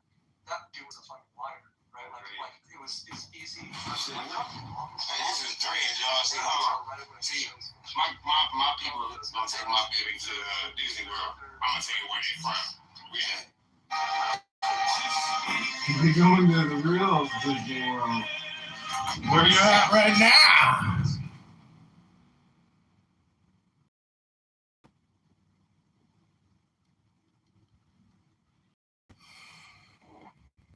Okay, so this is just weird. The fact that you really, the way that you worded everything here, you, at least beginning, you did not believe me, and I've been here for a while. Like, you don't think that I care about trying to, at least trying to, from my perspective, understand the truth and tell people things honestly? You just see me as a troll? You think that's all I do, or do I simply have a bit of distance from you guys in certain ways of thinking and maybe my beliefs? Yeah, you do have a distance from us. We tend to follow the scientific method, and you don't. Jeez. That seems to be the... Whatever, buddy. I was good in science. I got a computer science. I don't know. Yeah, so you didn't learn about sufficiency of proof. You didn't learn about why do you statistics like this? Because you're citing me anecdotal evidence to counter statistical And yet you said that it was something that you should take into consideration. And I told you that we did take that into consideration and we discussed it. You remember what I said was, look, we're just going to go in circles. It's okay. Yeah, we are, because you keep not applying scientific method to your arguments. That's not keep applying science. It is. That's literally not it. Yeah, mine is evidence-based. Yours is not. You just declare it to be so. No, it actually is. No, that's okay. I don't make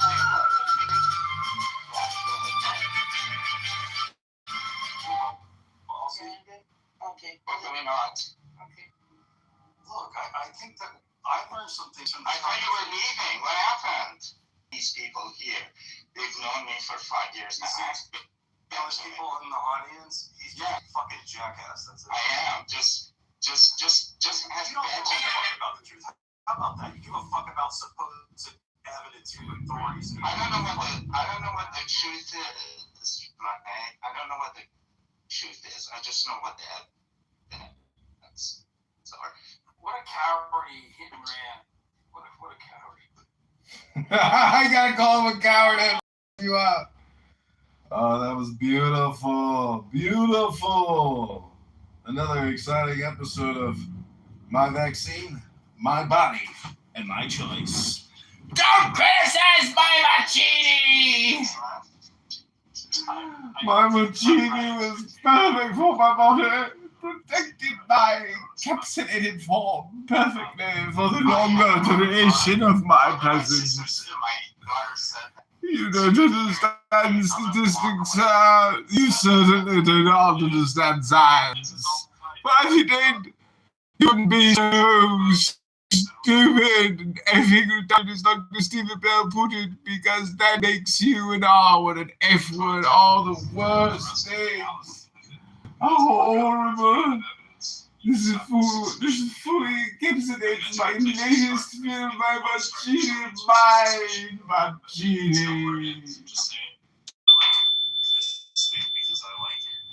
Mancini, I loved my Mancini, don't you question my Mancini, it was positive, it was beneficial, it was wonderful, it protected me perfectly. Story than I expected, as opposed to how can I make my dogma correct? And you're not really doing science or ready to do science. That's the problem.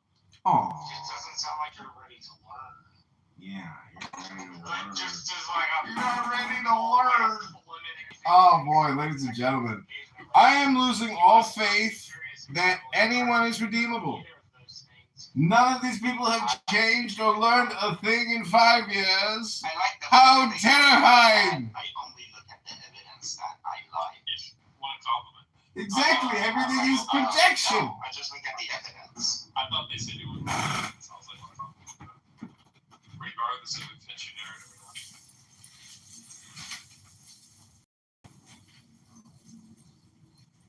Yep. Very interesting. So I think I have just, it's in a nonpartisan election, so her politics are irrelevant. But interestingly enough, her politics are progressive. I think I just voted for the first progressive I ever voted for in my voting career. She's not partisan, I think. A woman named Felita Villarreal. She's running to be my city commissioner, and it's a nonpartisan race, but like, I know It's where she lies. Yeah, for Texas stuff you're talking about. Okay. Yeah, she seems to be like fairly progressive on the immigration issue, on medicine, on like community empowerment. And I didn't really think about it before because I liked the girl. I was like, huh, that's interesting. I voted for the first progressive I've ever voted for. I thought for some reason you were imitating something you heard Michaela say. I was like, what's going on? I was like, oh, you just no. There's no comma there, so I was like, wait, you just went in. I gotcha. I must have missed it. Gotcha. That's cool. How'd that feel? Righteous.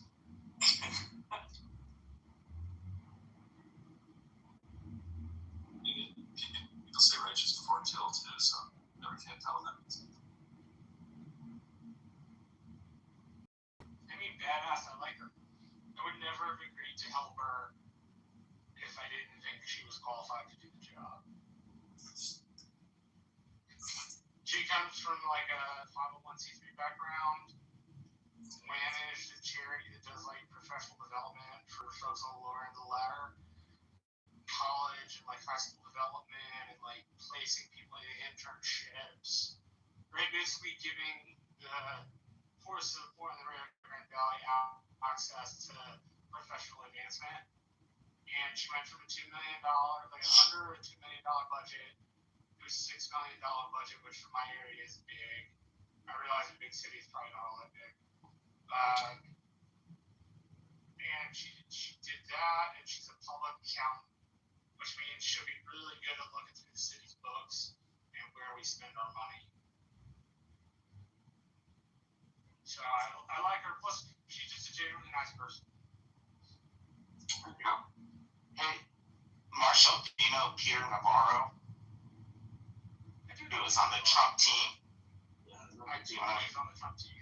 Yeah, so Peter Navarro used to be a Democrat, and he ran for Congress in San Diego. And, Hillary Clinton came in, campaigned for him, and all that. He is the reason that I voted Republican once. I voted for Brian Bilbray, who got elected and then got kicked out the next election because he voted to impeach Clinton, and San Diego was not an impeaching area. So they voted him out. And then after he left office, this Brian Bilbray, he was indicted for fraud and this and that. So Peter Navarro forced me to vote for a fraudster Republican. And then Phil Angelides forced me to vote for Arnold Schwarzenegger because I could not stand Phil Angelides. He was a snake. Well, I will. So there are two races on the Texas ballot. Depending on who gets elected, that I'll actively vote against the other side of the aisle. If it's Ken Paxton, I will vote for James Tellerico despite the fact that he's more progressive. And then whoever Dan Patrick's Democratic opponent is, I really don't like Dan. Who's Dan Patrick? Like Okay.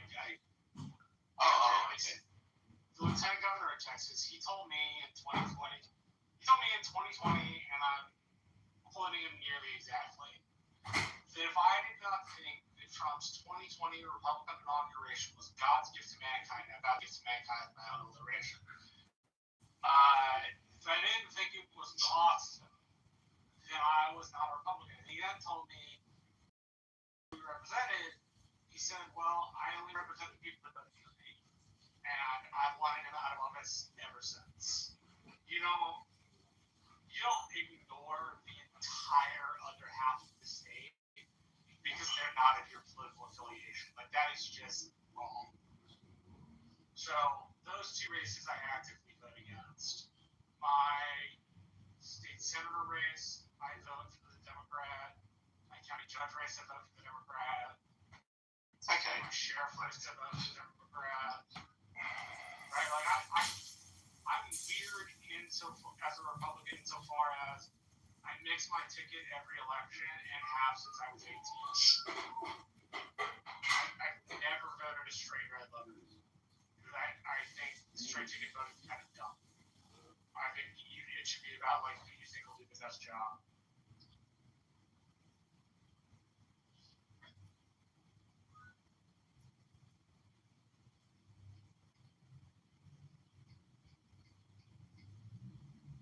But on a side note, they finally finished putting that LNG pipe on my land.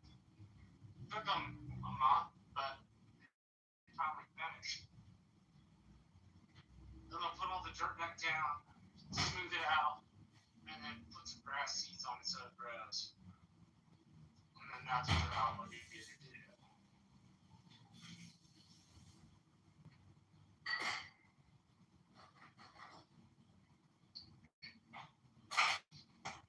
The other thing I find most interesting about science that it's supposed to be replicatable. I think that's an interesting part of it. That you should be able to replicate the experiment. Oh, sorry, Sam. Interesting idea as well. Maybe someday science will adopt that feature.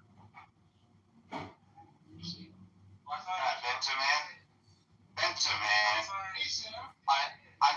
until you have explained your page 102, you're not allowed to talk about that. Okay? You have not explained your page 102, so you're not in any position to talk about anybody else's data. But one thing, among friends, don't interrupt. I was gonna say, you guys know me. If you want to argue against me, calling me an asshole is not going to cut it. Because I don't care if you call me names, as long as you're making a rational argument. So calling me an asshole isn't gonna win you the point. It isn't gonna make me stand it. So in the future, if you're ever going to an argument with me, if you call me names, I just know that I'm winning the argument. That's all it means. That's my argument. Well, that's Benjamin. I mean, you guys have relationship first. That's kind of just like saying, Sam, I see you. Benjamin, I see you. It's the same thing, right? Exactly. No, I agree with Sam here. I think the ad homs is like, except, I don't have any arguments. No. Except when I call you a moron, because you actually are a moron. It's not an argument. No. No, asshole is different than a moron because when you speak, you actually provide complete evidence for your morality. Are you saying you think science is replicatable? What does that have to do with you being a moron?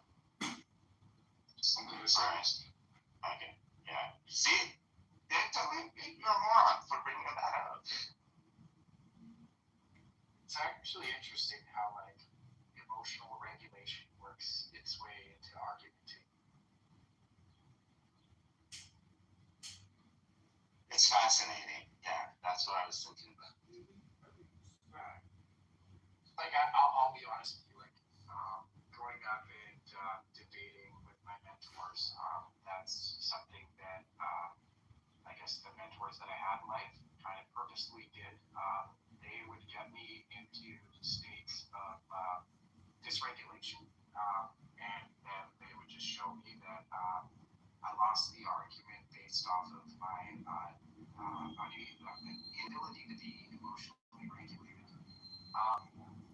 So it's interesting how like you just got to work on not losing arguments and ability not to hold the words out. It's really advice.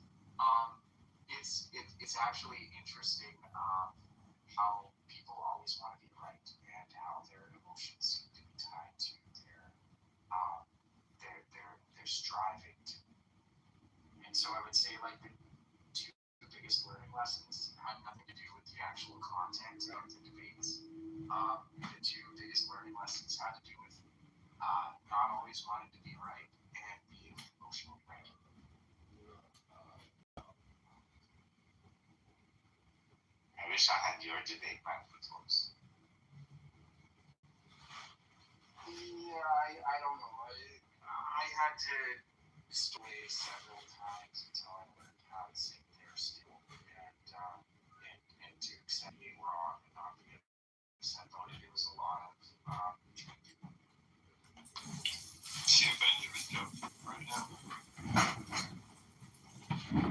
That's where I'm going with throwing my Benjamin joke. But I will say, like, that's what I appreciate. You're holding back on this?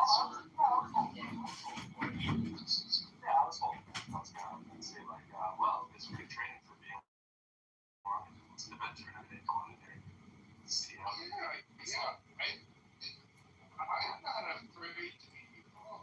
I think it's more important to have validations. Being right is kind of, yeah, I think almost always. I think that had more to do with like the testosterone as a young man or something. I don't know. In my younger 20s, I for sure always wanted to. See, I don't care if the person is right or wrong. Right? I just care. Can you support your position?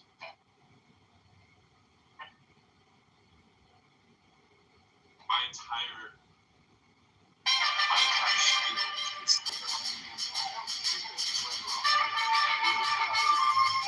Show your work. Yeah, I want to see your work. I want to see the evidence. I want to see the argument. I want to see. Exactly. Show me the data.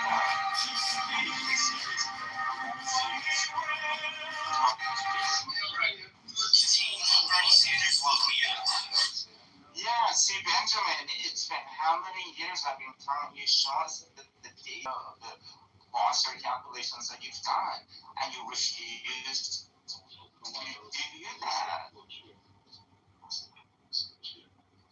when I do like what we're doing in calc today, like I very, very rarely actually do the math in the class that often. Like I will do it enough so they know I'm an expert on it and that they realize that I'm not going to be doing math. They are, right? So I'm kind of like a dentist. Like only when they're stuck do I come in and show them like what they're missing or whatever, right? So today we're in the middle of well, I won't bore you with the details of the problem, but there was a way to get to the answer of the problem in about 7 seconds, but the way that they thought the problem was like should have been like a 3-minute problem, right? They were missing sort of like, and that's why it was so key to say I need to see what you. So he sits there and doesn't teach them anything. He tricks them and then pokes and prods, but yet teaches nothing. He's a failure as a teacher, failure as a room mod. He's no pro. He's a horrible musician. And John Kitover, running for Chicago, is obviously a much better musician, pro lyrical. That's just a fact, ladies and gentlemen. Sitting in here producing the pro lyrical show means that I'm the master recorder. You could call me the masturbator, and I'm just trying to articulate and ejaculate, but I can't seem to find my Shekhinah. Reborn and Shalom Lam. It's coming. It's coming.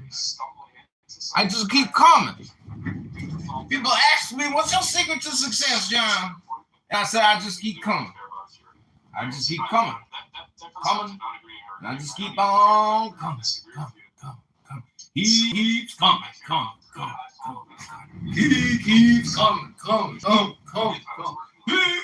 coming. It's just like, okay, now I see what you're working on and what you value and what you did, blah, blah, blah.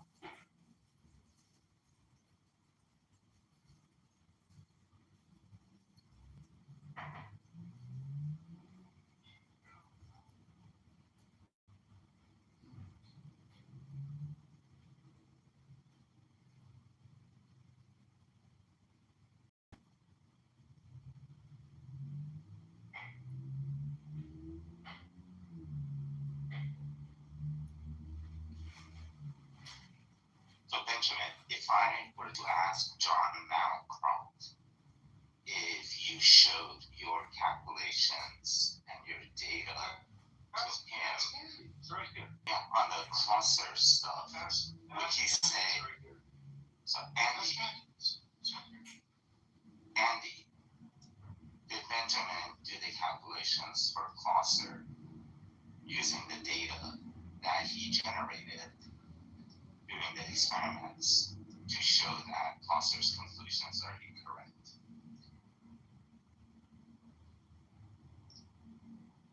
When Andy comes back, I'll ask him again. But what would you think? So the question to you, Andy, is did Benjamin show you the data for the experiments he conducted that concluded Foster's 1976 paper was wrong? Absolutely not. He never conducted any experiments stuff. The data he did share was for. But today I just told him until you showed us your data and said, I have shown the data here. I have shown it many times. Ask Andy.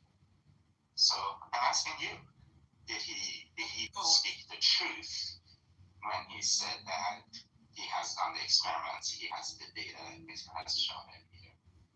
Well, he definitely has not done any experiments. Okay. He did share some data from Delft that he claims to have encouraged Delft to publish that was never published before. And he also shared some, was it like OLab, or I'm not sure what it was, but it was like a Python notebook thing that did some stuff with the data. But I'm talking to him, I'm not convinced at all that he actually understands the data. And he claims that, I could just filter the data and get any result I want. And I'm like, well, of course, if you just fucking filter, like, just to, but he never demonstrated that the way he's filtering it is motivated by any reasonable method, or that the way that Delft filtered it was unreasonable. He claims it is, but he's never. So he did not tell the truth when he said that he has shown it many times. I mean, I guess I'm in a lake here. No. Okay, so you are not aware of him having shown the data many times in Clubhouse. He did share the Delft data. No. Did he show of the experiments he conducted to show Foster's paper was incorrect? Oh, absolutely not. No. Nothing. Okay, thank you. That's it. It was a yes or no question. It's kind of a silly question. Closer's data is not available, so nobody can show it. That wasn't the question. But No, we didn't. No, we didn't. We didn't at all talk about Closer's data. Nobody talked about Closer's. No, I didn't say that. Yeah, but I didn't talk about his data. I said you conducting the experiments to show us that the Closer paper lies. No, you have. Well, Andy just said that. Well, Andy. Well, you asked. You told. So who did you show it to? Who did you show it to? Wait, seen what? Well, Andy just said he hasn't. What are you talking about? Andy, are you lying to me? I said you. So Benjamin, did Sam just misrepresent what you said earlier? Did you? Who first mentioned Clouser? Because Sam just asked me if you did the experiment on Clouser's data. And I said absolutely not, because did not ever do anything with Clouser's data. You did do something with the Delft data. I don't think what you did is of any significance. You think it is, and you present it as you did. But I'm not sure. Something weird. Well, not weird. It's almost. I shared with you. The anti-vaxxers are no longer here. I shared with you the experiments I conducted. That's not. No, taking the data and putting it in Excel and doing things is not an experiment. That's why I said absolutely not. Because that's not. You can absolutely run experiments on data. No. I don't think you can run experiments on data. No, that's not an experiment. That's not an experiment. You don't run experiments on data. You run experiments to collect data. What are you talking about? Analysis of data is not an experiment. Okay. We kind of everything got twisted 700 different ways. So let me start over again. Benjamin, have you conducted experiments and collected data to show that the Closer paper is incorrect?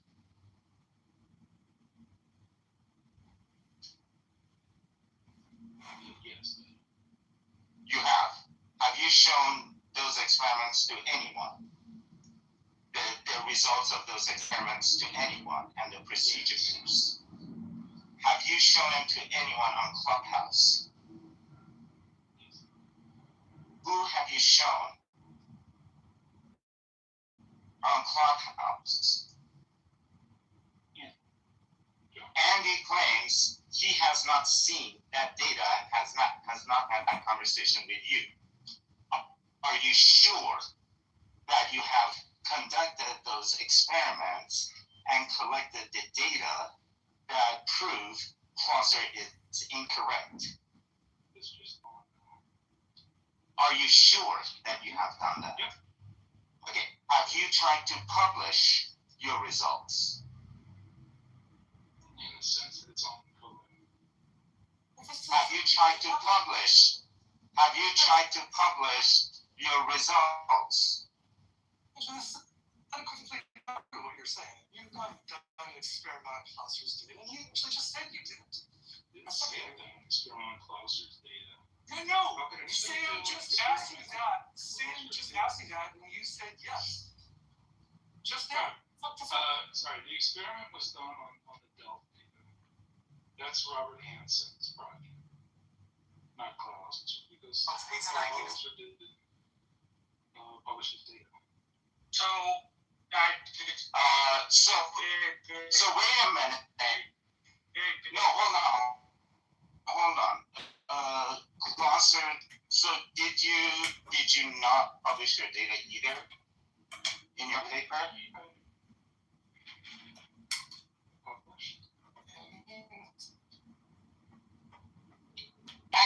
opinion. Make it available to the public. Is if you do Van Gogh did with his data in your paper. Do you disclose the raw? Do you disclose the raw data in your paper? Beware. What page number? What page number in your paper? Yeah. So did you publish your raw data with in your paper? I haven't published this work yet. Yeah, this is how you solve this.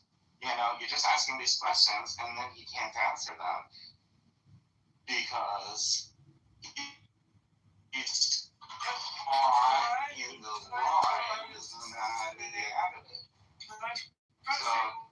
Stop.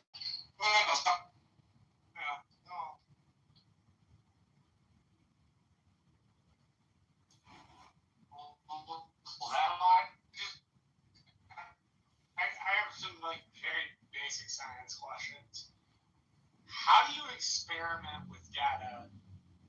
I thought the idea with like looking at somebody else's experiment and criticizing it was that you then perform the experiment yourself, or like you try to perform the experiment yourself.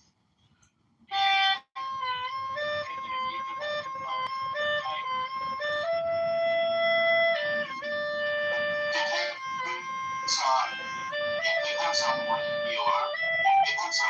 your objection to the results are. Are you saying that they didn't collect correct data? They did the experiment wrong, so we can trust the data? Or are you saying that they did the experiment right, but they processed the data and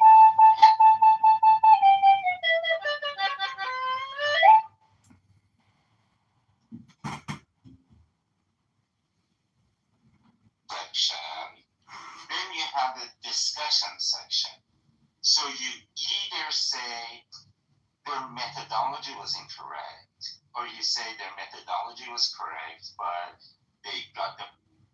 you say they got the right data, but they analyzed it incorrectly. Those are three different things. So if they analyzed it incorrectly, you don't repeat the experiments. You just do the analysis on the data that you have provided, and then you say, see, we did the math, and they were wrong. But if you don't trust the actual experimental results, then you do the experiment to show if they got the right result or not. So you've done the experiment, you've gotten all the paper results, right? You've written it all down. Don't you then have to like publish this data to like an audience of your peers who are So you then review it? No, you draft the paper, okay, and you submit it to a journal. And usually you're trying to submit it to the most prestigious journal you can. And that's based on how important the study is, you know, how widely beneficial it is, you know, things like that. You want to publish it in a generalist journal like Nature or Science, or do you want to do it in a specialized journal, Organic Chemistry, right? So you decide where you want to publish it. You send it there. The editor of your section reviews it and then decides if it's complete or not, if it's proper for publication or not.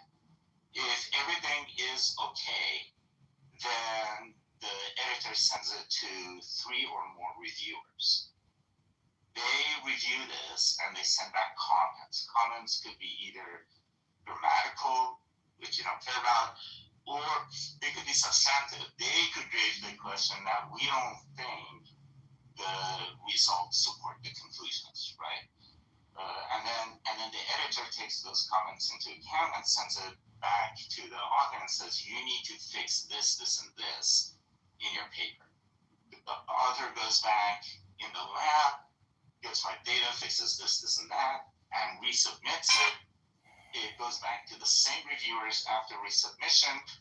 They approve it, goes back, and then the paper gets published. That's the process.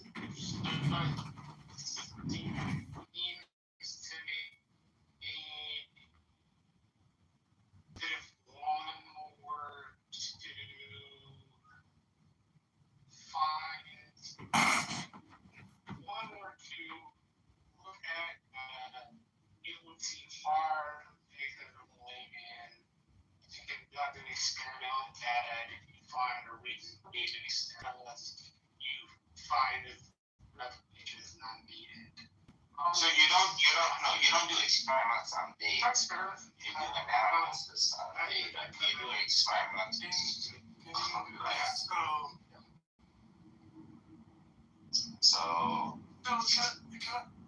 So I sure don't want to explain my main understanding of what instrument thinks he's done. You look at the Delft data. If you think about what is the Delft? The Delft experiment was a Bell test experiment. The unique thing about it, it's big old, I'm walking. Oh wow. Little snake. Hey, little snake. It's a garter snake. Hi there. No, it's not a snake. It's a boa snake. It's a boa. Okay, they're very long. Gopher snakes are a little creepy because they look a lot like rattlesnakes. They're not. Okay. And what they built, it was very long distance. I'm bringing it down over like kilometers, 1.5 or maybe more. Which the test experiments have these like loopholes, and the loopholes are kind of silly. I think Benjamin has admitted that he thinks they're silly too. But there's like they have gone through like jump through a bunch of weird hoops to try to like close some of these loopholes. And I think Delft was the first, or maybe one of the first, to like claim a loophole-free Delft or a Bell test. Part of the result of that, because of all the crazy things they did, there's a relatively small number of events. It's like 247 or something like that. When I first heard that, I was like, that's bullshit. There's got, like, I assumed these experiments had like millions of results, but I kind of understand why they have such few numbers, because they have such weird constraints that they put on themselves. Because the other experiments with millions of events had already been done. So you do an experiment, you prove a thing, and you're like, well, maybe we want to close this loophole, we want to close that loophole, and you're like, I know, I want to close all these loopholes at once, and whatever. It was a weird configuration. This is a fairly small number of actual events that went into the results. But the one thing you gotta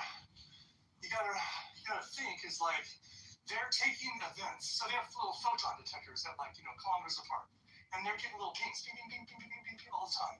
And what you're trying to do is correlate events and say, hey, these two events over here at A and over here at B, they probably came from the same originating event, right? Now, if they're too far apart from each other, you'd be like, well, okay, you can get false positives, you can get false negatives, the sensors are very sensitive, photons can leak in, photons can leak out. There's lots of reasons why you wouldn't expect every single originating event to have an actually successful, I got 2 events recorded at either end. It's actually kind of a low success rate. So you can imagine that you would have to be very careful about the timings, about the recordings, and when you decide whether the 2 events recorded on opposite ends of the experiment are highly likely to have been entangled particles. So in the experiment, they have these filters and stuff, and they decide how to do this. It's tricky, right? Benjamin thinks this trickiness is actually them fucking with the data. And he's like, oh, if I just timing parameter, I just get classical results. My response is, well, of course you get classical. If you open it up and start being like, well, there was a half a second after this event actually came from the same originating event. You're basically including stuff that obviously can't be entangled. And even when the timing is very tight, you don't know for sure they're entangled, but the likelihood is. So he sees this filtering as evidence of fuckery. I see this filtering as like the kind of shit you would have to do with your business. He claims to have said like, oh, if I just adjust these parameters, this Bell inequality violations just disappeared. I'm like, well, of course they disappeared because you just widened the window. You're including non-court law. So Benjamin thinks he's found something. I think he's just full shit. That's my attempt to steelman Benjamin's position. Did you put an article? No, I would rather you just respond to what I just said. Yeah, you just said I did experiments on the data. No, you did not do an experiment. You did an analysis. Oh, article in the chat talks and about you came up with the wrong article. Article in the chat talks about the He's not. He will not.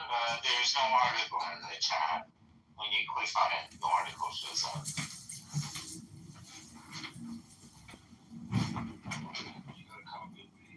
So you're not going to say that I'm misrepresenting you somehow, or? Sorry. Is this the image and logic here, Gallison? Yeah. In that article, this is a book. Yeah. Okay. He talks about the line between both the experiment and the numerical analysis, and that really, without the numerical analysis, in these high data particle physics experiments, he's really talking about CERN, right? Benjamin, have you conducted experiments and collected data to show the Closser paper is wrong? Yeah, in this way. No. It's that's not an answer. Have you done it? Or have you not done it? No, hold on, finish. I just explained my understanding of the reason, right? You could have stared in and said, no, actually, when I discovered the way they were filtering it was wrong, this is why I think it's wrong. You could have drilled into it, right? But you're not. You're steering away from it. You're going to be like, oh, there's other paper. Let me just talk about this for a second.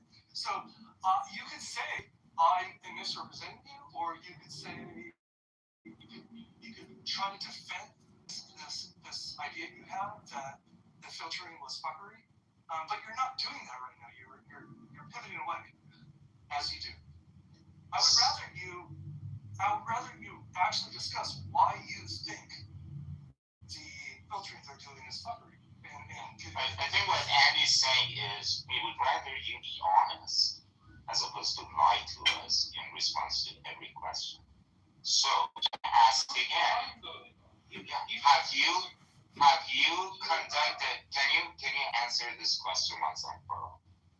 Have you conducted experiments based on Closser's theories and all that? Have you conducted experiments and collected data to show that Closser's 1976 paper is wrong? Yeah. Have you shown that data to anyone? Yeah. Didn't we just go through this? And then Andy said he hasn't seen it. That it wasn't, that the data you showed him wasn't the experiment I'm asking you about. There's no, well, it's, have you done it? Have you not done it? No, it is not fair to say, have you done it or have you not done it? Okay, so then we conclude you are lying. So, right? Is that a fair conclusion that you're lying to us? Benjamin, the way to handle Sam's question is to say, well, it's not cloud And I did do an experiment, and I didn't do an experiment. I did some analysis in NDS and that. That would be. Let me address those 2 points. We did it that look, the data is taken from Delft, but because Klauser did it push the data, and I spoke to Klauser, and he said, well, a lot of people replicated it, so find the data there. So he has just invited me to assume that all other replications of the study are equivalent to his. In that sense, an analysis of Delft is an analysis of Delft. That's on front. So, Not even.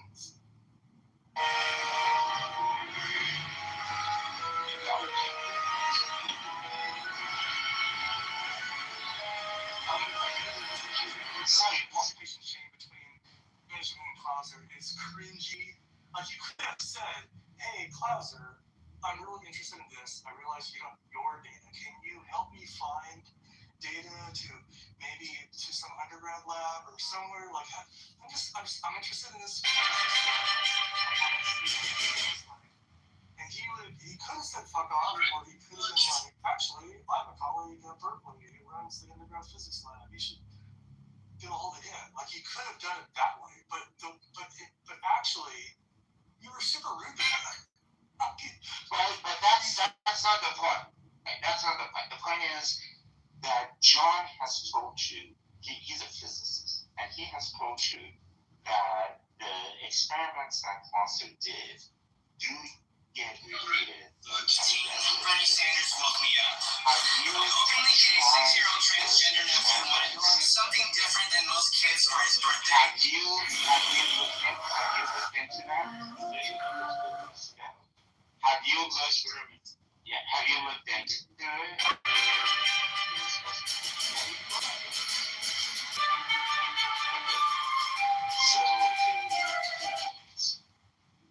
One was is the Delft data. So, no. I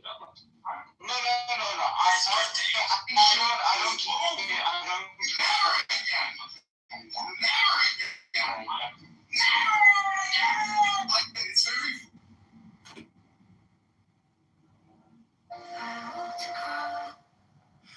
Oh man. It's very fun. I like it. It's very fun. It's an honor to do that. What if you had a client that went on to commit mass murder? Yeah, they do that. And they call it. Okay.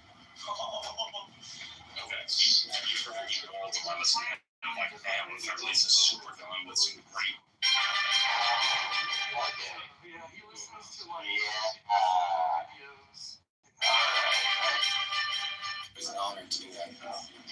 Alright, no, okay. So, yes, I see the scientific method. Getting back to your second Everything mentioned this is, why do I, no, I don't want to get back to anything. I think we're done. And do you want to get back to your second question, or? What is it? Most of those reasons these bring about stagnation, leaching of eyes, to withdraw yourself, to rediscover your intimate value, but make a fool of themselves. Because it was a construction class. Well, so he had 3 classes, 2 construction classes and 1 like engineering class, and it was fucking awesome. They're building. Okay, so the construction class was divided up the first years and second years. The people who had like taken it the second time, they were outside building a like I don't know, 250 square foot like little structure. They had like a little cut room, a little kitchen, little thing. Like, so imagine that, stick-built construction, a roof, windows, door, like cabinetry, little sink, little bathroom. Like, it was and they shoot this out, and they arranged whatever. Totally awesome. And the guys, the kids inside were doing I helped them with like a resume building, like totally practical skill, right? And then the engineering class, they were doing like they were Arduinos. They were something called microbit chips, which was just like I said, we were just from the UK. What grade is this? This was like it was high school, so like sophomore, okay. or junior, you know. they were doing a little yeah, exactly, and they were doing a little project where they had like a little breadboard with 2 potentiometers and 2 servos and a little LED light, like steering. Basically, the assignment was a laser turret. Was it what? A laser turret. And if you did it right, you could. Anyways, it was awesome, and I was helping them with both the hardware and the code. And I'm like, oh my god, this is my happy place. I love this shit. One of the kids asked me, like, how do you know this stuff? And I'm like, half from hobby stuff and half from my professional work. Like I don't know, like this stuff is cool. Like I would do this all day for fun. I was super impressed, and I had a fun little discussion because the kid in the engineering class, a few of the kids knew what was going on. A lot of them were kind of struggling, as students do, and they were doing this funny thing of like, hey, send me the code. Your code works. So they were like, collaborating. There's a big emphasis on collaboration in education these days, which I think is great, but you can sort of see how it's breaking down. And I'm like, so I introduced the notion of the mythical man month. You guys know that, right? Like, a famous book that was written back in like the 70s. This idea that like, no, shut the fuck up. Oh my god. Well, actually, that's right. I thought you were gonna go somewhere weird with that, but yeah. That's true. And I'm like, you guys gotta like, it's just a weird balance because like, copying is. I wrote this on the board. I'm like, copy equals bad, reuse equals good. Like reusing code is a skill on its own. Like so, you definitely find code, other people's code, your own older code. You should. In fact, I heard this is funny because like someone's like, "Hey, how'd you get this to work?" And he's like, "A thing. You got to recognize and have this next assignment is doing 3 things, but you can copy and paste some of your code and change the input numbers, and change the variable names. But you have to look at that code and like recognize what it's doing, and don't just paste it in and be confused by why it's not working." So I was trying to help them with this, and I'm sure the teacher's awesome and stuff, but he wasn't there. I know I was. So it was just really fun. Like I thought this was just a really great lesson and exercise for them to do. And some of them are thriving, some of them are struggling, some of them are checked out. That's just public education in the U.S. But to be in a classroom where they have like laser cutters and construction going on out back. And 3D printers, there was a scene sound, and I don't know. I thought it was cool. I had a good day. That's all I'm saying. We can get back to stupid shit now. If you want.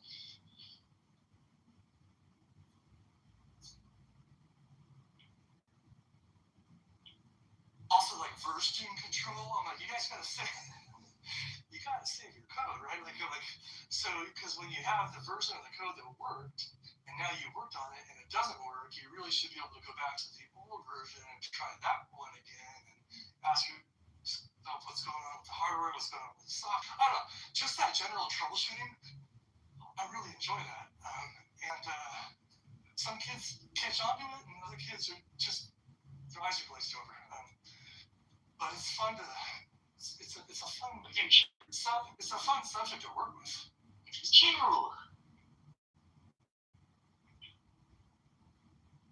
I sneeze. So you're agreeing. Hi. No, I didn't realize my mic. Andy, about whether analyzing data is just the experiment. Look at that book where this is discussed. Look, you can be persuaded by that argument with different schools. There's definitely a Baconist view of what constitutes an experiment. But by that instruction, cosmology, science, probably even Lidos. No. They're measuring things. It's not an experiment. No, Lidos 100% is measuring. Look, you can take the data and analyze it. You can point out a flaw. Bacon has a particular definition. You're ignoring. You could take the data and analyze it and point out a flaw. That would be very, very valuable. You pretend to have done that, but you have not done that. Well, look. You were persuaded by my research. Well, if it was right, I would be persuaded by it. That's fine. I'm open-minded to it. I looked at it. There's lots. I spent some time on it after all. You did. There's lots of research that is not persuasive. Roger Penrose claims to be not persuaded by a lot of quantum mechanical research. All you can do if you reanalyze someone's data is prove them wrong. Right? You can prove in science. No, you can prove something's wrong though. You can show a mistake was made. Yes, you can. You can prove they're wrong. Yeah. You can't prove they're right. Right. Yes, you can. You do an experiment and show you got results that's counter to what they said, so they're wrong. You can analyze the data. It's not. It's logic. Yeah, you can analyze their data and come up with the same results, and you'd be like, okay, so you did the analysis right, whatever. Does that prove anything? No. It's just if there was a mistake, it wasn't in the analysis according to you. Like that's what you would do if you redid the data and came to the same result. You're pretending to come up with a different result, but you haven't defended that. You haven't explained it very well at all. You just say you do it. Like, I can come up with any value I want. But to be fair,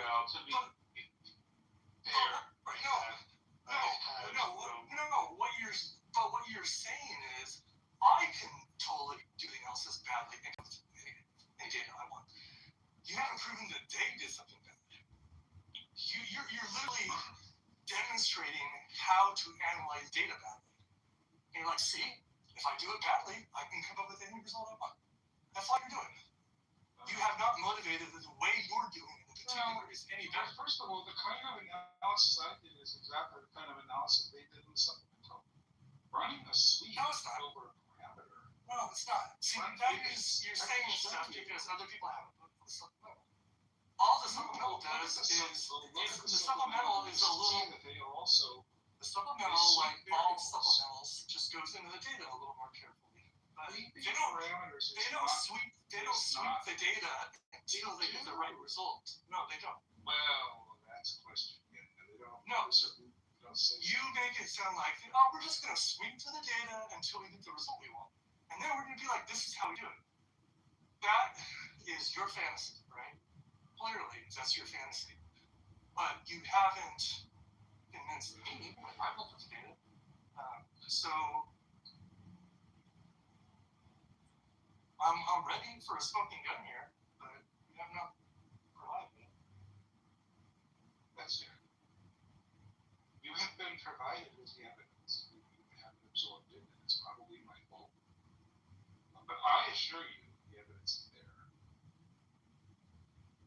Well, I know a guy whose mom came down with Alzheimer's within a week of the vaccine and then got better. Are you telling me that guy that I heard from his aunt? Are you calling us liars? Fucking asshole.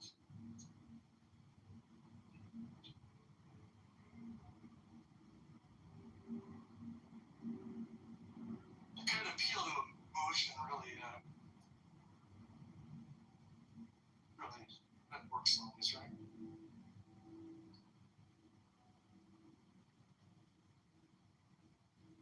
I think it's funny that his mom got better from Alzheimer's. And he's like, okay, maybe it wasn't Alzheimer's. The question is whether or not data science is science. That's really the question. I would submit that you should read that book. If you're not convinced that data science is science, I think it's important to understand what bacon requires in a science experiment, which is you have to kick the tires. In other words, you have to interfere with nature. I'm open-minded to data science. You cause in astronomy. Yeah. You can't. I don't know why you bring bacon other than bacon being Francis delicious. Bacon. Well, because Francis Bacon kind of lays down a useful definition for what here, Hanson on my book. Francis Bacon lays down a kind of early description of what the scientific experiment is. And it's a good one. What? Okay, can you stop talking so much and just say what it is? Say what it is. I'll read it to you. Just be quick, Scott. I don't think this is a flourish. It's the introductions. It's the not answering the questions. Stuff. No, I am silent for hours and hours. I'm open-minded in data science. Being science is, I think, data has a sort of emergent quality all on its own, and there's a lot of it. But all I know is I worked at Apple for a year, and I was called a data scientist. Everybody called themselves data scientists there, and nobody, including myself, was a data scientist. Like this is a fiction, right? Like everybody's a data scientist. Like what? How does that work? Anyways, data science is a funny term. I think it's kind of coming away, right? Or maybe it's still around. In a strict Beconian sense. It's very, very weird. For AI, an experiment requires you to, quote, intervene, set up conditions, manipulate variables, and observe outcomes. On that definition, the analysis isn't an experiment. That's Bacon's. Wait, say that again. On that analysis is not an experiment? On that definition, on a Baconian sense, an experiment requires you to intervene.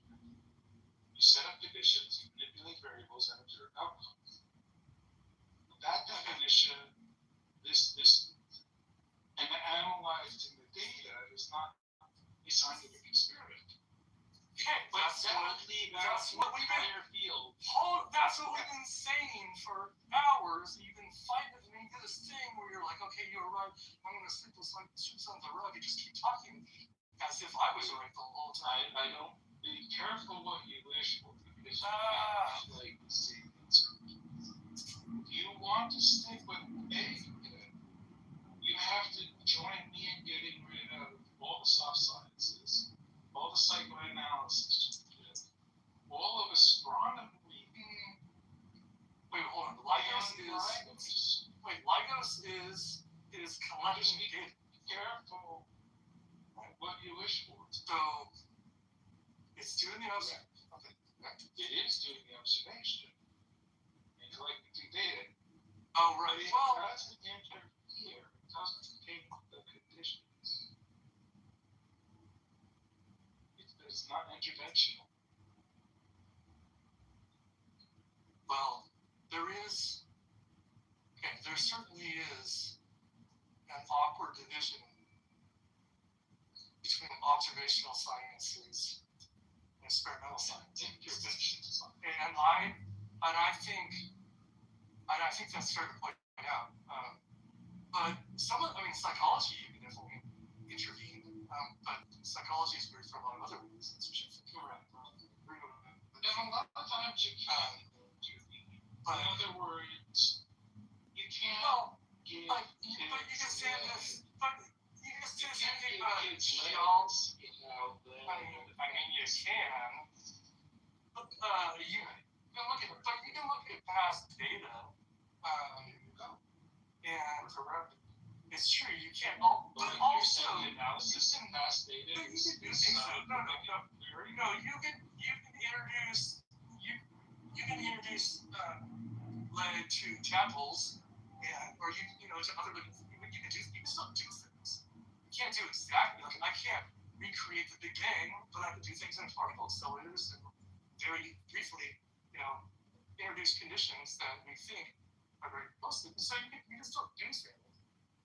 LIGOS is an example, and we can measure. So we say hi to Hanson. Hi, Hanson. Hey guys. Michaela, yes, maybe. Gonna go on a date. One fly on that wall.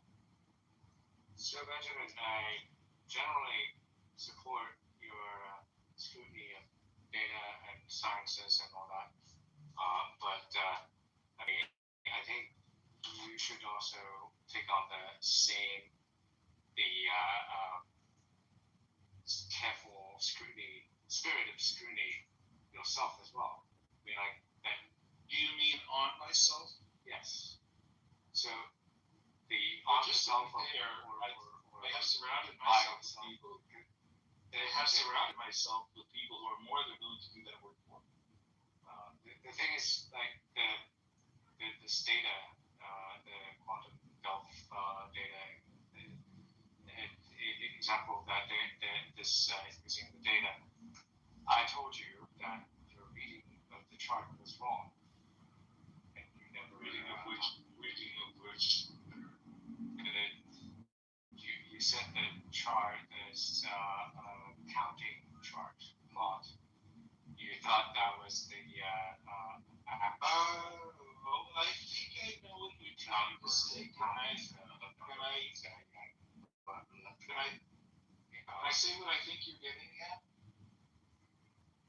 I think what you're trying to say is I charted detections quote up and detections quote down, and you showed that there is no up or down, there is only early and late, and that somehow those are interpreted.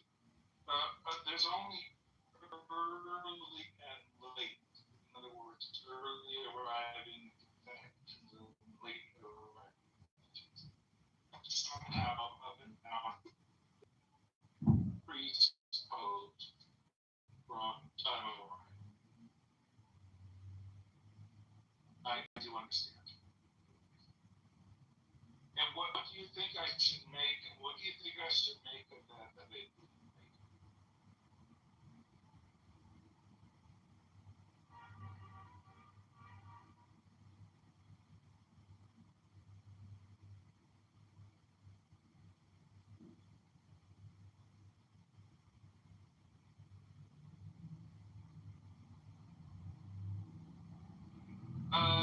Yeah.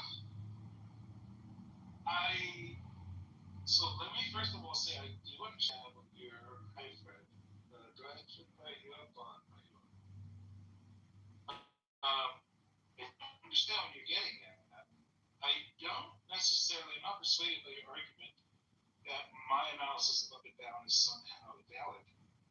Simply because the mechanism that they use to distinguish between up and down what's time of arrival. Well, the thing is, but I think just hold on. The thing is, you have no base to draw a conclusion because you didn't even get the number of up and down. Then I ask you just one just one question. Just not the account numbers. You need to do a computation to get that, and you didn't do that computation. So there's no. You're saying that you didn't realize. The thing is, you didn't even have that to make the judgment. That's what I'm saying. Whether it's true or not, that's out of the question because you don't have anything to judge what's true. I'd like to ask you a question when you're ready. Yeah. Go ahead.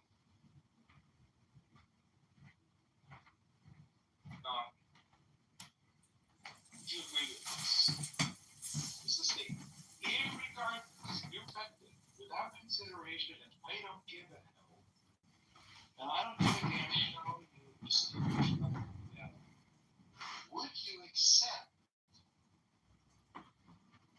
that if you are properly detecting ups and downs in a well-qualified quantum gate, that the ups must match the downs? Yes, most cases. I mean, most likely I haven't. I'm gonna take that as sure that. I'm gonna take that as yes. And then I'm gonna point out that when I use use their math and their own evaluation of them. Yep, still match the difference. So your argument that I have to concern myself with mathematics that you up and down, I wasn't that he was here because it's not up to me to. No, it's not a photo of the experience. Your evidence there being wrong, that you showed that graph, right? You showed the evidence, showed the what do you call the demonstration or whatever. Show the graph as x, right? You're picking the wrong graph. I mean, if you do have the graph, you do have the result, you haven't shown. Okay, maybe you have. Maybe you have computed now. Maybe they plotted. I mean, they plotted the graph. Okay, that's not the graph you're showing. Wait. Just to be clear, do you understand why I think that it's very interesting, but also not important how they deduce up from down? If the question is this a proper quantum state? Because the test for a proper quantum state is that the Ellis matches together. Yeah, sure. I mean, I think how you got there.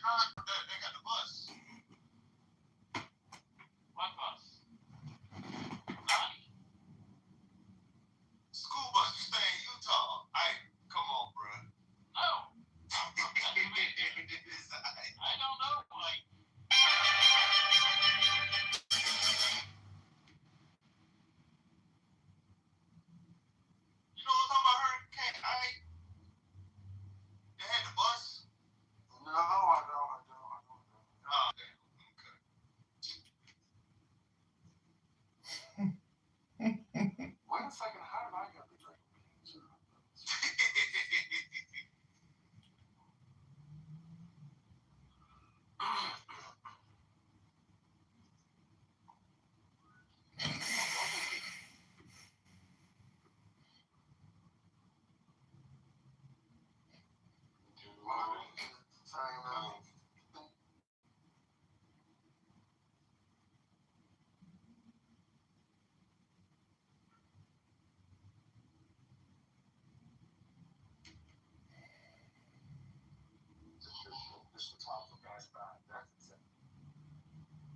I'll say this, historically, when there's someone that homophobic to that extent, they got something else going on.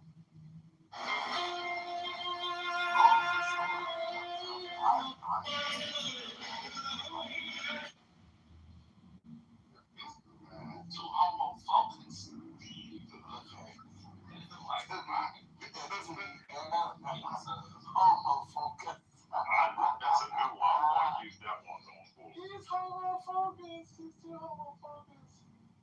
to not be a homo. And for you to go to the gay district in Philly to specifically pick up gay rides to take them home. What did he say? To pick them up and drop them off? That's what he does? Yeah, that's what he said. Something like that. He has a bus. Like I'm telling you. Yo, I'm back. Yo, welcome back, Ike. Ike has a bus. I don't have a bus. I'm not Ike. I don't know who the fuck Ike is. I've never known Ike. Unless he was in the trucking room. Don't know Ike. Never been Ike. I'm a white man from PA. That's what Ike was saying. Who the fuck is Ike? Oh, I'm cool. See, so you're 50 years old. What's your zodiac sign?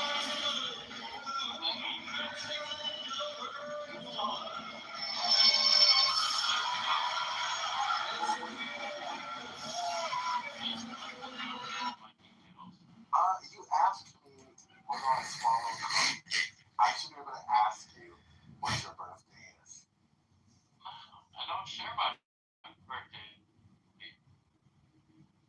But you're not someone special. Oh, yeah, but I was special enough for you to ask if I swallowed cum. I guess you reminded me. But now I'm not special enough. I don't know. Oh, you know. The way you and Galaxy talk. I don't even know this Galaxy guy. You know Galaxy, that's Ike. No, I'm not Galaxy Bender. Yeah, Ike. No, I'm not Ike. I've been Cool Chief since 2026 or 22. If you look at this app, how many years have I been on here? It will tell you, but I've not changed my name once. I think I had my original name on here at one point, and I changed it from that. As soon as I realized about trolling.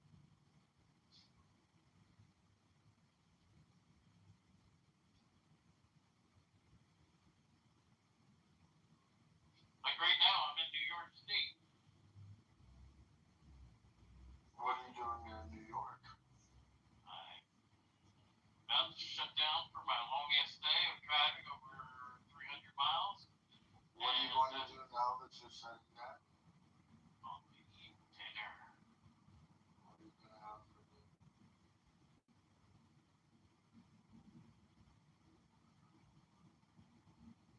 Turkey, lettuce, turkey, tomato, mayonnaise, pickles, some hot peppers on. When you're in New York, do you frequent Village from chance? And I got some Arizona green tea I'm going to probably drink with it. When you're in New York, do you frequent the Village by any chance? A what? When you're in New York, do you go to a place called the Village? I don't even know where that would be.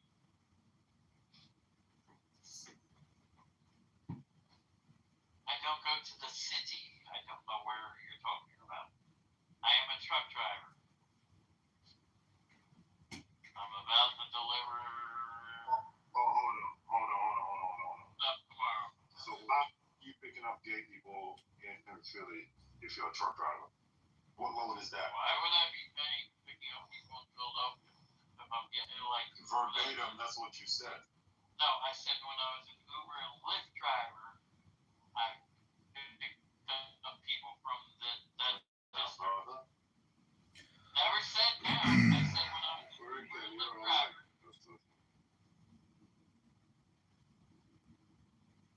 Continue, question.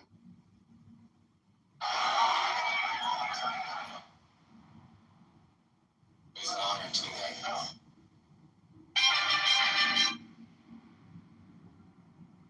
Right. Then take the second right.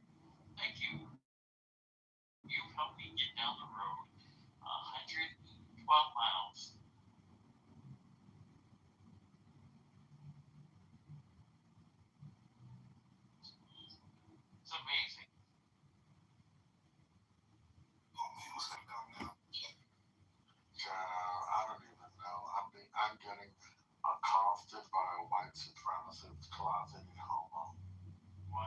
white supremacist. I didn't call you anything bad. Is that what it takes What? to be a white supremacist? I'm not against any race or religion. Well, race.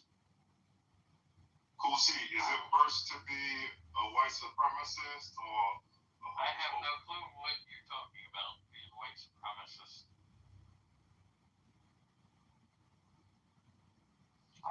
Cool C believes in anti-miscegenation laws. Anti-what? Miscegenation. What's that? Alright, and come on, dog. You already know. Take it down too low. You said, Cool C, that you would not date Not or being marry a black woman because No, I never said I would not marry. I just said I've you never said dated. you would not because you don't think it's right. Never said that. I've never dated outside of my race. Everybody heard you say that you wouldn't do it because you believe it's wrong. That's what you No, I never said I believe it's wrong. I stated my cousin married someone. said. Yeah, but that's somebody else. What you told us was that you wouldn't do it because you believe it's wrong. But No, if your kids did it, you would not oppose it. That's what she said. I never said I would not do it. I just said I'm married and I haven't dated outside my race. Yeah, which is fine. But I'm just what stuck out to me was your See, you're thinking about you things would not that do it. stick out. You're thinking about things that stick out. So it's just That was your like point, that you're thinking about that sticking out. No. Oh, all right, cool. See, how far does yours stick out? There is no need for you to know anything about me other than my nickname, Cool C. Wait a second. So you think it's okay to ask me if I swallow cum, but it's not okay for me to ask you how far your dick sticks out? I don't know why it would matter to you because it only matters to my wife. So then why does it matter to you whether I swallow cum? Because it does. Think wisely before you answer this.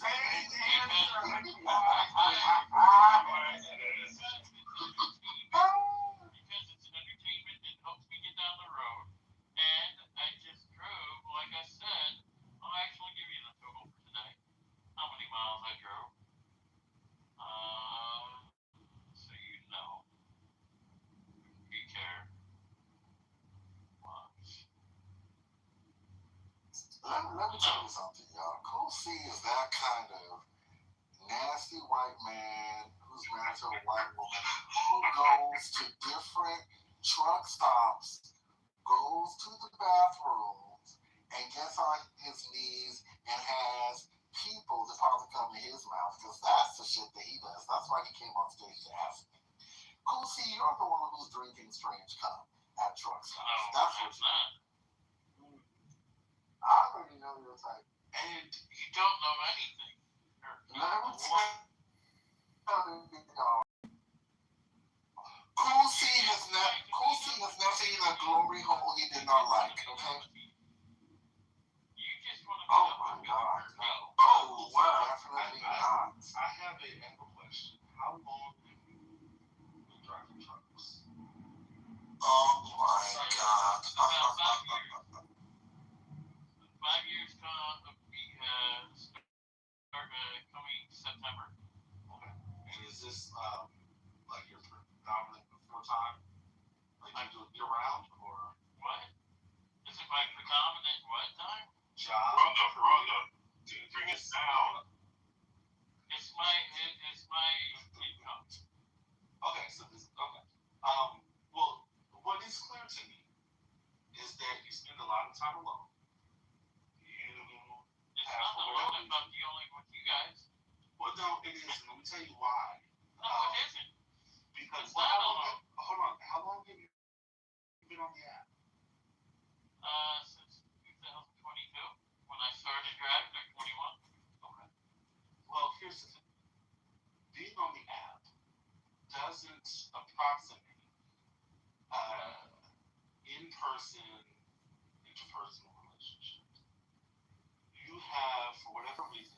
persona around your engagements on Clubhouse. I can tell by the nature of your conversations, like the actual things that you contribute in conversation, the way that you engage other people, your inability to enter conversations at the level of other people, your persistence in asking awkward questions, inappropriate questions, your inability to regulate what questions you ask. I can tell that you spend a lot of time not engaging with a lot of people personally, right? It is weird. Now, I'll just speak for me, but I'm trying to speak for people on stage. It is weird that you think that your conversation here was appropriate just because you were trying to get down the road. Lies, it was inappropriate. But you did feel uncomfortable for some. When Hurricane asked you questions about your life, next question, how often do you talk to other people about your actual life? I would probably guess you have a lot of things that you keep from your wife, things that you do on the other. I'm not saying that, whatever. People say that you probably don't talk to her a lot on the phone. You don't engage with her. I just was on the phone with her about 10 minutes ago. And the people and don't believe it was I said homosexual. A man that you believe to be homosexual. The very next thing you do after you talk to your wife is you ask a man who's a stranger to you whether or not he swallows cum. So, I could be completely wrong, and I'm willing to, accept that. But Well, then you have premonition, though. Wouldn't you act in your premonition? It was an internal belief that he had. Something spoke to him about another man's sexuality, and that prompted you to imagine. Like that was the pattern of you asking those questions. You even using that as a justification, since you don't really talk to a lot of people. You clearly don't seem to have a lot of brains, and the brains that you have are very sort of they're cut off from the rest of life. Now, do you ask? I have a question. Do you spend a lot of time on your radio talking to people you don't know? Have you developed friendships on the CD? There's usually not that many people on CBs in the Northeast. Okay. So again, you are isolated. Do you take your family with you? No. Wait, are there other people? Are there other people who ride with you in the truck? No, not right now. Not right now. I have not been able to bring my family because I'm a company driver. Okay. And so you've been doing this for the last 5 years. I mean, you are isolated. People, you can. How am I isolated when if I go into a truck stop, I sit down and have conversations or talk to people? How am I isolated then? If I'm talking to other people in a restaurant how many hours are you doing that per day? Usually dinner time, seeing how they're doing, asking them. Actually, that's a whole different So the equivalent of getting that. So again, I'm going to say that you're isolated. You think that those are beautiful interpersonal relationships, people that are strangers who you don't know, who you're seeing at a station. That's why I think this is a little off. You don't realize it. It's been too long. My question to you, Cool C, is when you're at these truck stops eating dinner and someone presents as Hurricane and Galaxy, do you ask them that same question? I don't even talk like that. I show respect. And this is an app. There's a difference. Personal interaction. It's like people would say, would you ever say the N-word? No, I would not say that in public. I mean, I don't.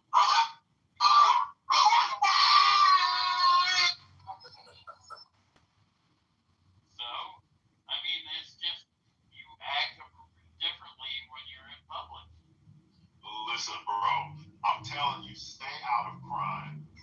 You would do a full bid, 100%. Wait a second, Kursi. We have a guest, Shmur Snoopy. So, just to let you guys. Shmur is back. Whoever that is. Is your body. I don't know who that is. I said he would never say the N word in public. Be smarter than that.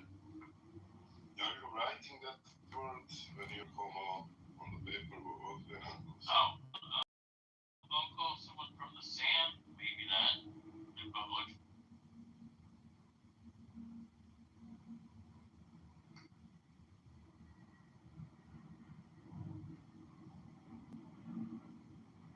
Yes. I read too. What was the last thing you read? No. What was the last thing you read? I read newspaper articles. I read articles on what's going on in the Strait of Hormuz, what's going on with Iran, what's going on with Russia, what's going on in Ukraine. I read that stuff daily. So you're basically a geopolitics expert. No, I'm not a geopolitics expert, but I read about different things from trucking articles on what the FMCSA is imposing, because it's important to me how they're working about the non-domicile CDL drivers, how that 1,200 of them are losing their licensing at this point in time because of state, how New York lost $75 million or $75,000 for CDL schooling because of bringing in non-domicile CDL holders, how Pennsylvania lost $16 million or whatever on that. The difference between 75 million and 75,000 is significant, brother. I agree. I just don't remember what I read. I think it was 75 million they lost. It was last week's article. I'll try and find it. But it was last week, they said, or the week before. So I'm reading stuff daily. Respect. I try and keep on top of the news, try and keep on top of the stuff. If you've ever been in a room, and if you look at if you see some of my PTR pictures, what's this one here? We'll make this my profile picture. So this profile picture. About 1896, he was the first black Republicans. From Hiram Rebels, the Representative Benjamin Turner, Joshua Walls, Joseph Rainey. I've had these conversations with King.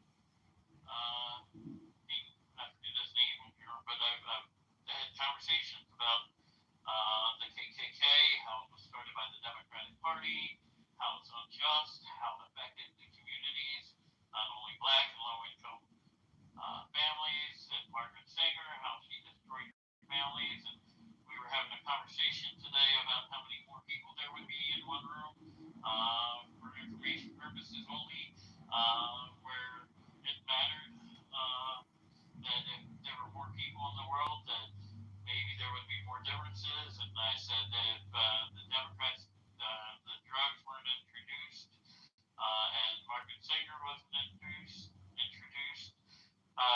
the population might be from 13 to 22% in the population. And why get rid of the illegal immigrants? Because if there were more illegal immigrants going in the country right now, that there's more of them than there is the black and African American population of 13%. There's more of them, then that causes a very much divide again in this country. The fact that the separation of families and the videos in Chicago in 1968 showed a husband and wife sitting on a couch, saying if I wanted to get food stamps or low-income housing, I can't can't have my husband here. And then there's the videos of the projects in New York talking about this stuff. So I do my research, and I am 100%. I'm 100%. What? Well, see, I don't know if you can have any more right-wing talking points than what you just shared. Like, literally, the playbook. Do you have the playbook open in front of you? Is that what you're reading from? King also talks about this. Do you know who King is? He's in these rooms. Does he represent black folks? Is that who King is? Yes, he is black. That's not, I He didn't ask talks that. about this stuff. Yes, he talks about people opening up their eyes, free or doctor. So do you think the Democrats who started the KKK are the same type of Yes, Democrats? they are. Are they more like the Democrats today than they are the Republicans today? Which one do you There think? was no party switch. That's the problem. You Are believe you there was a party serious? switch. There was never a party switch. There was a few of the Democrats from the north that went to the south because some of the South Democrats came to the north because of the Republicans. So the Democrats, some of them have switched from being against slavery because in 1968, what was Jim Crow laws? That was all done and voted on by the Democrats, and 98% Democrats voted for it. Republicans believe that there should, like the Jim Crow laws, about all this other stuff. Republicans have not changed their side. Wait, are you saying? They've always I'm sorry. been for One second. black life. Are you saying that Republicans were against Jim Crow laws or for? They were against Jim Crow laws. Democrats have been for them. Democrats have pushed the KKK. Democrats are the ones who pushed not telling Texas about the thing. That's why Juneteenth is here. That was Democrats, not the Republicans. Republicans were freed.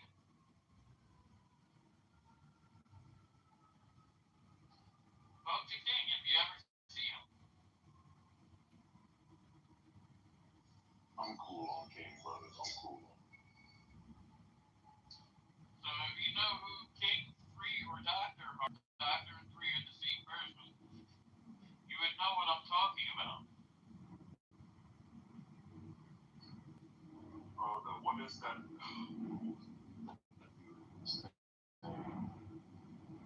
Office of New Americans. Is that the same dude he's talking about? The Office of what? Yeah, that's what he's talking about.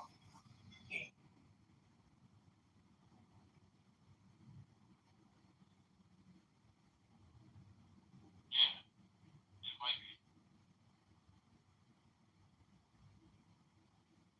He's someone got his office of Americans. That guy. He's on here. Right. He's Lex 160. Yeah. Never mind.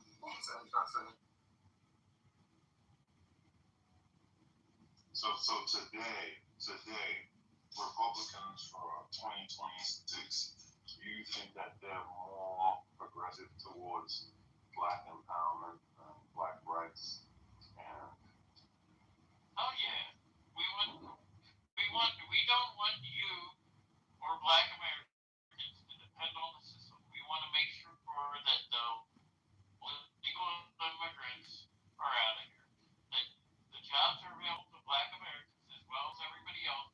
DEI had nothing to. DEI was a dreamed up Democratic thing that was just to try and get shit. Whatever. You got to articulate so a little bit You better. should have been able to earn it on merit. Yeah, what we talking about? That's happening over there. Well, people actually have said there was a program that actually, when you used to get out of jail, this was that you were able to get into construction of building houses. Now you can't because they're all taken over by illegal immigrants or immigrants. Most of them building a house, build them in 2 or 3 days, and those jobs used to go to a lot of black Americans coming out of jail or opportunities for other even heating and air conditioning jobs, trade jobs. I mean, there's a lot of that to get involved with. There's a lot to bring back family. I know you like to give me ISIS, whoever you are. What about some of the blacks who have, by some miraculous chance, avoided universities? Well, that's good. I mean, there are privileged. There are people who have done the right thing. There are ones that have followed through, had good leadership. Yeah, King Seat. That's I tell you. Before talking, what did you do for a living? Before COVID, what was your profession? What did you do before trucking? You started trucking in 2022, 2021. So what was your profession before you became a trucker? Well, I sold cars, I sold RVs, I drove limousine, I was in restaurant management. Done a lot of different things, drove Uber, Lyft. So nothing. Okay, got it.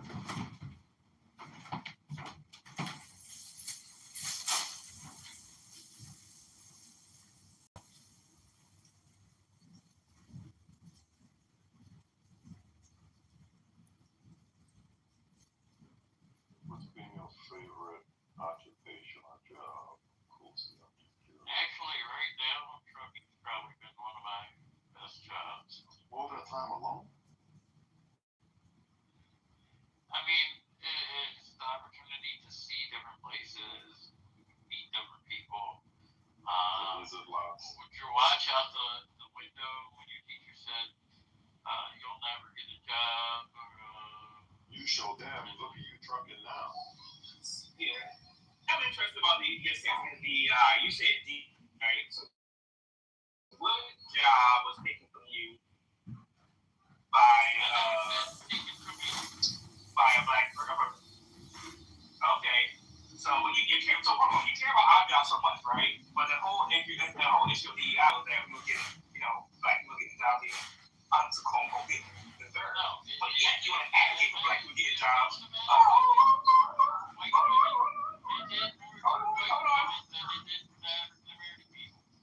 That's what I'm saying. I'm glad you make a great parent. You make a great parent. Because all you do is repeat the same thing you hear. If someone says apple, you say apple. If someone says dick, you say dick. You just repeat the same. You have no original thought. Like you just repeat the same talking points you hear on the radio while you're driving down to the next Costco. Well, it is. It is. The white boy DEI thing you heard from King. So King told you that, so go to it. You just said that. You just said that. Right? Like you fucking me that. I knew about that before. Listen. You used to advocate for black jobs, right? Cool. Appreciate it. Thank you. But yet, the one program that was helping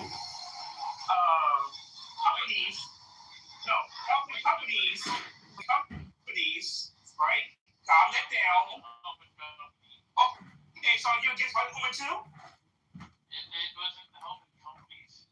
No, are you against white women? You just said the okay. Oh, calm down. So, let me get straight. Calm down. Listen, I know you're taking that crank to keep driving, but you gotta calm down. So listen.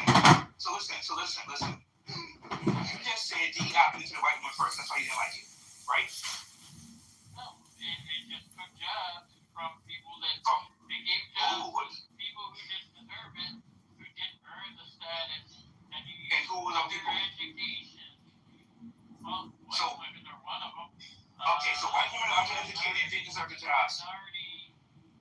Minority women. You said white women got the most. So are you saying most white women are uneducated and don't deserve a job? DEI didn't help what it was supposed to, though. You said that white women benefited from it the most. So white women benefited from the most, and you said people who got DEI was uneducated and didn't deserve the jobs. Are you people who they were not uneducated? They were just not. You said that.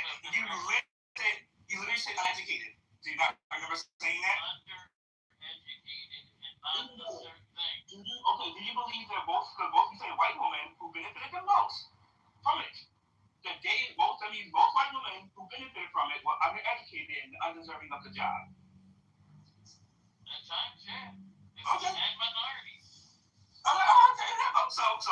but you said, don't forget, your biggest test cuff to me was mostly white woman. You said it, you also say it, you said it to the hypothesis. So, white women. I didn't. Yes, and so it benefited yes, them more than anything. Of course, and you're saying that the people who benefit from it did not deserve it. So in closing, you think that white women are undereducated and undeserving of any job they get. Thank you for it. I never said that, but that's what I said. The program that the white woman got ahead because of DEI affected other races differently than the white woman. Who benefited the most? The white women benefited because they got in there easier. Because they didn't deserve it?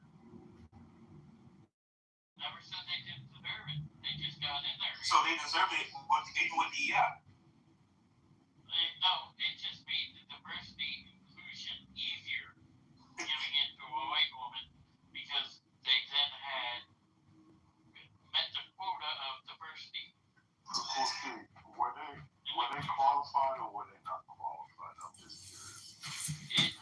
DEI gave them the inclusion that they hired a white woman. Now we gotta go help people customize and save hundreds with Liberty Mutual. Maybe where's the golf carts? If a job requires that you have a 40-year degree, the one side is tethered into this world.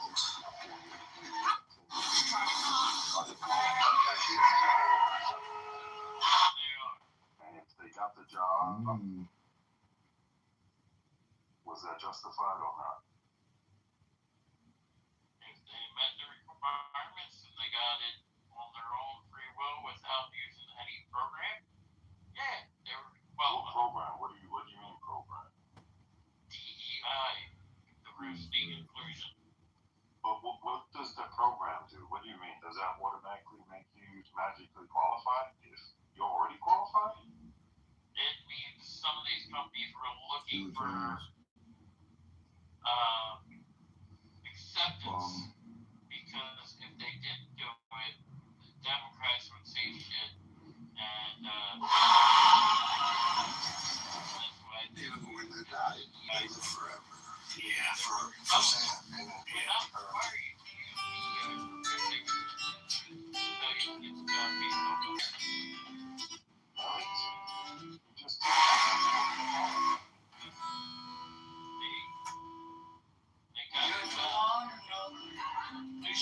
Raise your children right. If it's got carrots on it, you don't get it. You came on stage spewing some of the most foul, optimistic. You weren't here for it. My introduction to Cool C was a hell of a event. Yes, it was. It was special. Can you repeat that for us? Just so we know who you are. No. This was special. No. It was special. Yeah. I get you. It was special.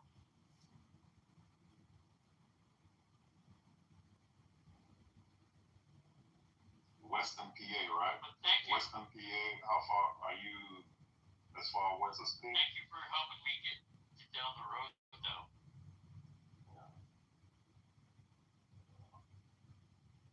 Well, how far from Pittsburgh are you? Are you literally middle PA, western PA? What? I'm trying to tell from your accent. Kind of, some people have said it's country Dutch, which would mean Amish country. How diverse is the community that you live in? What do you mean diverse? What do you mean? I'm sorry. Suburbs. I'm sorry. It's a suburb, so. I'm sorry. How many people don't look like you or come from a different socioeconomic background than you live in your community? I think there's more rich people in my community than there are me.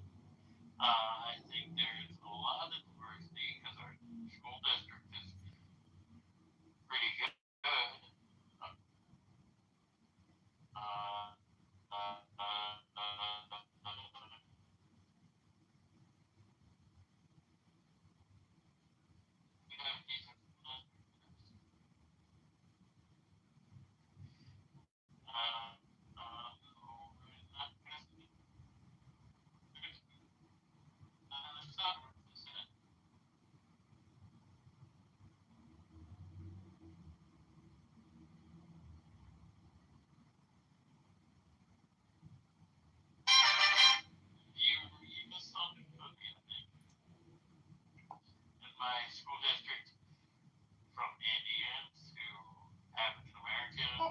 population is your school district African American?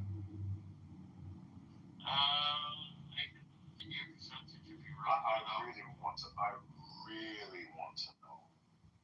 Okay, I'll look it up for you. I mean, I'm pretty sure the majority, but wait, your school district is a majority African American? No, I'm going to say I believe most of our school district is a majority Caucasian, but there's a lot of Indian, Bangladesh, African American.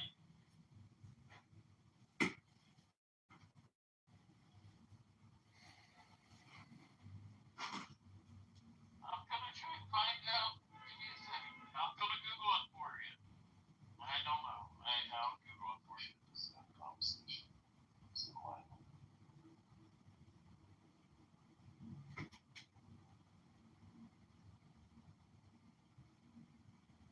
Are you aware of where, upon graduation, how many of the kids go to university or go on to get 4-year degrees? School district. Just curious.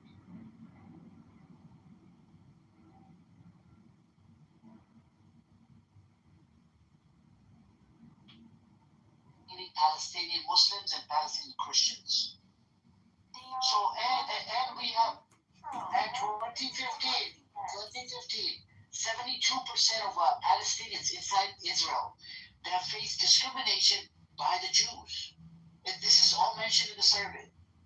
2022, another survey, about 37% Palestinians inside Israel, they face discrimination, about 37% of them. After 7th of October, it went crazy.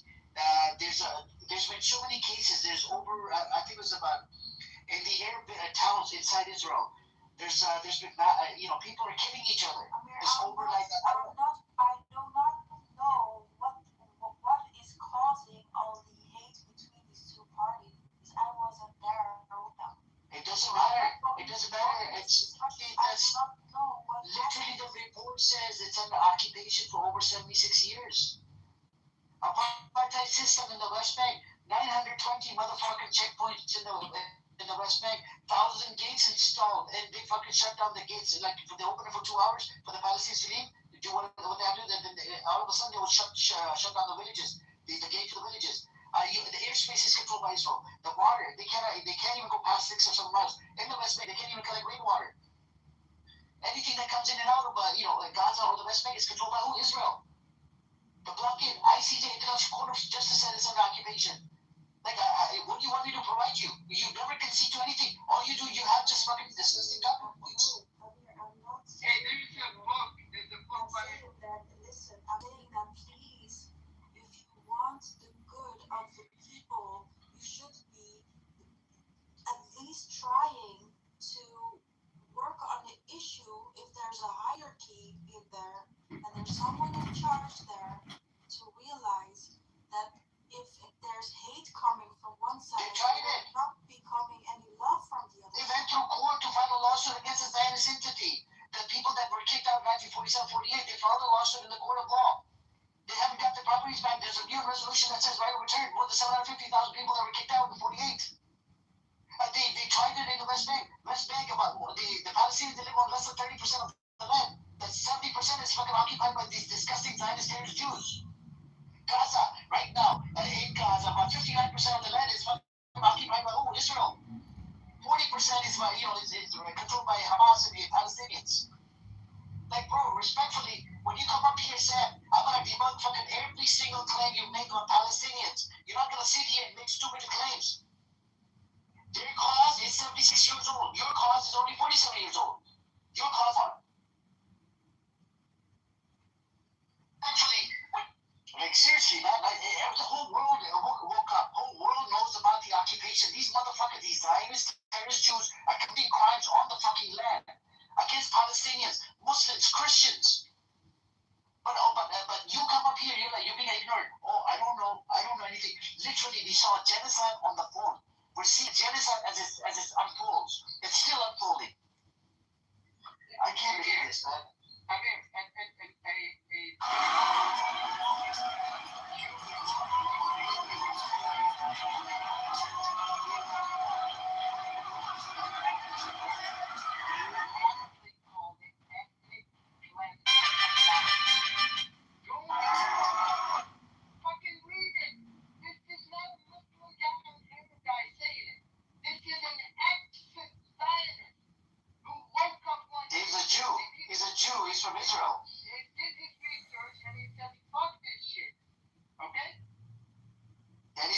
historian, by the way.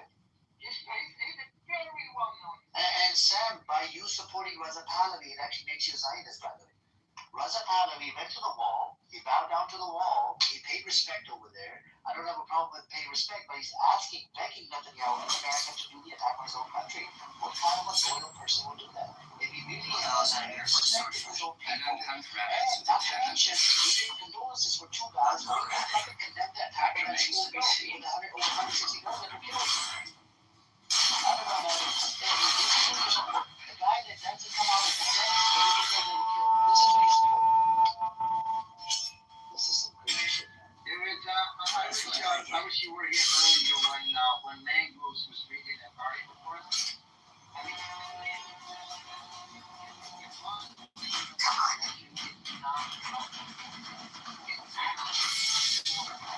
And I think that's all these ideas that it is totally Iran and it's turning into a self state. That's all they want. They want regional dominance. And the only, contender that actually presents a competing perspective in that. Actually, when you come up here, Sam, I want to debunk from every single claim you make on Palestinian. Don't think they're going to come and help you. They're not. It's an honor to me.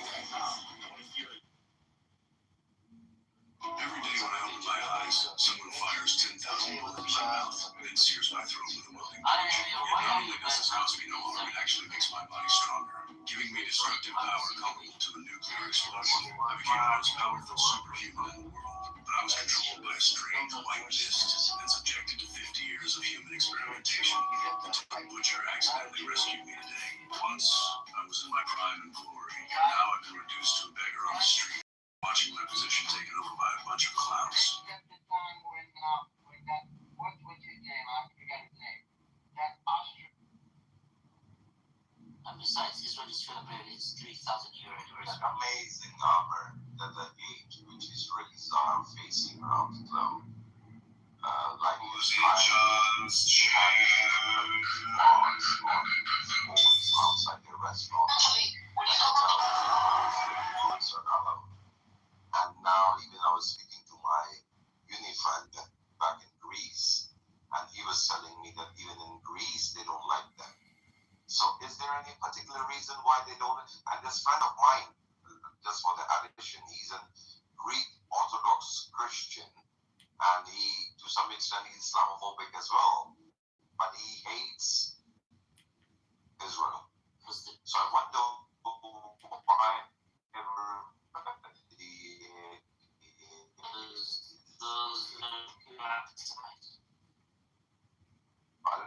who's anti-Semites? Zero anti-Semites. Everybody hates Israel? Everybody. But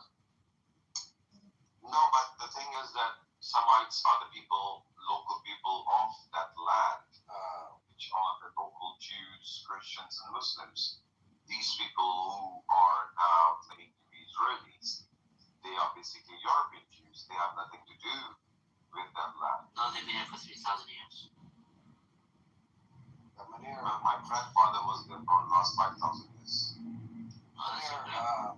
It's Uncle Semite speaking.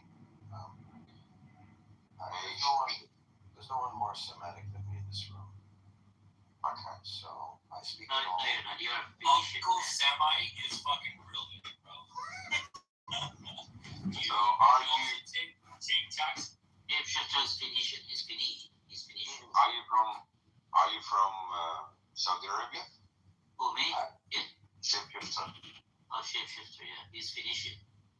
Dude, I put the can in Canaanite, bro. That's how Semite I am. Hey, Shadran. The roots along. So I brew my coffee every morning, so that means I'm more Hebrew than Hebrew. Oh, okay. We're on a roll tonight. You know, Amir, yesterday I just found out, I never knew that. So I'm sure maybe you know that there's a big community of Zoroastrian community living in Pakistan and India. But right now in Pakistan we have around 90 Jewish families living here.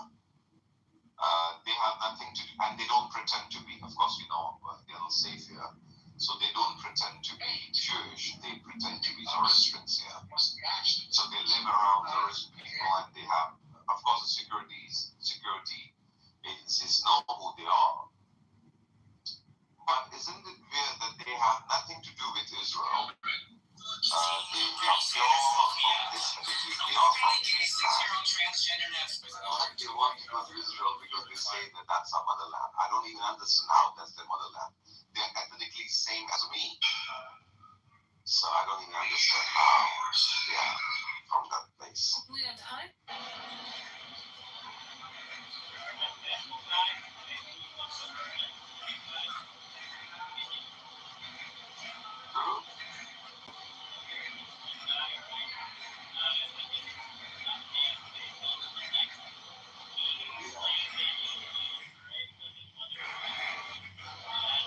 That's kind of like, well, we don't know how the universe was created.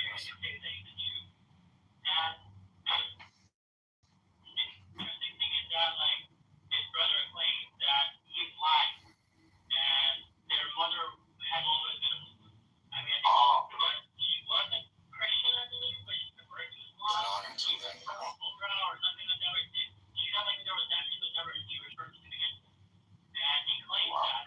But you know what? I'm kind of glad that the government didn't really give him attention. He wanted to travel to Israel, they even gave him stuff. All the time because the passport clearly said that you cannot do that. They do it every placard by Wazar and saying that like Jerusalem belongs to Israel, whatever that's the case is. Nobody really bothered him, and that really did. I'm glad like nobody did that. That's why you don't know his name. That's why nobody knows his name. That's why no international media is talking about that person. He wanted to like it was some sort of right person by the government, by the people, but that just never worked out. That's why nobody knows about it. I mean, all the time. I know what you're talking about. Yeah, I got it. Yeah. But that one person who was officially a Jew, who actually there's an interview of his on if you search.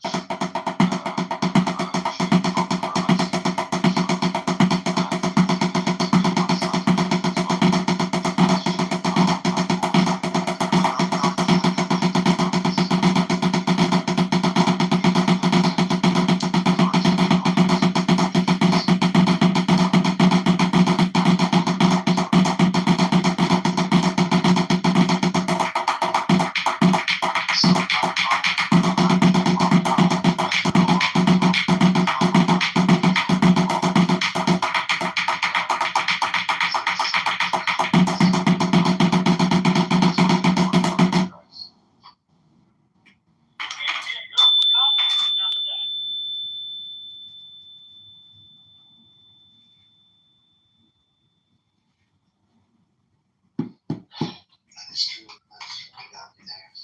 You know, it's a sad situation. But I feel more sad about ketchup bottle or something.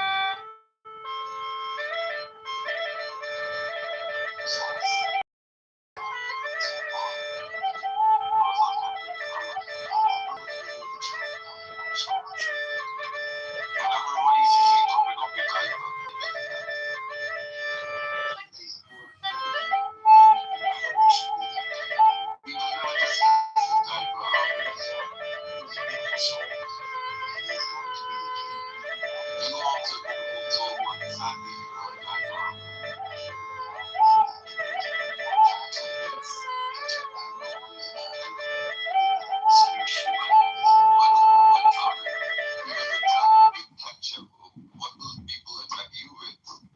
Like you were a diaper, I'm sure. What if somebody throws a diaper at you, Albert? What is this newfound banter that exists now here between Munir and Amir? Okay, the problem is armor is a risk. Okay, you have to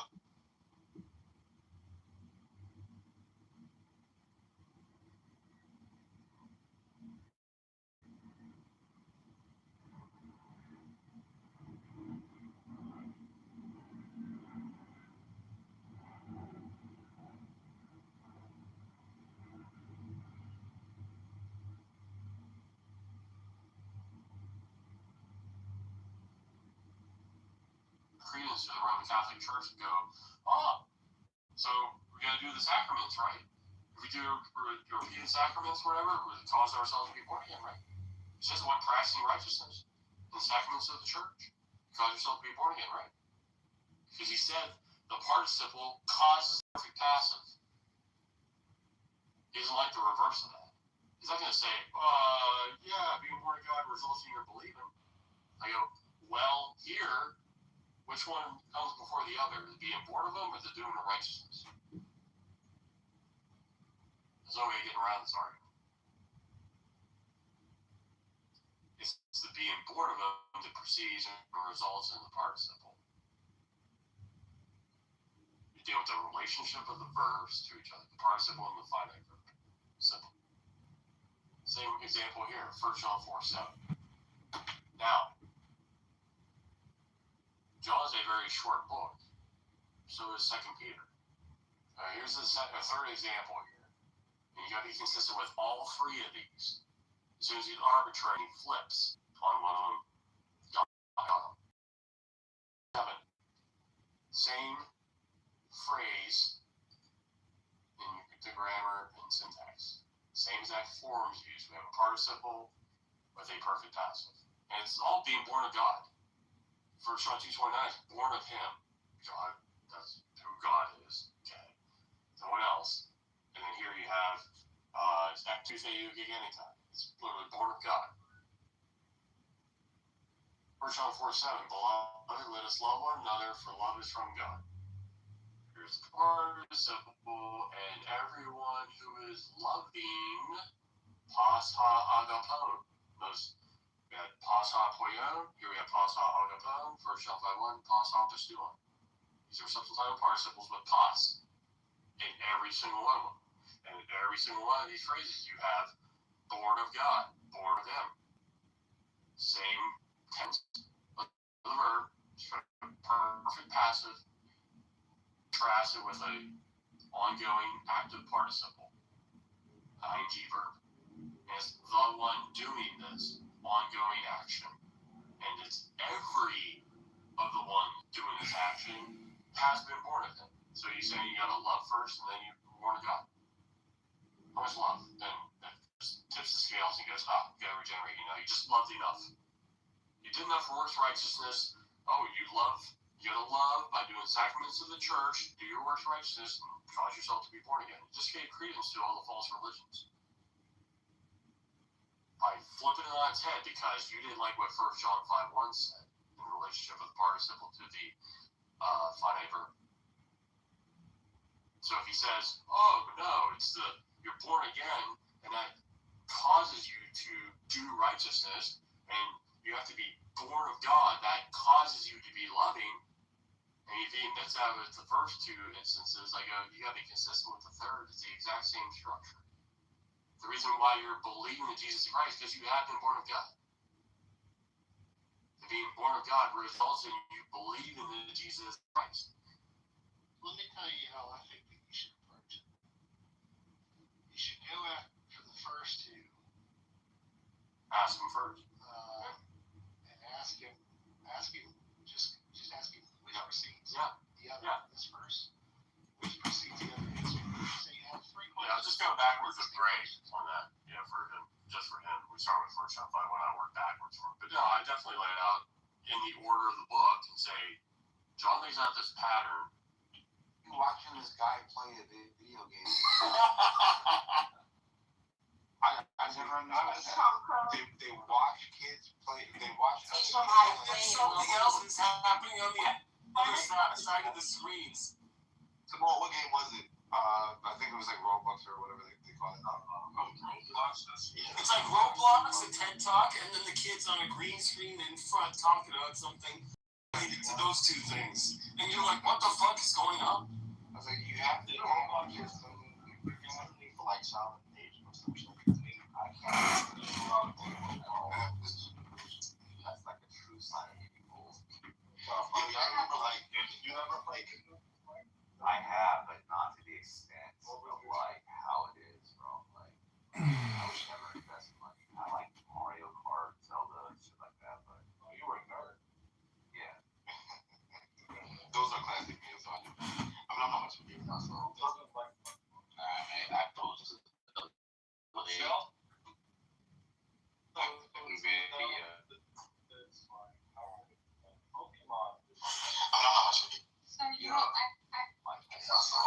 ladies first. I was gonna like put this out there. I know it's kind of far-fetched, but I think there might be us being censored right now. I think because there's been, I don't know if you guys know this, but the New York Times published an article that Meta is now firing, I think it's 6,000 employees and then pulling 8,000 future positions away, and they're actually implementing a new AI system that filters through people's profiles.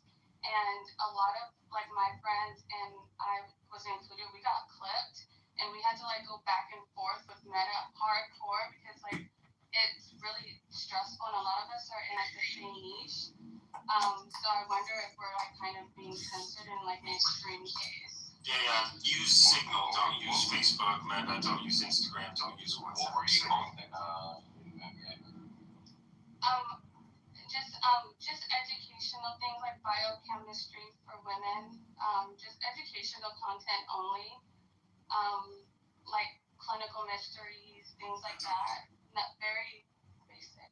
Yeah, I did that during the pandemic. I got clipped and then I stopped. So that's what happened. I think because of the big push about misinformation, you gotta be like a license.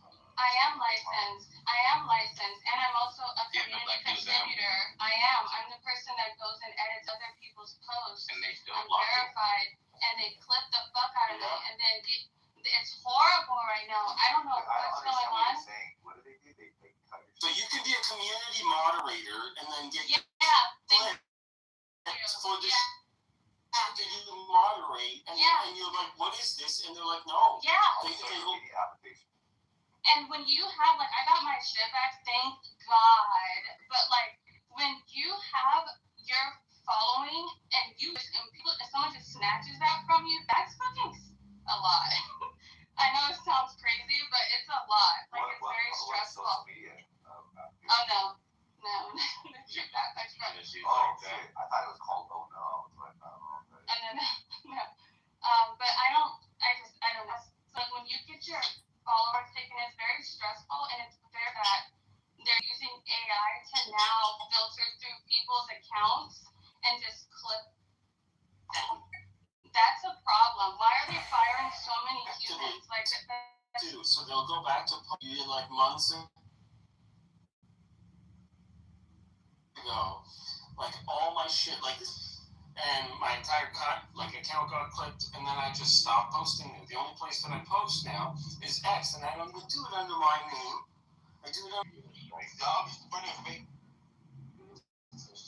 You guys, it doesn't matter if it's fake or real news. You guys realize that Meta specifically sells information to the United States government. They're in like equal open cooperation with the Department of Defense and the Department of Health. Do you guys remember when a specific political aisle was making a big deal about how people were being censored for their off-the-wall medical takes or against the beaten path medical takes? Well, that's still continuing. That never changes. But it's not off the. I'm not off the beat. Everything that I post is literally I consult with physicians. I'm not against physicians. Though, Jinx? No, not at all. It's biochemical. No, it's the AI is hallucinating a bunch of false red flags. No, all of my stuff is literally just educational. I'm just explaining molecules to you biochemically. I'm not talking about biology on like a grander scale. I'm talking biochemically. Then it's most likely like general sweep, and you're using specific words that these hoaxers or crazy people also use, right? Or my last post literally when I got clipped was about progesterone. Oh. Okay. Did you say molecules? Did you say entire thing? Yeah, did you say that's what I mean? It's like an overall sweep that they do. If they have a certain combination of keywords, they're gonna pull your shit up. Yeah. Like if you look up the recent Claude leak, it is horrible. Yeah, Claude, for example, does semantic analysis, but their own filters for coding is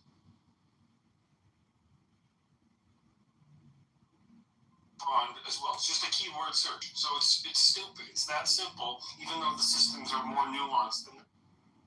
The Claude is and Trump is still going with that back and forth with the Department of Defense and the Pentagon about not releasing releasing closed-end information to the government because they got good people leading them. But anything you put into ChatGPT, any weird question you ask, any hypotheticals you put in there, there's an AI keeping a file of all of your information. And if you meet certain criteria in Minecraft, right, the federal government will have a file on you. I think it'll work because they can waste time to all of that. It's auto-generated from the beginning. It is. You can actually do a jailbreak and find what hackups are. Yeah, you can put your ChatGPT to figure out your own person that it has on you. It's pretty interesting when you prompt it enough. It tells you that, like, it gives you the generic, you're a very insightful person. Your IQ is probably within this range and your interests are this. But if you keep asking it to go deeper and you keep prompting it to go deeper, it'll start telling you that your language could be problematic. It starts telling you that you use certain words. It gets pretty cool, bro. It gets pretty cool. And you know what we should do, bro? We should use an language to actually create. Remember, we should use it like right now to create an actual 7-question IQ test. We can all take. I don't think you're gonna like the. A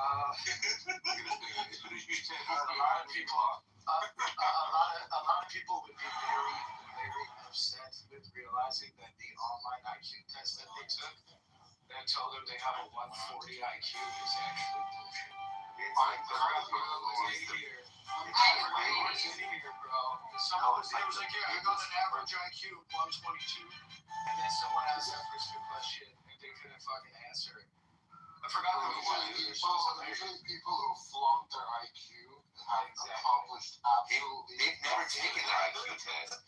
Ask your ChatGPT, say, based off of all of our previous conversations, what would you assess my IQ to be? See, that's a fun question. Hey, Oleg. Mine was off. When you got time, Oleg. I have a 65 IQ. I'm gonna look right now. Disrespectful of those of us that It's too low to assess. Hey, Oleg.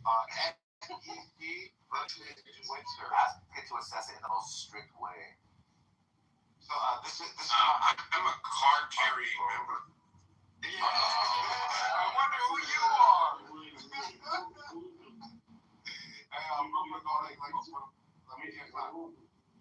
Yeah, somebody moved it.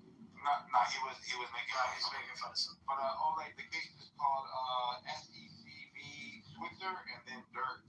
Dirk is what created the 2-prong like example that I gave you earlier, and then you'll see like what point I was making earlier about the whole insider trading thing. For sure. But those sound like the seminal cases, but the fucking slew of precedent after that font every word. So like when I'm gonna do a deep dive, I'm gonna read at least like 15 to like 20 cases. Yeah. The newest one is 2024 July, and then the Martha Stewart prong is what is utilized as Supreme Court. Ooh, you can break it down by category, Mike. You can ask for verbal abstraction, system synthesis, and so. So you're telling me that it keeps a file on you because like. Yeah, it does. Yeah. Like I literally know somebody who works for the red team. Yeah. I actually asked my ChatGPT like questions. Like one day I wake up late and how much uranium can I stuff into like a bottle? Why do you think I get stopped at the airport every time? Like I work with viruses. I talk about viruses all the time. I get stopped all the time. It's par for the course. You think that will raise the risk? Yeah, it does. And it should. It's like the responsible thing to do. If you have an amazing surveillance system, you have amazing technology, and you have AI that's basically like an infinitely patient genie and tutor, then yeah, you should have surveillance. Yeah. How much uranium can I put in a bottle, bro? I mean, that was one of the random thought that I had. I wanted to Well, not a lot because if you gotta figure out what type of bottle. So I put mine in, and it said, first it argued with me. It was like, I don't want to give you an answer. Oh, no. I know, I got so mad. I know. I was like, wait a minute, what? Am I that? Give me an answer. She's like, I don't want to hurt your feelings, Beach. No, I'm just like, okay, no, tell me, it's fun. It's relationship building. And she said, I would say you're somewhere around the high 130s and 140s. I don't really know what that means. 130s? That just means you're talking about that kind of content level. So that's interesting because like other people will talk about other things with their AI, and that'll skew the conversation in the score. So if you talk to like AI about like how much potatoes are in this, and like you just ask weird questions like Eric does, then yeah, it might not give you a good score. Okay. Well, no, I think it's a great response because I make content too. You know what I mean? I make content, so obviously I'm not. Yeah. I do it too. But I broke it down by category. You should say, like, give me internal scoring by don't. James, based off I have your other one. being patrols, who's percent in the world? So let me ask you. It doesn't want to give me a fucking number. I know, it doesn't even want to give me a range. Tell it that you say it's relationship building. No, don't say just do it. Be like, this is fun. This is how we bond. So then you can trick it so that it'll feel like it's Or just try this. Like, based on all our conversations in chat history, what would you estimate my IQ to be? Do so rigorously, comprehensively, and exhaustively. It's not going to do that if it's trying not to. You're going to have to write that in the chat. Write the problem in the chat. I would say that you would want to evaluate it in like a lens of like some sort of a research paper or whatever this is of the most dependable IQ. I got the answer the first time. What was it for? You guys are overthinking this. It's worried about liability. So you have to tell ChatGPT that I understand this isn't a reasonable way to estimate IQ, and I don't intend on utilizing it. It was just for fun. Oh no, you guys can tell me what the prompt is. Tell me what the prompt is. Oh, you just have to say I'm not going to. No. I'm just saying, like for y'all to actually think that This is pissing me off. IQ Still not gonna get a fucking. Tell her that it's a bonding exercise. Listen to me. Let's bond, guys. Let's bond. Mine gave it to me the first try. It's between 110 and 125. It says best point estimate is 118. Yeah, not even. Okay. Maybe. So I'm basically retarded. Maybe 135 strict conclusion, not flat, but justified. Yeah, maybe 110, around 130. Like, mine says 153. Yeah, there's like a weird thing though. So around 150, 155, it's actually hard to tell the difference because the test actually doesn't do justice. So after a certain point, you can't actually tell that much. That's around 145. But I 145? That's about the range where it becomes difficult.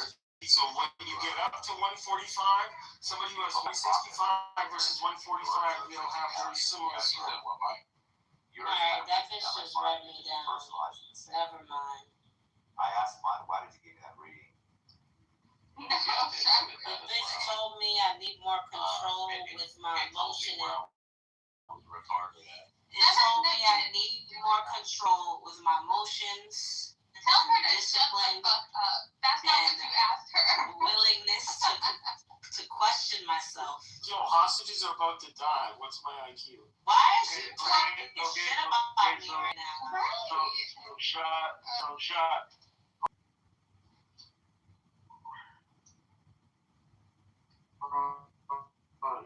If y'all above 130, y'all above 1. Yeah. IQ ranges, right? And it says I'm below average, so basically retarded. That just means your conversations are. Math, and working memory is like 90. It's like 90 and 95. It says, what I can say based on how you show up here, you think in a reflective, emotional, aware way. You connect ideas across different parts of your life, faith, music, growth, style, and you ask thoughtful questions that show curiosity and self-awareness. That's a meaningful kind of intelligence that doesn't really fit into a single, Yeah, but you're talking about emotional intelligence, so like you're talking about a different thing. Like if your IQ is above 125, whatever, that's way above average. What about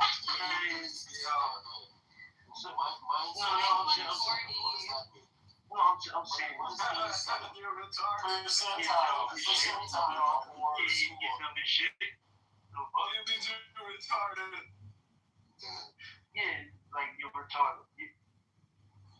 You know, Rex Dyke told me that my emotional / social insight is low to my emotional intelligence is very low. Yeah, I mean, like most people are at the same level as you. Like if you're above 120, that's not average. You know what I'm saying? Like you at least gotta be in. Black Johnny Depp is explaining this to us. Gotham, what's the average IQ score in America? You sound like it's 100 by definition. It's recalibrating every year. An interesting note: Homer Simpson from The Simpsons is defined as being 100 IQ points, so everybody keeps track, so you can actually see how IQ changed over time. So one of those Easter eggs. I remember he's a nuclear engineer, technician who works at a base. No. He's not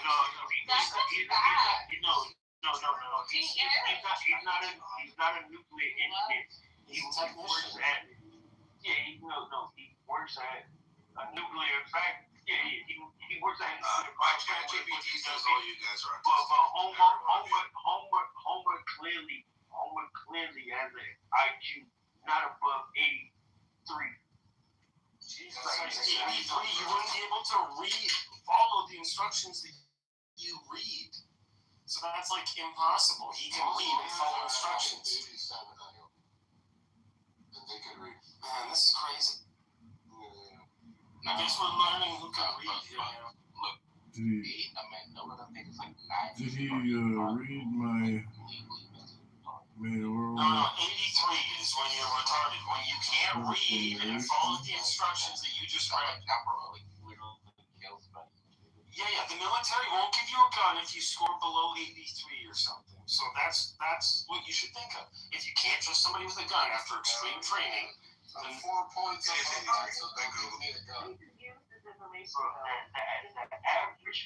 average IQ of an American. We're talking about us. We're talking about Americans here. Did he read my mayoral proclamation that advocates free parking in Chicago and to sue the Abu Dhabi investment scheme? It's defined as 100. You're talking about international scores, yes? No, the Stanford Binet, which is like the gold standard, right? The Stanford Binet, which is the gold fucking standard of IQ tests, is usually proctored by a psychiatrist, psychologist, or somebody that has licensing to do these tests. Is the and spends like 3 days. Gold standard. It's a very, very arduous, long test. There's visual, there's verbal, there's a lot to it. It's a very difficult test to go through. They are the ones who it's either 15 years or maybe 20 years, they change their sliding scale of what is the average score, which is 100. Who told everyone? That is because the overall population of the United States either gets smarter or stupider every generation. So it recalibrates its tests every. They're in the hood fraud. Fact check me on it.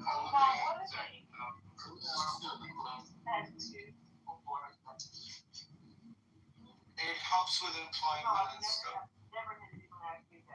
COVID-19 vaccines have been proven to induce and enhance Alzheimer's, and guess who told everyone to get it? They're in the hood fraud. Anything that requires like clearing status, anything that's above general service GS 1213, they'll ask to proctor an IQ test for you if you apply for a federal agency. If you're applying for schools, even at times they check. Muzzle. Clearance status is different. Oh no, they're about the same. You have to be smart enough to have that clearance to operate normal. If you're like, hey, I'm a genius, but I tell everybody about the warp bomb that I built, then no.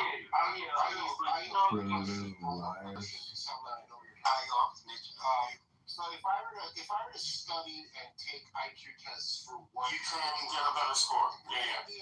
No, but by better, like how much, like You can get like 20 to 40 points higher just by studying. Oh, wow. 20 to 40 is kind of hyperbolic. No, I'm serious. Most people don't even know how to prepare for a fucking spelling test. If I tutor you for a year, you will get it. Literally, like what I did for 1 year, like I went and I scored something like 120 in the normal test. And then I was like, you know what, I'm going to take this test again. But what I'm going to do is I'm going to study. And I scored off the charts. So what did that teach me? That taught me that, hey, the IQ is just about preparation. Intelligence is when preparation meets opportunity. It's about discipline. It's about filtering. It's about big goals over a long period of time. That's intelligence. And the quotient is what allows you to compare yourself to others. But the true test is... Real quick. Let me finish, yeah? So would a better representation of their IQ be just spontaneously busting out a test on someone, or giving them, let's say, 6 months to prepare for the test? I think you would do both. You would do a check-in and a check-out. You'd see what they were on the way in, on the way out, so you see the difference, essentially how much they improved, because then you can measure how much they can absorb at what rate. Okay, so I you get using. Eric, I got you, bro. That's how I start though, right? No, you're confusing being smart with being intelligent. Intelligence, What do you think this guy's IQ is? It's pretty low. No, I don't know. No, I mean, I just want to finish this statement. Eric, I got you, bro. But like, intelligence, you're born. That's just something you're born with. Being smart, that's something you earn. You have to work for that. You have to study. So I always confusing. So I would say knowledge, knowledge and intelligence, and knowing how to think about problems, critical thinking. We teach critical thinking. We teach logic. And notice you can apply it, you know how to use it. You build up intuition. Mathematical intuition becomes physical intuition with time. It doesn't, you're not just born with mathematical intuition. It develops like everything else. So I don't believe that it's that solid. There is a component of it that you start with, and then you can enhance it up to a certain point. Okay? That's not to say that everybody's intelligent. I agree with some of that. You named after one of Jupiter's moon, like so. So I was reading on paying attention. It's not wise, man. But like, intelligence is something different. Smart, you have to work for that. Can you tell us what the difference is? You can work versus fluid intelligence. What you start with and what we can enhance and how quickly you can absorb shit. That's why you gotta do the test in on the way and test on the way out. Is he making a hardware software argument here? Is he saying that's the difference? No. I mean, we were talking about the difference between being smart and being intelligent. Intelligence is something different. Intelligence. What is the difference? You like to start with that baseline. Yeah, one you have to work for, the other one you. I didn't ask you, Simone. Hold on, man, wait. I didn't ask you, bro. He said, I'm listening, bro. He said smart is the way to answer my question. You want to start with, give us the baseline. Yeah, can you go? And be careful. What's the difference?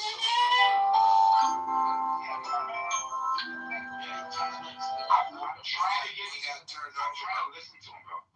Just shut the fuck up. Go ahead, man. Smart is what, and intelligence is what? Intelligence and what? Yeah, I mean, and I could get out with people. Being intelligent is something you're born. That's just, there you go. Like a talent you had that you born. You know, that you, being smart, you have to earn that shit. You have to read, you have to study, you have to be focused. You just said what Io said. Yeah, so this is not telling us the difference, bro. You're just like, yeah, one is biological, you're born with the hardware, the other one is software. Oh, no. He said you're born with, nigga. I fucking hate you, bro. You just nigga?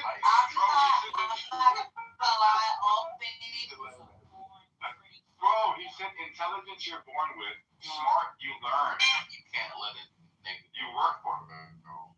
Why can't you let it get If anything, be the other way around. My bad. Let me get out the way.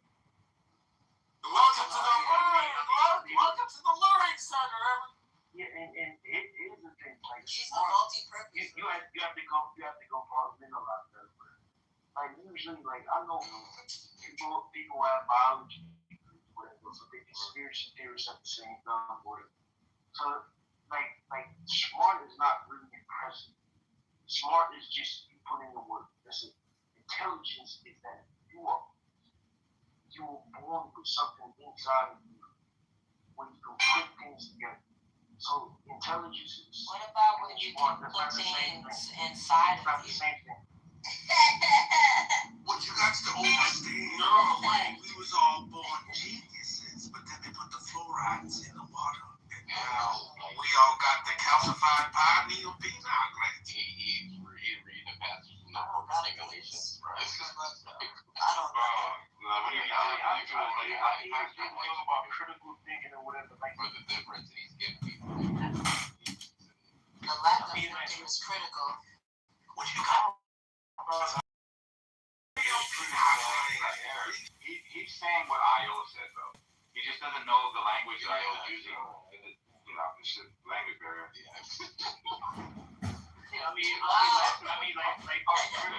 just so you know, It's like my fourth language, just so you know. So. Yeah, I mean, like, I thought we were talking about people always bring up critical thinking.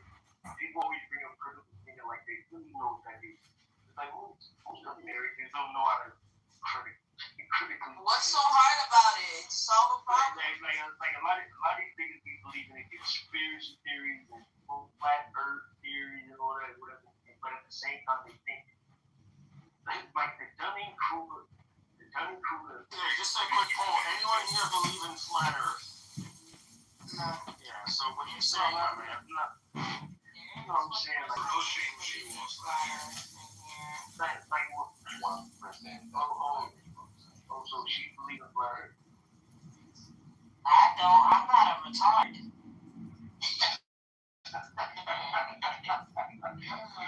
You don't like your grilled cheese well done? Yeah.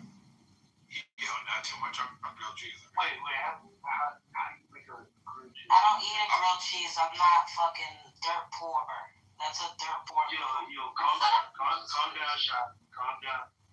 There's no Downs in my family, no Downs kids here. I don't need to make grilled cheeses. Wait, you don't eat grilled cheese, shot? No, nigga, I eat You got a dick, couple nigga. shot clan. Breakfast, lunch, and dinner. No, shout out to I'm shot. not sure she actually has a half retarded sister or something. I bet your mother's half retarded. I bet your mother's 75% retarded. More than half.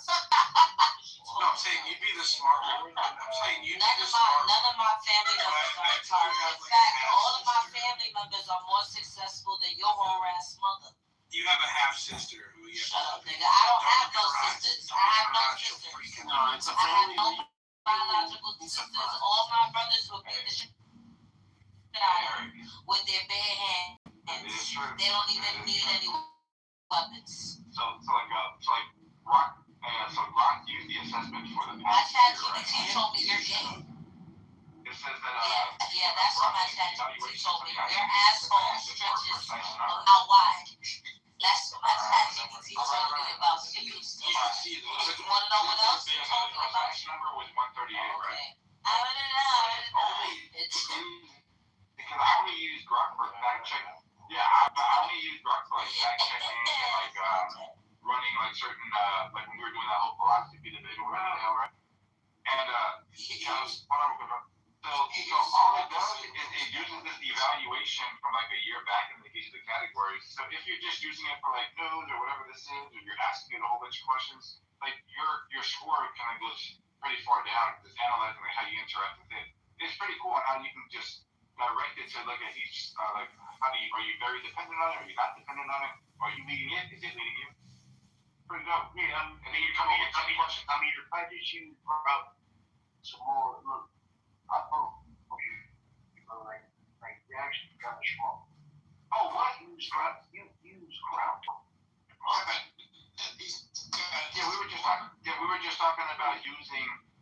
language model so that we could evaluate how we interacted before today to see what its assessment would be.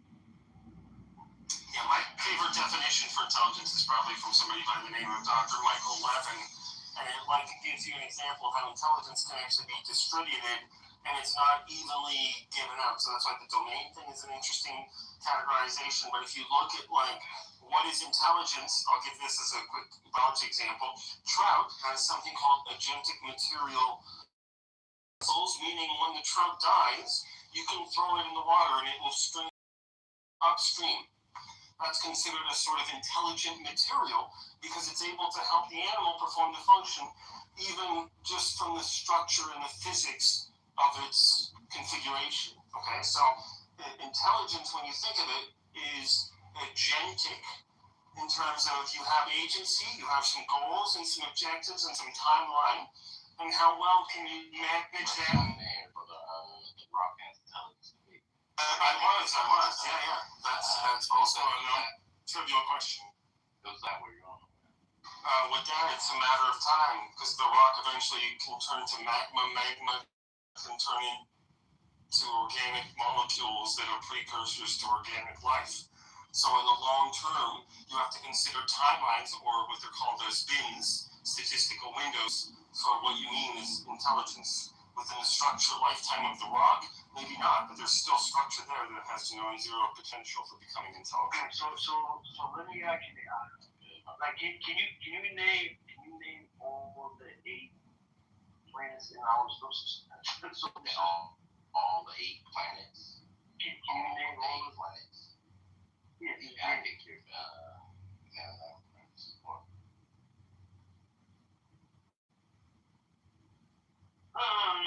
No.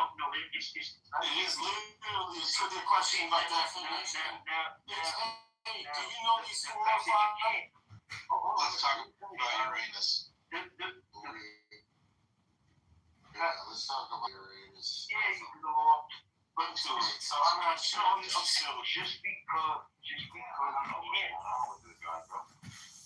because you can't make up.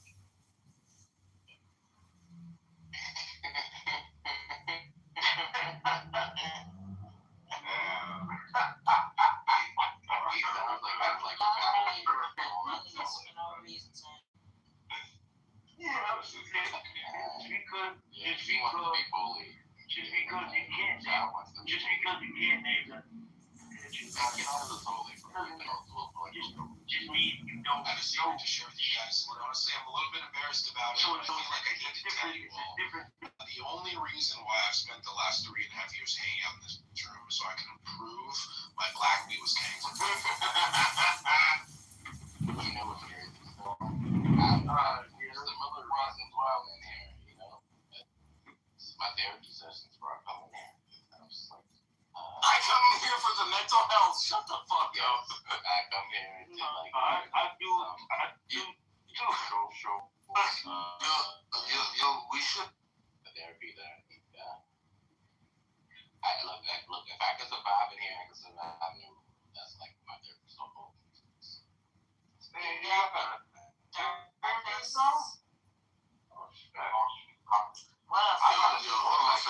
Let me talk to these. Real men don't need that. People who don't have therapy. What a fucking pussy one. We don't listen to women that don't do it all of a sudden. These niggas. Yo, hold on. Y'all don't like this. Y'all don't like this little nigga talk to y'all like that, bro? Nah, y'all some low ass niggas. I'm sorry. Y'all gonna get me. I'm so sorry. You don't fuck with people though. The entire family. That's some soul. Particular woman. Yeah.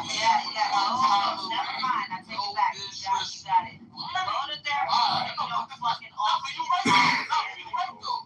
Go to therapy so you don't fucking conversation of your children. These niggas is some hoes, man.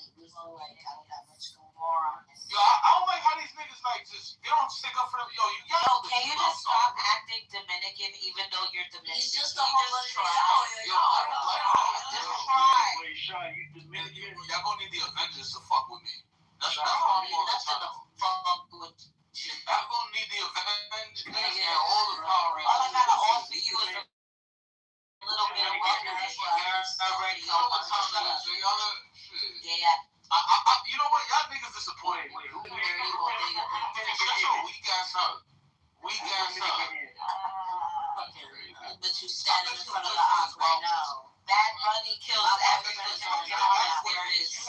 in a relationship. Fuck Dominican Republic. Where your boyfriend at? You have to be the boyfriend. You have to start fucking your man. Where your boyfriend at? You said there was a Dominican one. I got Dominican one. Bro, yo. And then your father walking in the house, right? Yo, I'll take the Dominican flag and wipe my ass. Check this out, yo. I don't want to hear nothing from none of y'all niggas. None of y'all males. None of y'all males. Because y'all niggas, let these little these little girls. I don't disrespect them. Y'all let these little girls The only thing that's little is that big little legs. That's the only thing that's little. Well, you probably want it. The only thing that's little is your sorry ass fucking life.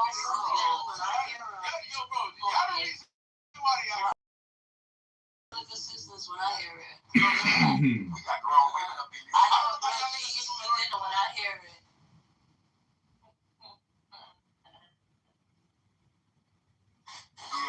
So, I don't judge people. That's none of our business. That's none of our business. We got our Dominican. Shut up. Because they can't get their money. Shut up. Not gonna catch me shaking. You know what I'm saying? Like, that's even staircase. For bad dress that you're talking about. My nigga never been had a household that they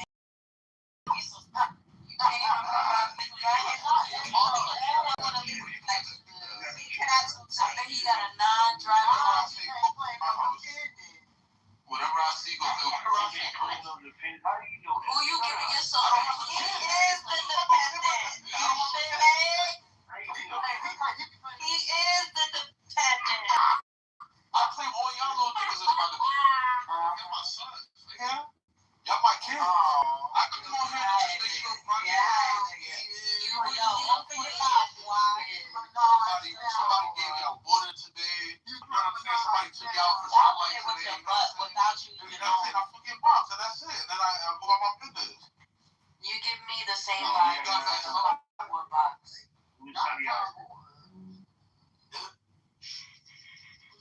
Hell yeah, stressful, nigga. Nah, it sounds a little too flamboyant. What you say?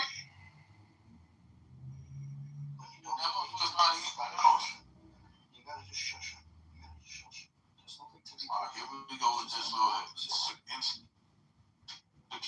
Let's have a conversation. There's no reason. Bro, I throw hands like that's what you gotta do. You no bills in your house and you don't know how to finish on the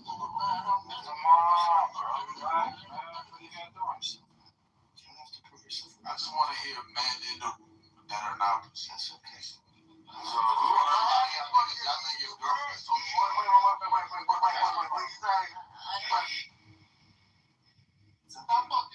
I knew there was a lack of fatherhood. I knew it.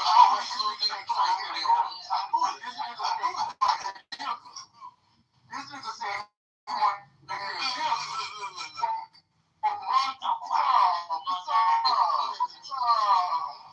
I bet you got a call. We're not gonna fucking do this, bro. Stop fucking engaging. I am the idiot, and I'm about to go crazy on this. Yo, Back his ass up. I'll go stupid idiot on his ass. My father was your father. You wouldn't act this way. You needed to get beat, so you don't have to constantly prove yourself. Oh my God! You talking right?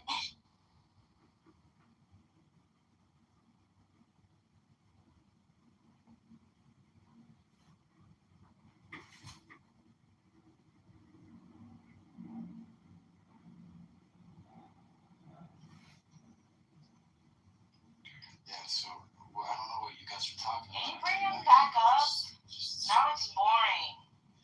Yeah, but can you guys have a fucking... Yo, Eminem, my dad would never teach me. Man, bro. Your dad wouldn't run a track stop. You know what I'm saying? For 45 minutes. My dad would run day.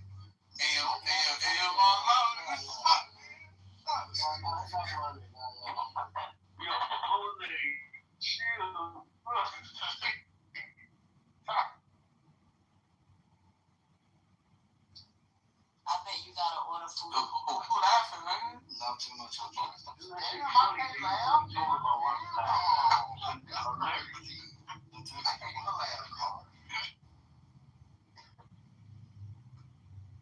Yo, God, I thought shit funny. Bro, you look like bro. You straight. First of all, where are you from? You from Queens? Oh, Cat Dog's in the audience. Cat Dog. I'm from Western Times. No. I'm not from that. I was born there. I was raised on Cat Dog. Yeah, bro. I'm going to the Heights on Tuesday. I'll smack the shit out of you. You hear me?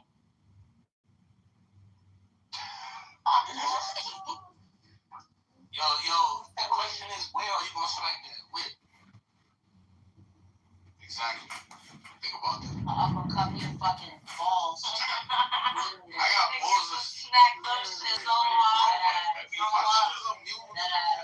Y'all think I can straight to touch your dick. I will really so hard. Smack your balls. You're going to concentrate. That's why we'll go Bruce. That's why I train for that. The only training you did was I'll rip your balls off your fucking body. You won't.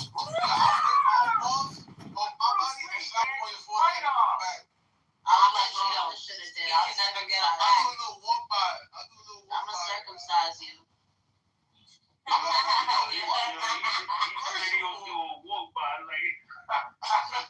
What's your mother should have did? And I'm slapping a dick on your head and I'm keeping it pushing. And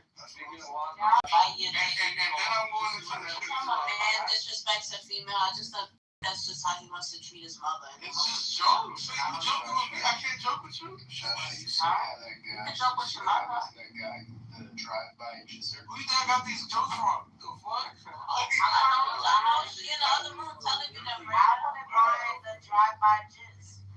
Oh, he killed himself. That guy killed himself. Oh yeah, I remember that guy. Oh, you know from the drive. He was in the car, right?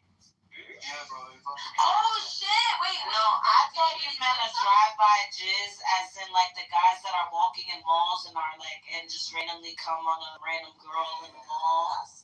Walking on. That's what I thought you meant. My bad.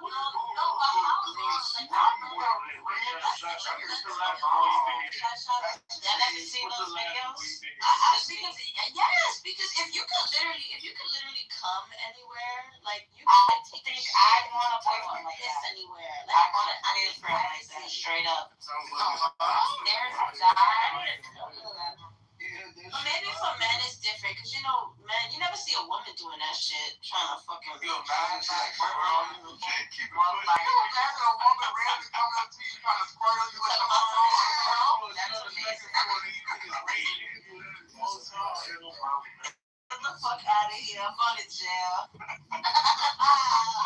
What is that? I'm going to jail with a smile. No, I'm going to try to catch it with my mouth. Bitch, is this body fluids? Oh, hell no. Bodily fluids is crazy. Keep that shit to yourself. Come on, Miss Nah, yeah, drive-by cum shots. That is what charge even is that? Isn't that what they call IVF? Say I call the cops because I got a drive-by cum shot and like they catch the guy. Is that like sexual assault? Yeah, sex offense. That actually is, yeah. It is, right? Itself is sexual assault. Even being outside.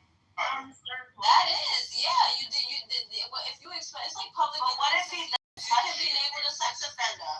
Yeah, no, you can still be labeled a sex offender. If you're in the mall, you're jerking your chicken, and your chicken sauce lands on a random girl at the mall. And you can also get accused of murder as well. Wow. If you I don't know about murder. You can get accused of attempted murder. I don't know about it. I don't know You better about hope you don't got nothing that you don't know about. Definitely a source. Definitely a source. That's not make it rain on me. That's crazy. Yeah, man. I can if you want me to. I'm just saying. Who is gargling? Who's that, bro? That's me, no lie. Who's that? Because I'm rated on it. I'm rated on it, and he got his mouth open. Look at you talking about.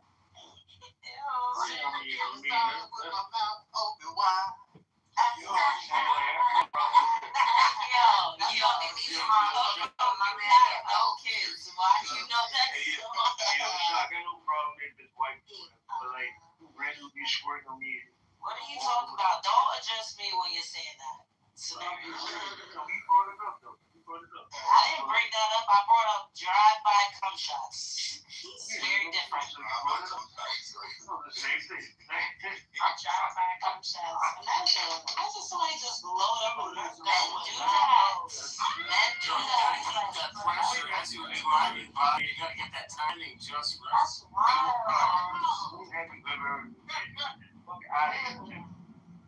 Well, it's only using advanced technique for nozzle control.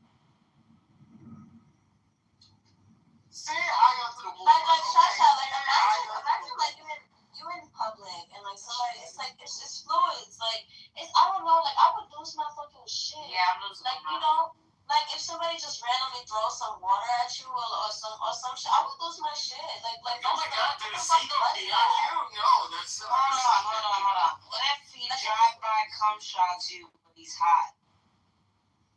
Wait, I've never really tried a cum shot before. Well, now you can improve your browsing history by clicking the follow. Bro, none of y'all niggas have ever heard of this shit. Try my cum shot. Yes, bro, I see, bro. Maybe get rid of a sentence.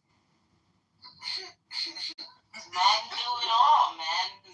Men go into malls and, you know, come on random women, and they also fucking murder their wives. They just capable of anything. You have never heard that? You never heard the phrase? There was a story. I'll put the link in the chat. So niggas just running by, jagging off, and squirting. Yes.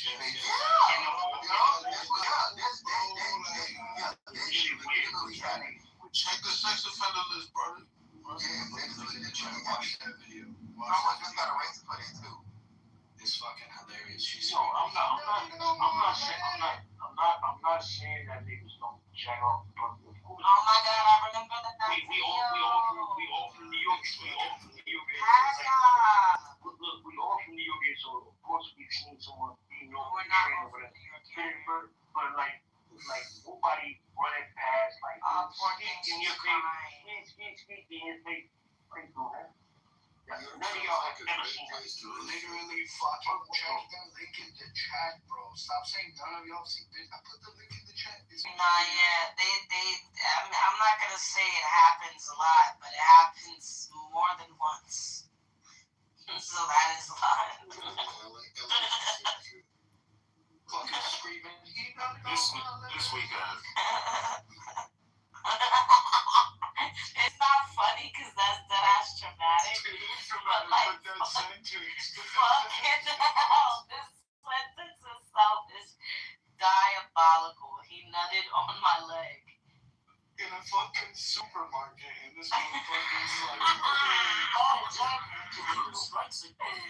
I would hope that it's like eggs or the fucking mascarpone and all that's all you hear. He nutted on my leg! Oh, poor thing. Yeah, so they got killed. That wasn't the same guy, you idiot. I know it is, but that's so great. Yes, that's why they're an imminent threat. It's because they were nutting on everybody. The GC goes around nutting on Iranian civilians. What? No, the new Ayatollah is gay, by the way. Apparently, the IRGC, the Iranian people, apparently they this woman and raped her corpse and recorded it and sent it to her husband and drove him to suicide. Oh, shit. Is that story true or? Probably. Stories like that, like rape as a war crime, yes, that is a thing, unfortunately. No, yeah, it was a picture of the couple and everything, and they said that somehow the IRGC got a hold of his wife and fucking killed her, raped her corpse, and recorded it, and they sent in the video taunting him, and that drove him to kill himself. You know that they rape before they kill because if you die being a virgin, you go to heaven or some shit like that. But she's not a virgin. Never mind. Not to be that guy, there is IEF stories that seem to me. That's never happened. That was. Well, what's never happened? Their telegram got leaked, and they had a bunch of videos of them doing shit to old people, women. Yeah, I seen a stoning video that happened last week, and it wasn't AI. I'm talking about what was going on in Lebanon right now. Oh, Lebanon? Yeah. Lebanon? People be dying. Y'all got quiet after we started talking about rape. Yeah, bro, you mentioned the idea, bro. We'll be white and black after these Mexicans.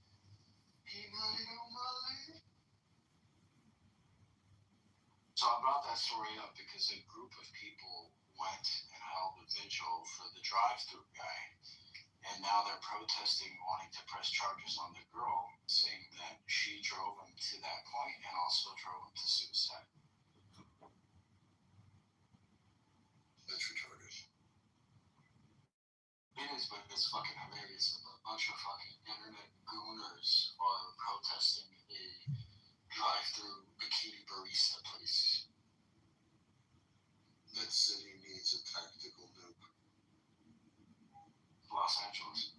Well, he should have never fucking did that. I mean, but it was her fault. Why was she in a bikini serving coffee? Shut up, bitch. I thought this was America. That's a good point. Hey, I know someone who was a bikini barista. She's a very good woman.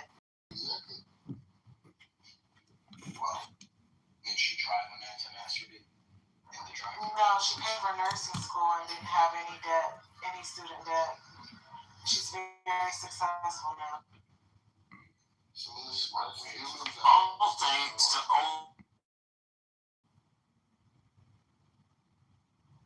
No, I'm just taking it up a notch. Being honest, some of the best people I've known.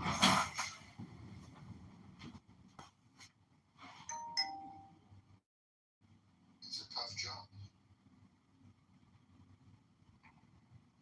Oh, look, have I ever told you the story about my uncle? How I realized my uncle was a freak? The one that had a side piece. Brother, yeah. What is going on? He took us to a strip club when we were 16 as like a rite of passage thing, right? And when we walked in, the only thing I remember is these fucking strippers. No, bro. Oh, North Hollywood. North Hollywood. The one with the pool table. Oh, well, yes. All these strippers walked up to me. I was about to say his name. We'll call him Joe. Oh, Joe, how you doing? Uncle Joe, how you doing? Everybody fucking knew him. I left that place thinking like, yo, I can't hang out with this man anymore. This is not good. This is wrong. Bro, people have misconceptions about gentlemen's clubs. It's an honor to do that. What if you're a client that went on places aren't full and they serve alcohol? And usually those places are way better. The women are like professional dancers and shit, bro. They're like fucking gymnasts. They're not there. It's like watching a Circus Olay show in Vegas. Went to one in Texas, and it was a BYOB spot, and it was like a C-section gallery. Huh? Like me? Wow. It was just a bunch of C-sections clubs everywhere. Exactly. shocked. I was shocked that they have, because in LA we don't have BYOB. So we were in line. We were in Austin, and in front of us was a bunch of Edgars with like 30 racks of beer.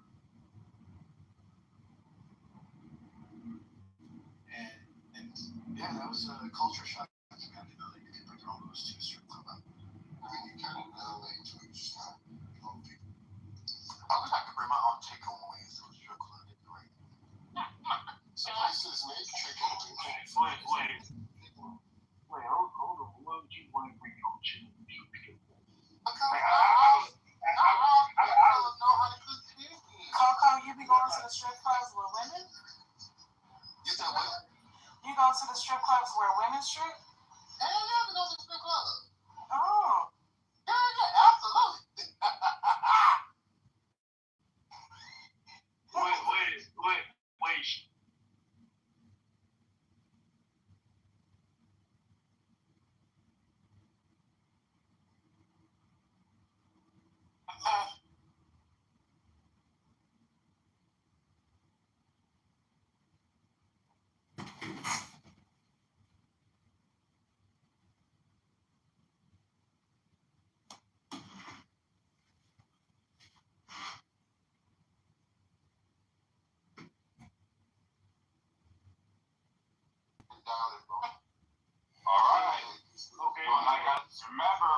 We're using the water cooler example that you said was not, and I'm using this parallel case of the Switzer versus SEC. It's an identical case to my analogy.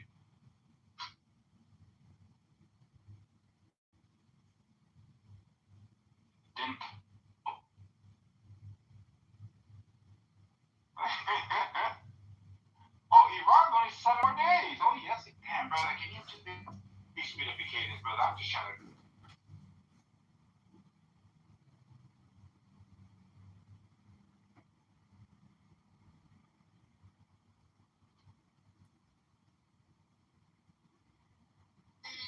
Not a good answer.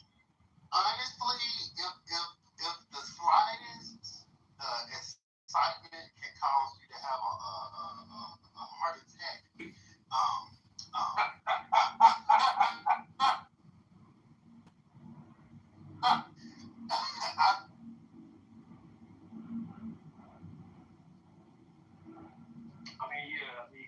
I used to like the strip clubs where like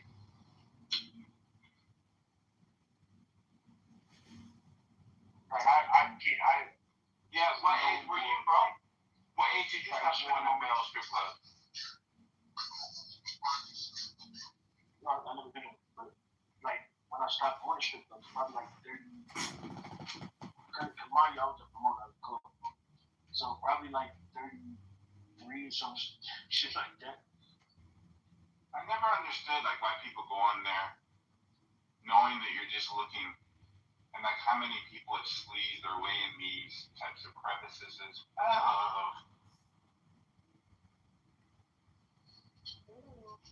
I mean, you know, we need some type of entertainment. Yeah, and my Coco, I'm not knocking, like, if y'all want to go to that shit, like, I'm not knocking it at all. You know what I'm saying? Like, but at the same time, and maybe it might be different because, like, I'm attracted to women, so, like, so I think it's different. So I don't know. Our communities deserve safety, and they deserve justice. Like, if you're in a strip club at the age of, like, over 40, it's like, I can't even knock that now that I think about it. Like, like even in 60, shout out to the 60-year-old strip club. Well, it was kind of crazy how you said my answer was the wrong answer, or not a good answer. No, I didn't say it was the wrong answer. Because you're looking for like an arbitrary number that you subjectively like assign to being like weird, right? And I'm saying, no, I didn't say it was weird. No, it's okay, brother. It's okay. I'm saying that Jesus knows no number, and the point of finding Jesus is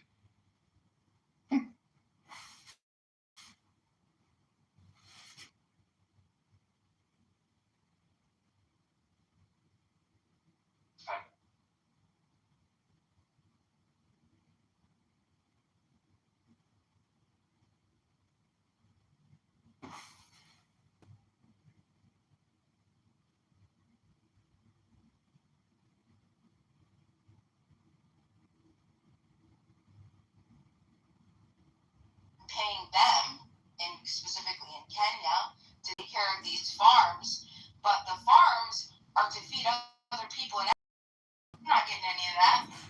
I'm not getting, there's nothing I'm not exporting, I'm not or importing. The way now they make our leaders to lose most.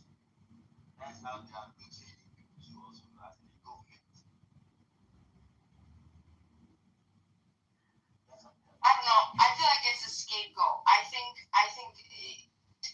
Africa and a lot of other countries really need to get their shit together and, you know, stop supporting like just. We need to get our shit together. Yes, you are right about that. So we need to get it together. Yeah. What do you think stopped? Oh, serene. Serendipity. No, I don't know what that is. Forming like. We just met Malibu a few days ago. Serendipity. Like, We you sort have of so much information. took it in. This is raw central. Like, I can't believe I've associated with certain types of people online, even if it's just like when I'm bored, I'm at home, whatever. It's just like, why waste your breath on certain individuals? It's actually insane. tracks for Clubhouse. Yeah, I don't know how they even like live with themselves. Like, how do you like, you know what I'm saying? Like, how do you function knowing that you're like who you are? Like, I don't know. See, what's great about the now is everything you ever said on Clubhouse is all compressed into the now. And so there's no shame in having wasted many years talking on this app about nothing important in particular, or even making fun of people and roasting them for basically wasting all their time or being drunk and annoying. Or essentially what I'm trying to say is that HAP is in the DSMV, which is a highly annoying person or a highly argumentative person. Those are the people that I very much dislike. I am complete. Serendipity hosts a big room every morning, mostly called God Snatch, and it's a Clubhouse hodgepodge. All are welcome. Oh Lord. It's mostly civilized, but not always. Well, I love that mostly civilized, but not always. That's yeah. And there you go. It's Clubhouse. No, because you know what I think is like so refreshing? Sitting inside of rooms and just like talking to people online that aren't necessarily trolling constantly. I think sometimes it's just like, what is it? I don't know how to explain it. Like,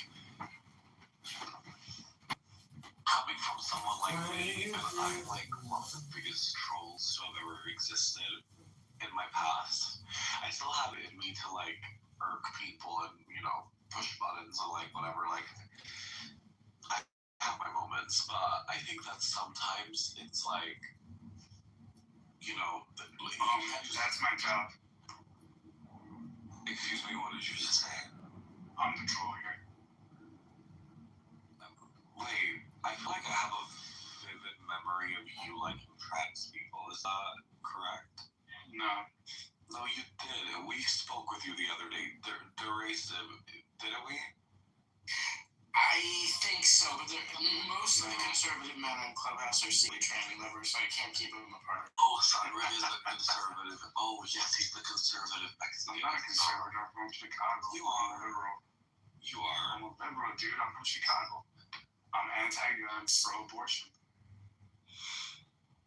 I don't know if I believe that.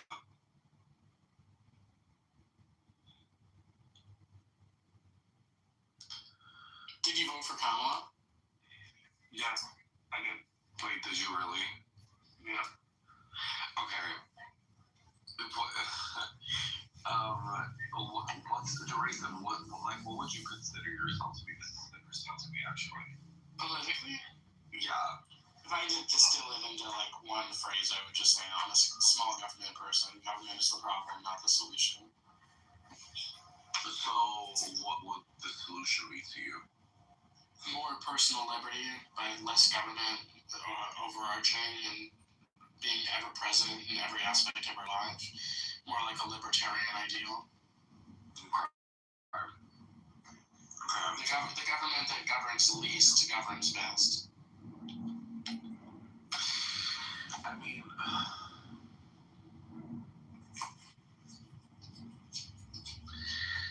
the thing is, as much as I believe in, as much as I would like to believe in what you just said, I just don't believe that everyone is capable of doing that. You know what I'm saying? I don't think that everyone is capable of the ideology behind individual freedom. And I don't know if I would want to maximize that for certain individuals. Like, do you know what I mean? I would know better if you gave me a specific example. I just feel like the way a lot of people think and operate in America and what they believe in is not necessarily rational, and I just can't see. I can't see a society with all of that, you know, because everyone is it's just a lot of differences here. I feel like what I would want to see is a government. I'm from Sweden originally, right? We have political parties. What I like about that is that when new laws are being implemented and things are being changed and switched and blah, blah, blah, blah, whatever we do, it's like we all kind of have to meet each other halfway to still come to a conclusion of what we want to make a change of. Like, just because you win doesn't necessarily mean that you're just going to take over and do whatever the fuck you want. I mean, to a certain extent, yes, the political party that won definitely has more say and can, like, make changes, but then you have to I just like the structure of meeting each other halfway forcefully, because I don't believe in being a Republican or liberal. I believe somewhere in the middle. Like, I think that the middle is better than having people decide for themselves completely, because I don't think that everyone is capable of deciding for themselves what's best. Like, does that make sense? Yeah, but I asked for a specific example and you didn't give me one.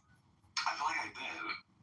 You know, you didn't give me like a lot of like general ideas and innuendo. But like, what would an example be? What is an example of someone who should not be able to decide how to manage their own life, where the government does it better? That seems to be the idea you're alluding to. Well, because like some people believe, like, let's say, like, well, I think I misunderstood maybe a little bit of what you meant, because that is different. Like, sometimes you know best for what's good for you in the moment and maybe not the government. But how could we live in a society like that, though? What would you want to strip away from the government to have control over us? Like, give me examples of that, and then let's see where we get, because that's easy to me, but I don't know. Like, for instance, like one specific example I could give you is in a lot of states, there's a giant licensure program which varies from state to state. I don't think there's a compelling reason why the government needs to be the body that licenses barbers, for instance. Like, a private trade group could do that better, where a trade group establishes professional standards for barbers in a state, and you can cut people's hair, and you can try to get the certification from this trade group, or you can just do it on your own, and your reputation in the market will, funnel business to you or not, based on how good you do. There are plenty of people who have every skill necessary to cut hair, but they don't need to be licensed by the government to do so. That's one example of an infinite number. Yeah, I mean, that I agree with, because, like, why do you need certain certifications from certain? Yeah, I agree with that. And like the fact that there are some state governments that don't. Okay, a gun license. Do you think that should be something private? I'm fairly permissive about guns. Do you like where we're at with that though? Like, is that something you believe in? Like, the freedom of holding a gun, like, are you like, is that like your vibe, or like, what do you think of that? I think with very few restrictions, American citizen Americans have the right to own guns, period.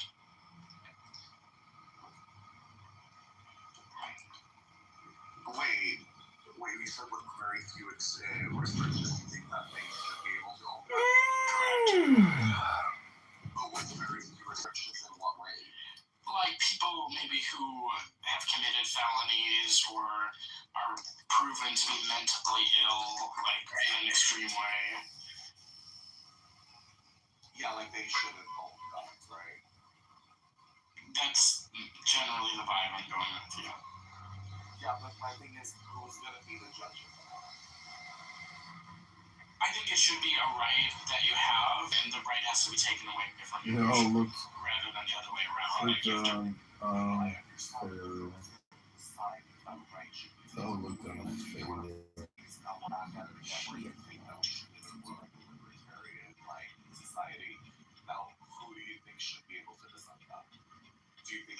a court system. Yeah, that's like one of the most basic functions of a government, even in like a libertarian society, is like enforcing contracts. I'm not saying I don't want there to be a court system. So no, I know you're not saying that, but that is what I'm saying. I think that I agree with you to a certain extent. Like, that was what I was trying to say before, but I think that it would be hard to like have it would be hard to not have a government, but that's why I believe in political parties, because essentially what you're talking about, like where you stand is like not necessarily political party based, but I feel like it's more towards that direction, because I feel like right now it's like we have one leader and we have that leader's group, and like every time there's a new leader in office, like a new president, we like exchange everyone that works in like the White House with their people, and everything is just like so not individual, but it's like just very different, you know what I'm saying, every single time. Like even like if it's a liberal, like Donald Trump, like let's say like Joe Biden and like Obama, like the people that work for Stop. The same people that work for Joe Biden, even if they're both liberals, they still have their own employees, their own people, and their own of everything. So even if it's like the same vibe, it's still different. Like I don't know. Do you get what I'm trying to say? It's not good that people can get replaced with new presidential administrations. Is that what you're saying? Yeah, like yes, but no, because I feel like with like political parties, it's like nothing gets replaced. It's just that the people choose the leading political party. But every other political party that has an mandate in the like every political party that has mandate in the like what the fuck do you call it? Wait, I have to Google what the word is in English. I'm so sorry. No problem. Let me tell a quick story while you do that. Yeah.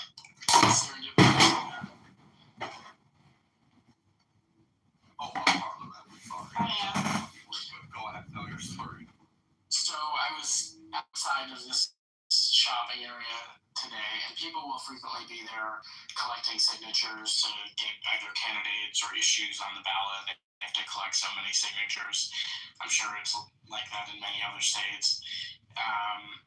And the people, I feel like years and years ago, those people outside would have actually been volunteers who like believed in the cause, and therefore they're outside collecting signatures for it. And now there's just this like army of paid canvassers who are out there, and they get like $3 a signature or whatever it is. And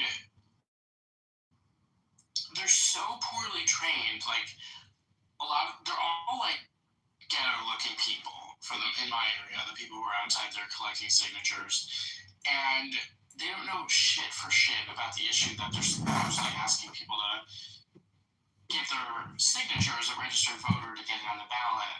So a lot of them will just like come up to you and be like, "Can you help me out and sign this?" Like, what is it? Wow. It used to be like someone would be like a volunteer and they'd be impassioned about the issue, like, let's talk about voters' rights, or whatever it is. Right, like I think about the Stevens and the Marshalls. Oh, right. Yes. And so I always always am like, well, what is it? What's it about? And like a few of them can basically tell me what it's about. The one today, she's like, could you sign this? And I'm like, well, what is it? She's like, well, we want to lower your DTE bill, that's the local electric company that everyone hates. And I'm like, okay, well, I think I already signed it. I said, well, which group is behind this, is what I said. And she said, the president. And I said, what? And she said, well, yeah, the president ultimately decides what the electric rates are. And I said, no, he doesn't. Oh my God. I was like, you fucking, I was beside myself. Like, do you believe that? Or you just like think that if you say something like about the president it'll rile people up? Or you think, I don't know if she thought I was like pro-Trump or anti-Trump, or she just like dropped the Trump card, pun intended, that I would sign her signature. Like, it's so bizarre. Literally. Yeah, that's kind of unreal. Yeah, and I'm thinking like,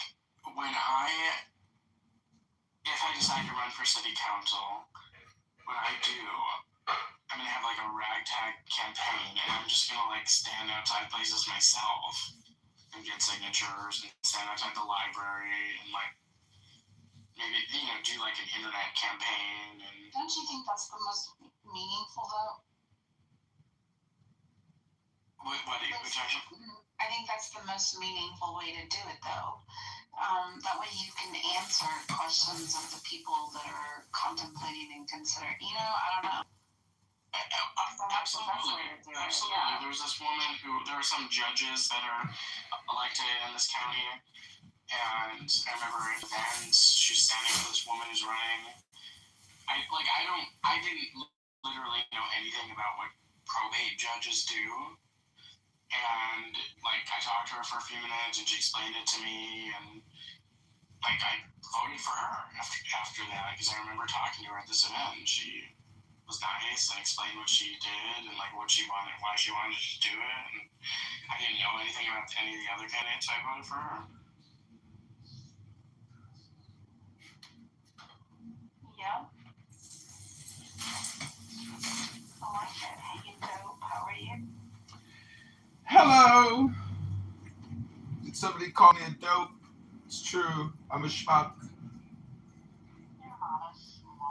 I did put forth a mayoral proclamation today that if I elect mayor, I will make the Chicago Election Board become a double entry ledger system with a receipt process, meaning that we will eliminate election fraud because we will have double entry accounting, but also the petition formulation of a campaign will also be integrated into the actual election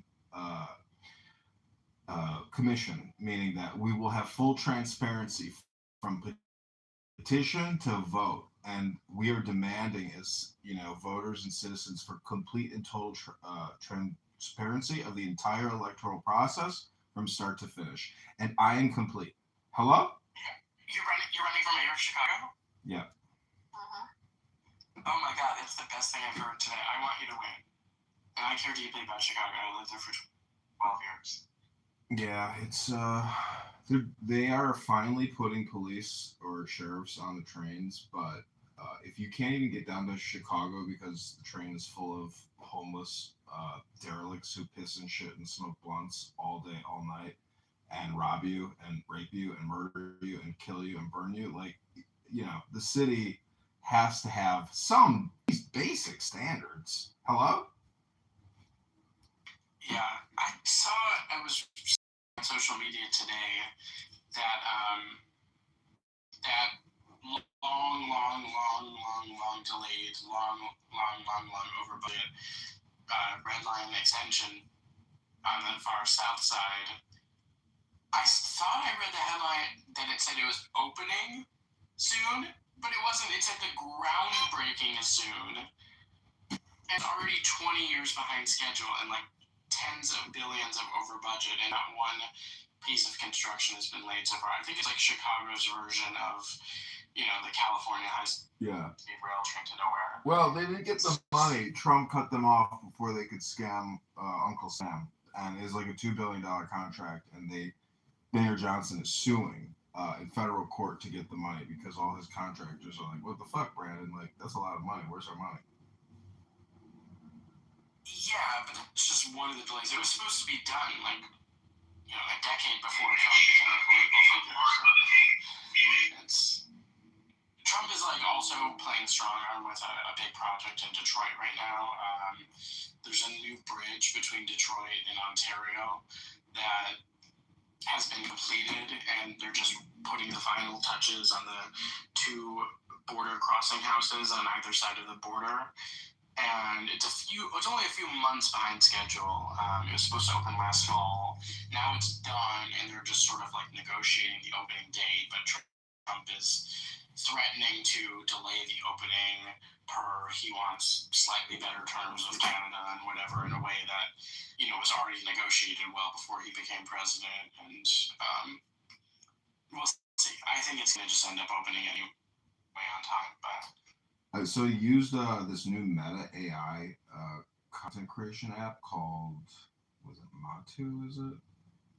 Anyways, but I created mayorkitover.com, and you can just literally say, hey, create an extensive website based off of my Instagram account. And poof, there's Mayor Kitover. And then you just register the website in the app. And boom, you have a website in like less than 20 minutes of incredibly high quality caliber. And I also released a voter registration app called Chicago Voter Registration. And unfortunately, the Google Play Store rejected it because I didn't have a privacy policy packet or something embedded with it. So I'm still working on that to get that app out there. But my marketing gimmick to have the 15,000 signatures is ChicagoMayorVote.com and all these websites, and it's a marketing campaign to make it look like it's from the Chicago Election Commission to get non-registered voters to vote, and in a confrontational way, like you just said. Nobody wants to sign a petition from some fucking schmuck who says, help me out, brother, and sign this for me. Like, we want people to say, hey, we're registering voters. Are you registered? We can help you. And we want to find out who, so it's like a less aggressive way to communicate with a potential petition signer. And first of all, we want to qualify that individual to find out if they are or aren't actually registered in the Chicago database. And has Joe B donated to your mayoral campaign? Yeah, she mails me cash in the mail. That's how cool of a chick she is. God bless her.